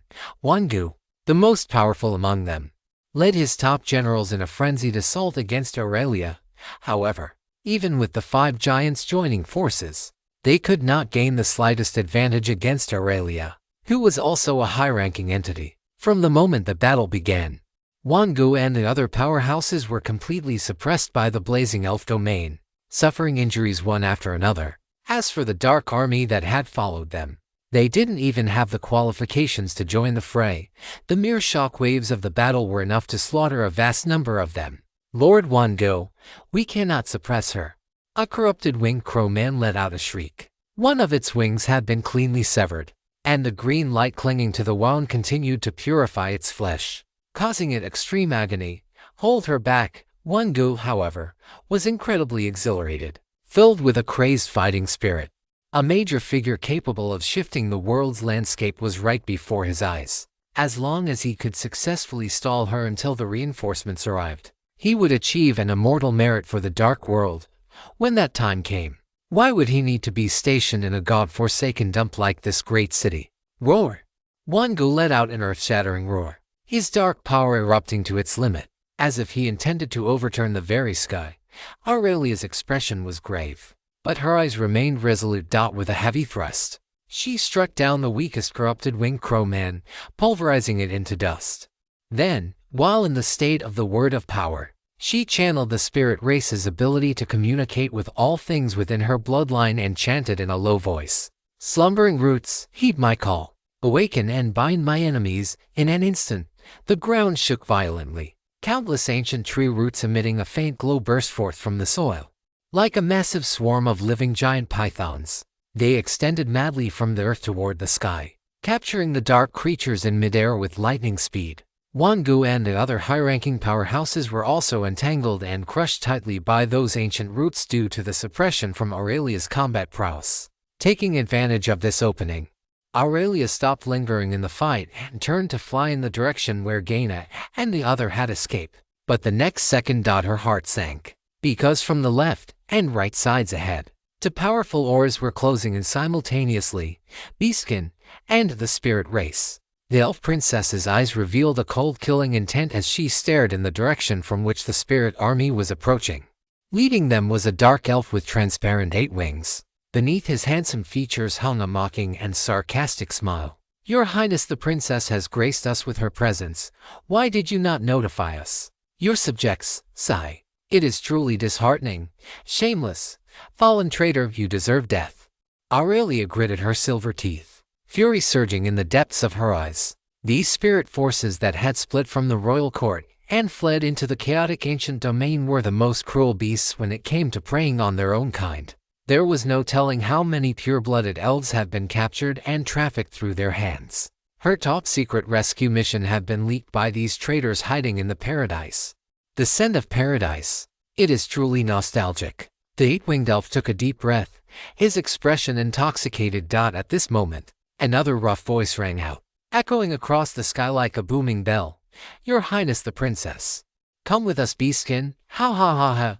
Don't worry. Although we Beastkin are rough, we will definitely treat you with courtesy. As long as Paradise prepares a generous gift, we will return Your Highness the Princess in perfect condition, guaranteed not to lose a single hair. The one speaking was Iron Skull. His hulking frame stood upon the earth, backed by a vast legion of powerful beastkin, their presence shaking the heavens.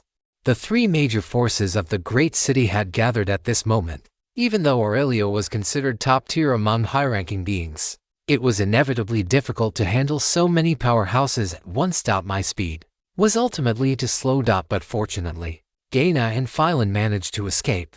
If Jikane successfully met up with them, their safety should be assured. At worst, I shall die here. The young girl's gaze was resolute as she slowly raised the long spear in her hand. But just then, a ripple in space emanated from the clothing she wore. Then, a human figure, right under the gaze of countless powerful enemies. He appeared at Aurelia's side. In an instant, the entire world seemed to fall silent. Even the top powerhouses of the various factions stared blankly at this scene, unable to comprehend what had just happened. Holy crap, so many monsters.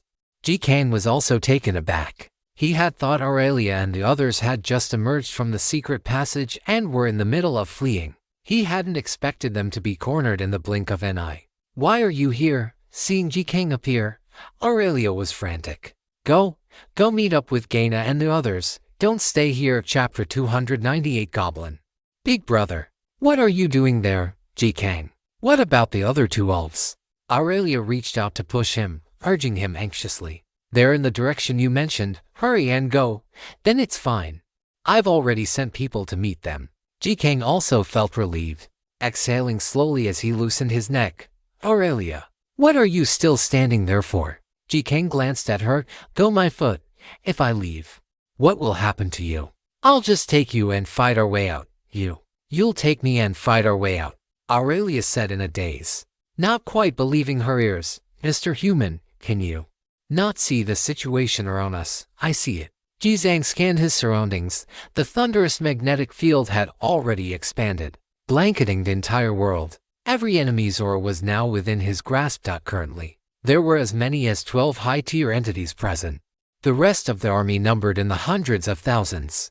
Jizang felt a surge of excitement in his heart. If he were to slaughter them all, how many gold coins would he earn?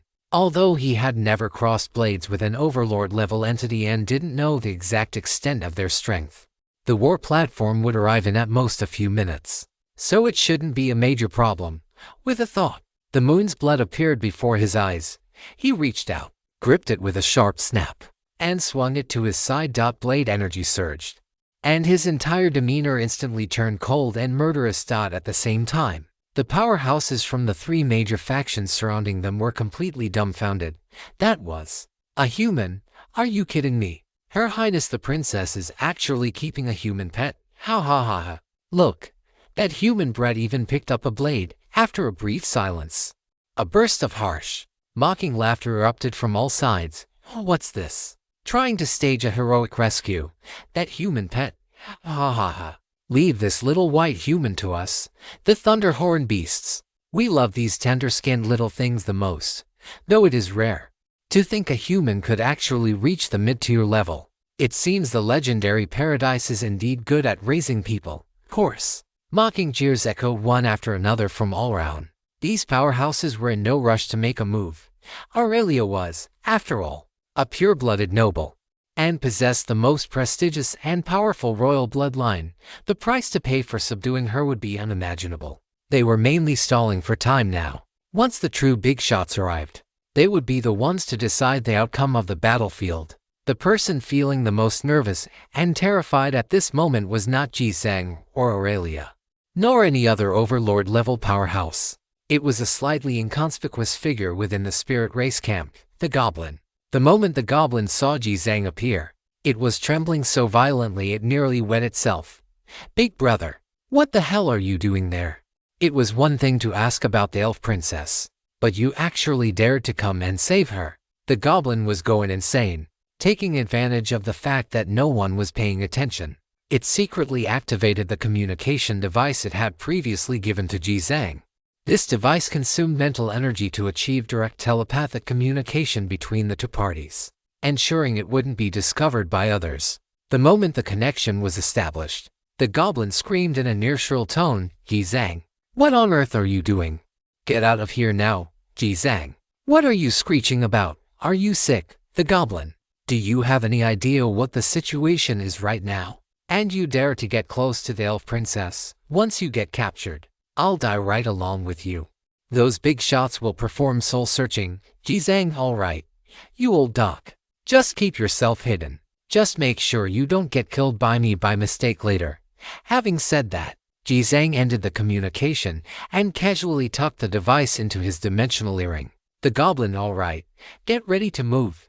Jizang slowly exhaled. The thunderous potential energy within his body had accumulated to a certain level and could be unleashed at any moment. "No, if we start a war now, I won't be able to protect you. Can't you teleport? Leave quickly, or it will be too late." Aurelia was extremely anxious. Jizang glanced at her. "Why do you talk so much? Just follow me. We are going to break out directly from the east." "Jizang, with your mid-tier human body, even if you have special means, you won't be able to hold out on a battlefield like this." Before she could finish, Jizang had already flashed forward, charging directly toward the east. That was the exact direction occupied by the spirit race. Aurelia truly didn't know what to do now, but she immediately cast a spirit blessing on Jizang, then gritted her teeth and charged after him. The actions of the two instantly triggered the nerves of the tens of thousands of powerful enemies on the field. A great battle was on the verge of breaking out, truly courting death. The spirit race powerhouses all revealed cruel smiles. A mere mid-tier human, daring to challenge the authority of the great city spirit race. But the next second, they couldn't laugh anymore, because a manic, extreme energy domain erupted from that human figure. Boom! Black and white thunder intertwined and flashed, like giant dragons dancing wildly, tearing through the sky. With the figure at the center as the core, it was dragged across the horizon and crashed directly into the spirit race's formation. Everyone was illuminated by this extreme light of destruction, their eyes stinging.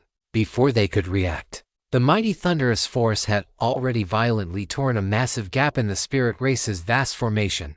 Countless spirits with lower strength were torn to shreds by that thunder field in this single strike. Rumble! The world shook violently. Thunder rolled and echoed.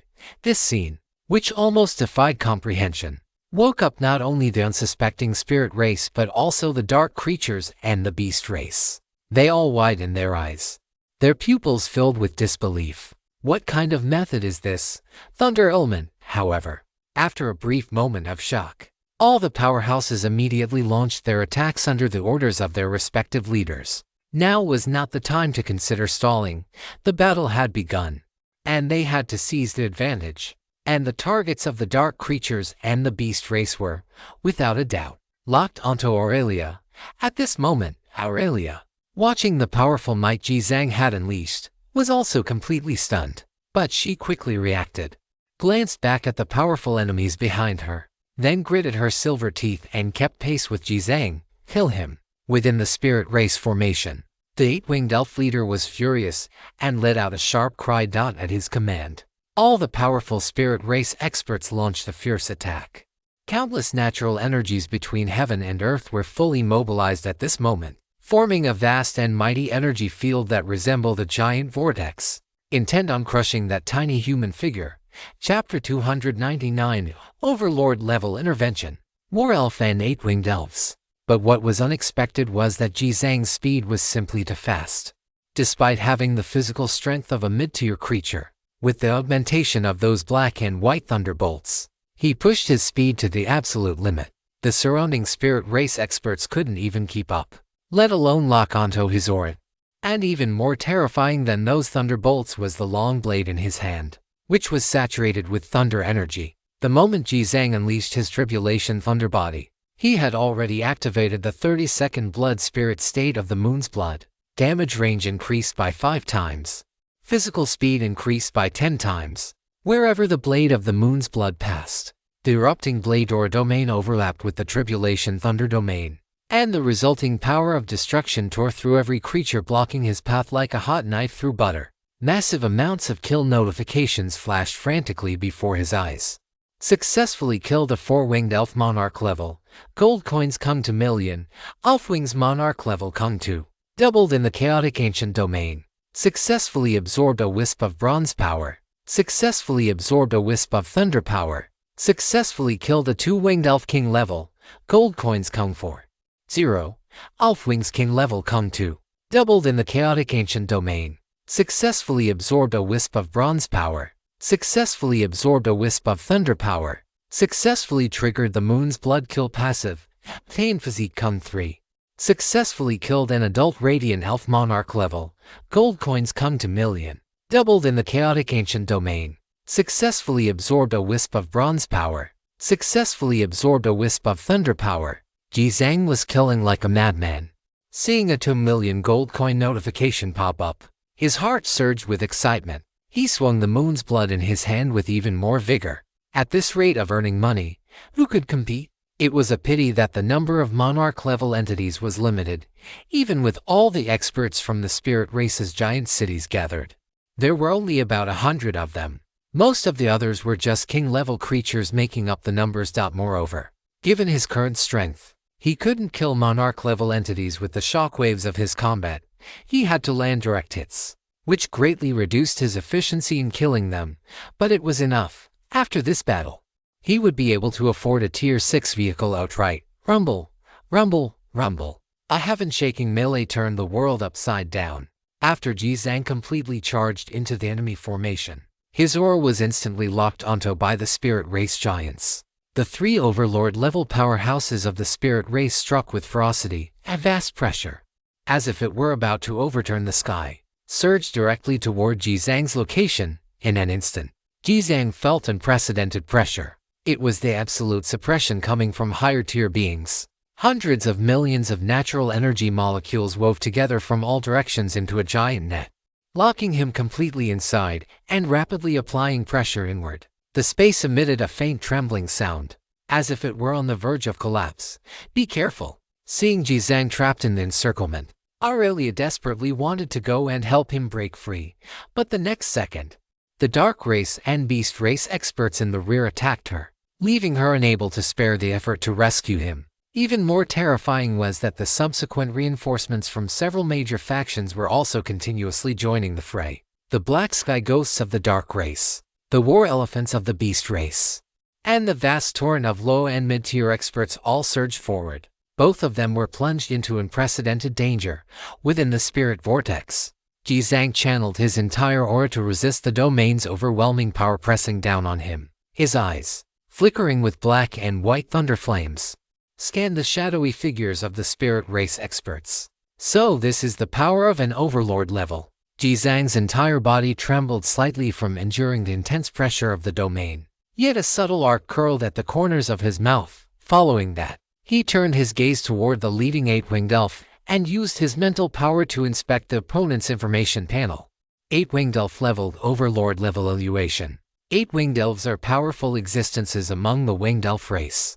They possess the strongest sky affinity of the entire race and have unparalleled control over air currents and natural energy in the sky. Although they were sanctioned by the elf royal court for committing an unforgivable mistake, having their word spirit stripped away, they remain kings who dominate the firmament. At the same power level, very few races can compete with winged elves in the air, and fortunately, because they rely too heavily on their aerial abilities, their close combat capabilities have continuously weakened, eventually becoming a fatal flaw. Friendly reminder, when fighting winged elves, you must find a way to control the combat distance. So that's how it is. Ji Zhang quickly turned his gaze toward the other 2 overlord-level elves. One of them was also an 8-winged elf, holding its hands above its head to condense a massive cyclone, seemingly preparing to launch some kind of destructive attack.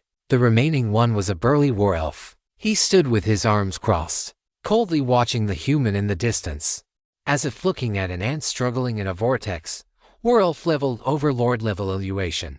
The race with the strongest combat talent among the elf tribes. They pursue the path of power and have learned some secret techniques from the beast race, which, combined with their own innate talents, gives them fierce close combat capabilities. Because this path of power contradicts the bloodline of the elf race. War elves often grow very rapidly, but once they evolve to the overlord rank, they reach the limit of their life growth.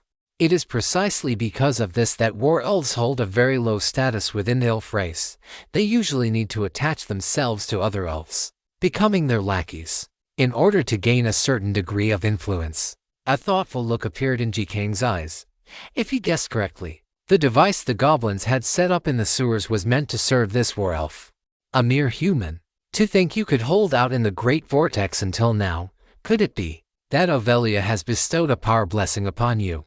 The eight-winged elf's voice was icy, carrying a certain jealousy that seemed to come from the depths of his soul. Do it. He issued the final order. The other eight-winged elf instantly compressed the massive cyclone above his head into a sphere the size of a human head, aimed it at Jikang's position, and launched it with ferocity. Boom! The cyclone sphere tore through the sky in an instant, carrying destructive energy compressed to the extreme, descending the final divine judgment upon the trapped human figure. Jikang watched this scene with a calm gaze. Then, he directly activated the title buff, Curse of the Bronze Throne. In an instant, his total constitution increased by 50%, and his defense increased by 200%. The status would last for 10 minutes. Chapter 300. This / 20 million gold coins. The might of Moon / But this was far from over. Jikang then consumed 1 bottle of Super God Potion and 1 bottle of Battle Frenzy Potion in succession. Constitution Kung 50%, lasts for 30 minutes. All attributes Kung 50%, lasts for 1 hour. With these 3 major buffs stacked and multiplied together, his entire aura erupted to the extreme in an instant. His original 200 points of constitution. At this moment, it surged abruptly to over 7. He had completely broken through the shackles of a mid-tier life form, forcibly ascending to the existence of a higher tier. Boom! Under the reinforcement of his super strong constitution, the majestic domain of the Tribulation Thunder Wishy also became incomparably powerful. Almost instantly, it neutralized the intense pressure of the Great Vortex, and even faintly possessed an aura that threatened to push it away. What?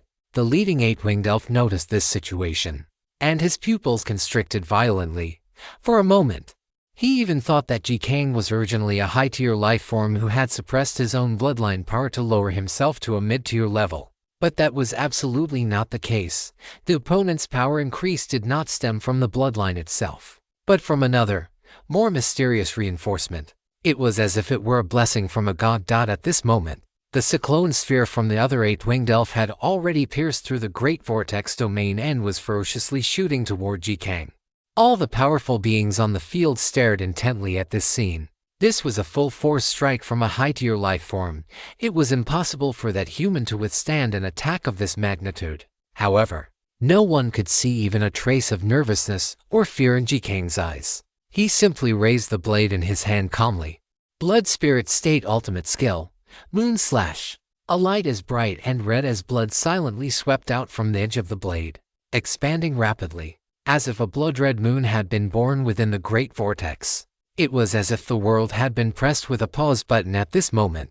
Only that red moon being slashed out and the cyclone sphere brewing with destructive power were rapidly approaching each other in this frozen world. The moment they made contact, the red moon blade light sliced through the cyclone sphere without any resistance, splitting it in two.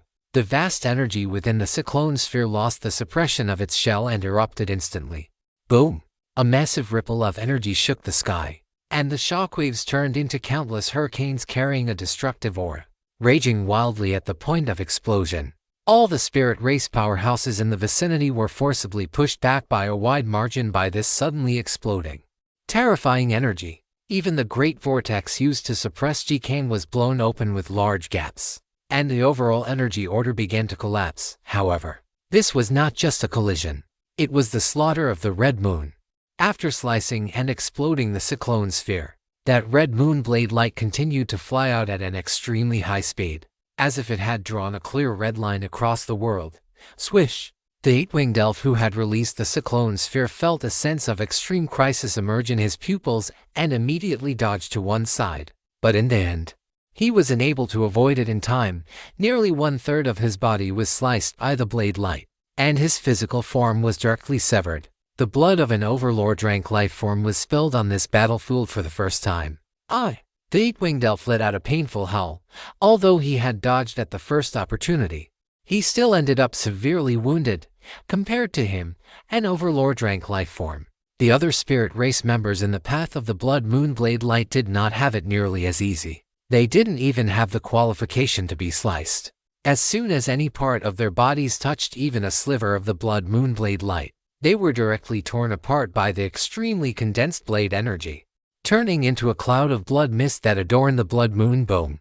The attack of the moon flashed across the world, calmly leaving behind an indelible mark. Thousands of spirit race members along the entire path were completely reduced to debris in the wind.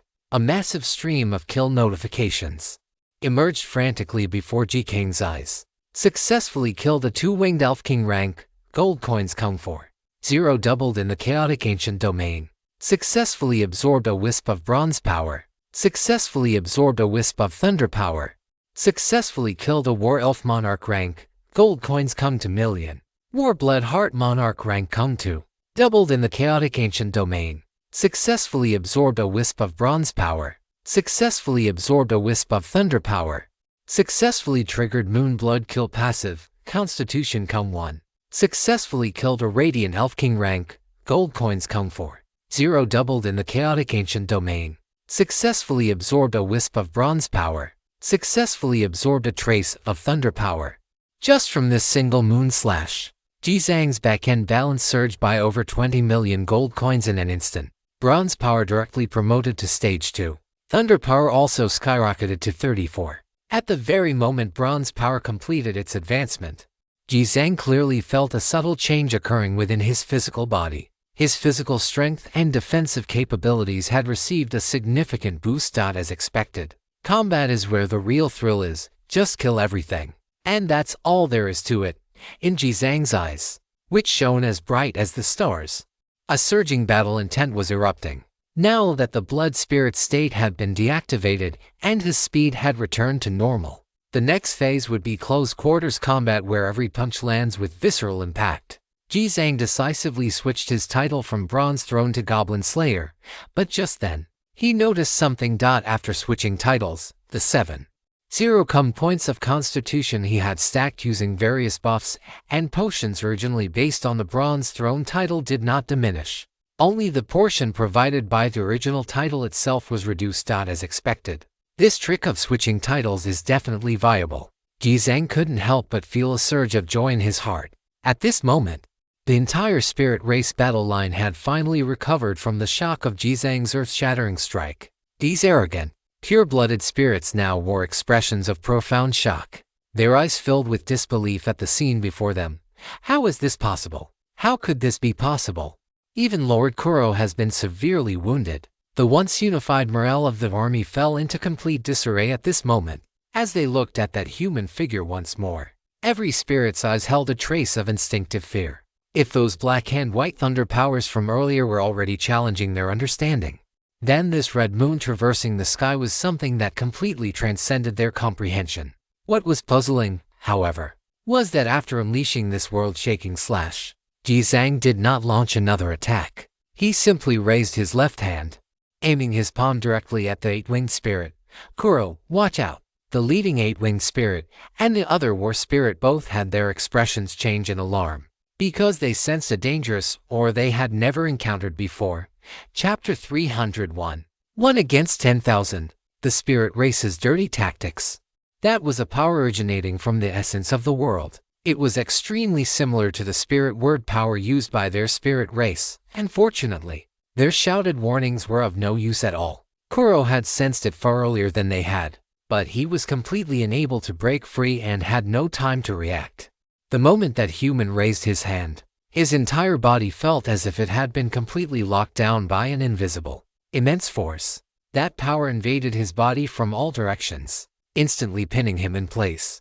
Across a distance of several thousand meters, Kuro seemed to see the sharp edge in that human's eyes and the cold, grim smile appearing at the corner of his mouth. Singularity domination.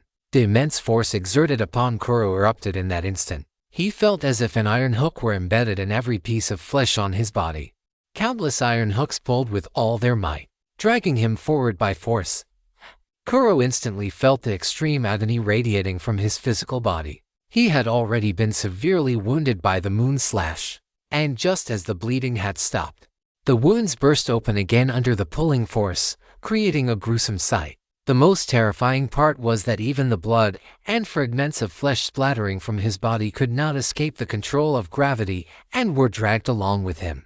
Kuro flew toward Jizang's direction at high speed, completely out of control. The leading eight-winged spirit and the war spirit both used their own methods, attempting to intercept Kuro, but their actions nearly tore Kuro limb from limb. Before Kuro's entire body could be completely shredded, the eight-winged spirit and the war spirit had no choice but to stop. They could only watch helplessly as Kuro was dragged toward Jizang. Soul capture. The eight-winged spirit let out a call. The next second, a ghost-like figure darted out from the rear of the spirit race line.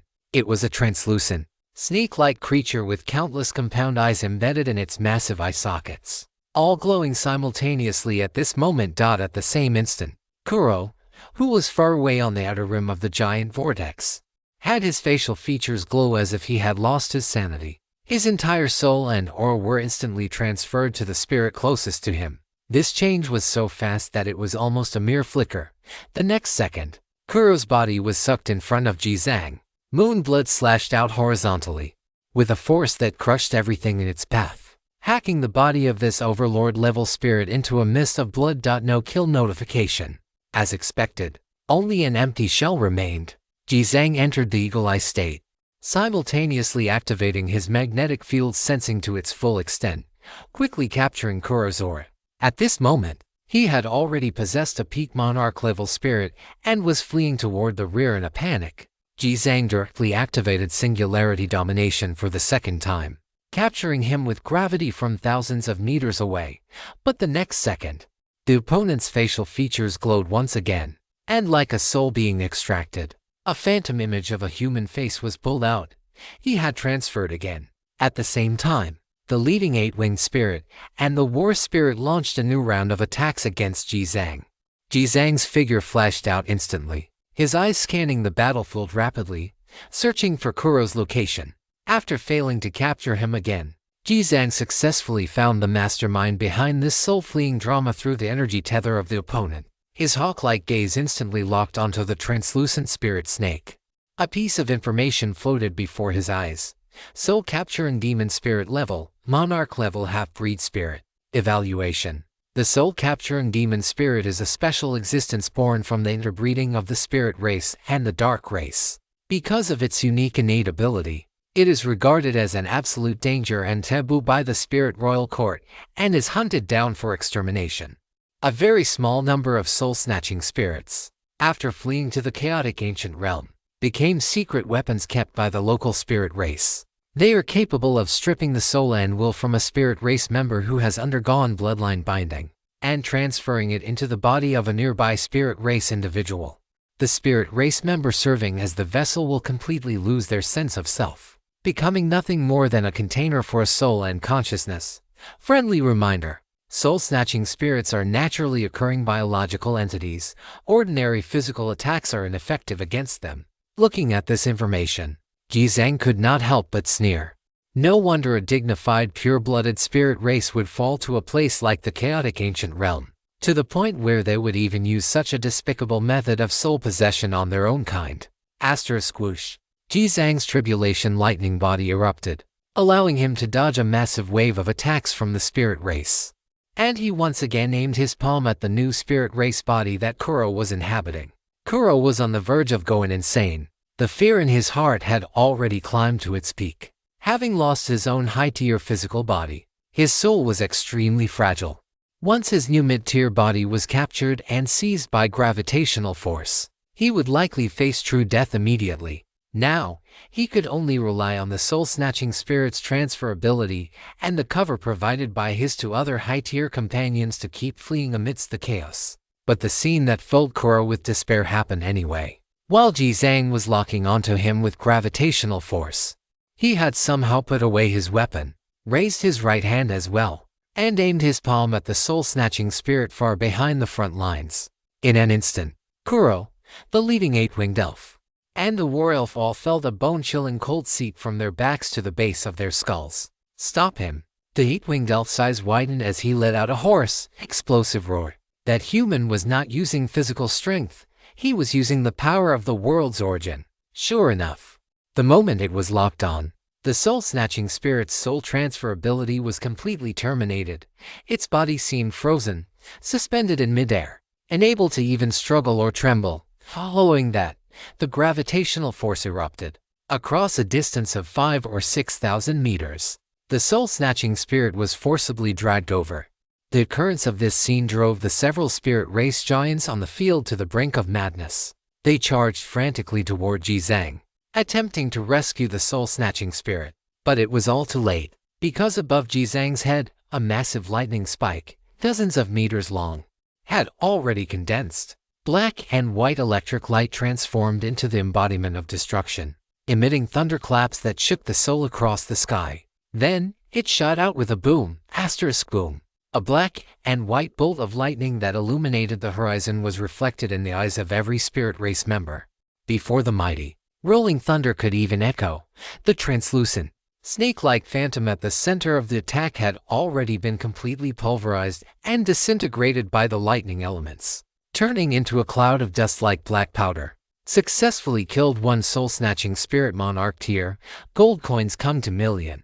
I've soul-snatching monarch tier come to doubled in the chaotic ancient realm. Successfully absorbed a wisp of lightning power. The leading eight-winged elf let out a heart-wrenching cry of pain. The soul-snatching spirit was the secret trump card of the great city spirit race and the backup plan to protect the lives of high-tier powerhouses like them. Now, it had been destroyed in one fell swoop by this human. Chapter 302. First kill of an overlord-tier creature. Dragon might shakes the heavens. The hatred in the eight-winged elf's heart had reached its limit, his eyes bloodshot. But the situation did not end there. After the soul-snatching spirit was forcefully executed, Kuro, who had just been locked on by Jizang, was once again pulled over by the erupting gravitational force. He felt as if he were falling into an abyss, and this time, no power could save him. "Save me!" Kuro screamed in despair, the scene before him retreating rapidly. What greeted him was a blade as red as the setting sun. Whoosh. The moonblood blade swept past. Kuro's head and body were separated in parallel, and he watched helplessly as this human figure stared at his severed head with cold, indifferent eyes covered in lightning flames. He could never have imagined that just moments ago, the opponent had appeared with the strength of only a mid-tier creature. Yet, in less than a few minutes, the opponent had harvested the life of a dignified high-tier creature like himself with such an overwhelming posture. He wanted to know why could a human, a race without roots, grow to such an extent, but his rapidly dissipating consciousness could no longer support any thought. The light in Kuro's eyes extinguished, and the monarch-tier body he had just possessed was also shattered into countless fragments within the blade energy field that followed the moonblood. A mist of blood bloomed beneath the blade. In Jizang's mind, an incredibly pleasant notification sound rang out. Successfully killed one eight-winged elf overlord tier, gold coins come 100 million. Wings of Wind riding overlord tier come to doubled in the chaotic ancient realm. Congratulations on achieving the world's first kill of an overlord tier creature. Obtained additional reward. Gold coins come 1 million. Obtained additional rainbow treasure chest come 1. Obtained additional physique attribute come 500. Obtained additional spirit attribute come 100. Holy crap! Upon seeing the rewards, Jizang's eyes widened instantly. He knew the first kill reward for an overlord tier creature would be generous, but he hadn't expected it to be this powerful. 1.1 billion gold coins, a rainbow treasure chest, 500 points of physique, 100 points of spirit. Every single one of these was a heaven-defying reward. And now they were all stacked and gifted to him. Jizang felt incredibly exhilarated, but this was only just the beginning. He gripped the moonblood, his tribulation lightning body erupted, and his entire figure transformed into a long rainbow, charging toward the spirit race camp with overwhelming momentum.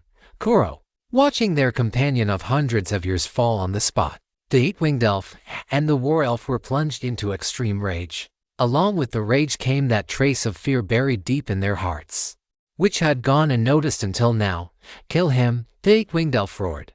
Yet his figure subconsciously distanced itself from where Jizang stood. A massive, chaotic melee had officially begun. Jizang's figure transformed into a streak of lightning, constantly flickering through the spirit race's formation. Every time he flashed by, a large swath of spirit race soldiers was inevitably cut down.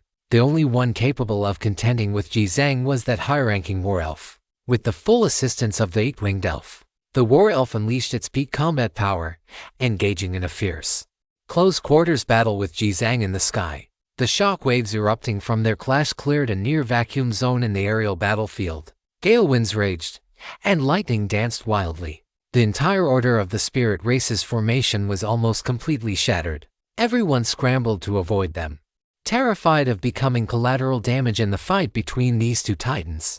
The cleverest one on the field was the goblin. It scurried about in the chaotic fray, praying only to escape this hellhole as quickly as possible. "Grandpa, why the hell didn't you say you were this strong earlier?" Feeling the terrifying shockwaves generated by the battle, the goblin felt like it was on the verge of a breakdown. Only now did it understand what Jizang meant when he told it to look after itself and not get killed by mistake. In a battle of this level, low-ranking creatures were nothing more than cannon fodder. Just getting close was enough to be shaken to death. Even mid-ranking creatures had to desperately avoid the core combat zone, or else a stray attack would result in their immediate death and soul dissipation. "You're quite durable." A smile full of battle intent hung on the corner of Jizang's mouth as he relentlessly suppressed the war elf. However, the opponent's melee ability, defensive power, and injury recovery rate all exceeded his expectations. This war elf was clearly more than a notch stronger than the Kulo from earlier. Even with Jizang having entered the blood rage state of Goblin Slayer, he was only slightly stronger than his opponent, especially with the interference of attacks from other spirit race members. It was difficult to suppress and kill the opponent in a short amount of time. Jizang took a moment to glance in Avelia's direction. At this moment, she was besieged by a group of powerhouses from the Dark Race and the Beast Race, clearly trapped in a bitter struggle. After Jizang slashed a bloody gash into the war elf's body, his figure moved abruptly, turning directly toward the rear battlefield. Whoosh! Dozens of lightning flashes stacked beneath his feet, and Jizang's figure transformed into a bolt of lightning that tore through the sky, forcefully inserting itself into the battlefield dominated by the Dark and Beast races. Boom! Countless figures were shredded by lightning and blades. The encirclement that Avelia had been struggling to resist was instantly cleared. "Follow me. Let's break out together," Jizang shouted. The sight of him appearing left even Avelia stunned. "Wait, weren't you surrounded by the spirit race's powerhouses? How could you still spare the energy to provide support?" Looking back, the once mighty spirit race legion had now lost nearly a third of its numbers, and one of the two eight-winged elves had even been killed. Avelia. During her brief moment of distraction, Jizang had already launched a Wind and Thunder Purgatory, while simultaneously using a Wind Dragon Orb. The massive vortex of the Wind and Thunder Purgatory rapidly spawned with the two of them at the center, raging outward toward the surroundings. Even more terrifying was the massive Wind Dragon, hundreds of meters in size, summoned by the Wind Dragon Orb. Countless condensed wind elements took the form of an ancient holy spirit, its pressure shaking the heavens and earth. It swam along the wind and thunder vortex, like a giant millstone crushing the sky, grinding all enemies in the vicinity into dust.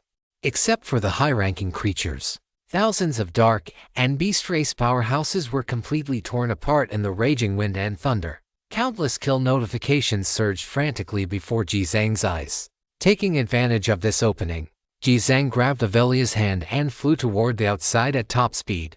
Successfully completing this breakout, the situation changed quickly. The three major factions had not yet recovered from the shock of the Wind and Thunder Purgatory when they realized the target had already begun to break through. They had suffered heavy losses, with countless powerhouses dead. Yet, they hadn't even touched a single hair on the elf princess or that human. The leaders of the three factions were consumed by unprecedented rage, immediately leading all their powerhouses to pursue the two figures. If the elf princess escaped here, once those truly important figures arrived later, no one here would survive. They would all be burned to ashes by the wrath of those big shots. Chapter 303. The Might of the Falling Moon. The third skill that kills everything instantly. Rumble, rumble. The three factions pursued them, frantically closing in from all sides. Jizang and Avelia had already reached the outermost blockade line, but the long-range attacks from the high-ranking creatures behind them were continuously raining down upon them. The two fought while retreating. The entire battlefield began to shift continuously. After the three factions fully unified their front, Jizang also felt significant pressure. Damn it. I'll wipe you all out in a bit, Jizang spat. His figure flickered back and forth in midair, dodging various attacks from the powerhouses behind him. For those he couldn't dodge, he had to tank them with his lightning armor. However, through their concerted efforts, they successfully pulled off several counterkills. After familiarizing himself with the high-level combat power of the Dark and Beast races, Jizang, with Avelia's assistance, even successfully captured a high-ranking snake monster of the Beast race through a singularity domination. Following that, he unleashed dozens of moonblood slashes, carving the snake monster into chunks of meat, and then used a tribulation lightning purgatory to burn its physical body into ashes, achieving a second Overlord level kill. Successfully killed a Rift Snake King Overlord level, gold coins come 100 million, Rift Earth Fang Overlord level Kung 2, doubled by the Chaotic Ancient Domain, successfully absorbed a trace of lightning power, materials again. Jizang felt a surge of excitement. Unfortunately, after a series of high-intensity battles, his stamina and mental energy were also heavily depleted, especially with singularity domination. Attempting to capture Overlord-tier creatures using gravitational force consumed a massive amount of stamina each time. In the subsequent skirmishes that followed, the duration of the Curse of the Bronze Throne buff also expired. Coupled with the heavy expenditure of physical and mental energy, Jikang's combat state slipped from its peak. Aurelia's condition was much the same. Conversely, the three major factions on the opposite side, driven by fear and the pressure of the situation, had completely banded together. They had entered a frenzied state, launching desperate, suicidal attacks. Terrified that the elf princess might successfully escape, "Their target is me. I will send you out first." Aurelia flew to Jikang's side, grabbed his hand, and headed toward the edge of the encirclement, her expression grave. At the same time, she expanded her defensive domain, bracing herself against the barrage of attacks from behind. Boom, boom, boom, boom, boom. The domain of verbal spirits resembled a giant, translucent sphere, allowing the enemy's relentless attacks to ripple across its surface like waves. "It's fine. Reinforcements will be here soon," Jikang said, his demeanor much more relaxed. Aurelia asked in surprise, "You still have reinforcements behind you? Are they your kin?" Jikang, "Of course. Though they aren't exactly kin, they are my weapons." Aurelia, "Your weapons are coming to reinforce us." Jikang, "Just wait. It won't take long."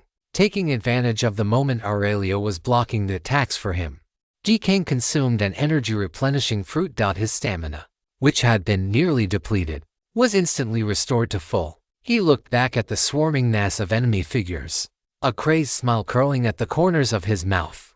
Gathering this many mobs at once, it feels so good. Only a monster density of this level is worthy of his ultimate move. Jikang exhaled, slowly channeling the energy within his body. Hum, hum, hum. A majestic aura began to rise from his entire body, continuously pouring into the moon's blood in his hand.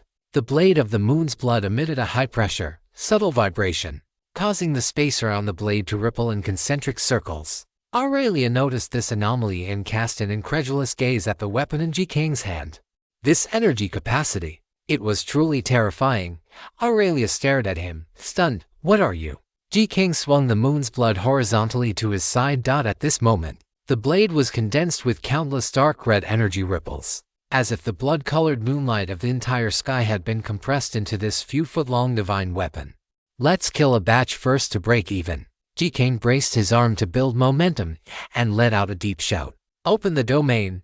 Aurelia reacted immediately, gritting her teeth as she retracted her entire domain. Whoosh!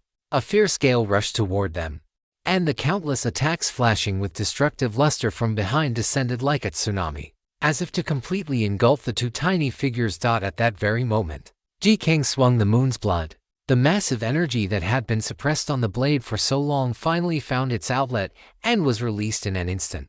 Moon's Blood 3rd skill, Falling Moon Heavenly Might. The long blade slashed downward with the force of splitting mountains. In that instant, there was no blinding light, only a blade aura as deep as a crack in the night sky, extending from the edge and expanding infinitely. Within the blade aura, it seemed as if real moonlight was flowing, collapsing, and pouring down. It was not a straight line, but a falling, curved canopy that covered all the pursuers in front. The entire world seemed to stand still at this moment. In the pupils of every pursuer, that blood-red falling moon, stunning enough to shock the world, was suddenly reflected. The powerful figures of various races who bore the brunt of the attack instantly realized the dangerous aura that threatened to annihilate everything. The vampires of the dark race transformed directly into swarms of bats and began to flee. The spirit race experts, in their panic, harnessed the wind element and began to retreat rapidly. The beast race, having the weakest mobility, abandoned the thought of dodging and ignited their bloodline power, causing their bodies to swell immensely as they raised giant shields and weapons, attempting to withstand the blow head-on. But they were still too slow. The apocalyptic falling moon above had already covered this entire battlefield. The moment they were swept by the blade aura and moonlight, those powerful and ferocious figures of various races didn't even have time to roar before they were like smudges erased by an eraser, completely turning into nothingness within the blood-colored moonlight. It was a silent destruction.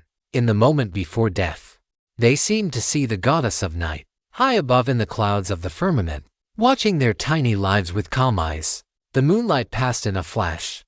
The world brightened for a moment due to this blood-black hue, then returned to tranquility.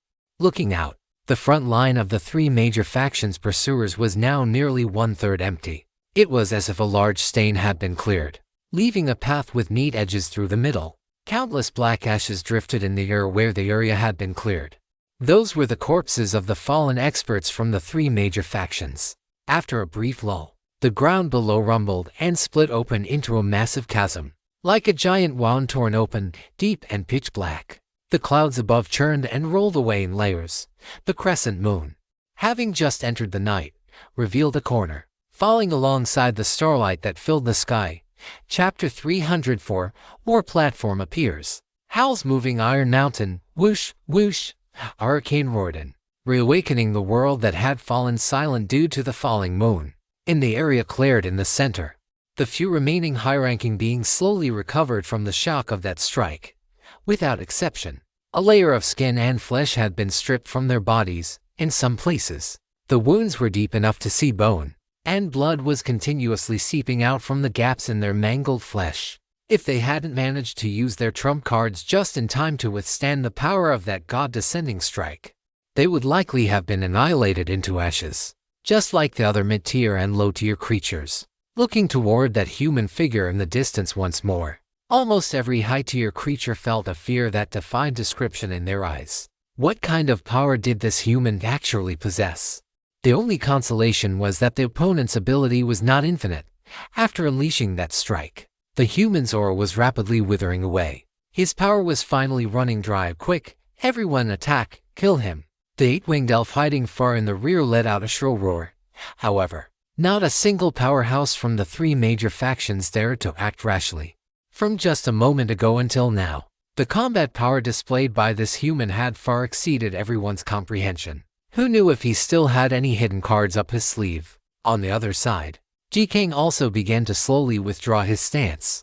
His hand gripping the hilt of his blade was trembling slightly. That was a result of exerting too much force.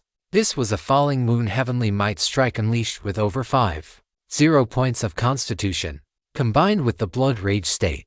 It had directly wiped out 1/3 of the enemy's combat force. Although it failed to kill those high-tier creatures within the attack range, achieving such results was already astonishing.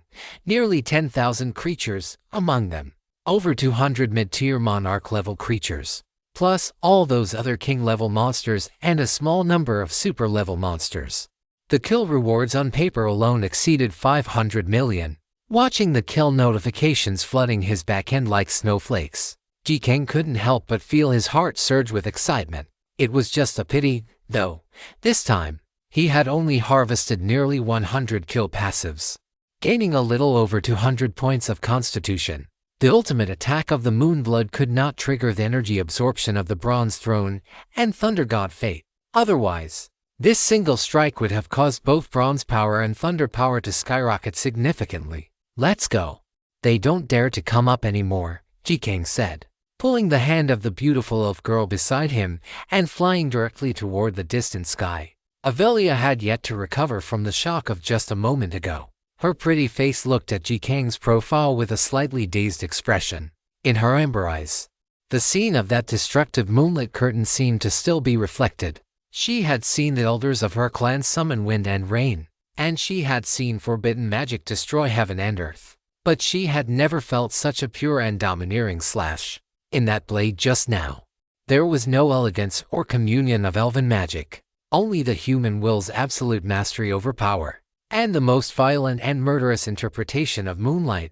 For the first time, she realized so clearly that this human ally of hers seemed to truly possess power capable of shaking the understanding of ancient races. "Where do you actually come from?"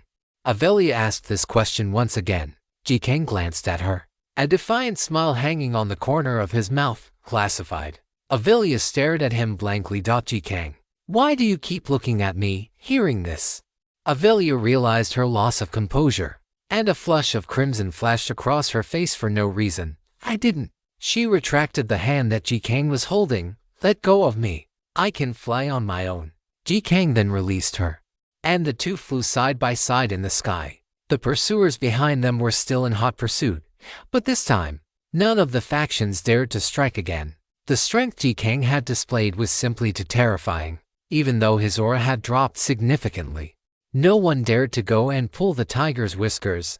They only dared to follow behind.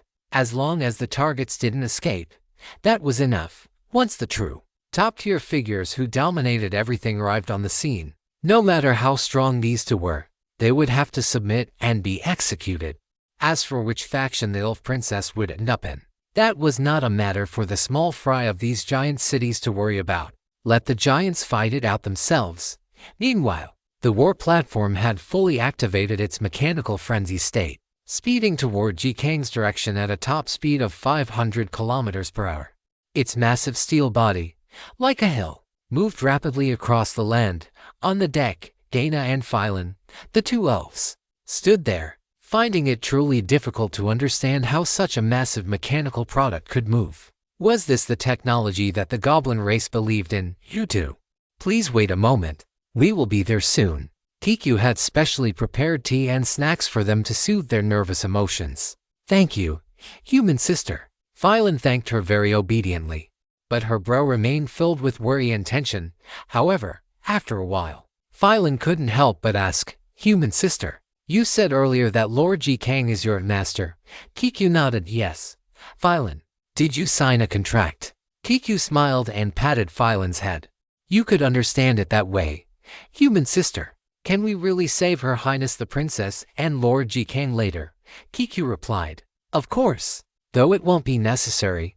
They have already escaped. They just haven't shaken off the pursuers yet."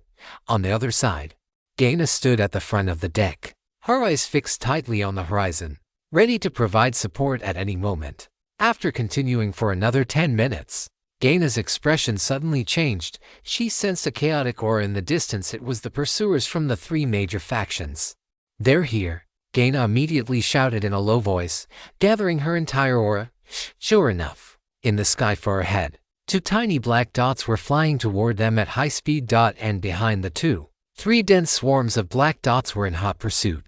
Kiku took one look and immediately returned to the cabin.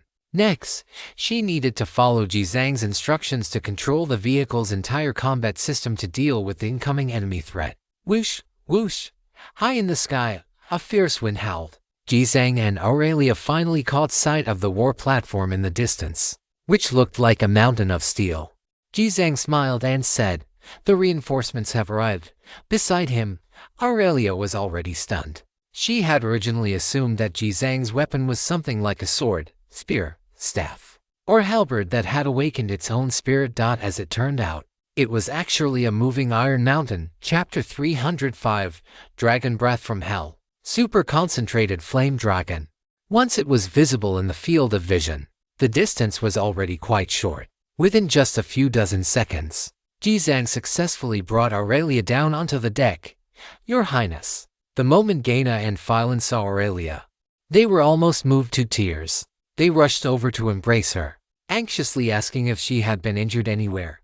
"Don't worry, I'm fine." Aurelia turned her gaze toward Jizang, who was standing to the side.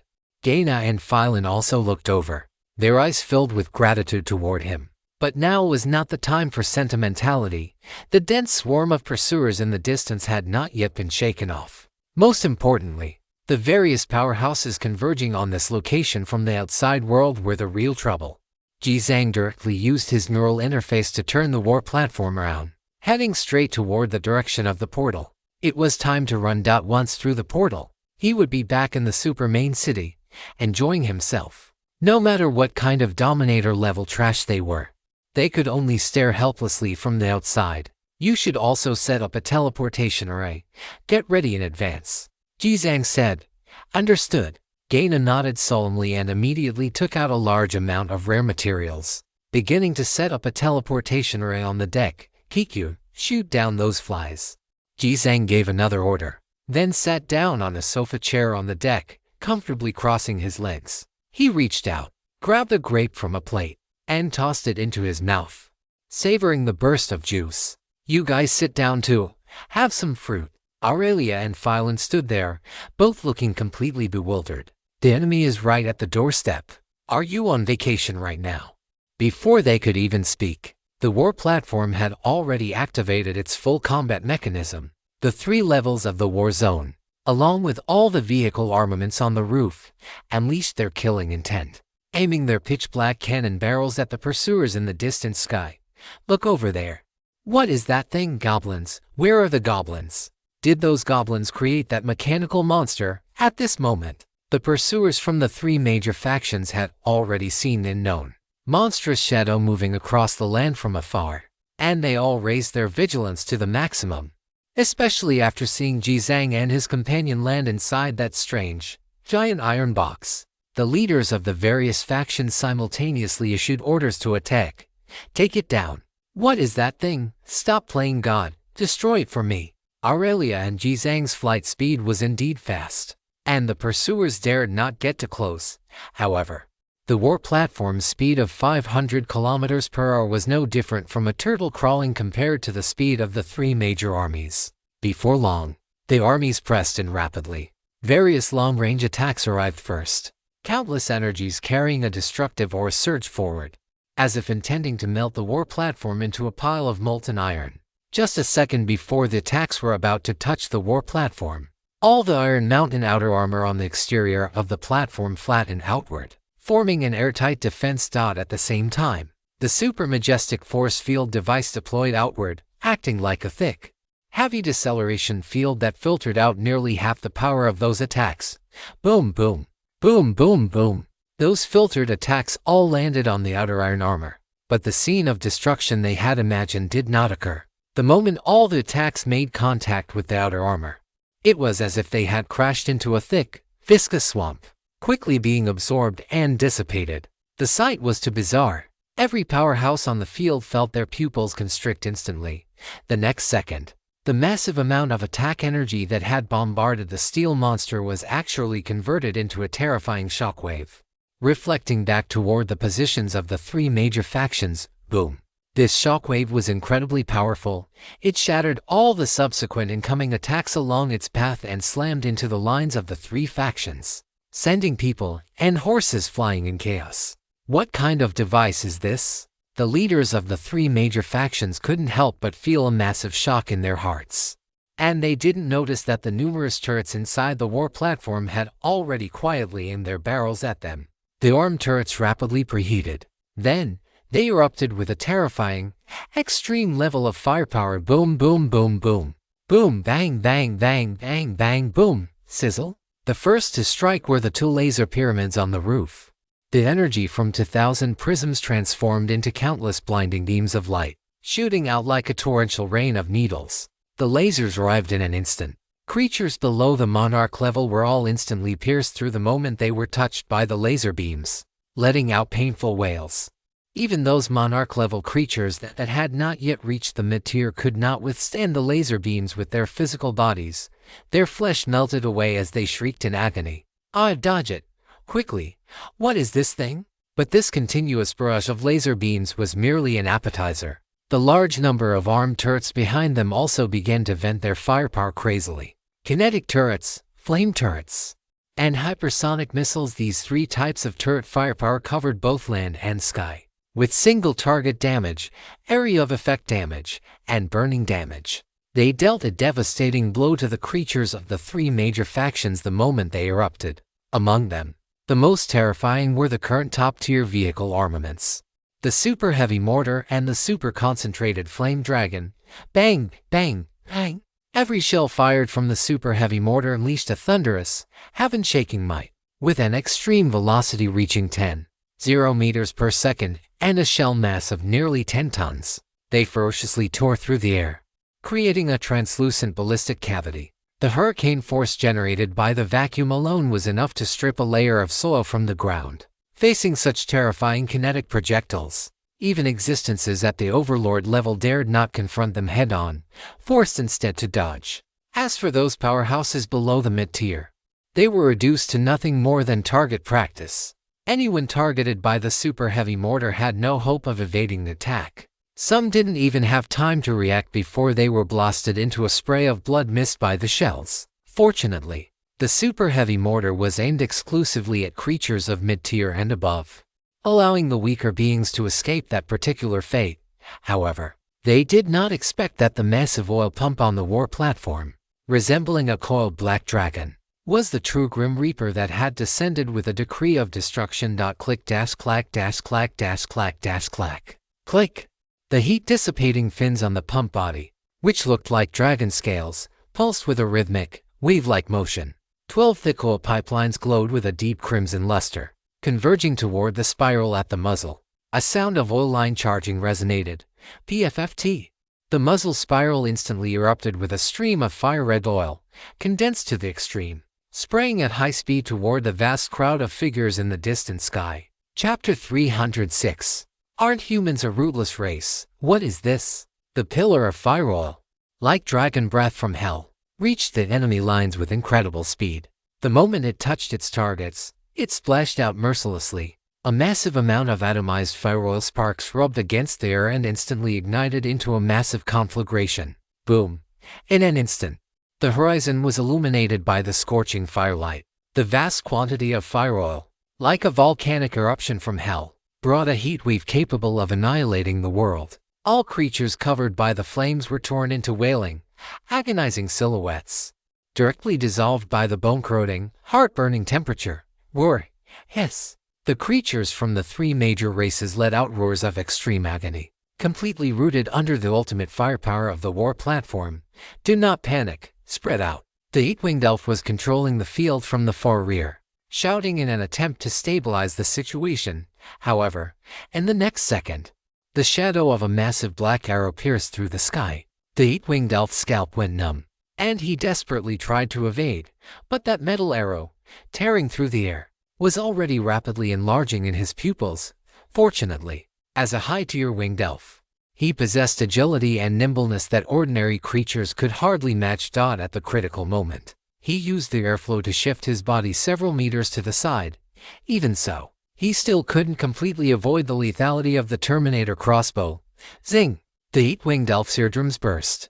One side of his body seemed to have been violently grazed by an unstoppable force, resulting in a massive, mangled mess of flesh and blood, with 4 of his wings torn into shreds. H. The eight-winged elf let out a miserable roar, using his remaining body to scramble toward the rear, desperate to escape the range of the war platform.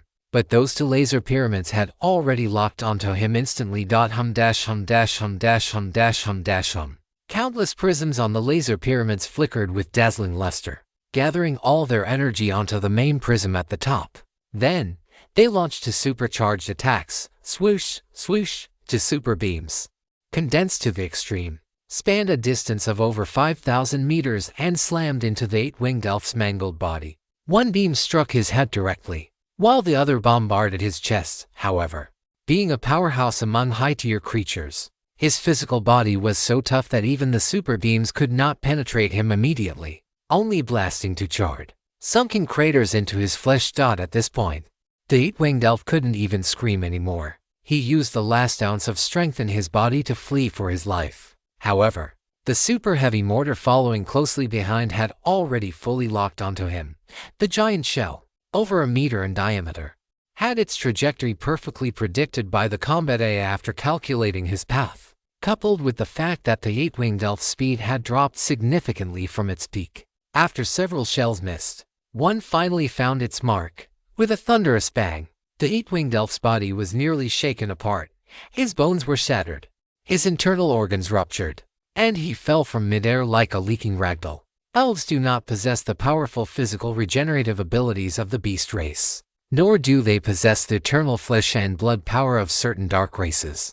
Broken bones remain broken, and ruptured organs remain ruptured, without the healing of spirit words. It would take a period of quiet recovery to heal. In such a battle, such injuries were undoubtedly a death sentence. Second hit, third hit, fourth hit. When the fifth shell struck, the eight-winged elf's body completely disintegrated, turning into countless pieces of shredded meat.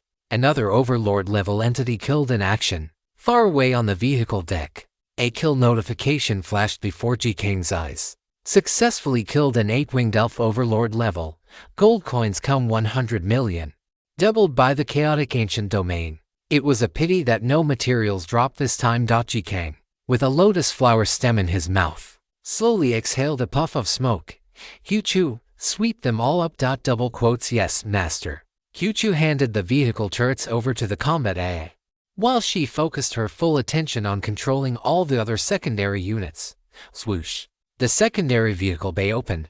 Mechs, robotic wolves, motorcycles, small armed helicopters, sentry robots, and several other units charged out first. Following closely behind were the heavy-duty synthetic mechanical troops, mechanical dogs, drones, and steel vipers transformed into a torrent of steel, charging mightily toward the enemy forces. After upgrading the Iron Mountain outer armor, the strength of these secondary units had undergone a qualitative leap.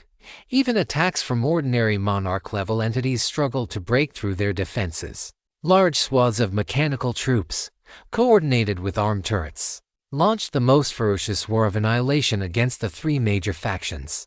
Before Ji Zhang's eyes, countless kill notifications flashed by. Successfully killed a Shadow Demon Monarch level. Gold coins come to million. Doubled in the Chaotic Ancient Realm. Successfully killed a Giant Toothed Mountain Spirit King level. Gold coins come for 0. Doubled in the Chaotic Ancient Realm. Successfully killed a Grey King Python King level.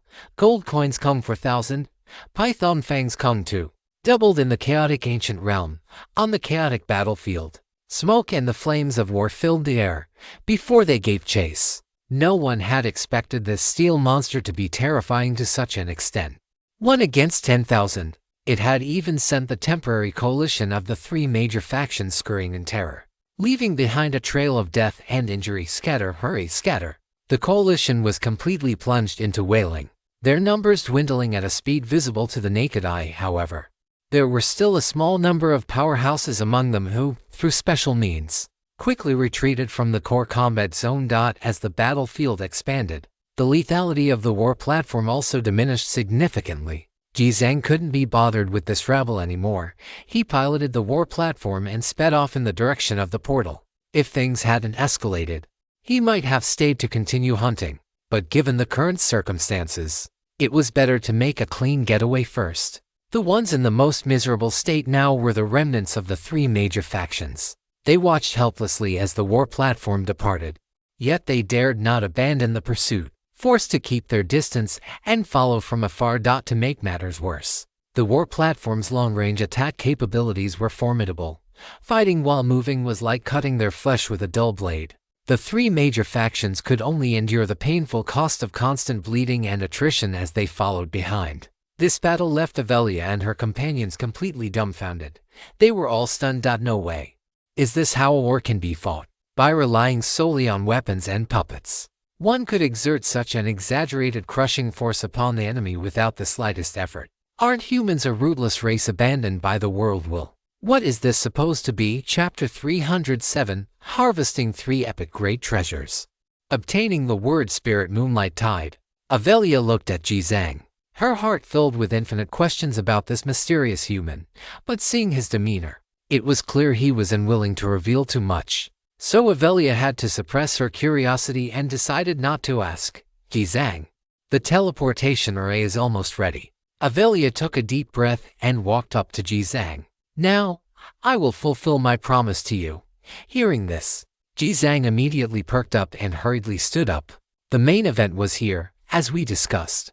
I will give you 3 treasures, sufficient resources, and the word spirit of the Elven royal family. When she said that last part, a trace of guilt for failing to uphold the ancestral teachings was inevitably visible on Avelia's face. Ji Zhang didn't care about that. He was incredibly excited.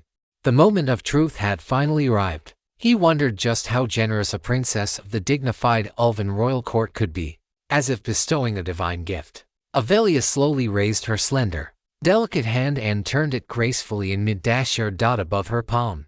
A dozen treasures immediately appeared. Those treasures were suffused with a mysterious and alluring luster. Some were crystal-clear gemstones. Some were ornaments that looked like the work of immortals. Some were ice-blue water bottles. And there were also soft armors and weapons. These are the treasures I have accumulated over the years. You may choose any 3 to take, Avelia said in a gentle tone. Then I won't stand on ceremony. Ji Zhang smiled with great poise, though in his heart, he was practically drooling. These were all damn good things. Ji Zhang shifted his gaze across those precious items, carefully examining the panel. The more he looked, the more shocked he became. As expected of a princess, she actually carried so many peerless treasures on her. Ji Zhang inwardly lamented that it was a pity. Had he known, he would have asked for more during the negotiations. Now that the situation was settled, he certainly couldn't raise the price on the spot. He could only pick the 3 most valuable items from the collection. After hesitating for a short while, Ji Zhang finally made his decision. He chose the glazed jade spring cup, the ancestral wood holy bracelet, and the ancestral wood holy robe. Glazed jade spring cup category, special utensil function. When placed in an area rich in spiritual chi, it automatically brews 1 cup of spiritual jade spring every day. Consuming it increases constitution. The quality of the spiritual jade spring is related to the concentration of spiritual chi in the environment. The base increase is 100 points, with a maximum increase of 2,000 points. Evaluation. A peerless treasure crafted by a top elven master. Made from the rarest glazed jade. Carved over 100 days within a vortex of ultra-high concentration spiritual chi. Elven runes are inscribed inside the cup, allowing it to continuously absorb spiritual chi and convert it into jade spring that can be consumed directly. Friendly reminder. This treasure must never be shown to others easily, otherwise it may invite terrible covetousness and disaster. Ancestral wood holy bracelet accessory grade, epic set 1/4 attributes. Constitution cum 500, Spirit cum 100, Nature affinity cum 200%. Exclusive word Spirit roots of the ancients. Equipping 2 or more pieces of the ancestral wood set allows the activation of the exclusive word Spirit. Upon use, it consumes a large amount of mental energy to inflict unparalleled natural domain damage on the ground and sky. It can also be used to create forests and provide large-scale defense. The strength and area of effect of roots of the ancients are related to the spirit stat and nature affinity. Appraisal. A bracelet crafted from a small section of the root of the life mother tree in the Elven Holy Land. It contains endless life and natural energy. It cannot be worn by those without a natural constitution. Friendly reminder. Natural constitution refers to a physical body that has not been invaded by other dark energies and has not undergone abnormal or special modifications. Friendly reminder. Once the ancestral wood set is fully collected, you can obtain the Ancestral Wood Blessing BUFF. Ancestral Wood Sacred Armor grade, Epic set 1/4 attributes. Constitution cum 1000, Spirit cum 150, Natural Affinity cum 300%. Exclusive incantation ancient roots. Equipping 2 or more pieces of the Ancestral Wood set allows the activation of the exclusive incantation. After use, appraisal. a precious armor crafted from the branches and leaves of the Life Mother Tree in the Elven Holy Land. It contains endless life and natural energy. It cannot be worn by those without a natural constitution. The ancestral wood sacred armor possesses extremely strong defensive capabilities and can effectively resist various types of attacks, including physical attacks, spiritual attacks, incantation attacks, and elemental attacks. Friendly reminder: wearing the ancestral wood sacred armor has a negative suppression effect on dark type, blood type, and chaos type abilities. Please wear it with discretion. Jizang looked at the attributes of these three treasures, his heart filled with immense excitement. This mission was truly worth the effort, a massive profit. Aurelia, however, felt like crying.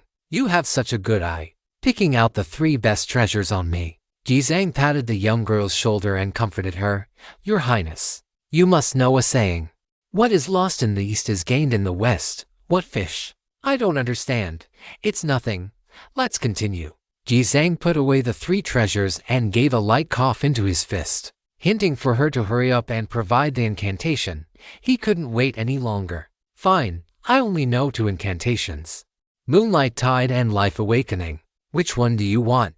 Aurelia asked, then explained the abilities of both incantations to Jizang. I'm easy. Let's go with Moonlight Tide. It sounds quite good. Jizang replied with a chuckle. Of course, he wanted Moonlight Tide. The latter, Life Awakening, was a life-type incantation that could heal injuries and even perform the miracle of bringing back those who had just recently died. But since he already had endless vitality, the functions of these two incantations overlapped significantly. Choosing it would be a waste. Alright, then I will transmit it to you. Close your eyes. Aurelia extended her hand, palm facing downward. Jizang also extended his hand, and the two overlapped their palms. Where their palms met, a brilliant radiance ignited, causing their sleeves and hair to dance in the light, looking exactly like the scene when they first made their vow. The entire transmission process took several minutes. When the light gradually faded away, Jizang had completely mastered a brand new and incredibly powerful incantation in his mind. He was deeply shocked. He could only say that the Elven Royal Court lived up to its reputation. The complexity and grade of this incantation were likely far beyond his endless vitality. This wave of improvement was truly intense. He opened the introduction for the incantation and took a look. Incantation: Moonlight Tide Appraisal. When using this incantation, a large amount of stamina and spirit will be consumed to convert into natural energy, summoning a moonlight tide that deals massive purification damage to enemies. Moonlight energy is an ancient authority mastered by the Moonlight Elf race. If one's own constitution or spirit values are too low when using this incantation, one will suffer a backlash, ranging from a reduction in lifespan to the exhaustion of one's life force. Friendly reminder: the usage threshold for incantation Moonlight Tide is Constitution 2000 Kung and Spirit 400 Kung. Friendly reminder: the higher the constitution and spirit values, the greater the power and range of the incantation. Chapter 308, Hanzai's Social Butterfly Syndrome. The first clue to the god's wish power appears. Truly impressive. Just the basic requirement for use is 2000 points of constitution. I wonder how powerful it will be when unleashed. Counting the ancient roots from the two epic set pieces, I now possess 3 incantations. Jizang slowly exhaled and closed the panel in front of him. At this moment, the war platform finally sailed into a relatively flat wilderness area. Although faint, shadowy figures could still be seen on the distant horizon, but the coalition of the 3 major forces had now completely collapsed. Aside from those overlord-level powerhouses, the remaining stragglers were either wiped out by the mechanical troops or had taken the opportunity to flee into the distance. With this wave of devastating firepower, no blind fools should dare to rush up for a while. On the deck, everyone finally relaxed. Jizang casually picked up the freshly squeezed starfruit juice on the table and took a sip, his gaze turning to Aurelia, who was sitting on the sofa opposite him. This elven princess, who had just escaped danger, appeared slightly disheveled, but the nobility and elegance carved into her bones remained undiminished. She was holding a cup of hot tea, staring blankly at the chaotic scenery flying past the window. Your Highness. Jizang broke the silence. his tone filled with curiosity. Although I know it's a bit presumptuous to ask this now, you are, after all, the dignified elven royal court with a deep foundation, and as a direct descendant of the royal family. If you really wanted to save someone, wouldn't sending an elite squad or having the old monsters of your clan take action be enough to sweep through everything? Why risk your own life by coming here? Hearing this, Aurelia's fingers tightened around the teacup, and a complex look flashed through her calm amber eyes. She remained silent for a long time before speaking slowly, her voice carrying a hint of imperceptible bitterness. The council rejected my request, and my father did not agree either. He even placed me under house arrest. Aurelia said slowly, recently, fragments of the god's wish power have begun to appear frequently in every corner of the eternal continent. For the royal court, competing for divine will and completing the godhead is currently the overriding strategic priority. Compared to the path of ascension, rescuing a kidnapped collateral member of the royal family is, in the eyes of the council and my father, not even a matter worth putting on the agenda. Moreover, a rescue mission by the royal court is no simple task. The chaotic ancient realm is in constant turmoil, a place where dragons and snakes mingle, with far too many eyes watching. Once the powerhouses of the paradise enter in any significant number, they will immediately alert the myriad races. And it is bound to be anything but smooth. Jizang raised an eyebrow slightly upon hearing this.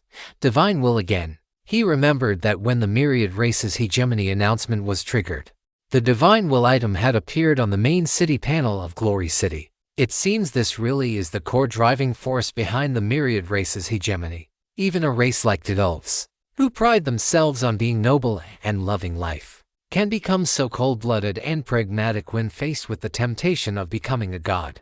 So you came by yourself. Jizang looked at her, the corner of his mouth curling into a playful arc, daring to break into the chaotic ancient realm with just a single attendant. Your Highness certainly has guts. Hearing Jizang's slightly teasing tone, a look of defiance immediately appeared on Aurelia's beautiful face. She set down her teacup, straightened her back, and the pride of a royal court princess instantly returned. Jizang, I admit you are very powerful, but don't underestimate me.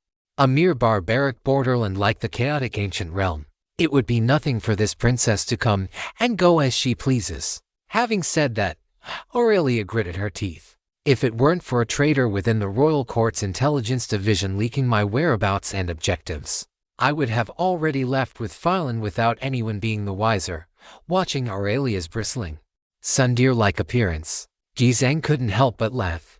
She wasn't wrong either. Given the methods and treasures she had displayed, the success rate for infiltrating, rescuing someone, and retreating would indeed have been very high. Just as the two were conversing, clang. A crisp sound of an electric door opening echoed. The automatic door connecting the cockpit to the living quarters slid open, and a massive head poked inside. Looking around, oh, Danzai blinked its large dragon eyes, exhaling two puffs of white mist from its nostrils, looking at everyone on the deck with a somewhat goofy expression. It was asking if it was almost time to eat. After this period of frantic feeding, especially after devouring a large amount of king-level monster flesh, Danzai's size had surged to 10 meters in length. At this moment, just by poking its head in, it occupied nearly half of the corridor. Its silver-white scales shimmered under the lights, and the two newly grown, formidable dragon horns radiated a heart-palpitating pressure. What is this? Aurelia and Phylan, who had been sitting on the sofa, stood up almost reflexively the moment they saw Danzai. Even Gaina, who was busy setting up the teleportation array in the back, turned her head abruptly, her eyes fixed directly on the dragon head that had appeared in the distance. A dragon? Aurelia's voice trembled as she stared fixedly at Danzai. And a pure-blooded dragon at that. As elves, they had been educated with various rune neurals since childhood. They might not be intimately familiar with such creatures from myths and legends, but they could recognize one at a glance. Although the dragons of this era are claimed to be one of the myriad races, in reality, most are sub-dragons, earth dragons, or even lower-tier lizard dragons and lizardmen with mixed bloodlines. They can walk around under the name of the dragon race, but in truth, they are only basking in the glory of the tiny bit of dragon blood in their veins. True pure-blooded dragons had been all but extinct since the fall of the dragon god following the primordial war. It is said that only in the depths of mysterious rift worlds might a small number of remnants exist. That is the pinnacle of the beast race, the absolute king at the top of the biological chain. Yet now, such a creature that only existed in legends had appeared alive and well right before their eyes. Danzai was used to being impressive and wasn't the least bit shy. It walked out with *******, looking at these strange elf ladies with great curiosity. It even nudged its head against them before turning to look at Jizang, letting out a happy, rumbling sound. "This is my pet. His name is Danzai." Jizang patted Danzai's large head and introduced him. Aurelia felt her worldview collapsing a bit too thoroughly today. First, this steel mountain that could slaughter everything in its path. Then the firepower that instantly annihilated 3 major forces. And now even a pure-blooded dragon had appeared. Before they could recover from their shock, a petite, fiery red figure peeked its head out from the doorway, looking too shy to come over. "Her name is Manhua." Jizang pointed to the little fox cat. The little one had grown even more exquisite. Its red and white fur was soft and fluffy, with 2 tufts of intelligent-looking spirit fur on the tips of its ears. Its large eyes were watery, and its bushy tail swayed gently behind it. "Is this a descendant of the 9-tailed fox?" Aurelia's face was full of pleasant surprise. As a spirit race, they were naturally highly compatible with such spiritual little creatures. She took the initiative to walk over and crouch down. Manhua seemed to like the natural aura on Aurelia, actually jumping into her arms of its own accord and rubbing its little head against her arm. Manhua, hello there. The innate aloofness and coldness in Aurelia's eyes finally melted away completely, revealing a softness belonging to a young girl. So cute. Phylan, who was behind her, couldn't help but lean in, carefully stroking Manhua's head. Chapter 309. The Sovereign Level Descends. Mother of 10,000 Faces. Unfortunately, this heartwarming scene lasted for less than a few seconds. It was completely shattered by a terrifying, unannounced fluctuation. Aurelia, who had been teasing Manhua, saw her expression change instantly. She turned her head abruptly, staring fixedly at the sky behind them. Her spiritual perception was extremely keen, allowing her to sense a terrifying aura sweeping across the horizon from a great distance away. "A transcendent tier creature is coming." Aurelia's voice was incredibly grave. She hadn't expected the enemy to be this fast. Moreover, judging by this aura, the newcomer was from the most troublesome dark race. It wasn't just her. Jikang, through the passive effect of his spirit god talent, also caught that trace of unusual aura in the distant air. It was a sense of oppression that was hard to describe in words, as if a giant net covering the sky was swallowing everything in the distance, rapidly closing in on their location. "Dana, prepare to activate the teleportation array." Aurelia issued the order without a moment's hesitation. Yes, at this moment, Dana had already finished setting up the array completely. Hearing the command, she dared not be the least bit negligent, immediately pulling out an array disk that radiated a brilliant silver light from her bosom. She injected a trace of mental energy into it, activating the disk directly. A pillar of silver light bloomed from the large amount of materials placed on the deck, instantly shooting into the sky. Complex spatial runes spun wildly within the pillar, constructing a passage leading into the void. "Jikang, hurry and come with us." Aurelia turned her head, looking at Jikang urgently. "This teleportation array leads directly outside the ancient chaos domain. The enemy will definitely not be able to catch up. Hurry! If we don't leave now, it will be too late." Although Jikang possessed powerful weapons and methods, those were only effective against high-tier creatures. In front of a true transcendent tier existence, he was no different from an ant. However, facing Aurelia's anxiety, Jikang only smiled and shook his head. The enemy's aura had only appeared from a great distance. Their true form would not arrive that quickly. He glanced at the map. Less than 30 kilometers ahead, they had already reached the swamp area. The portal was almost there. "Many thanks for the princess's kindness." Jikang stood up, his expression remaining calm as he smiled. "I have my own path to walk, so I won't be going to visit your place. Let us part ways here." Aurelia was slightly stunned. "You have a way to escape the pursuit of a transcendent tier creature?" "Of course I do," Jikang said. "If he couldn't run, Was he supposed to go toe-to-toe with a sovereign-level transcendent creature? The guy only had a little over 2,000 points in Constitution. Wouldn't that be purely ridiculous? At this moment, the light of the teleportation ray grew increasingly intense, already beginning to pull at the bodies of the several elf maidens, Jikang. At the very last moment before her figure was about to vanish, Aurelia took a deep look at G in those amber eyes. A complex emotion flickered, one that had never been there before. The eternal continent was simply too vast. The two had met by chance, and this parting could very well be the last time they saw each other. Aurelia opened her mouth, seemingly wanting to say something, but in the end, she swallowed it back, only asking one question: will we meet again? Jikang waved his hand and smiled. As long as you don't welch on your debt, we will definitely meet again. Your Highness the Princess still owes me a portion of resources that hasn't been paid yet. Hearing this, Aurelia couldn't help but burst into a giggle, saying loudly, I'll be waiting for you in the promised land. Silver light flashed suddenly. The figures of Aurelia, Gaina, and Phylan vanished from the spot instantly, turning into a stream of light that escaped into the void, along with the ray below, disappearing without a trace. The scene fell silent, feeling the lingering, unique fragrance of the elf maidens in the air. Jikang let out a long breath, his eyes gradually becoming sharp. Chu, full speed ahead. Yes, master. The war platform let out a low roar, its 8 massive mechanical limbs scurrying rapidly across the ground, sprinting madly toward the swamp terrain not far away. The black vortex portal suspended in midair in the distance was already clearly visible in his field of vision. Before long, the war platform successfully arrived at the portal. The moment the vehicle made contact with the portal, a progress bar appeared before Jikang's eyes. Countdown for 59. What a pain in the ass. In this version, to prevent survivors from using portals to avoid danger, they specifically added this progress bar. How despicable. There was no help for it.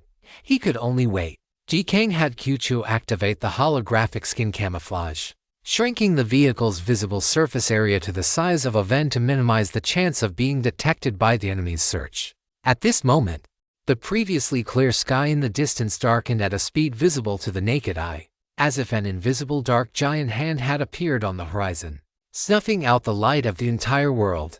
That roar also became increasingly intense, far surpassing any overlord-level creature from before. This was an absolute suppression of life levels, a massive chasm that could not be bridged by numbers. Although the two sides were still over 100 kilometers apart, the air here was completely affected, producing subtle, buzzing tremors. Even Danzai was exhibiting an unprecedented state. It lowered its body toward the direction of the enemy, bearing the sharp fangs in its mouth, its scales twitching like breathing. The instinct inherited from the ancient holy spirits in its bloodline was being activated by the aura of that powerful enemy. Then, in just a few seconds, it broke through its previous maximum intensity, reaching a brand new realm. Jikang raised an eyebrow, quite surprised. He hadn't expected that the eruption of a transcendent tier life's aura could actually trigger such a chain reaction for Danzai. As expected of the dragon race, they grow stronger when facing stronger opponents. It seemed he had misjudged Danzai's growth path. He just needed to let this guy fight stronger enemies anyway. It had thick skin and sturdy flesh, so even if it lost, it could still run, rumble. The earth's crust trembled, and the swamp began to boil. Looking up from here, one could see a terrifying shadow, vast beyond imagination, slowly emerging from the pitch-black clouds and mist above the dark horizon. It was not any specific creature, but a mass of constantly writhing, shifting black flesh. Above that mountain of flesh grew thousands upon thousands of faces, each belonging to a different race and wearing a different expression. There were weeping elves, roaring orcs, and grinning demons. Countless faces opened their mouths simultaneously, emitting a demonic sound capable of shattering the soul. There were only a dozen seconds left until the teleportation progress bar finished. Jizang no longer held back. He entered Eagle Eye state, stared directly at the monster in the far distance, and used his mental power to intrude. Taking a look at the opponent's status window, Mother of 10,000 Faces, Dark Race Level, Sovereign Greatest Status, Super Tier Anti-Evolution.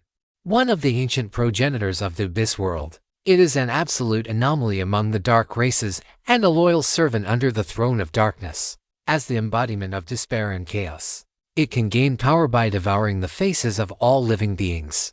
Any low-level creature that looks directly at it will be reduced to a new face upon its body. Chapter 310. You're Ji Zhang, I'm Li Jianguo. Then, the moment his mental power intruded upon the opponent, Ji Zhang felt a massive shock in his mind. His entire being felt as if it had been instantly dragged into a dark abyss. Before him was a black mass of flesh as huge as a mountain. And embedded upon that flesh were countless faces screaming in agony. The hollow eye sockets on those faces seemed to have birth-chilling gazes, coldly staring at him, almost swallowing his soul along with them. Damn it! Ji Zhang cursed angrily and violently severed the brief mental connection between them. He then stumbled back several steps, gasping for air. That was terrifying as hell. To think that even checking the status window could trigger a backlash. What would happen in a direct confrontation? If not for the mental resistance provided by the passive skill majesty of the king from the Ring of Kings, he had no idea how much his sanity would have dropped. This was only because his mental stat was high. If it were any other survivor with a mental stat below 100 points, this single glance would have been enough to drive them insane. It seemed the dark races were truly desperate to have sent such a monster. Scree! A terrifying soul-piercing cry echoed out. It was not a physical sound, but a sharp, shrill noise that resonated directly on the soul level, sounding like both an infant's wail and the lament of a vengeful spirit. Fortunately, the vehicle had the protective barrier of the Iron Mountain outer armor, preventing it from being struck by the mental wave hidden within. At this moment, only 3 seconds remained on the countdown. The mother of 10,000 faces had already approached the swamp area, seemingly sensing the fluctuations of spatial energy. Its massive body suddenly swelled. A giant dark hand, composed of countless faces and flesh, erupted from within its body, spraying black fluid everywhere as it rapidly reached toward the location of the war platform. The distance between the two was nearly 10 kilometers, but the speed of that giant dark hand was extremely fast. In Ji Zhang's eyes, it grew rapidly, and that intense blackness was quickly polluting his field of vision.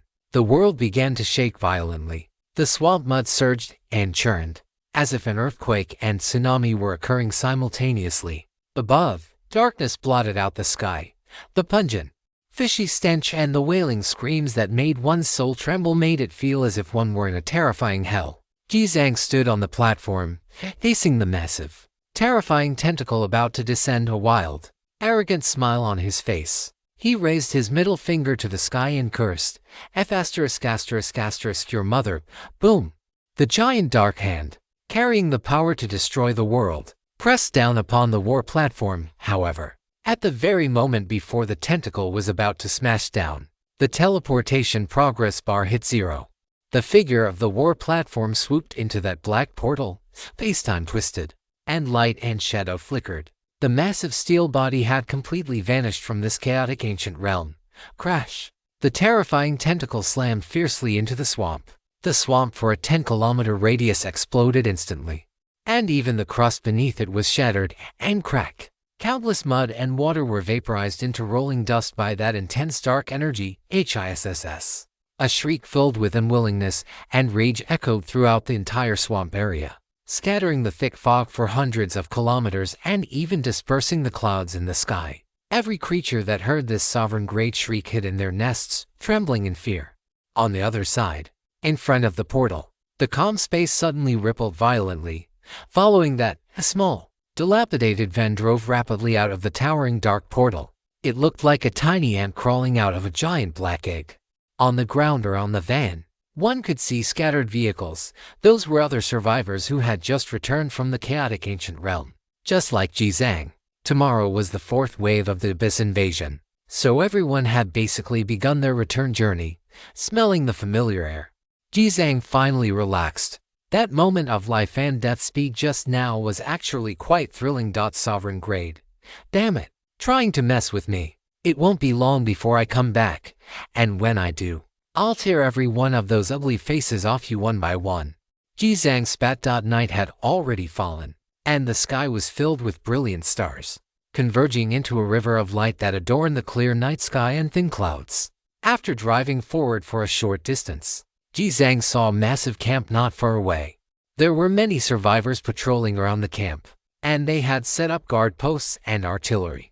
A flag was flying above, bearing the emblem of Radiant City. As soon as the van approached, a helicopter flew over, and the person inside shouted through a loudspeaker, "Van, follow me and register." Receiving no radio response from the van, the survivor in the helicopter immediately got annoyed. "Are you deaf or what? I'm talking to you.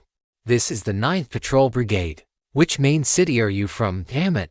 I am Ji Zhang. Are you ********** crazy? You're Ji Zhang. Then I'm Li Jianguo, you little brat. Are you looking for death? You even dare to?" The person on the helicopter hadn't even finished his rant when his voice came to an abrupt, screeching halt. This was because the war platform had deactivated its holographic camouflage skin, and its massive steel silhouette had suddenly appeared right in front of the helicopter. The majestic, oppressive aura radiating from the giant steel fortress hit them head-on, sending a chill that traveled from their scalps all the way down to their heels. The helicopter pilot, who had just been spouting insults, was so terrified that he wet himself on the spot. "G, Master G, I." The pilot's entire body trembled violently, cold sweat pouring down his face. He felt as if he were already a dead man. The co-pilot, another patrol member, still had a burger stuffed in his mouth. He stared at the steel monster in front of them with a dazed expression, then slowly turned his gaze toward his teammate. He felt incredibly fortunate that he still had food in his mouth and hadn't had the chance to start cursing. That really was Master G, brother, you're done for, the burger guy said in a voice filled with immense pity. The war platform sailed right past the helicopter, heading straight for the camp entrance. With the appearance of this iconic giant vehicle, the entire camp erupted. A massive swarm of fighter jets and drones emerged to provide escort and fly alongside it. The high-ranking officials from the various main cities stationed here all came out to welcome him. "It's Master G. The city lord is back, Master G." The people of Glow City, who had been waiting in the camp for a long time, burst into earth-shattering cheers the moment they saw the familiar war platform, all rushing to the entrance to greet him. The war platform docked at the edge of the camp. Ji Zhang took a step forward, leaped directly from the deck, and landed steadily on the ground. Li Jianguo, Long Yucheng, and a group of other high-ranking officials immediately surrounded him. Chapter 311, Tallying the Harvest. The 5 levels of spirit speech. "City Lord, you've finally returned." Li Jianguo wiped the sweat from his brow. Starting a few hours ago, Ji Zhang had suddenly gone off the grid, with no information or replies, which had given everyone a massive scare. Thankfully, he had returned safe and sound. What is the situation now?" Ji Zhang went straight to the point, asking as he walked toward the camp. Li Jianguo's side, his expression heavy as he reported, "We sent over 32,000 brothers in this time. As of now, those who have returned are fewer than 20,000. The others have either lost contact or have yet to return." Hearing this number, Ji Zhang's footsteps faltered for a brief moment, but he quickly returned to his normal pace. This was the price of pioneering. A place like the ancient Chaos Domain was a meat grinder by nature. That 2/3 of the people had made it back alive was already a testament to the effective organization of the Justice Alliance. However, the good news is, Li Jianguo shifted his tone. Although the sacrifices were heavy, the brothers who made it out alive have basically undergone a qualitative change in strength. Some had their vehicles significantly upgraded, while others obtained rare talents and high-tier equipment. A few lucky ones even accidentally acquired precious items. These have all been recorded in the organization's files. Ji Zhang nodded. Have the survivors undergo a re-evaluation of their abilities and assign them corresponding duties. They are now the most elite force of Glow City. According to our regulations, the capable shall rise, and the mediocre shall fall. Understood. Li Jianguo nodded solemnly. At this moment, Long Yucheng, who was in charge of intelligence, stepped forward and lowered his voice. "Master G, there is one more thing.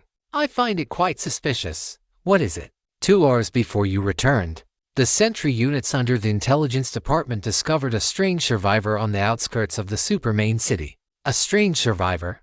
Ji Zhang narrowed his eyes. Yes, His vehicle style was completely different from anything we know, and he was using a very specific type of stealth technology. Long Yuchang's expression was grim. After our sentries spotted the target, they immediately moved to surround and capture him. But just as they were about to take him alive, the survivor detonated his vehicle. The explosion was extremely powerful, clearly some kind of high-energy explosive. Both the man and the vehicle were blown to smithereens, leaving no clues behind. Self-detonation. A suicide operative. A cold sneer appeared on the corner of Ji Zhang's mouth. Wasn't that the kind of tactic Zhang Dongji of the Ghost Dragon Society liked to use? It seemed that the tentacles from the outside world were starting to reach in and probe. One thing was certain. The coordinates of Glow City had been exposed. This was inevitable. After all, a super main city of this size couldn't just stay invisible forever. Ji Zhang turned to Yi Xingzhou and Li Jianguo and issued his orders. Pass on my command, level 1 alert. Push all sentry eyes 1,000 kilometers further out. Increase the patrol shifts. Even if a fly tries to get in, I want to know if it's male or female. Long Yuchang. Organize a team of scouts. They must have long-range reconnaissance and strike capabilities, as well as stealth detection. Scout the north, south, east, and west of Glow City. See if we have any neighbors nearby. Also, notify the entire city to prepare. The brothers who returned from this trip should digest their gains and prepare for a major battle. The days ahead will likely not be peaceful. Understood. The high-ranking officials responded in unison, their expressions solemn, leaving a small portion of his forces to continue guarding the camp.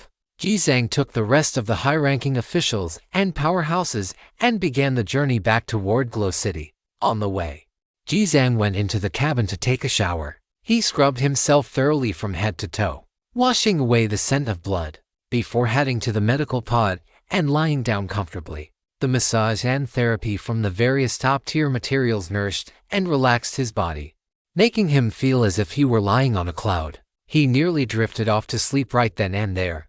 He was, indeed, quite tired. The great battle during his escape had almost completely drained his physical strength and mental energy. Even after consuming an energy-replenishing fruit, he still felt as though he had been wrung dry. However, this trip to the Chaos Ancient Domain, while incredibly perilous, had yielded terrifyingly bountiful rewards. 2 epic-grade pieces of equipment, 1 top-tier treasure, the Glazed Jade Spring Cup, which would provide a massive boost in the mid to late stages, plus a top-tier word spirit from the Elven Royal Court, over 2 billion gold coins, along with a vast quantity of forging materials of various grades. On top of that, there was 1 rainbow treasure chest obtained from the first kill of an overlord-grade creature, 500 points of constitution, and 100 points of spirit. It felt absolutely exhilarating. After dozing off for a while in the medical pod, the war platform successfully returned to Radiant City, and he made his way back to his territory. As he stepped down from the war platform, the unique scent of mixed metal and ore in his territory washed over him, giving Ji Kang a sense of coming home. It was already past 10 o'clock at night. Ji Kang didn't intend to hold a meeting or cause a stir. Everyone's nerves had been stretched thin for too long, and they all needed rest. He had Kiku prepare a sumptuous dinner, featuring the freshest cuts of meat from various premium monarch grade and king grade monsters, paired with an assortment of fruits and vegetables from Chen Xiaoyuan. He ate his fill, thoroughly satisfying his hunger. Having replenished a large amount of energy, Ji Kang not only saw his stats improve, but his overall condition also recovered significantly. He opened his personal status window. Name, Ji Kang. Title, Bronze Throne. Constitution Kung 750, Spirit Kung 30, Bronze Power Stage to Constitution 2576.3 Spirit, Bronze Power Stage 2, Thunder Power Stage 1, Bound Vehicle, Heavy-Duty Synthetic War Fortress Modified Level 145 Talent, Daily Intelligence SSS Grade Hidden Unique, Tribulation Thunder Without Beginning S Grade Global Spirit God A Grade, Singularity Domination B Grade Origin Transcendence Awakening, Wind Rider B Grade Transcendence Awakening, Eagle Eye C Grade Transcendence Awakening, Mental Reflux C Grade Essence Transcendence Awakening Word Spirit, Endless Life No Grade Life Element, Moonlight Tide True Word Grade Moonlight Element, Roots of the Ancients Law decree grade nature element cannot be activated without corresponding equipment. Warm reminder. Word spirit grades are divided into mortal word grade, true word grade, law decree grade, mythical grade, origin grade. His constitution had successfully broken through 2,500 points. His spirit stat was not far behind, having reached over 300 points. Beyond that, the most important additions were the word spirits listed at the bottom. This was his first time learning about the grading of word spirits. Of the 5 major grades, aside from the no grade Endless Life, the other 2 were ranked at the 2nd and 3rd levels, which were considered quite impressive. Chapter 312. You're planning to send coordinates to the Trisolarans, right? Subsequently, G-Kang opened his avatar in the Great World channel, and a second information panel appeared. ID G-Kang leveled City Lord Grade Hidden, Super Main City, Radiant City Hidden Faction, Human Race Hidden Territory, Southern Wilderness, Ascension Stairway Points, 1,033 points. Mid-tier Lifeform Hidden War Record, Battle of the Nameless Giant City. Click to view Monster Bestiary Hidden. His Heavenly Ladder points had now risen to over 1,000, but it still displayed him as a mid-tier lifeform, based on his recent encounters with those Overlord grade entities. The assessment of a mid-tier lifeform was likely still tied to the hard requirements of Constitution and Spirit. One could only advance upon meeting the standards. It had no direct correlation with Heavenly Ladder points. Otherwise, he should have reached the high tier long ago. What pleasantly surprised him was that the war record at the bottom of the panel finally displayed information. Clicking into it revealed a massive collection of bestiaries, all of which were the creature profiles of the various races he had come into contact with during this trip. He would have to study this carefully when he had time. After all, being able to see so many panels without spending mental energy to investigate was a significant intangible asset. After checking his panels, G-Kang casually opened the Great World channel. To his surprise, as soon as he entered, a flood of messages appeared. Now that more and more city lords had unlocked the 10,000 races hegemony preview, the information blockade regarding the secrets of the Chaos Ancient Domain was gradually lifting, and many city lords were discussing it. The most discussed topic on the public screen right now was the appearance of the Elven Princess. This event had sent the entire Chaos Ancient Domain into an unprecedented state of shock. The news had spread completely, and the implications were profound. Is this thing actually true or not? Absolutely authentic. Even the giants of various races have mobilized now, though it's unclear what the outcome will be. Damn, if the Elven Princess is really captured, will the world order be affected? Hard to say, but I suspect it might trigger a war. This is too big. Holy crap. Will those of us who join the Spirit Race faction be affected? Li Chunsheng, buddy, you're really brave, brother. Actually exposing your faction directly, what's there to fear? Even my Heavenly Ladder points are public. I'm not some dark race or god ascender. What do I have to hide about being in the Spirit Race faction? On the contrary, you guys hiding your info are the ones with guilty consciences. Haha. City Lord Li is still as straightforward as ever, but I wouldn't dare. But then again, because of this, many survivors have been captured, and the various forces in the Chaos Ancient Domain have taken notice of us. I advise all city lords to be careful in the future. It's said that there are survivors behind this incident as well. Anyone who can get involved in something like this must be a city lord level powerhouse. They might even be watching the channel right now. Haha. Which city lord brother is showing off their might in the Chaos Ancient realm? Why don't you come out and tell us about it? The World channel appeared lively and harmonious on the surface, but in reality, there were undercurrents surging beneath the calm. In the short time Ji Zhang had been online, no fewer than 5 people had sent him private messages. Some wanted to sell information, some wanted to recruit new members, and others were simply trying to cozy up to him, though their true motives were unclear. Just then, Ma Jun, the vice president of the Ascension Club, sent him a private message. Ma Jun, City Lord Ji, how have you been lately? Ji Zhang, same as always. Does President Ma have something to discuss with me? Ma Jun, there is indeed a small matter, and it concerns your Radiant City. Hearing the words Radiant City, Ji Zhang's eyes narrowed instantly. Old bastard. showing his foxtail already. Mahjun, Southern Wilderness Region X, 2881, Y 9932. Mahjun, City Lord G. Try putting these coordinates on your map and take a look. Jizang laughed. No need to look. Isn't this my home? What's the matter? Are you trying to transmit Earth's coordinates to the Trisolarans? Or does President Ma want to come over for a visit? Mahjun, City Lord G is joking. Please. Don't misunderstand. I have no ill intentions.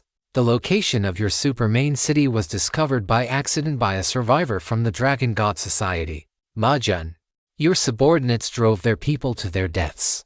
The Dragon God Society originally intended to use these coordinates to threaten and retaliate against you. But since I have some standing, I intervened by claiming that City Lord G is a member of our Ascension Club. So, I have to thank you then. Jizang found it amusing. All these twists and turns. The Dragon God Society that Mahjun mentioned was the second largest organization after the Ascension Club. Currently, there were nearly 800 city lords in the entire world channel. The Ascension Club was the largest force, boasting over 100 city lords, followed by the Dragon God Society with about 60. Behind them were groups like the Supreme Hall and Messengers of Chaos, which had fewer members but higher average strength. Jizang didn't have the patience for small talk and said directly, "Speak your mind." Mahjun, City Lord G is a smart man. Our Ascension Club welcomes strong individuals with solid foundations like you to join us.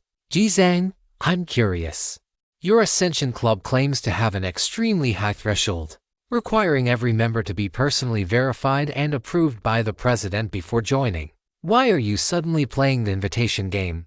Mahjun, invitations are naturally selective. To be honest, the Dragon God Society has obtained some information about your territory. City Lord G is very strong, and as a standard of judgment, Elder Lu feels you are qualified to enter our Ascension Club. Jizang asked with a chuckle. And what if I refuse, Mahjun? That would be a pity. If City Lord G does not join us, then our Ascension Club will find it difficult to continue interfering in the matters between you and the Dragon God Society. Jizang laughed. What are you talking about? Your Ascension Club has already interfered. At the same time, in a super main city tens of thousands of kilometers away. Mahjun's expression stiffened. He paused for several seconds, his eyes gradually narrowing, and a cold, gloomy light seemed to flicker in his brown pupils. Mahjun typed, "Young man, you certainly have guts. We will meet." After this message was sent, a red exclamation mark appeared on the left side of the chat box. Below was a notification.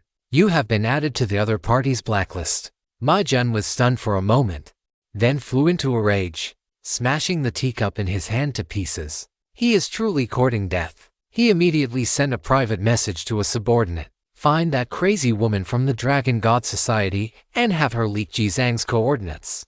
The subordinate was shocked by this news. This was a major event. The subordinate replied, "Vice President, do we really have to do this, Mahjun? I told you to go find her, so go. Stop with the nonsense." The subordinate, "Yes, but Vice President, having that crazy woman leak the coordinates costs 50 million gold coins. This money." Chapter 313, Radiant City Coordinates Exposed. A nuclear-level disaster is coming. Mahjun, do you need to ask? Why do you think I keep you around? The subordinate, Vice President. But I don't have that much gold on hand. Mahjun, if you don't pay, do you expect me to? Who do you think helped you get into the club in the first place?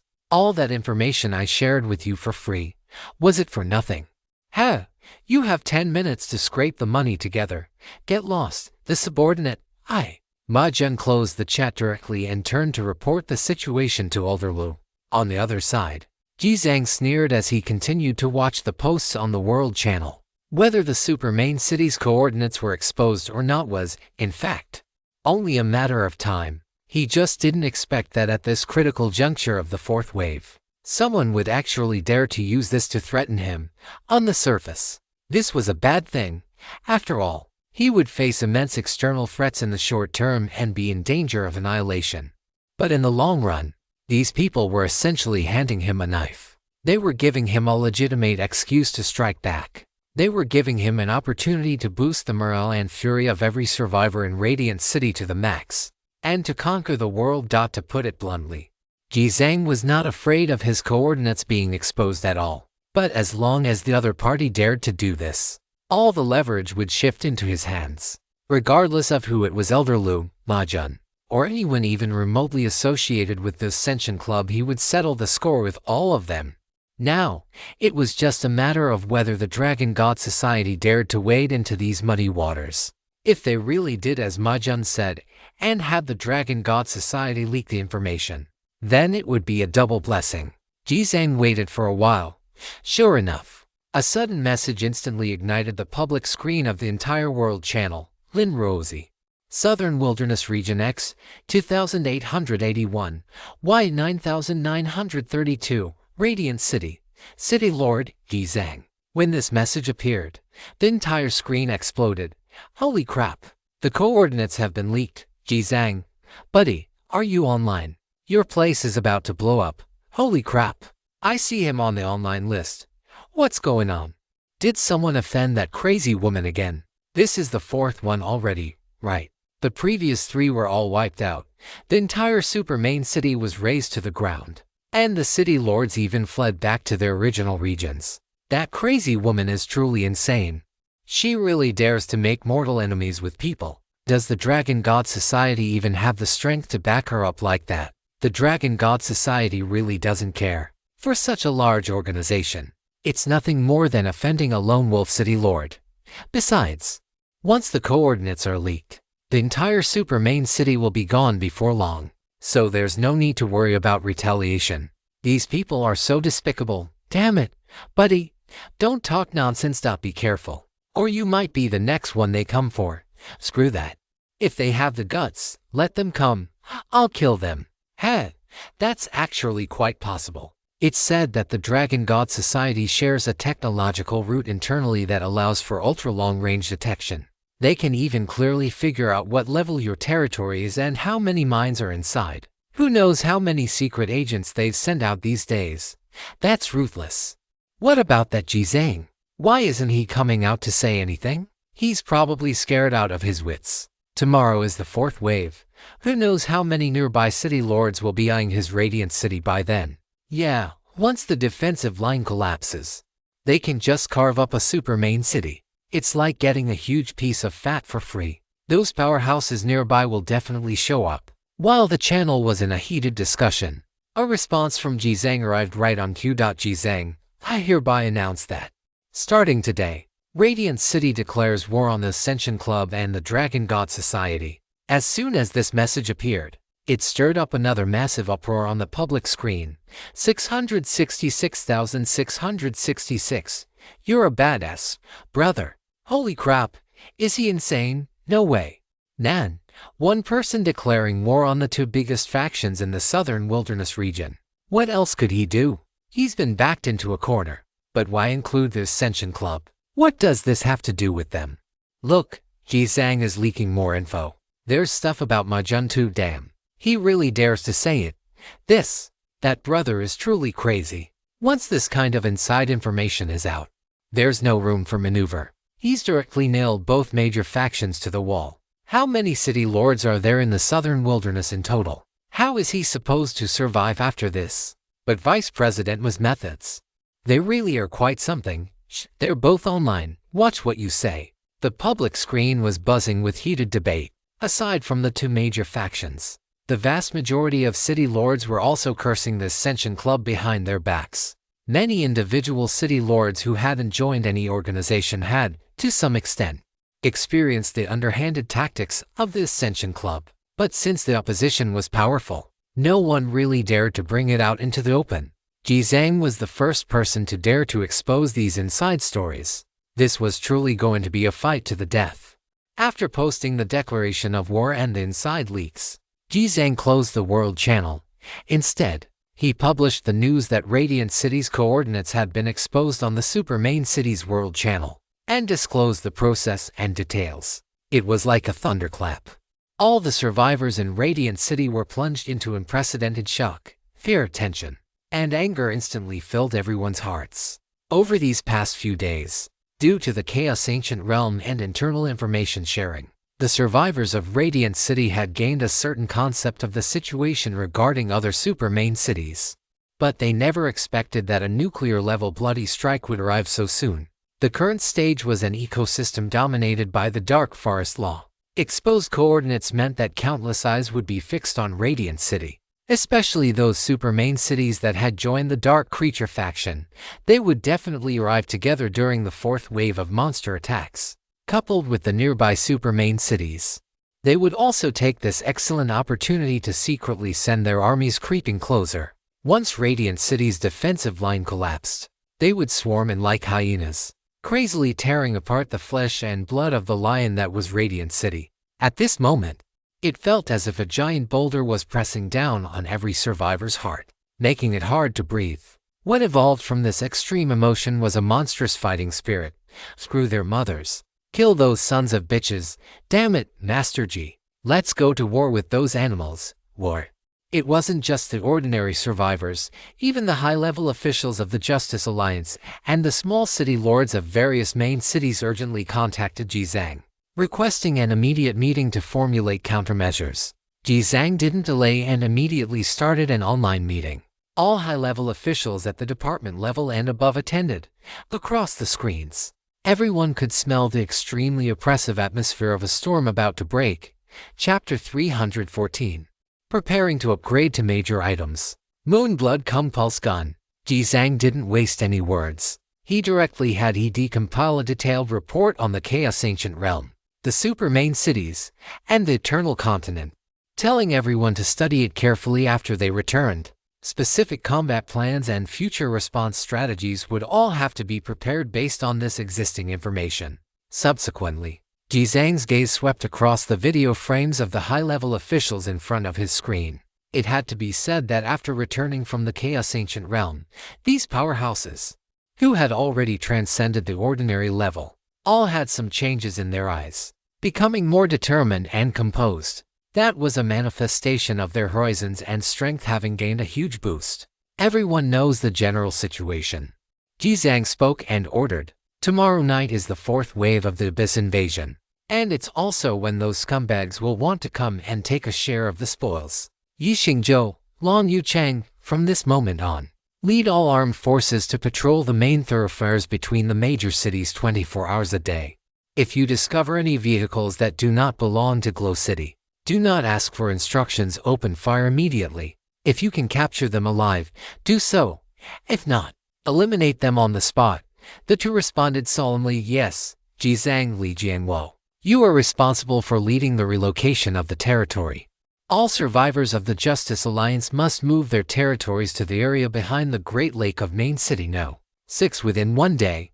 Hearing this, everyone truly felt the gravity of the situation. Behind the Great Lake of Main City No. 6 lay a flat, open plain. It was vast in scope, and because the surrounding terrain was treacherous, it was an excellent, massive granary that was easy to defend and difficult to attack. It was large enough to accommodate the combined total of all survivor territories from the entire super main city. Using this place as a gathering point for all survivor territories was the best choice under the circumstances. After all, a territory in a super main city is different from a traditional camp. If an ordinary camp is destroyed, one loses at most some buildings and material resources. But once a territory is destroyed, it is uprooted entirely. When the super main city had its barrier, it didn't matter if territories were scattered, one only needed to return to the plains to hide during monster waves. But now that they had entered the new version, the situation was completely different. Glow City was at risk of breaking out into war with other large factions at any moment. Moreover, apart from Jizang and a few high-level members, most survivors had not yet grown to a sufficient level of strength, so they had no choice but to opt for a strategic retreat and joint defense. This meeting was not meant to boost morale or stir up emotions. It was to implement these heavy, bone-shifting tasks in earnest, to be carried out overnight. After giving these instructions, the meeting was declared over. Jizang specifically asked Wang Chen of the mechanical department to assemble a group of relevant experts and bring them to his territory. It was already midnight. Wang Chen, accompanied by a large group of the top mechanical experts from the super main city, arrived at Jizang's territory in a flurry. Master Ji, Master Ji. Jizang met with them and handed the neurotoxin pulse pistol from before to Wan Chen. Minister Wan, take a look and see if you can upgrade this item to epic grade. The pistol's status window appeared before everyone's eyes. Neurotoxin pulse pistol special firearm grade, rare magazine. 5/5 can consume alloy cum neurotoxin materials to refill ammunition evaluation. The neurotoxin pulse pistol is crafted from a special alloy and equipped with neurotoxin bullets. It is highly effective against biological enemies, as long as it penetrates the surface of the skin. It can instantly cause devastating damage to the enemy's muscular nervous system. Friendly reminder. This firearm is a special upgradable weapon. It can be modified and upgraded by a mechanic, up to a maximum of epic grade. Friendly reminder.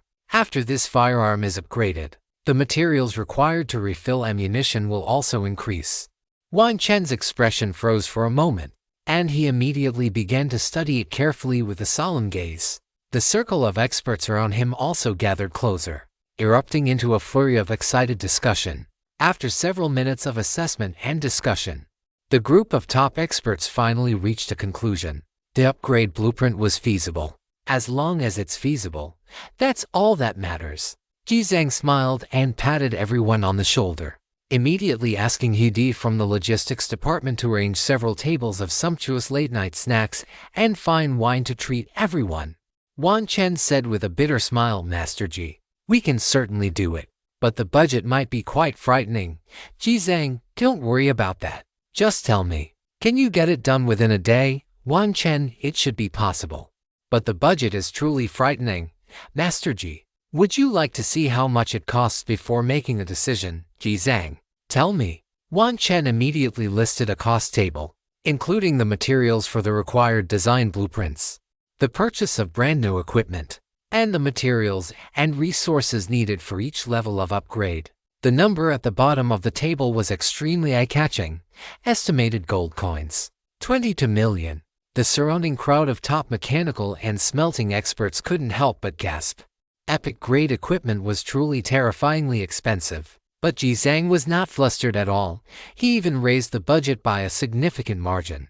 I'll give you a budget of 30 million.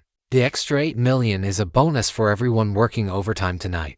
As soon as these words were spoken, the dozens of experts on the scene cheered. Everyone said that the jobs assigned by Master Ji were the most generous. Today, they had truly witnessed it. Tens of millions of gold coins, approved just like that, without any hesitation. We guarantee to complete the mission. Wan Chen stiffened his neck and snapped into a salute. The other experts followed suit, shouting in unison, all right, you can get to work here. You must strive to complete the weapon upgrade before tomorrow night's monster wave. As for your territory relocation issues, I will have Hidi help you get it sorted. He had the experts conduct their research in a newly built research building next to his territory. Jizang himself returned to his vehicle and took out the Moon's Blood. The last time the Moon's Blood was forged, he had entrusted Gu Qingyu to handle it for him. It had taken 2 days, and the progress had only increased by 8%.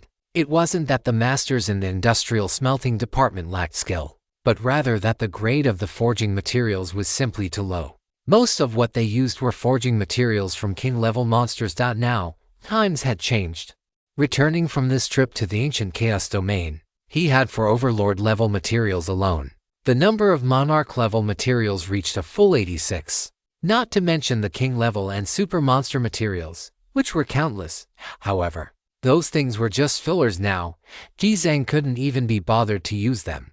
Once the Moon's Blood successfully promoted to epic grade, he would just have those things confiscated. Chapter 315. Opening the path to the 6th tier, vehicle upgrade begins. Jizang took out a disposable forging furnace. He currently had 130 of these on hand, which was definitely enough. He placed the Moon's Blood directly inside, added a Monarch tier forging material, and clicked start. The forging furnace began to hum and vibrate. A countdown appeared on the back, 29 minutes and 59 seconds. Jizang didn't feel like waiting around idly. So, he simply hoisted the entire furnace up and walked over to the massage and therapy room. He set the furnace aside and climbed into a therapy pod himself. Weapons need maintenance and upgrades. People need them too. Jizang set himself a 30-minute comfortable mini-therapy session and began to enjoy it. Before long, the 30 minutes were up. A line of notifications appeared before his eyes. Ding! Forging successful. Moon's Blood Legendary Tier Forging Progress come 1.8%. Total progress 14. Wait, a Monarch tier material only gives 1. Jizang was truly disappointed. At the rate of 1 material every half hour, how long would this take? Jizang decisively abandoned the Monarch tier materials and immediately swapped them for an Overlord tier Wings of Wind Riding, tossed it into the furnace, and clicked to start forging. This time, the duration was 180, that is to say, 3 hours. Phew. Jizang put his hands on his hips. This was going to be a long wait. He simply returned to his bedroom and started sleeping soundly. When the 3-hour forging time ended, the alarm went off. Only then did he wake up from his slumber. 3 hours of sleep would certainly not have been enough in the past, but for the current Jizang, it was more than enough to fully restore his state. He made his way back to the forging furnace. The final countdown of a dozen seconds also came to an end. Ding! Forging successful. Moon's Blood Legendary Tier Forging Progress come 21.3%. Total progress 36. Over 20%. That's it. Seeing this result, Jizang finally felt relieved. At the very least, he would definitely be able to complete the promotion before tomorrow night. He continued by inserting another Wings of Wind Riding and clicked start. Afterward, he went to the cultivation room to take advantage of this free time to absorb Thunder Spirit Stones. Time flowed by slowly. In the blink of an eye, the sky outside began to brighten out. Another morning had arrived. Jizang finished a round of absorbing Thunder Spirit Stones, his figure slightly damp with sweat, as he walked from the cultivation room onto the wood grain floor of the balcony, looking up at the morning scenery ahead. Large patches of dew hung on the tips of the tender sprouts in the grass, crystal clear like the earth's jewels. A winding stream murmured as it flowed, and a few small creatures with transparent wings skimmed across the water, creating a series of ethereal echoes like the plucking of harp strings. The entire world was waking up from a dream. Beneath its quiet and peaceful surface, it was filled with visible, slowly pulsing energy and life. All around, many survivors had already risen early. They were either driving their vehicles or standing alone on hillsides and meadows for their morning exercises. Quite a few survivors passing by the entrance of Jizang's territory waved their arms excitedly in his direction, shouting greetings. Jizang nodded and smiled in acknowledgement, then sat on the balcony drinking soy milk while enjoying the breeze. Before long, the second Overlord tier material also finished forging successfully. Ding! Forging successful. Moon's Blood Legendary Tier Forging Progress come 21.5%. Total progress 57. Jizang immediately went over and inserted another Overlord tier material. This time, it was the earth-splitting tooth dropped by the beast race. After this operation last night, Jizang also began to wash up, eat breakfast, switch titles, and made his way to the main building of the Alliance headquarters to hold a meeting for the Justice Alliance, starting preparations for the big battle tonight. By the time he finished all of this, it was already 8 o'clock in the morning.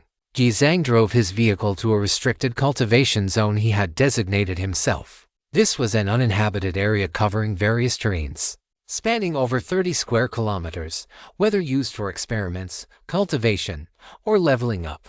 It was an excellent choice. Few. Jizang slowly exhaled, looking at the vehicle before him. He was going to start pushing for a Tier 6 vehicle. He now held nearly 2 billion gold coins and a massive amount of resources and materials. It was time for this steel behemoth to undergo its true ultimate evolution. He opened the vehicle's upgrade panel. Heavy-duty synthetic ore platform Tier 5 speed limit, 500 km per hour nuclear-powered durability, remaining fuel. 38 units of nuclear fuel can travel 15-20 km. Upgraded components. Full module shooting day Will of Fate Super Majesty Force Field Device Terminator Crossbow Smart Butler Holographic Skin Coat Motorcycle Mechanical Wolf Small Armed Helicopter Sentry Robot cannot be upgraded. Tires Seats Bed Sofa Headlights Replaceable. Nuclear Engine Level 8 Super Mechanical Limbs Level 8 Chassis Level 8 Air Conditioning Level 8 Refrigerator Level 8 Power Generation Device Level 6 Central Control. Console Level 6 Full Vehicle Interior Level 6 Targeting Radar Level 6 Fortress War Form Module Level 2 Armor Turrets Iron Mountain Outer Armor Level 6 Super Heavy Mortar Level 7 Vulcan Cannon Level 6 Heavy Vulcan Cannon Secondary Vehicle Level 5 Super Concentrated Flame Dragon Level 6 Hellfire Dragon Level 5 Supersonic Missile Nest Level 5 Laser Pyramid Level 5 Extra High Voltage Coil Level for Machine Gun Base Level 2 Secondary Units Shanghai Class for Level for Super Magnetic Airship Level for Total Level Vehicle Advancement Requirements Gold Coins x 30 million, Parts x 12 million, Steel Sheets by 50 million, Alloy by 300. 0.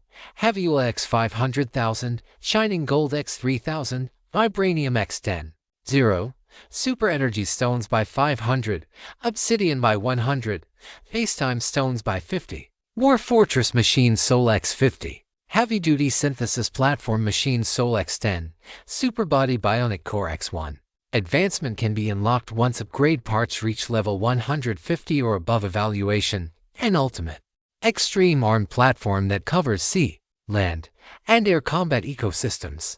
It possesses an extremely wide range of deterrence and strike capabilities, with peak defensive power. It is the undisputed emperor of the battlefield. The current vehicle level is 145. It is only 5 levels away from the threshold of the 6th tier. Ji Kang already had a plan in mind. First, he dismantled the heavy Vulcan cannon mounted on the small armed helicopter. Then, he went for a double-level upgrade in one go, with a quick cuckoo sound. It upgraded directly from a heavy Vulcan cannon level 5 to an ultra-heavy mortar level 7. Chapter 316 Excalibur Meteor Kunai of Annihilation Ray. The total cost in gold coins and resources was nearly 100 million. Now, there were 2 ultra-heavy mortars, along with 1 level 6 Vulcan cannon. However, none of them could be mounted on the armed helicopter anymore. The current small armed helicopter simply could not carry such massive turrets. He would have to wait until the vehicle advanced to see if the size and load capacity of these secondary vehicles would increase accordingly. Otherwise, the turret slots on these secondary vehicles would remain unusable. After upgrading the ultra-heavy mortar, the vehicle level reached 1 for 7.3 components remained. Ji Kang considered it carefully and ultimately chose the anti-air and laser routes. First was the Hypersonic Missile Nest Level 5. Upgrade requirements: gold coins by 50 million, parts by 30 million, Alloy x 1 million, Vibranium by 5. 0. Deep Invasion Device Core by 50, Excalibur Descent Core x 1. This component had not performed very impressively in previous battles, especially when facing Overlord-class enemies or large numbers of highly mobile targets. Its single-shot power and coverage were slightly lacking. It had to be upgraded. Ji Kang purchased the various materials needed for the upgrade from the exchange. In total, the entire cost reached 180 million gold coins. The Excalibur Descent Core alone cost a full 30 million, and that was after a painstaking search on the World Channel. Once the materials were secured, Ji Kang decisively clicked to upgrade. With a resonant sound echoing through space, the missile silo area on the roof of the vehicle was instantly enveloped in a brilliant white light. The original honeycomb-shaped launch ports began to disintegrate and reorganize. The metal liquefied under high heat and then rapidly solidified into a denser, more futuristic structure. A few minutes later, the white light finally dissipated completely. The original dense launch nest was gone, replaced by 3 rows of suspended launch units arranged in a step formation. Each unit was composed of a semi-transparent crystal, within which one could faintly see missiles as black as ink, only as thick as an arm, yet radiating heart-palpitating energy fluctuations. Excalibur Meteor Level 6 Category, Trinity Vertical Launch Unit. Ammunition capacity: 16 rounds. 1 round automatically reloads every 20 minutes. Evaluation: upgrade 16 sets of hypersonic missiles into the advanced Excalibur Meteor missiles. Paired with an inertial navigation system, it has a precise range of 300 kilometers and a maximum range of 30 kilometers. After launch, the missile will undergo secondary acceleration at the edge of the atmosphere, allowing its terminal velocity to exceed Mach 20. Each missile uses high-energy particle explosives as a warhead, capable of single-target strikes or splitting into 10 submeteors with independent guidance capabilities. providing area of effect coverage within a 5-kilometer radius. Upgrade requirements: gold coins by 500 million, parts by 170 million, alloy x 8 million, vibranium by 50. 0. Excalibur Descent Core by 10. Heavenly Palace Light Guide by 1. Friendly reminder: the Excalibur Meteor requires the extraterrestrial satellite upgrade component to lock onto targets beyond radar detection, achieving maximum strike range and accuracy. Mach 20. This is the true unstoppable force. G-King couldn't help but smile as he looked at the panel information. Furthermore, after the upgrade, it gained a warhead-splitting function. This meant that a single volley would be a carpet-bombing attack of 160 high-energy missiles. With the power of a level 6 armed turret, it would definitely be enough to wipe out a small city directly. Let's test its power first. G-King moved his consciousness and launched a single missile. Swoosh. The cover of the vertical launch unit opened instantly, and a pitch-black missile shot out from the silo. Following that, a surging trail of white smoke erupted, propelling the missile toward the high altitude at incredible speed. G-King checked the combat monitor in the cockpit, which displayed the footage of the missile flying at high speed. This was transmitted by the ultra-high-definition camera device mounted on the missile, making it convenient for manual guidance at any time. The missile quickly reached the edge of the atmosphere, utilized ballistic gravity and secondary ignition to complete its second acceleration, and then shot toward the ground at extreme speed. G-King locked onto a troll territory in Main City No. That area was ruled by dozens of Troll King-class monsters, and survivors rarely dared to approach it. But now, the divine judgment from the sky had descended suddenly. The missile emitted a whistle that tore through the sky, and as it neared the ground, it split into 10 small warheads. Then, at the very moment the trolls looked up in reaction, bang bang bang bang bang bang, the 10 warheads fell into the mountainous terrain, and the massive power of the explosives leveled everything in the area to the ground. The shockwave alone had ruthlessly shaved off a massive layer of the terrain. Watching the aftermath of the explosion on the mountain through the Alliance's sentry eye, G-King was quite satisfied. The entire area of destruction covered over 5 square kilometers. The power was truly no joke. And the most exaggerated part was the 3.0-kilometer range. This was the true definition of taking a general's head from 10,000 miles away. It was simply awesome. Now, all that remained was to wait for the extraterrestrial satellite component for the Tier 6 vehicle. After upgrading the missiles, G-King turned his attention to the 2 laser pyramids level 5. Upgrade requirements: 20 million gold coins, 12 million parts, 1.3 million alloys, 100 superconducting cores, 1 laser heart. Compared to the anti-aircraft turrets, these 2 level 5 high-energy turrets were much cheaper. In total, the upgrade cost for each was around 85 million. Combined, the 2 cost 170 million. G-King made a decisive move and upgraded both high-energy turrets at once. As a vast expanse of white light enveloped them, the 2 laser pyramids on the roof of the vehicle began to enter a stage of growth and expansion. The pyramid-shaped prism structures began to spin crazily, their range gradually widening. Finally, as the white light dissipated, 2 enormous, eyeball-like spherical devices were left hovering in midair. The outer shell of these giant eyes was composed of hundreds of free-floating lenses. Those lenses, like breathing moss on a stone, slowly rose, fell, and pulsed under the influence of some unseen force. At the center of the hundreds of lenses sat a deep, black crystal that seemed capable of absorbing one's soul. G-King's expression tightened slightly. A brand new panel appeared before him. Eye of Annihilation Ray Level 6 Category, High Energy Turret Attack Mode, Automatic Single-Shot Attack. Area of Effect Attack, Supercharged Attack. Current Power Availability, 100 shots. Evaluation: an Annihilation Ray Tower composed of 300 super energy prisms. Compared to the previous laser pyramid, the capabilities of the Eye of Annihilation Ray have undergone a qualitative leap. This device utilizes the energy of the super energy prisms to fire an Annihilation Ray. Upon impact, the molecular bonds of the target are instantly severed, dissociating them directly into basic particles at the microscopic level. This is no longer a simple light heat damage, it is an erasure at the level of fundamental rules. It ignores shields, ignores armor, and ignores regenerative abilities, dealing devastating damage to high-intensity targets. The Annihilation Prism possesses a superconducting energy gathering and recharging function. It can be deployed during non-combat states to absorb and store large amounts of solar energy. Friendly reminder: the power generation of a single eye of Annihilation Ray Prism photovoltaic array is 30% of the main vehicle's power generation unit, and its energy storage capacity is 30% of the main vehicle's. Damn, it's that fierce.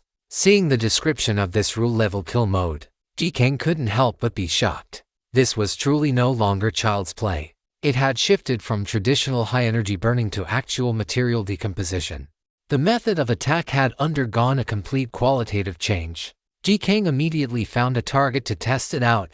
On the search radar, he locked onto a giant boulder and a large tree not far away, ordering the two eyes of Annihilation Ray to attack them respectively. The hundreds of prisms on the eye of Annihilation Ray began to rotate slowly, and the sound of energy charging immediately followed. The speed of energy accumulation was extremely fast. Just 1 second later, two black beams of light shone onto the boulder and the tree trunk. The light flashed and vanished. There were no physical reactions like the collisions, scorching, or explosions he had imagined. These two Annihilation Rays seemed as if they had just illuminated the targets with a flashlight and then calmly turned off. There was no destructive reaction whatsoever throughout the process. Ji-Kang observed the impact points of the two attacks intently. 1 second, 2 seconds. By the third second, a strange collapse and evaporation appeared at the impact points on the boulder and the tree trunk. It was as if a bug had occurred in a game world. A pixel block had simply ceased to exist. The collapse continued rapidly until a huge, irregular concave pit appeared on the boulder. Aside from the rough texture of the stone being exposed, there were no other traces. The tree trunk next to it was the same, as if the tree had been born with such a jagged hole in it. The scene before him left Ji-Kang stunned. This Annihilation Ray was simply too outrageous. This wasn't destruction at all. It was a deconstruction, a collapse. Like taking apart building blocks. He didn't know what would happen if the Annihilation Ray hit a living creature, but it would definitely be terrifying. And fortunately, the current power generation unit clearly couldn't support such high-energy turrets. The electricity required for the Annihilation Ray was too massive. Even with the full power of the vehicle, it could only fire 100 shots like this. As for the supercharged attack, that was out of the question. Having finished with the two high-energy turrets, the vehicle's total level had finally reached 150. He had successfully stepped onto the true threshold of the path to Tier 6. Ji-Kang exhaled slowly, suppressing the excitement in his heart. Now, he could begin collecting the upgrade materials. He looked at the materials required for the upgrade on the vehicle panel. 30 million gold coins, 12 million parts, 50 million steel sheets, 300,000 alloys, 500,000 heavy oil, 3,000 shining gold, 10,000 vibranium, 500 super energy stones, 100 obsidian, 50 spacetime stones, 50 War Fortress machine souls, 10 heavy-duty synthesis platform machine souls, 1 super body bionic core. The earlier materials and resources were very common. Some were even sufficient without needing to be bought. The main shortages were in the mid to late stage materials. Super energy stones, total value 7.5 million. Obsidian, total value 1 million. Spacetime stone, total value 25 million.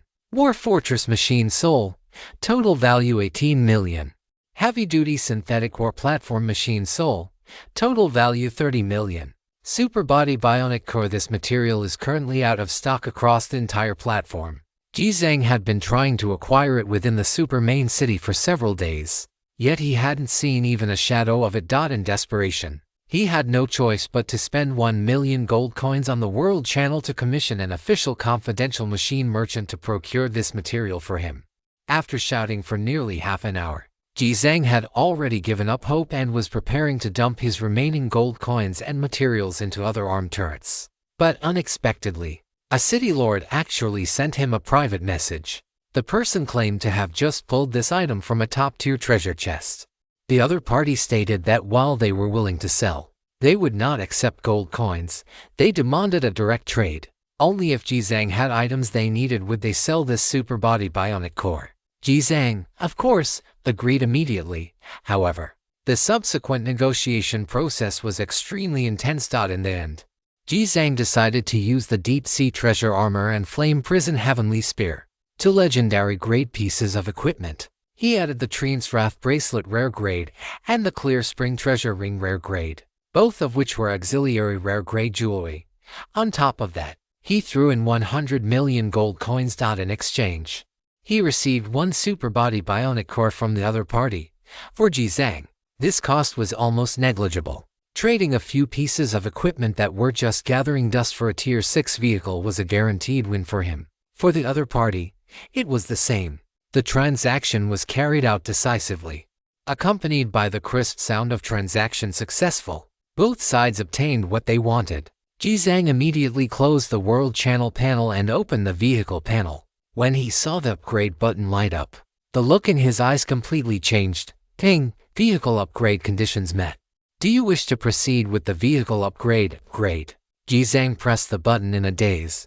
The next moment, a large array of upgrade confirmation notifications immediately appeared before his eyes. Upgrade route Super Mechanical Giant Turtle Tier 6 evaluation.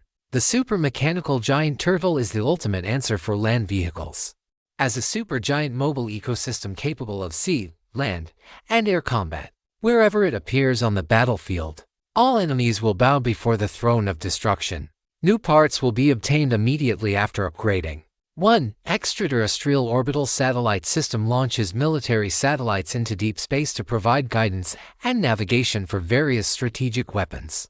2. Spirit Wood Modification System. The Super Mechanical Giant Turtle possesses a Spirit Wood Modification System, allowing the purchase and collection of various spirit woods to decorate the vehicle, granting higher spiritual chi density to various areas and sections within the vehicle. 3. Natural Ecosystem. The Super Mechanical Giant Turtle possesses a natural ecosystem, capable of automatically completing complex cycle functions such as planting, breeding, irrigation, and recycling. 4. Giant Turtle Heavy Cannon. The Giant Turtle possesses a super heavy cannon capable of inflicting the most terrifying, devastating attacks upon enemies. Chapter 317. Promoting to a Tier 6 vehicle. Super Mechanical Giant Turtle. New parts will be unlocked after upgrading. 1. Defensive Turrets adds 3 defensive turrets and unlocks a brand new upgrade route. 2. Outer Armor unlocks the Impenetrable Iron Great Wall upgrade route. 3. Aerospace Fortress adds a secondary vehicle platform, placed on the roof of the vehicle in the form of dimensional folding. Once released, it can expand into a magnetic levitation-powered aerospace fortress to dominate the entire battlefield. 4. Mechanical Divine Kingdom adds a super Sealand Air mechanical army capable of launching devastating attacks on enemies. Consumes 1.0 units of armor core per use. Cooldown is 1 day. Requires the prerequisite heavy-duty synthetic and man-mechanical army to be unlocked first. 5. Mecha adds the Heavenly God Mecha, a powerful secondary unit with battlefield dominating capabilities. 6. Level caps for all components increased. Friendly reminder, after the upgrade, because the vehicle's main load-bearing, propulsion, movement method, and some secondary units will undergo massive changes, the nuclear engine, mechanical limbs, chassis, and some secondary units will all undergo an immediate upgrade and replacement. This will require approximately 500 million gold coins worth of materials to unlock and use. If you do not currently meet these conditions, do not proceed with the vehicle upgrade, otherwise, you will face a situation where you are unable to use certain vehicle capabilities. Looking at this information, Jizang felt a sense of shock in his heart. As expected of a Tier 6 vehicle, after evolving, it is a complete qualitative leap. The most critical part was undoubtedly the final friendly reminder: the engine, mechanical limbs, and chassis. The 3 traditional major components would undergo an immediate upgrade upon promotion, requiring 500 million to unlock and use. It was essentially a mandatory upgrade. Fortunately, he had enough gold coins on hand, otherwise, he would have been stuck for a while. Jizang took a deep breath, suppressed his excitement, and clicked upgrade. The next moment, a beam of light appeared out of thin air in the sky, like a divine descent, shining directly onto the entire war platform. The air emitted a sound of energy vibration, and even the surrounding space rippled in circles. Jizang's entire body floated up as he watched the surging white ocean around him. Vaguely, he seemed to hear a roar from an ancient beast coming from within the light. It sounded like the beating of a giant mechanical heart. Every pulse seemed to shake his soul. This upgrade process was unprecedentedly long. It lasted for nearly 2 hours. When the beam of light finally gradually receded, the once blinding light transformed into tangible flowing light, attaching itself to the countless brand new sights all around. Ding! Vehicle upgrade successful. Heavy-duty synthesis war platform Tier 5 super mechanical giant turtle Tier 6. As the prompt faded, the light that had enveloped the world completely receded. Jizang landed back on the ground, looking up with eyes full of incredulous shock. Holy crap! Everything before him had undergone a complete transformation. Through the perception of his external magnetic field, he could clearly feel a steady pulse coming from beneath his feet, as if he were standing on the very heart of the earth. He looked up, and the scene before him could no longer be described by the word vehicle. He was standing in the center of a small world that seemed to be a perfect fusion of metallic walls and a circular ecosystem. The dome of the original living area had transformed into an ecological canopy covered by a translucent energy membrane, where real sunlight and simulated dawn alternated in their descent.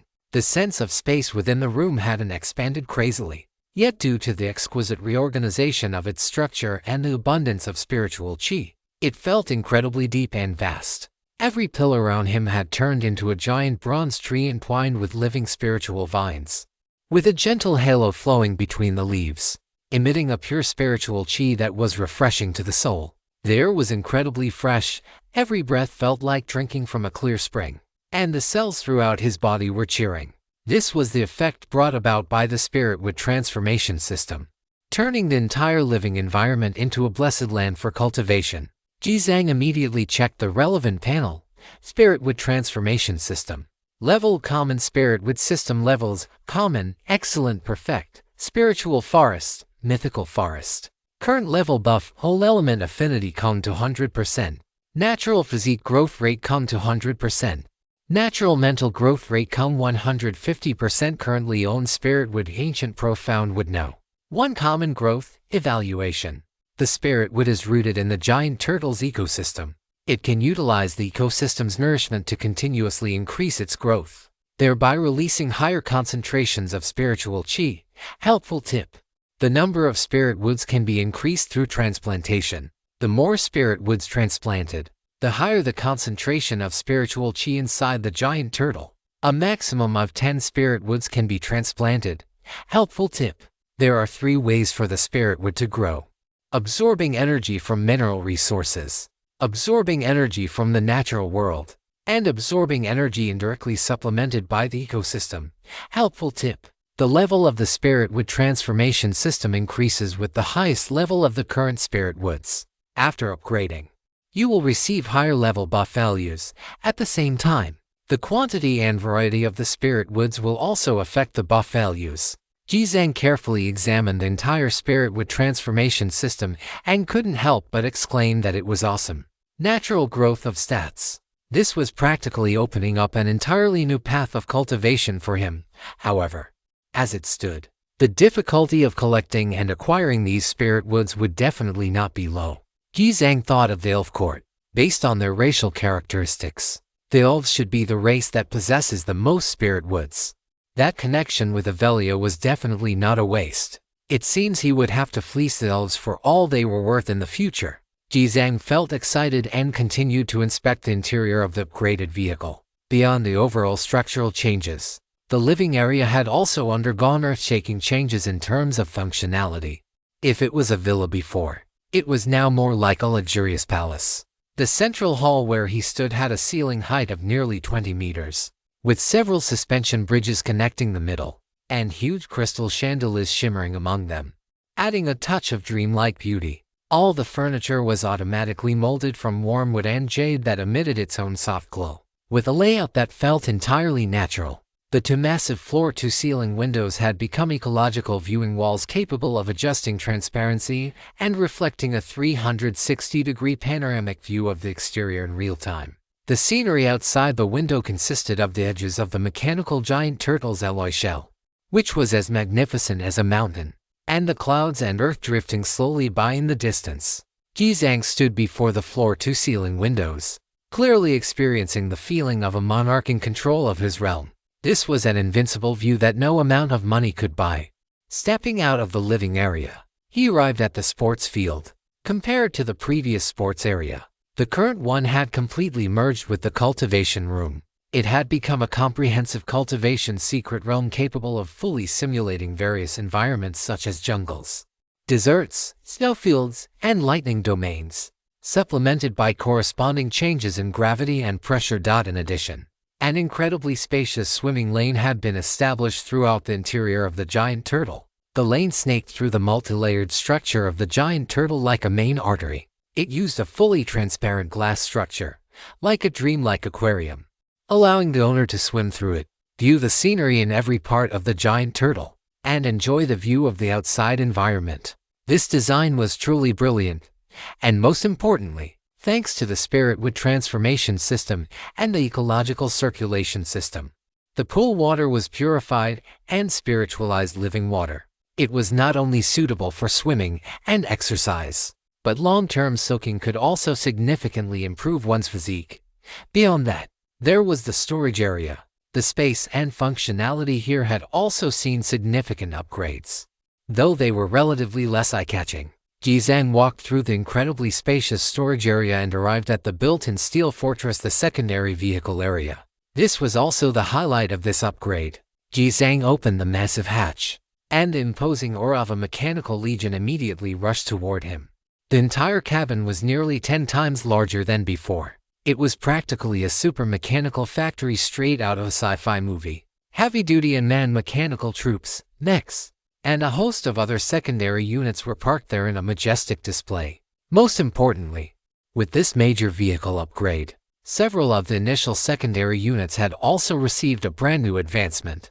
Mechanical Wolf evolved into Armored Wolf King. Small Armed Helicopter evolved into Giant Armed Helicopter. Sentry Robot evolved into Super Sentry.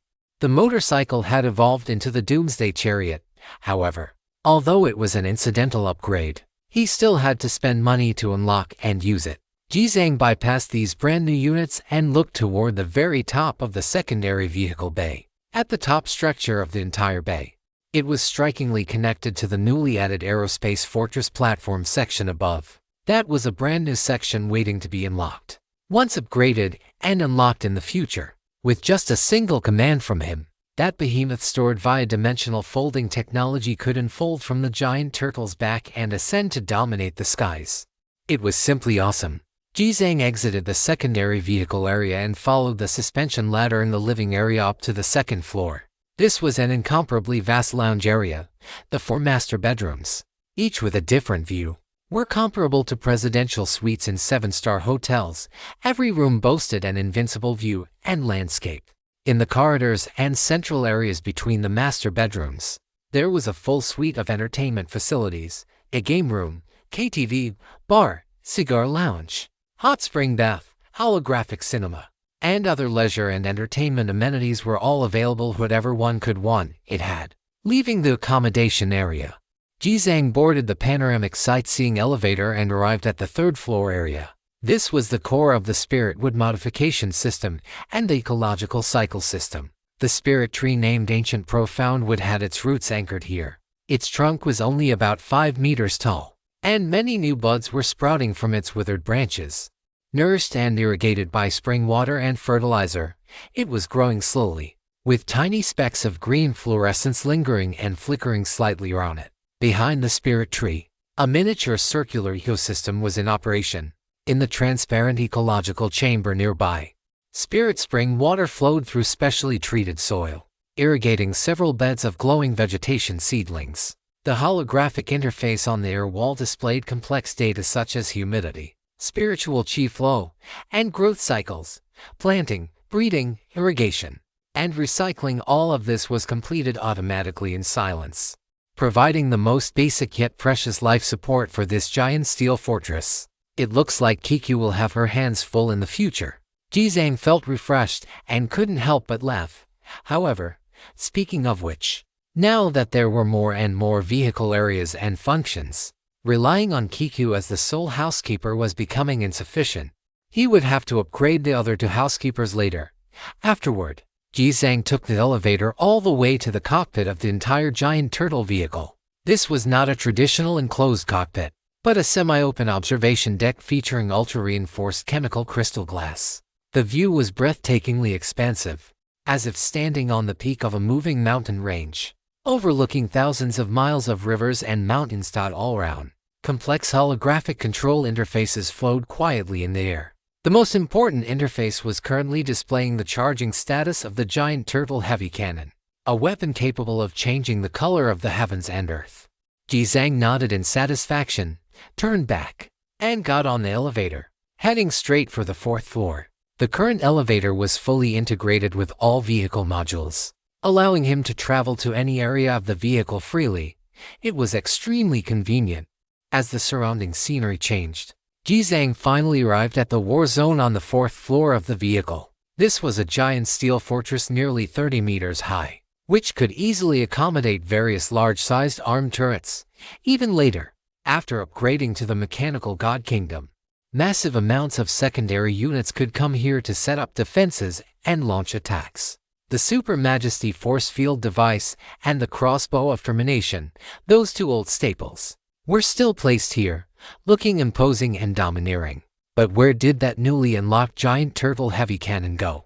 Jizang searched the war zone for a while, then sensed the massive steel armament located beneath the deck of the war zone through magnetic field analysis. He hurriedly followed the outline of that armament, walking all the way forward until he reached the armored wall at the very front of the war zone and looked ahead. He saw a cannon barrel so huge it was terrifying, extending out from the armor plates below and pointing straight into midair. This barrel was integrated with the entire turtle back, just by visual estimation. The caliber reached at least 10 meters. One could easily stuff a self-built house into the barrel. Holy crap! Is it that ridiculous? Jizang couldn't help but exclaim. A brand new panel appeared before him, Giant Turtle Heavy Cannon, the ultimate strategic armed turret of the super mechanical giant turtle. The giant turtle heavy cannon is completely different from traditional artillery. It is a giant collapse generator mounted on a vehicle platform. It does not fire kinetic projectiles, but rather a directionally delivered spatial collapse. Each warhead of the giant turtle heavy cannon requires 3 minutes to charge. The warhead launch speed is 8,000 meters per second, covering an area of 1 square kilometer. The launch process ignores conventional atmospheric resistance and most energy interceptions. The effective range in ground mode is 100 kilometers. When paired with the space-based satellite guidance mode, the range can be increased to 300 kilometers. Requires unlocking the prerequisite extraterrestrial satellite system. Each warhead charge consumes Alloy X 5000, Super Energy Stone by 500, Facetime Stone X10 evaluation.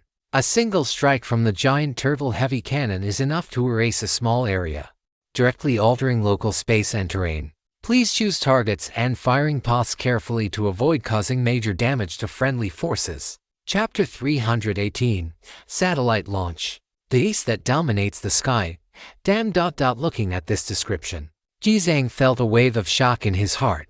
Starting from the 6th rank, he had begun to use rule-level weapons. He wondered if this level of armament would be effective against sovereign-level entities. However, the consumption was also a bit terrifying. The alloy could be ignored. 500 super energy stones would cost nearly 7.5 million gold coins, 10 spacetime stones, based on the average market price of 400,000 gold coins, would also cost around 4 million. A single shell would cost over 10 million gold coins. This was truly not something an ordinary city lord could afford to consume. However, the returns were likely quite substantial as well.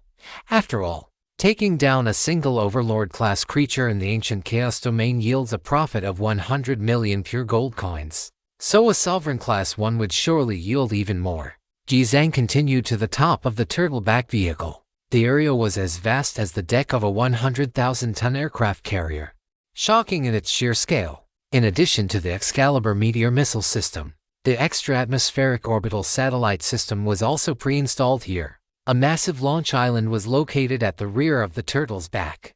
Beyond its launch capabilities, it also integrated various functions such as long-range guidance and satellite monitoring. Jizang arrived in front of the launch island, and a brand new panel appeared before him. Firmament IRA Extra-Atmospheric Orbital Satellite System Evaluation launches quantum military satellites into deep space to provide guidance and navigation for various strategic weapons. This system marks the formal extension of the vehicle's combat dimension from the surface to low Earth orbit. It is not a single satellite, but a dynamic constellation network composed of 3 miniaturized strategic quantum satellites with distinct functions, powered, controlled, and exchanging information via the high-power directed energy array on the Giant Turtle's launch island. Currently in standby for launch, initiate satellite launch, friendly reminder, after launch. The satellites will enter the current low Earth orbit and cannot be transferred along with the vehicle. If you wish to use the satellites in other regions, please retrieve them before teleporting and relaunch them at the destination. Jizang took a deep breath and tapped the launch button. Boom, boom, boom. Inside the launch island, 3 high-energy launch silos erupted, spewing 3 streams of airy green particles. With immense thrust, they propelled the 3 micro-quantum satellites, each no larger than a human head, soaring into the high altitude at incredible speeds. This process was vastly different from traditional rocket launches. The exhaust trails of the satellites were almost impossible to observe with the naked eye, and they vanished in the blink of an eye. Just a few minutes later, the 3 satellites silently cut into low Earth orbit and began adjusting their orientation. Like silent sentinels, they quietly cast an invisible web of perception over the world below. The speed was nothing short of terrifying. Ding. 3 satellites have successfully entered the preset orbit and have begun providing all-weather strategic reconnaissance and weapon guidance for the main vehicle. The panel before him also underwent a significant change. Firmament IRA Extra-Atmospheric Orbital Satellite System Evaluation launches quantum military satellites into deep space to provide guidance and navigation for various strategic weapons. Satellite No. 1 Listener, Function, Reconnaissance Early Warning. Equipped with a super-resolution composite sensing array, it can perform real-time perspective scanning penetrating conventional clouds and shallow terrain camouflage, and possesses wide-area spiritual energy fluctuation monitoring capabilities. Provides a holographic topographic map within a 500-kilometer radius centered on the vehicle. Marks high-value targets and issues warnings for energy concentrations. Satellite No. to guide function, navigation, guidance. Transmits multi-encrypted positioning signals to provide sub-meter terminal guidance for the Giant Turtle heavy cannon and all friendly guided weapons with a range exceeding 50 kilometers. And possesses limited orbital strike coordinate correction capabilities. Increases the hit accuracy of weapons like the Giant Turtle heavy cannon and Excalibur meteor to less than 3 meters under space-based guidance mode. Satellite No. 3 Silencer, Function, Communication, Electronic Warfare. Constructs an anti-jamming quantum communication network, ensuring clear command flow between the Giant Turtle and all secondary units in complex environments. Simultaneously, it can release directed spectrum suppression waves to interfere with enemy communications and long-range reconnaissance. Communication coverage radius 1,000 kilometers, can implement continuous electronic spiritual silence over specific areas. Holy! Jizang stared at the detailed data of the 3 satellites, his eyes widening slightly. This was practically equivalent to seizing air superiority within a 500 to 1,000 kilometer radius. It brought a leap in strength to the entire vehicle's combat system. Awesome was an understatement. Combined with the future upgradable mechanical kingdom and aerospace fortress, this was simply invincible. With just one vehicle, he could achieve beyond visual range and man warfare and dominate an entire modern, information-driven battlefield. Jizang clicked his tongue in wonder. With this, all the new additions to the super mechanical Giant Turtle had been reviewed, right? There are still those projects that need to be upgraded and unlocked. Thinking of this, Jizang immediately returned from the turtles back to the secondary vehicle bay. Subsequently, he spent nearly 200 million gold coins and materials to upgrade and unlock all 4 secondary units. First was the Super Sentinel. After the upgrade, its size grew to nearly 10 meters, resembling a true MECHA. In terms of functionality, the current Super Sentinel had transformed into a small, autonomously deployable intelligent defensive fortress. Its core was upgraded to a tactical AI fire control matrix. capable of carrying over 20 different tactical weapons while simultaneously calculating and independently controlling for heavy weapon platforms. It remained a weapon platform. The more powerful the weapons given to it, the more devastating the combat power it could unleash. Next was the Armored Wolf King. After the upgrade, its size grew to about 7 meters. As a violent fusion of bionic technology and heavy armor, it was equipped with two brand new light breath cannons, energy-gathering alloy claws and fangs, and a bladed wolf tail. Its entire body was covered in layered composite armor, and its top running speed could reach a staggering 800 kilometers per hour. On the battlefield, it was the perfect hunting incarnation of intelligence, speed, and power. Then there was the giant armed helicopter. The fuselage was fully expanded to a length of about 20 meters, adopting a dual rotor and vector propulsion design. With soaring payload capacity and stability, the cabin could transport a 30-man tactical assault team. At the same time, a low-altitude hovering fortress mode was added, allowing it to deploy energy shields while hovering to provide mobile cover for ground units. Underneath the fuselage, 24 smart multi-purpose missiles were mounted, integrated with the secondary data link of the Eye of the Firmament, allowing it to receive beyond visual range target information provided by satellites. Most importantly, it could now carry a higher-tier kinetic energy turret. Ji Zhang attempted to mount the super heavy mortar beneath the armed helicopter, although it still looked like a comical scene of a small horse pulling a heavy cart. Chapter 319. The Giant Turtle Appears. A true steel divine beast. But this time, the armed helicopter lifted off smoothly and displayed an extremely high level of stability. It works. Ji Zhang's heart was filled with joy.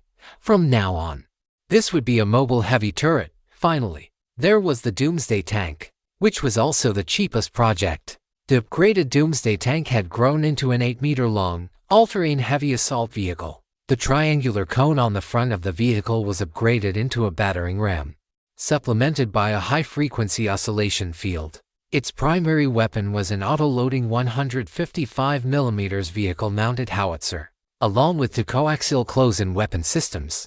The chassis was upgraded to an adaptive hydraulic suspension, capable of handling extreme terrain. It looked intimidating, but compared to the previous projects, these combat components were quite average.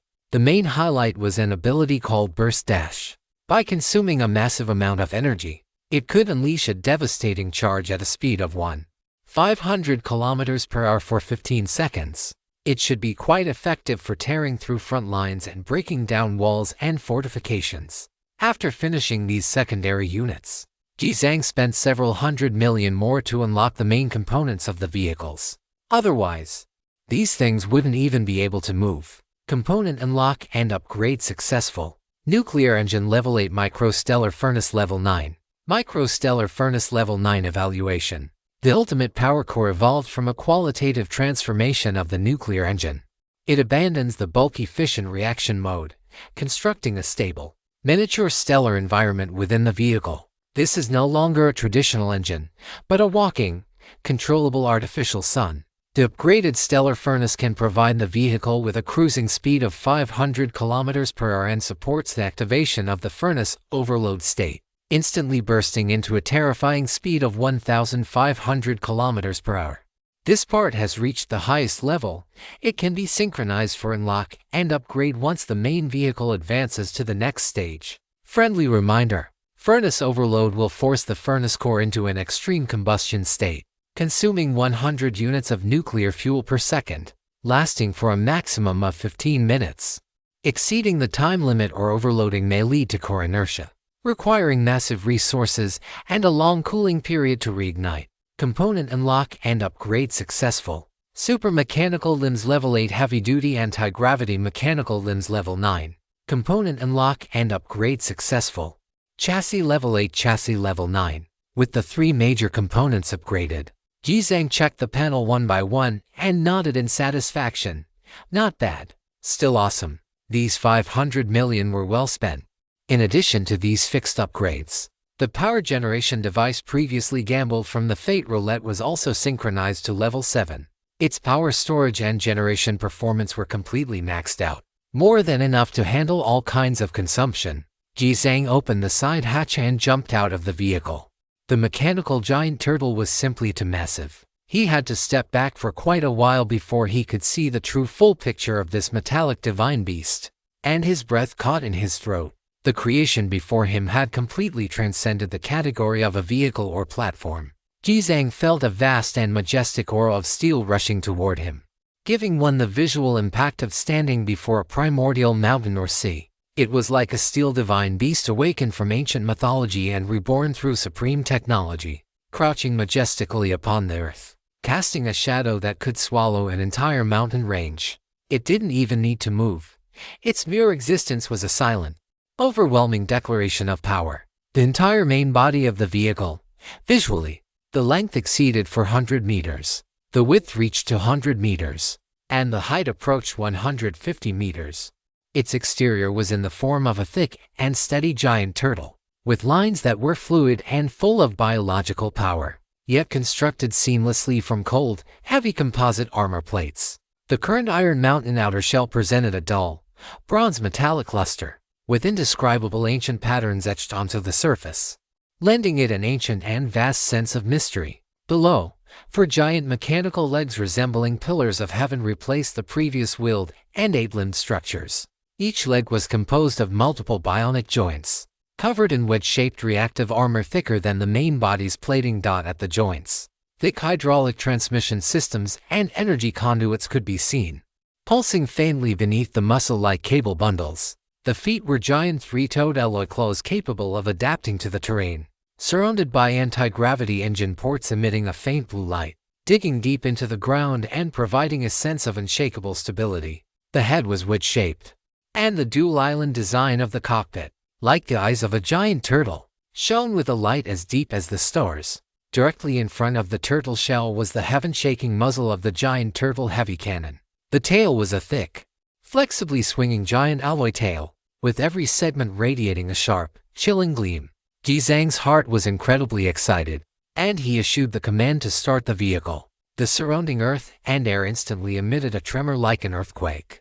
The giant turtle took a step, and the machinery roared. The various sounds of energy conversion and pumping made one feel as if they were in a massive high-tech factory, and his blood felt as though it were being ignited. Boom boom.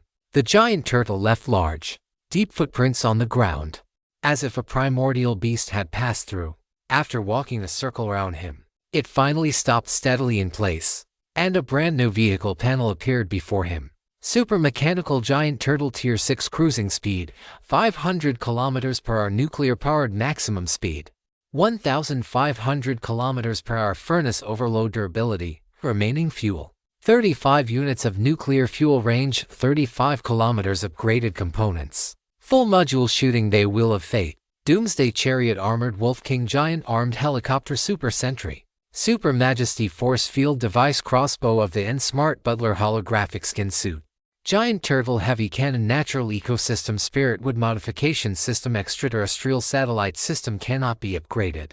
Tires, seats, bed, sofa, headlights replaceable. Microstellar Furnace Level 9 Heavy Duty Anti-Gravity Mechanical Limbs Level 9 Chassis Level 9 Air Conditioning Level 8 Refrigerator Level 8 Power Generation Device Level 7 Center Console Level 6 Full Vehicle Interior Level 6 Targeting Radar Level 6 Fortress War Form Module Level 2 Armor Turrets Iron Mountain Outer Armor Level 6 Super Heavy Mortar Level 7 Vulcan Cannon Level 6 Super Concentrated Flame Dragon Level 6 Hellfire Dragon Level 5 Excalibur Meteor Level 6 Eye of Annihilation Ray Level 6 Extra High Voltage Coil Level for Machine Gun Base Level to Secondary Units Shanghai Type for Level for Super Magnetic Airship Level for Total Level Vehicle Advancement Requirements 30 billion gold coins, 5 billion parts, 15 billion steel sheets, 100 million alloy, 50 million heavy oil, 300,000 shining gold, 100,000 vibranium, 10,000 super energy stones, 3,000 obsidian, 3,000 spacetime stones, 5,000 war fortress machine souls, 100 heavy-duty synthesis platform machine souls, 30 super body bionic cores, 1 machine soul awakening heart. Advancement unlocks when components reach level 200 Con evaluation. This is no longer just a vehicle, it is a throne that extends your will and the cornerstone for conquering the myriad worlds. Chapter 320. unlocking the remaining two beautiful butlers, Jixia and Dong Dong. Refreshing. Ji Kang let out a long breath, feeling incredibly satisfied in his heart. This, damn it, is what you call a vehicle. Once all the vehicle's armaments are fully stacked, he could drive straight into the chaotic ancient domain. Why bother with skin camouflage? He would just kill gods if gods blocked his path, and slay Buddhas if Buddhas stood in his way. Just crushing everything in his path would be enough. Ji Kang jumped, returning inside the vehicle. Coming in from the outside, he truly felt the difference in the environment. The spiritual chi index inside the vehicle was clearly several times denser than the outside world. Taking a deep breath, he felt every pore in his body cheering with joy. Never mind humans, even a dog living in such an environment for a long time would have its lifespan increased several times over. Just as he returned to the living area, he saw Danzai flying around excitedly. Now that the interior space of the vehicle had greatly increased, it didn't have to crawl around in a cramped state anymore, just flying around with happy chirps, following behind. Huahua was also trotting around on its short legs, looking incredibly happy. Ji Kang opened the living theme page. With the boldness of the wealthy, he bought the Forest Kingdom theme and switched to it. The surrounding environment immediately took on a fresh look, as if he had moved into a forest oxygen bar. He glanced at the other themes, such as Ice and Snow World, Spirit of Nature, Thunderous Wrath, and Steel Jungle. Most of them required the interior to be upgraded before they could be unlocked. So, he wasn't in a hurry. He would stick with Forest Kingdom for a while.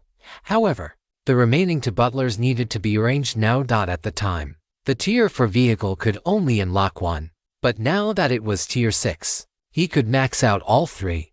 Ji Kang opened the Smart Butler panel. Gothic Lolita cost 20,000 gold coins. One level 5 chip he clicked to unlock. The next moment, a white light flashed. She looked to be about 15 or 16 years old, her height only reaching Ji Kang's chest. A head of long, jet black hair hung straight down, with mysterious dark purple highlights at the ends. Her skin was that cold, porcelain white color that had never seen the sun. Her exquisite face was flawless, but those eyes, like the finest rubies, carried a sense of almost arrogant aloofness. She wore a sophisticated black Gothic-style dress with perfect details of layered lace and ribbons, white long stockings, and black round-toed leather shoes. HMPH. The young girl let out a short sound from her nose, which counted as a greeting. Her gaze drifted to the side, avoiding direct eye contact with Ji Kang, while she muttered quite indignantly, "Master, you finally decided to spend money to choose me." Ji Kang was full of question marks. He had expected this cold, cute Gothic Lolita to stage a shy reunion like Kikyu did, but he hadn't expected her to just lay it all out. "Ji Kang, you know about what happened before?" "Of course I do. I even know her name is Kikyu." She put her hands on her hips and pouted, "Master, I want a name too." Ji Kang chuckled, but in a way, she and Kikyu could be considered sisters. After all, they were born from the same place, so it wasn't strange for them to share a sense of consciousness. "Then you shall be called Dong Dong from now on." Ji Kang patted her head. The girl gave a light huff and turned away, but a playful curve appeared at the corner of her mouth. "That's more like it. Although I met Master later." "Master is not allowed to play favorites." "Fine, fine, fine." Ji Kang laughed. Next, he checked the third butler panel. British-style beauty butler cost 30,000 gold coins. One level 5 chip clicked to unlock. The upgrade process remained magnificent, as a white light took shape before his eyes. A tall woman with an elegant temperament slowly appeared. She appeared to be around 27 or 28 years old, an age that perfectly balanced youthful vitality with a mature charm. Her pale golden hair was meticulously pinned into an elegant bun at the back of her head, with a few slightly curled strands resting softly against her neck. The woman possessed striking, noble features, and her azure eyes were like tranquil lakes, holding a sense of wisdom and composure that seemed to see through everything. She wore a classic British-style women's suit with a skirt that was tailored to perfection. The fabric was crisp, the lines were sharp, and her every movement carried a sense of etiquette that felt both rigorous and natural. "Master." She offered a warm smile, bowed slightly, and greeted him with a magnetic voice that was incredibly distinctive. "That's a wrap. From now on, you shall be called Jixia." Ji Zhang was too lazy to overthink it, so he simply named her based on their age order. Thank you, Master. Jiexia was also very happy, a look of excitement mixed with restraint appearing on her face. At this moment, Kiku seemed to sense something as well and came trotting over from the second floor area. It was the first time the three of them had met. It seemed as though there was some sort of causal connection in their lives. They felt no sense of strangeness toward one another, as if they were already familiar with each other's existence and temperament. This saved Ji Zhang a lot of trouble. At the very least, there was no need for team integration, nor were there any conflicts like palace intrigue. Ji Zhang clapped his hands with a smile. All right, everyone is here now. I will assign your roles. As for internal affairs, the three of you can split the duties among yourselves. Your permissions are the same anyway, so just make sure everything is arranged properly. Now for the key priorities. Kiku, you are responsible for pet cultivation, plant cultivation, and controlling all secondary units during combat. Yes, Master. Jiexia, you are responsible for the Grand Legion of unmanned mechanical units, as well as the defense of the territory. Yes, Master. Dong, you are responsible for vehicle armaments and intelligence gathering. Yes, Master. With the 3 appointments finalized, Ji Zhang glanced at the time. It was already past 2 in the afternoon. There were less than 4 hours left until the great battle that might arrive tonight. All right, let's eat first. Then we'll drill the troops. Ji Zhang waved his hand and led them to the dining room. Kiku had already prepared a sumptuous lunch earlier, but with 2 more people now, they all pitched in to help in the kitchen, preparing a few extra dishes. Taking advantage of this free time, Ji Zhang went to the living area. In the forging furnace, the blade of moonblood was floating amidst the glow of the forging process. After being tempered by the 3rd overlord grade material, the total progress of moonblood had risen from 57.7% to 79%. It was only 1 step away from advancing to epic grade. Ji Zhang threw the last remaining overlord grade material into the furnace and continued the forging process. This lunch was somewhat awkward. Although Jiexia and Dong had long known Ji Zhang, this was their first time appearing in human form. Compared to Kiku's familiarity, they were still a bit unsure of how to interact with their master. Fortunately, Ji Zhang kept the atmosphere lively, which managed to bridge the distance between them. After the meal, Ji Zhang brought them to the cockpit. It was time to test their combat power. Chapter 321, The Mechanical Legion Deploys. A super sweep. Satellite map. Activate. Ji Zhang moved his mind. The map within a 500-kilometer radius immediately appeared with perfect clarity on the surrounding holographic screens. The display was filled with a futuristic, sci-fi aesthetic. Ji Zhang didn't even need to use his hands. With just a thought, he could easily zoom in and out, supported by the orbital satellite. The clarity of the entire map was precise to the centimeter level, and it detected various energy fluctuations.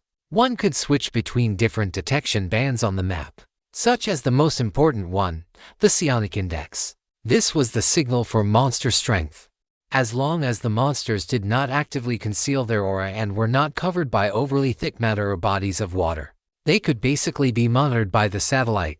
Using his neural link, Ji Zhang uploaded all the intelligence the Justice Alliance had gathered regarding the monsters in Main City No. 6 into the map system. The next second, the vehicle's AI quickly analyzed the locations of various monster nests and high-level resource zones, marking them with dense red dots. The efficiency was simply invincible. Ji Zhang gave the order directly, as arranged earlier. Kiku will pilot the mecha while controlling other secondary units. Jiexia will control the unmanned mechanical legion, and Dong will be in charge of vehicle armaments. That's it. Wipe out all these red dots that are SS grade and above. Move out. Yes, Master. The 3 women's expressions turned solemn as they immediately took their respective posts. The first major drill of the supergiant turtle began in such a grand and vigorous manner. However, to ensure combat efficiency, before departing, Ji Zhang spent a massive sum of nearly 100 million to upgrade the Shanghai Mecha. Ding! Secondary unit upgrade successful. Shanghai Type for Level 4, Shanghai Type 5 Level 5. After completing this upgrade, the original platinum paint of the Shanghai integrated a few streaks of dark, starry undertones. The entire mecha's height climbed to 18 meters. and its silhouette became even more imposing and sharp. Its incredibly pure physical presence created a pressure that felt almost like a domain, causing the surrounding air to stagnate. A brand new panel unfolded before Ji Zhang's eyes. Shanghai Type 5 Level 5 Category, Secondary Undercurrent Energy. 100% sustainable combat for 5 hours. Endurance is approximately 2.5 hours under high-intensity combat evaluation. The Shanghai Type 5 utilizes a micro-fusion core with 500% better overall performance than the Type 4, fused with super energy stones, vibranium, and various other super metals. It is an absolute powerhouse among medium to large combat mechas. The mecha is equipped with particle oscillation blades, over-the-horizon beam weapons, a super heavy quantum sniper cannon, anti-gravity devices, light firearm wings, and various other functional configurations, possessing immense dominance on both land and air battlefields. Added the Earth Pulse Resonance ability. When standing on the ground, it can significantly absorb impact and convert it into energy, truly becoming an unshakable mountain of steel. Upgrade requirements: 350 million gold coins, 5 million alloy, 200,000 shining gold, 30,000 vibranium, 5,000 super energy stones. Friendly reminder: survivors possessing mechanical affinity can gain full attribute bonuses for the mecha while piloting it, greatly enhancing combat capability. Not bad, that's awesome. Ji Zhang nodded with satisfaction. Kikyu, go ahead, MHM.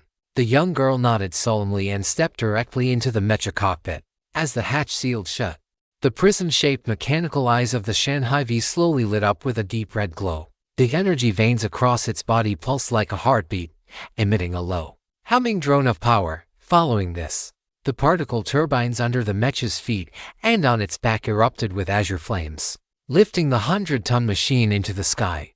The sortie of the Shanghai seemed to signal the start of the war. A host of secondary units, including giant armed helicopters, armored Wolf Kings, Doomsday tanks, and Super Sentinels, departed from the hangar as well. Following closely behind them was a massive legion of unmanned mechanical units. Chilling, metallic buzzing sound erupted in waves, as if it were about to shred the very air to pieces. Rumble, rumble. The mechanical giant turtle, the most important war platform, did not remain idle either. Under Dong Dong's control, it immediately sprang into action. Ji Zhang sat in the giant turtle's cockpit, holding a cup of coffee, observing the situation outside through satellites and radar. As the army spread out rapidly, the red dots marked on the map began to vanish from the holographic screen one by one, like stains being wiped away by an eraser. Successfully killed a Mountain Spirit Monarch level, gold coins come to million. Doubled by Super Main City. Successfully killed a Grey King Python King level, gold coins come 4,000, Python Fangs come 2. Doubled by Super Main City. Successfully killed a Dark Goblin King level, gold coins come 4,0. Doubled by Super Main City. Large swaths of kill notifications flashed rapidly before Ji Zhang's eyes. The strength of the Mechanical Legion was truly terrifying. This was a vehicle combat group with absolute strategic strike power, below the Overlord level. No creature could withstand this unstoppable torrent of steel. Entities that ordinary survivors regarded as forbidden zones were flattened by the Mechanical Legion as if they were walking on level ground, leaving not a single survivor behind. The most exaggerated performance, without a doubt, belonged to the Shanghai mecha piloted by Kikyu. Various high-tech armaments didn't even need to be used. The sheer durability of the mecha itself was enough to crush Monarch-level creatures. Undoubtedly, the current Shanghai mecha was already in existence capable of rivaling low to mid-tier Overlord-level beings. Another highlight was the Meteor Divine Sword mounted on the turtle's back, as the vehicle armament with the longest attack range. Over 1/3 of the entire No. 6 main city was within its strike radius. Dong Dong's tactics were also ruthless. She specifically targeted the largest and densest monster nests for precision strikes. Every missile fired would split its warhead at an altitude of 30 meters near the target. After 10 warheads landed, a 5-kilometer radius around the entire monster nest was leveled to the ground. The monsters were still eating meat and singing songs when snap asterisk. They were blown to bits, leaving nothing behind. Amidst the rolling smoke and ruins, only the golden resource feast remained untouched. The mechanical army pushed forward like this all the way by 4 o'clock. The entire campaign finally came to an end. Nearly half of the area of the No. 6 main city had been completely swept clean. Such a shocking scene plunged the survivors of the No. 6 main city into a panic, initially fearing an invasion by foreign enemies. Fortunately, Jizang issued an announcement in time to soothe their trembling hearts. At this moment, the entire world channel was already in an uproar. Chapter 322. Synthesizing an R-grade gold mine. A mountain of gold rises from the ground. Holy crap! What was that just now? Were those all Master G's secondary vehicle legions? No way. Are they really that terrifying? Is Master G conducting vehicle tests? We were just grouping up to farm monsters, and that missile strike just leveled the nearby monarch-level monster nest. Holy crap! Look at this!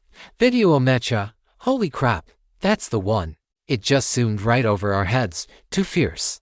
Damn, what level is Master G's mecha now? This level of combat power is countless times stronger than our main vehicles. And those large secondary combat units.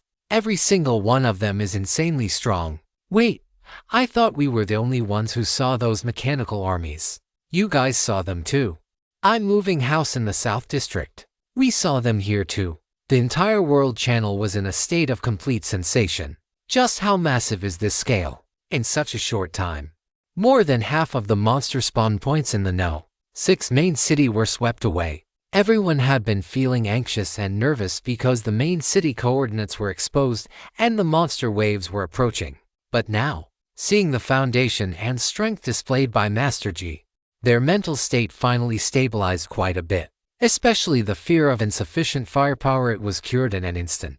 This is the benefit of having a top-tier big shot in charge. It is estimated that after returning from the ancient Chaos Domain this time, Master G's strength has undergone another major upgrade.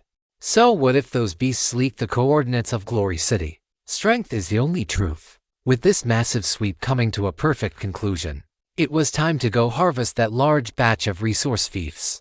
Because there was a mechanism limiting the conquest of resource territories to 3 per day, Jizang was unable to claim that many territories back himself. He immediately sent an order to Yixingzhou, instructing him to lead the various patrol squads to round up all the resource territories from the monster nests. Yixingzhou's speed of action was swift, and with the large number of men under his command, all the resource territories were recovered in less than 20 minutes. The number of low-tier resource territories E-grade, D-grade, and C-grade was staggering. Even the patrol squads didn't have enough manpower to collect them all. So they simply let the ordinary members of the Justice Alliance go out and claim them. Whoever picked them up got to keep them, treating it as a bonus from the organization. Consequently, the survivors in the entire main city No. 6 began to act with excitement, swarming out like people rushing to the beach for a low-tide harvest. Even survivors from other main cities heard the news and came, but unfortunately, the distance was too great. By the time they arrived, everything had already been picked clean, leaving them to wring their hands in regret, wishing their household registration had been in main city No. However, after today, it would be much the same anyway. After all, everyone's territories had already been successfully relocated to main city No. 6, and from now on, this would be their base of operations, excluding the low-tier resource territories. B-grade resource territories reached 2. A-grade resource territories reached 500. S-grade resource territories reached 87. SS-grade resource territories reached 22. SSS-grade resource territories reached 5. This was a massive fortune. Jizang had the alliance members synthesize them on-site first, then consolidate them. And after several rounds of continuous processing, they synthesized 50 SSS-grade resource territories. In addition, there were 39 that couldn't be synthesized into SS-grade resource territories, along with various other rare minerals. This haul was absolutely maxed out. As for those SS-grade and below, Jizang confiscated them all to reward those who had made outstanding contributions to the alliance. As for the remaining SSS-grade resource territories, Jizang merged them all into his own territory. This wave was incredibly satisfying, especially the gold mines, which were specifically synthesized starting from C-grade. The quantity was the highest, directly hitting the cap of 15 SSS-grade mines. It reached the maximum limit an individual could hold. The moment these SSS grade mines were merged, the system notification sounded in Jizang's mind. Congratulations on successfully acquiring 10 SSS grade resource territories. Territory area expanded from 100 square kilometers to 300 square kilometers. As the notification faded, the surrounding territory began to expand rapidly. The city walls pushed outward continuously, ultimately increasing the entire area by a full 3 times. Jizang felt a sense of relief as he watched. It really is better to have more space, otherwise, with the current size of the mechanical giant turtle, it would have been a struggle just to move through the gate. He opened the territory stele, and the panel immediately appeared before his eyes. Territory stele owner, Jizang. Total territory area 300 square kilometers. Current resource territories, gold mine. SSS grade X15 full can perform over limit fusion wall field. SSS grade X10 iron mine. SSS grade X8 elemental mine sad face sill. SSS grade X7 lumberyard sad face sill. SSS grade super timber X10 mithril mine. SSS grade X3 crystal mine. SSS grade X2 glittering gold mine. SSS grade X1 vibranium mine. SS grade X1 obsidian mine. S grade X1 defense construction mall teleportation. When he saw the over-limit fusion option next to the gold mine entry, Jizang was stunned for a moment and tried clicking on it. Do you wish to perform over-limit fusion on the gold mine? Friendly reminder. After performing over-limit fusion, 15 SSS grade gold mines will fuse into 1 R grade gold mine, and it will occupy all slots in the gold mine category. There was such a thing. Definitely fuse it. No need to think twice. Jizang felt a surge of joy. This saved a lot of trouble, and the gold mine would be of a higher grade with more concentrated efficiency, allowing the mythical grade tools he would extract later to be of greater use. Otherwise, the output from the current SSS grade resource territories was no longer enough to excite him. After all, killing a single overlord tier monster yielded 100 million gold coins. He didn't know how many days he would have to mine with resource territories to match that. Jizang decisively clicked upgrade. The next second, a brilliant 7-colored light enveloped the 15 SSS grade gold mines. All the gold mines rapidly merged together, and finally, under the tempering of the 7-colored light, they condensed into a massive golden mountain. Holy! Jizang's eyes widened slightly. The scale of this golden mountain was truly a bit frightening. This was the true endgame resource for the super main city version. A brand new panel appeared. Gold mine R grade mining slots, output per slot. 20,000 gold coins H base efficiency total output, 0 gold coins evaluation. A super large golden mountain fused from 15 highest quality gold mines, wealth that is truly inexhaustible. Chapter 323. Moonblood promoted to epic grade, goddess of night phenomenon. Jizang's eyes lit up slightly. 20 slots, 20,000 gold coin efficiency. This output was actually quite impressive. Jizang immediately arranged for the nuclear-powered labor robots to enter, and then purchased a large pile of high-grade tools from the internal trading network of the Justice Alliance. Now that the super main city version was quite mature, and there were many gamblers, the number of high-grade tools produced from tool gift packs was actually quite substantial. There was even a mythical grade iron pickaxe, which had been opened by Li Jianguo, following the current market price of 60 million gold coins. Jizang snapped it up instantly. To be honest, Jizang hadn't expected that someone as honest and thick-browed as old Li would have such a gambling streak, daring to touch the top-tier tool gift packs. It is said that he even borrowed some from Yixingzhou, Long Yucheng, and the others. It's a good thing the production actually yielded results, otherwise, he would have been plunged into debt and forced to start from scratch. Jizang directly invested a massive sum, purchasing all 10 existing epic-grade iron pickaxes in the entire super main city at a unique price of 15 million gold coins, along with 2 mythical-grade iron pickaxes and 8 legendary-grade iron pickaxes, all of which were put to work in the R-grade gold mine. As 20 robots swung the tools in their hands, gold coin income come 13. Gold coin income come 13. Holy crap! Over 10,000 gold coins coming in every 3 seconds. Jizang's mouth nearly split from grinning. This was a complete leap to an entirely new magnitude. He re-examined the gold mine panel. Gold mine are grade unique mining slots, output per slot. 20,000 gold coins H base efficiency slot 1. Nuclear powered labor robot efficiency Kung 500%. Tool efficiency Kung 2000% slot 2. Nuclear powered labor robot efficiency Kung 500%. Tool efficiency Kung 2000% slot 3. Nuclear powered labor robot efficiency Kung 500%. Tool efficiency Kung 500% slot 20. Nuclear powered labor robot efficiency Kung 500%. Tool efficiency Kung 250% total output 15.6 million Kung 1. 56 million gold coins H. Mythical blessing 10% income bonus evaluation. A super large gold mountain fused from 15 highest quality gold mines. A source of wealth that is truly inexhaustible. 17.16 million gold coins coming in every hour. A net profit of over 400 million in a single day. Just ask, who else can compare? Jizang felt incredibly exhilarated. Next, he took the opportunity to handle his other SSS grade resource fiefs. Although their yields couldn't compare to even a fraction of the R-grade gold mine, they still counted as a significant amount of wealth. After finishing these tasks, Jizang returned to his vehicle without a moment's delay. He had to go and welcome the birth of the epic grade Moon's Blood. Returning to the forging furnace, the countdown displayed on the back showed only 13 minutes remaining. Taking advantage of this time, Jizang held a video conference with the main leaders of the alliance. The Great War was imminent, and personnel deployment needed to be prepared in advance. Who must evacuate? Who needs to stay behind for defense? And how intelligence work should be arranged, all of these needed to be finalized. In truth, this work had been ongoing all day.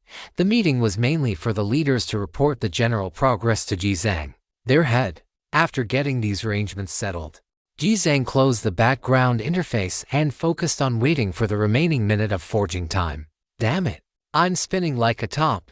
Being a leader isn't easy. Jizang sighed helplessly. The final minute passed particularly slowly. Jizang stared fixedly at the swirling energy luster in the forging furnace window, holding his breath without realizing it. 10 seconds, 3 seconds, 2 seconds, 1 second. As the final countdown ended, a prompt that sounded like heavenly music rang out in Jizang's mind. Forging successful. Moon's Blood legendary grade forging progress Kung 21.8%. Total progress 100. Forging advancement triggered. Legendary grade epic grade. It's done. As the prompt faded, the lid of the forging furnace opened. Like the opening of the world's most precious treasure chest, a thick, dark red light burst forth from the gap in the lid. The surrounding space was completely filled with the dark red light, emitting subtle vibrations and tremors. A few seconds later, all the luster converged. Only a single ancient divine weapon remained in the forging furnace, as if born from a dark moon in the void, slowly floating and sinking amidst the boundless divine radiance, waiting for its master to claim it. Jizang felt his breathing stall. He slowly stepped forward and grasped the scabbard, which was covered in mysterious patterns. The moment he touched the scabbard, the scene before his eyes changed abruptly. An ancient vision descended before him without warning. The walls and floor of the vehicle around him peeled away like a fading oil painting. In their place was an endless, cold, and brilliant sea of stars. Jizang could hardly find the words to describe the shock of the scene before him. He stood in the void, his feet treading upon flowing, endless stars. A great unknown will drove him to slowly draw the blade. Clang! The extreme silence of the surroundings was shattered by this clear chime that resonated throughout the universe. It was not the sound of metal, but more like the first cry of a blood-red full moon at its birth. Immediately following, from the depths of the star sea, came a pulse that seemed to originate from eons ago, a pulse so heavy it made the soul tremble. A deep lunar disk slowly rose from the darkest part of the star sea. It was not a bright silver plate, but a moon of such thick, dark red that it could not be dissolved, like an ancient, dried blood scab in the universe, or perhaps the pupil of an old god gazing upon all things in the world. The light it emitted did not illuminate, it devoured. It swallowed the radiance of the surrounding stars, staining them with a layer of murderous, blood-colored halo. Against the backdrop of this dark red moon, the myriad stars became subjects trembling under its majestic authority. Right in front of this dark red moon, Countless shattered starlight and shadows from the deep void began to converge and outline. Finally, they intertwined into a huge, hazy female silhouette whose true face could not be glimpsed. Her long hair was like spilled nightfall, her skirt like flowing shadows. Even just a side profile occupied most of the field of vision, radiating an ancient, tranquil, and supreme loneliness that caused time and space to freeze. She seemed like nothing more than an unconscious projection from a deep slumber. A single glance cast across endless epochs. Jizang could not hear any sound. Yet it felt as if the roar of billions of stars collapsing and being reborn was pouring directly into his consciousness. The silhouette of the goddess of night seemed to shift ever so slightly. A gaze, deeper than the abyss and purer than the eternal night, seemed to pierce through time and dimensions, reflecting into the deepest depths of Jizang's soul. Chapter 324. The embryonic form of a future new god's authority, a gift from the night. This was a will that Jizang was completely unable to withstand. In less than a second, Jizang experienced a brief moment of lost consciousness, and the surrounding environment shattered completely like a mirror. The vast starry sky and the red moon were completely withdrawn from his consciousness. The vision before his eyes immediately returned to reality. Ha ha! Jizang stumbled back several steps, gasping for air. He subconsciously checked the time. That brief moment of vision had actually lasted for over 3 minutes in reality. Jizang took several deep breaths on the spot before he finally recovered from that state of shock. His entire body was already drenched in cold sweat. It was only now that he deeply realized how vast the gap was between his current self and these legendary, true deities. It was like an ant looking up at the starry sky, unable to even comprehend the grandeur of the other party. No wonder that once the divine wish power appeared, even true giants like the elven royal court showed unprecedented importance. This was a path to the heavens in the truest sense. Jizang shook his head, dispersing the lingering thoughts in his mind, and refocused his attention on the moon's blood in his hand. The epic-grade moon's blood did not differ much in size from before. However, the entire scabbard had transformed into a color of pure dark night, no longer covered in fixed patterns, but rather in slowly rotating miniature nebulae and a faint, shimmering red moonlight. These rays of light drifted slightly, like sparks splashing from burning charcoal. Jizang gripped the hilt and slowly drew the blade. In the process, he could feel a sense of resonance, as if the weapon were an extension of his own body, reaching deep into his soul. This was a blade that belonged entirely to him. Clang! A metallic tremor rang out, and everything around seemed to be purified by this sound into a silent field.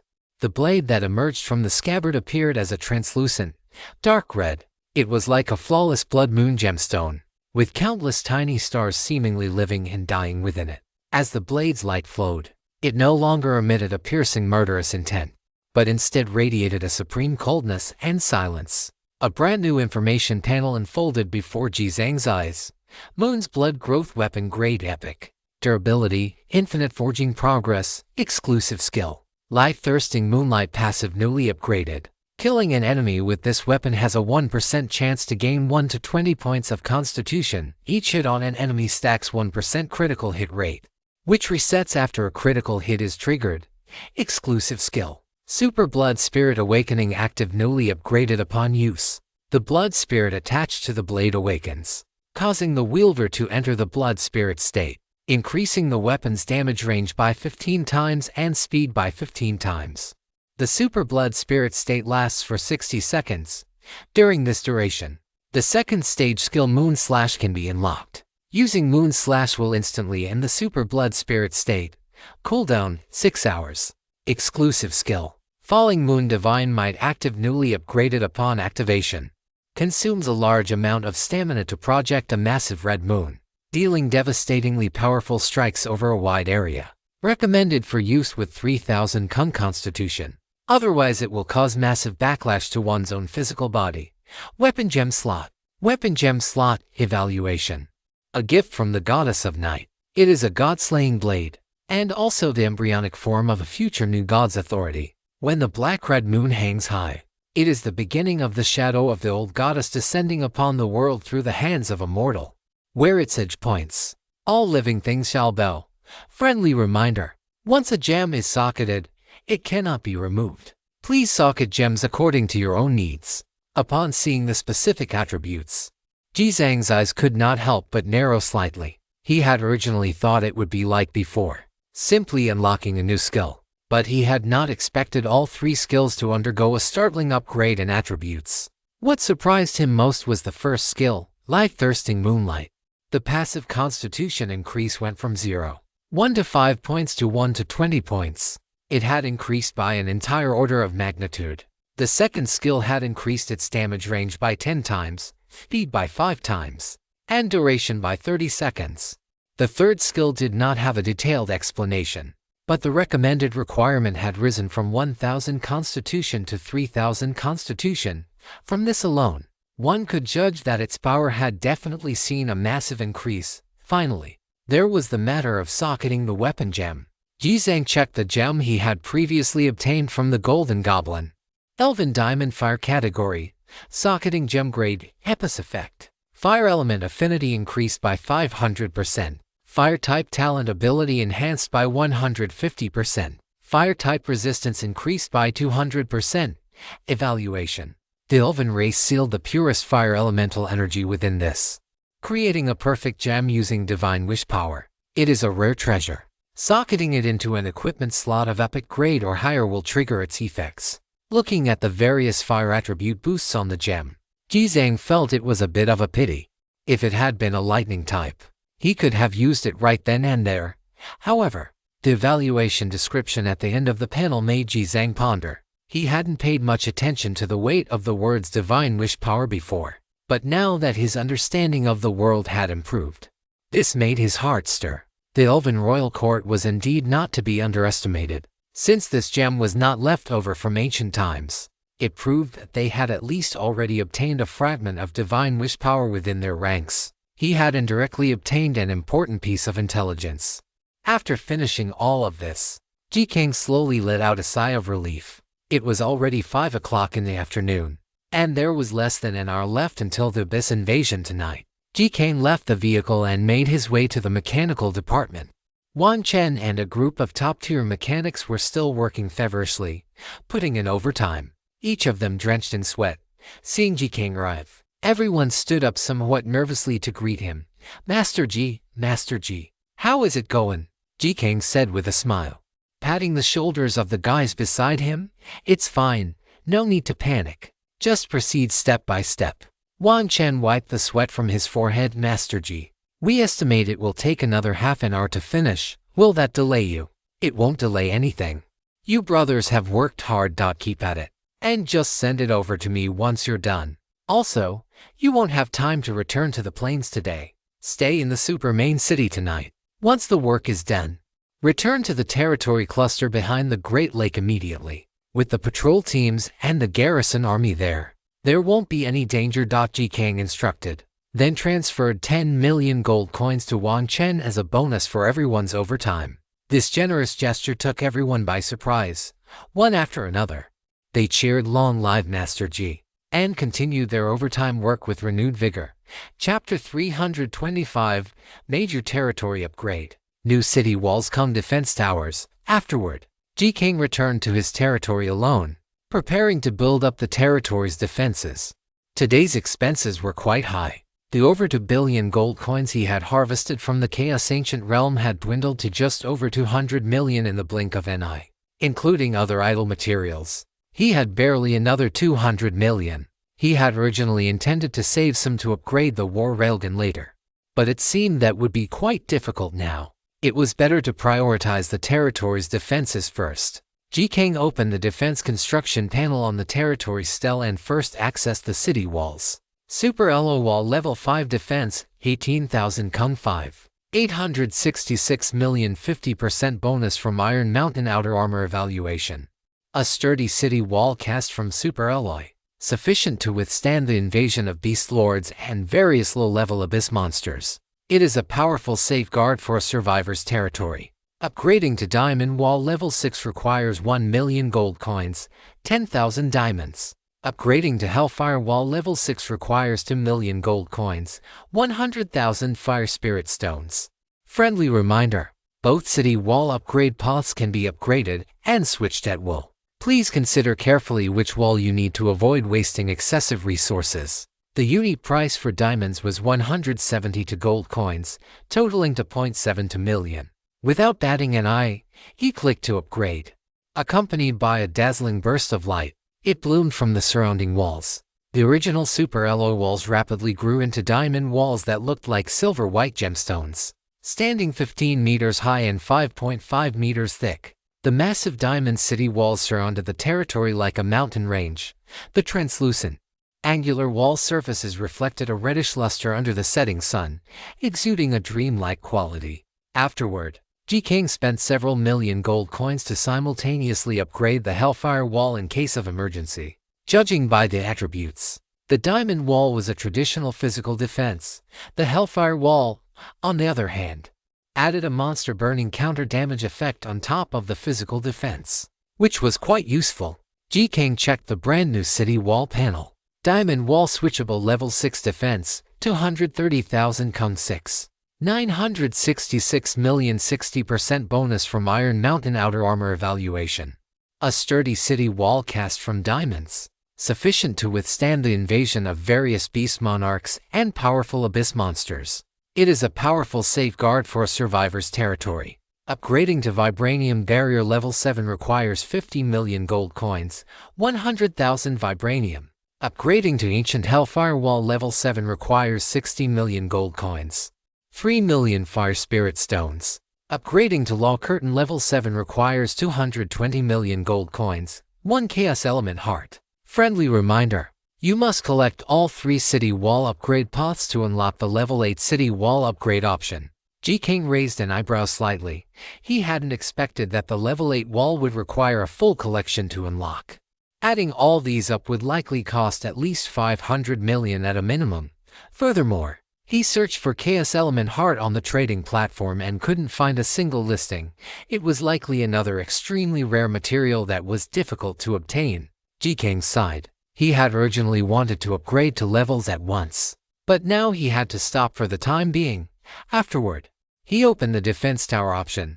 Defense Tower current quantity: Shock Tower by 1, Frost Tower by 2, Arrow Tower by 5. Cannon Tower x5 quantity limit. Evaluation: quickly build defense towers to withstand various incoming powerful enemies, allowing you to leave your territory without any worries. Building Arrow Tower requires 1,000 gold coins. Building Cannon Tower requires 1,000 gold coins. Building Frost Tower requires 50,000 gold coins, 500 Ice Spirit Stones. Building Ghost Tower requires 100,000 gold coins, 20 Soul Stones. Building Shock Tower requires 200,000 gold coins. Building Purgatory Blood Tower requires 2 million gold coins, 1 Purgatory Eye. Building Chaos Law Tower requires 1 billion gold coins, 1 Chaos Element Heart. Friendly reminder: reasonably combining and building various defense towers can allow your territory to calmly deal with various types of enemies. Note: dismantling high-level defense towers will refund 70% of all costs. Now that the territory level had been raised to our rank, the limit for the number of defense towers had reached 40. Previously, he had been quite conservative regarding the construction of his territory's defense towers, but now, the location of the super main city has been exposed. What he would face in the future was not just abyss monsters, but also those other main cities lurking in the shadows, watching like tigers eyeing their prey. It was time to ramp up both the quantity and the strength of his defensive towers. First were the Arrow Tower and Cannon Tower, the 2 cheapest basic defensive towers. He added 5 of each and upgraded them all to level 6. Total cost: 42 million. After a burst of white light from the upgrades, Jizang inspected the new panels for both types of defensive towers in turn. Arrow Tower Level 6 quantity: attack power, 168,000 con 56 million 60% bonus from main vehicle attack range, 5,000 meters fire rate, 6 shots, I-second evaluation. A super high-speed arrow tower with higher attack power, faster fire rate, and longer range. Within its domain, it can deal massive damage to any single target. Upgrading to level 7 Arrow Tower requires 10 million gold coins. Cannon Tower Level 6 quantity: attack power, 350,000 kung 56 million 60% bonus from main vehicle attack range, 3,000 meters fire rate, 10 shots, minute area of effect attack splash damage radius, 100 meters evolution. A powerful large-scale cannon tower. Each shell can inflict heavy damage on a large area of enemies, making it a formidable weapon for dealing with swarms of monsters. Upgrading to level 7 cannon tower requires 23 million gold coins. That's settled. With the 56 million attack power bonus from the main vehicle, anyone who takes physical damage wouldn't be able to withstand it, no matter who they were. Following this, Jizang upgraded to Frost Towers, to Ghost Towers, and to Shockwave Towers, focusing on a balanced mix of effects. The Frost Tower provided crowd control, and the Ghost Tower provided high-volume attacks. There was no need to upgrade these to high. Spending a few million to get them to level 3 was sufficient. Then there was the Shockwave Tower. This thing had performed meritorious service in the previous waves of monster invasions. Its super wide-range piercing damage could turn a large area into debris with a single shot. However, the upgrades were a bit expensive. Level 1 cost 200,000, level 2 cost 3 million, and level 3 jumped straight to 50 million. Lacking the budget, Jizang stopped after upgrading 3 of these towers to level 2. Finally, there was the Purgatory Blood Tower. He had previously obtained 5 Purgatory Hearts from the goblins, sold 1 along the way, and now had 4 left. Jizang spent 8 million gold coins to construct these for sub-top tier defensive towers. Chapter 326, Pre-Battle Layout. Pulse Gun promoted to Epic Grade. As a white light emerged, 4 blood-red defensive towers, each 35 meters tall, rose from the ground within the territory. Their sheer size and aura alone overshadowed all the other defensive towers. A piece of information appeared.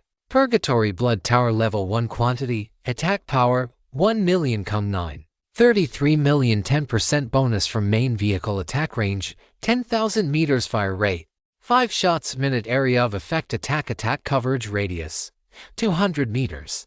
Passive skill Purgatory Blood Infection. The attacks of the Purgatory Blood Tower can continuously adhere to enemies, causing persistent, massive burning damage. Evaluation. The Purgatory Blood Tower is an extremely powerful top-tier defensive tower, possessing ultra-long range, ultra-high lethality, and ultra-large damage radius, and continuous damage effects. Upgrading to Purgatory Blood Tower Level 2 requires 20 million gold coins, 1 Purgatory Heart. Friendly reminder. The Purgatory Blood Tower can also deal damage to monsters with special states, such as spirit form, magic immunity, or physical immunity. Jizang nodded in satisfaction. In terms of raw lethality, the arrow towers and cannon towers were still the most ferocious. After all, they enjoyed the highest level 6 attack bonus. The Purgatory Blood Towers only had a level 1 bonus, so there was still a gap in raw attack power. Fortunately, the Purgatory Blood Tower's damage radius, range, and attack type made it the most comprehensive existence among all types, which compensated for many shortcomings. With that, the territory construction was fully completed. Jizang drove the super mechanical giant turtle all the way to the front line of the No. 6 main city territory cluster. To be safe, Jizang had activated the holographic skin camouflage state a moment ago. The size and appearance of the mechanical giant turtle had reverted to that of a war platform, so it did not cause any major commotion. This was the impressive part of a Tier 6 vehicle. Now, not only was it visually invisible, but even the shockwaves, airflow, and noise caused by the vehicle's movement could be perfectly masked. Unless someone walked into their wall, they would basically not be discovered. Even radar scans were useless. Jizang stepped down from the vehicle. A group of high-level leaders from the temporary command post immediately surrounded him and welcomed Jizang into the command tent. Master Ji, Long Yucheng, and Li Wei, acting as the heads of intelligence, were the first to report on the battle situation. Based on the high-intensity exploration over the past 2 days, they had basically determined the specific situation within 30 kilometers of Radiant City. There were only 2 super main cities adjacent to Radiant City, but both had reacted extremely violently to their scouts. The opponents didn't even intend to capture them alive. They simply unleashed long-range fire coverage. Several of the teams sent out by Radiant City that got closest to the opponents had suffered heavy losses and only managed to escape by luck. Without a doubt, those were among the main opponents they would face tonight. Since the afternoon, the large number of sentries spread around Radiant City had also begun to detect a massive number of vehicles approaching.